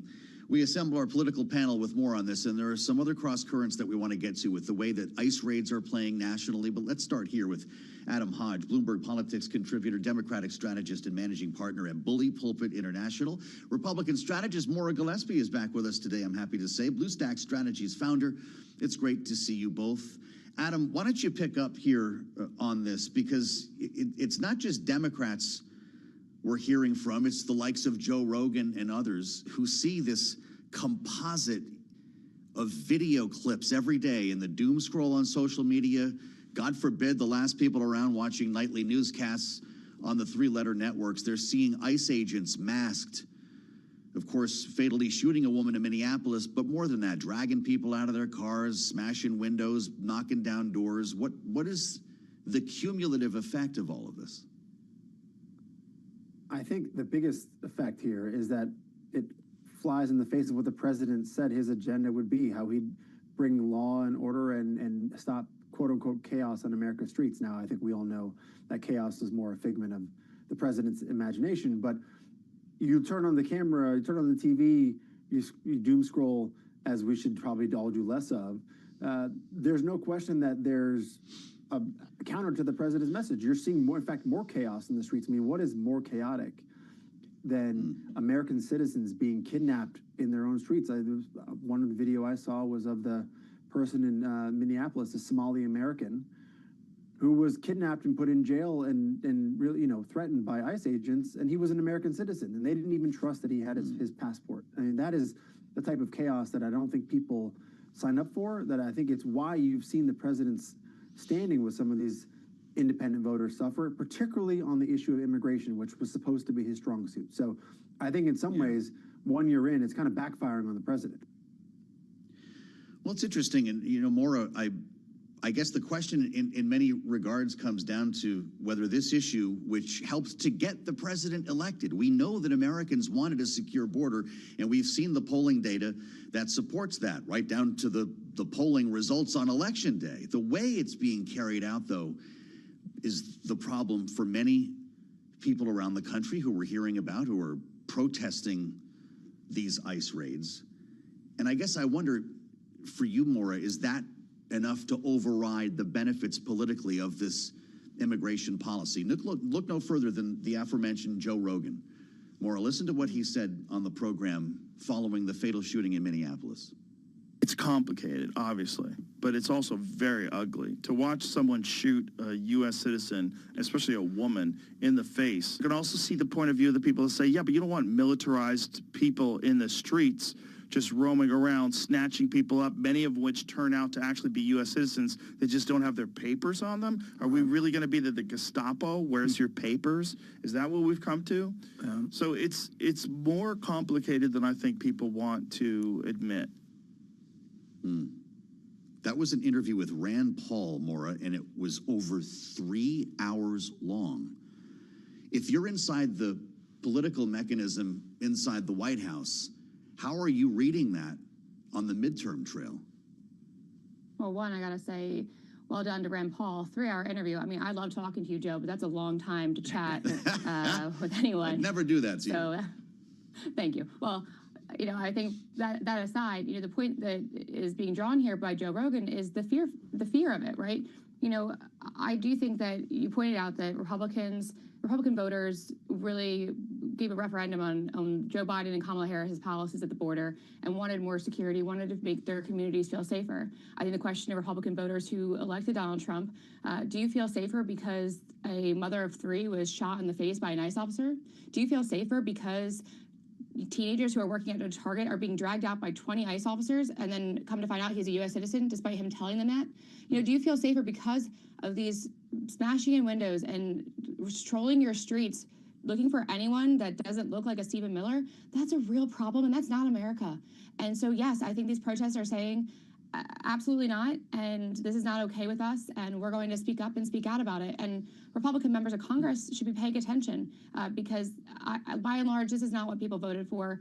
And Joe Rogan is speaking to the fact that people are not okay and comfortable with it, but a lot of people are afraid to say so. And I hope that more people who are Republican voters, instead of feeling ashamed that you voted for Donald Trump, speak up and say what you're not okay with in terms of policy decisions like this.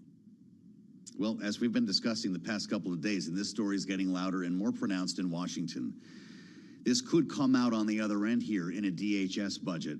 Department of Homeland Security, with a funding deadline at the end of this month, Adam, Democrats and Republicans are not going to agree on money or language because Democrats want curbs on this kind of activity before that funding bill is passed. Is this why the government next shuts down?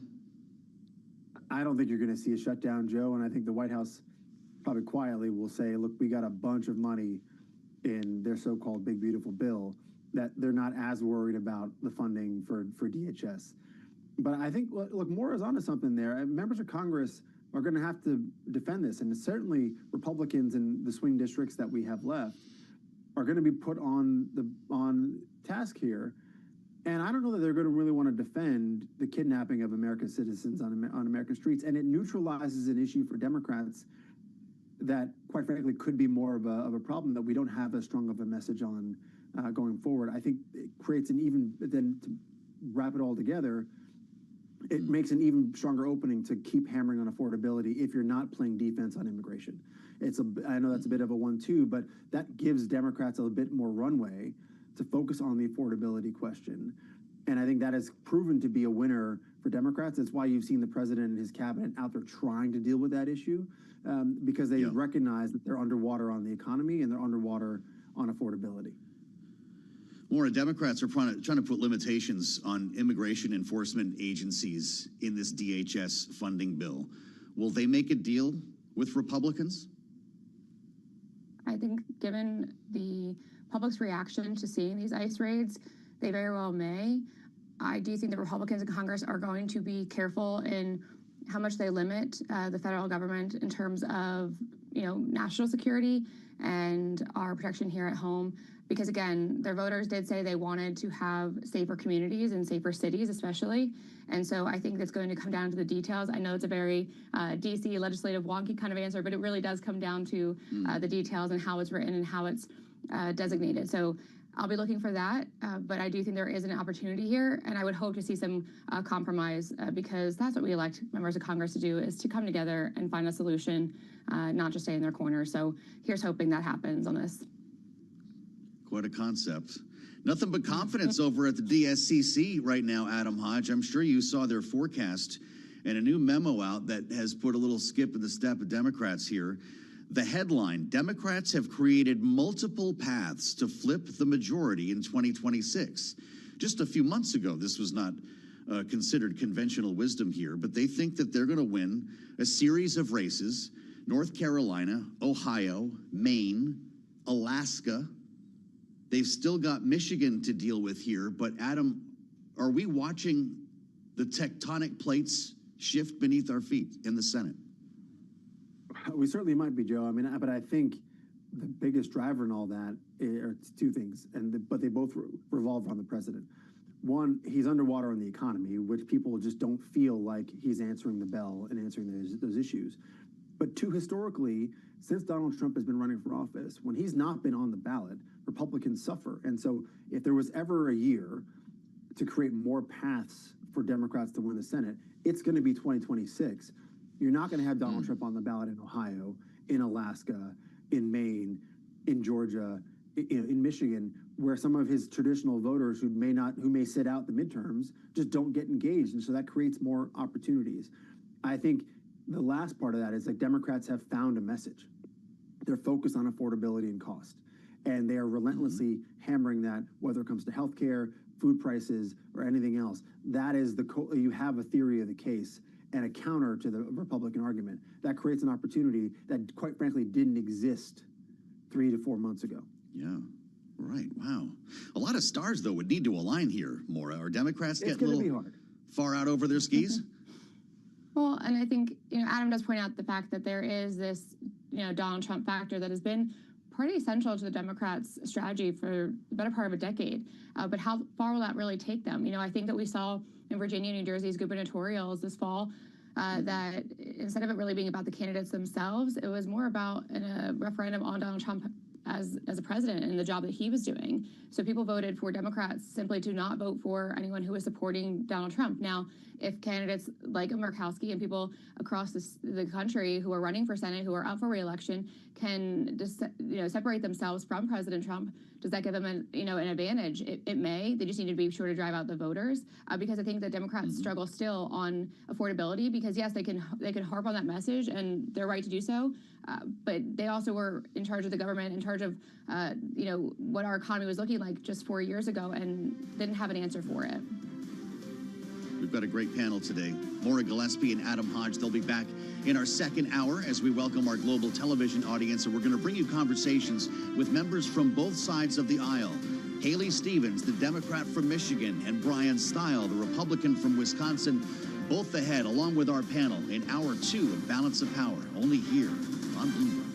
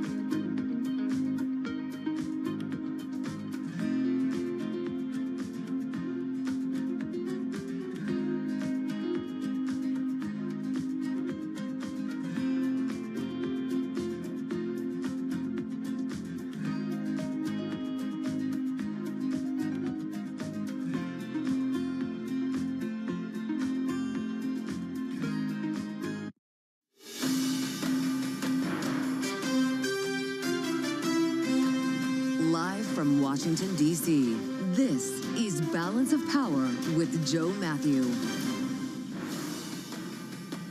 The world waits to learn, will Greenland or Iran go first? Welcome to the Wednesday edition as the foreign ministers of Denmark and Greenland arrive here in Washington to meet with officials at the White House after the president said the U.S. needs Greenland for the Golden Dome, while also telling protesters in Iran help is on its way. We'll unpack all of this with the latest from Bloomberg Washington correspondent Tyler Kendall, and we'll discuss with lawmakers from both sides of the aisle this hour. Democratic Congresswoman Haley Stevens of Michigan, Republican Congressman Brian Stile of Wisconsin, who chairs the Admin Committee in the House. And out with a new congressional stock trading ban we'll talk about only here on Bloomberg. We'll get to all of it after a look at Wall Street. On the markets right now, Charlie Pellet at World Headquarters in New York. Charlie, how's it look? Right now, it is another down day for the U.S. equity market. Joe Matthew, the Dow, the S&P, NASDAQ 100 index, and the Russell 2000. All trading lower right now. 2 days of losses on the S&P back-to-back. S&P right now down 73. We're just about the worst level of the day, holding very close to it now, down 1%. 68.90 where that index stands. The Dow down 274, down 0.6%. NASDAQ Composite Index down 375 now on NASDAQ, a decline of 1.6%. The NASDAQ 100 Index down 1.7%. Russell 2000 Index of small cap shares, which have been holding on to gains, now lower by just about 0.1%. The 10-year at 4.13%, with the 2-year 3.50%. Big move today for silver, up 4.1% right now, above $90 the ounce, 90.51. Spot gold up 0.6%, 46.15 on gold. And West Texas Intermediate crude up 1.1%, 61.81 a barrel. And Bitcoin surging to 96,927. Bitcoin now up by 3%. Stockholm-based Swedbank says the U.S. Department of Justice has closed its investigation into the bank's historical anti-money laundering shortcomings without taking any enforcement action. The DOJ probe was launched in 2019. The New York Department of Financial Services investigation is still ongoing. That brings us to U.S. banks and earnings. Citigroup after earnings trading lower now by 4.5%. We do have Wells Fargo also out this morning, down now by just about 5.6%. And Bank of America trading lower by 5%. Bank of America's equity traders, by the way, did post their best fourth quarter ever, with revenue from equity trading rising 23%, just over $2 billion. So again, recapping here, stocks selling off, S&P down by 1%. Silver, spot silver surging to above $90 the ounce. Balance of power continues right now. Back we go to Washington. Once again, your host, Joe Matthew. All right, Charlie, thank you so much. We'll have more on Wall Street with Charlie Pellet, the voice of Wall Street and the New York subway, coming up in just about 20 minutes' time here on Balance of Power. Thanks for being with us on the Wednesday edition. It's all about Greenland today at the White House, and maybe Iran, too, as we try to tackle both of these stories in tandem with the help of Bloomberg Washington correspondent Tyler Kendall, who will be with us in just a moment, knowing that we've got officials in town here, and the U.S. president is reiterating his assertion that the U.S. needs Greenland for yet another reason now, and that would be the Golden Dome. As we've been reporting, officials from Denmark and Greenland, the foreign ministers from both, are here in town meeting at the White House with the Vice President J.D. Vance, the Secretary of State Marco Rubio, only hours after the president went on Truth Social to say, NATO, tell Denmark to get them out of here now. 2 dog sleds won't do it, referring to both Russia and China. He was linking to a story about them. This is not something that the people of Denmark or Greenland appear to be interested in. In fact, we heard from the elected leader of Greenland, Jens Frederik Nielsen, in this case speaking through a translator, and we'll play your President Trump's follow-up as well. Let's listen together. Now we are faced with a geopolitical crisis, and if we have to choose between the United States and Denmark here and now, then we choose Denmark. We choose NATO, we choose the Kingdom of Denmark, we choose the European Union. That's their problem. That's their problem. I disagree with him. I don't know who he is, don't know anything about him, but that's going to be a big problem for him. He may want to start learning about him, because this is, of course, the elected leader of Greenland. Politico now reporting that EU leaders are working on a potential deal to offer the president here that might allow him to take a victory lap, but keep Greenland as a territory of Denmark. We want to get to all of this with Tyler Kendall. I've barely mentioned Iran today, and the president is also speaking pretty strongly about what's happening in Tehran. Bloomberg Washington correspondent Tyler Kendall, what are they talking about here at the White House? Right. So we had heard earlier from the Denmark Prime Minister and Defense Minister saying that the country is ready to bolster its own defense in the region in what was apparently a bid to try to satisfy some of President Trump's concerns, because it probably is worth pointing out that on Balance of Power last week, we spoke to so many experts who actually did tell us that the U.S. is a little bit behind the curve when it comes to the Arctic in comparison to Russia and China, but many of them are saying that there are other ways to go about this besides for threatening the use of military force.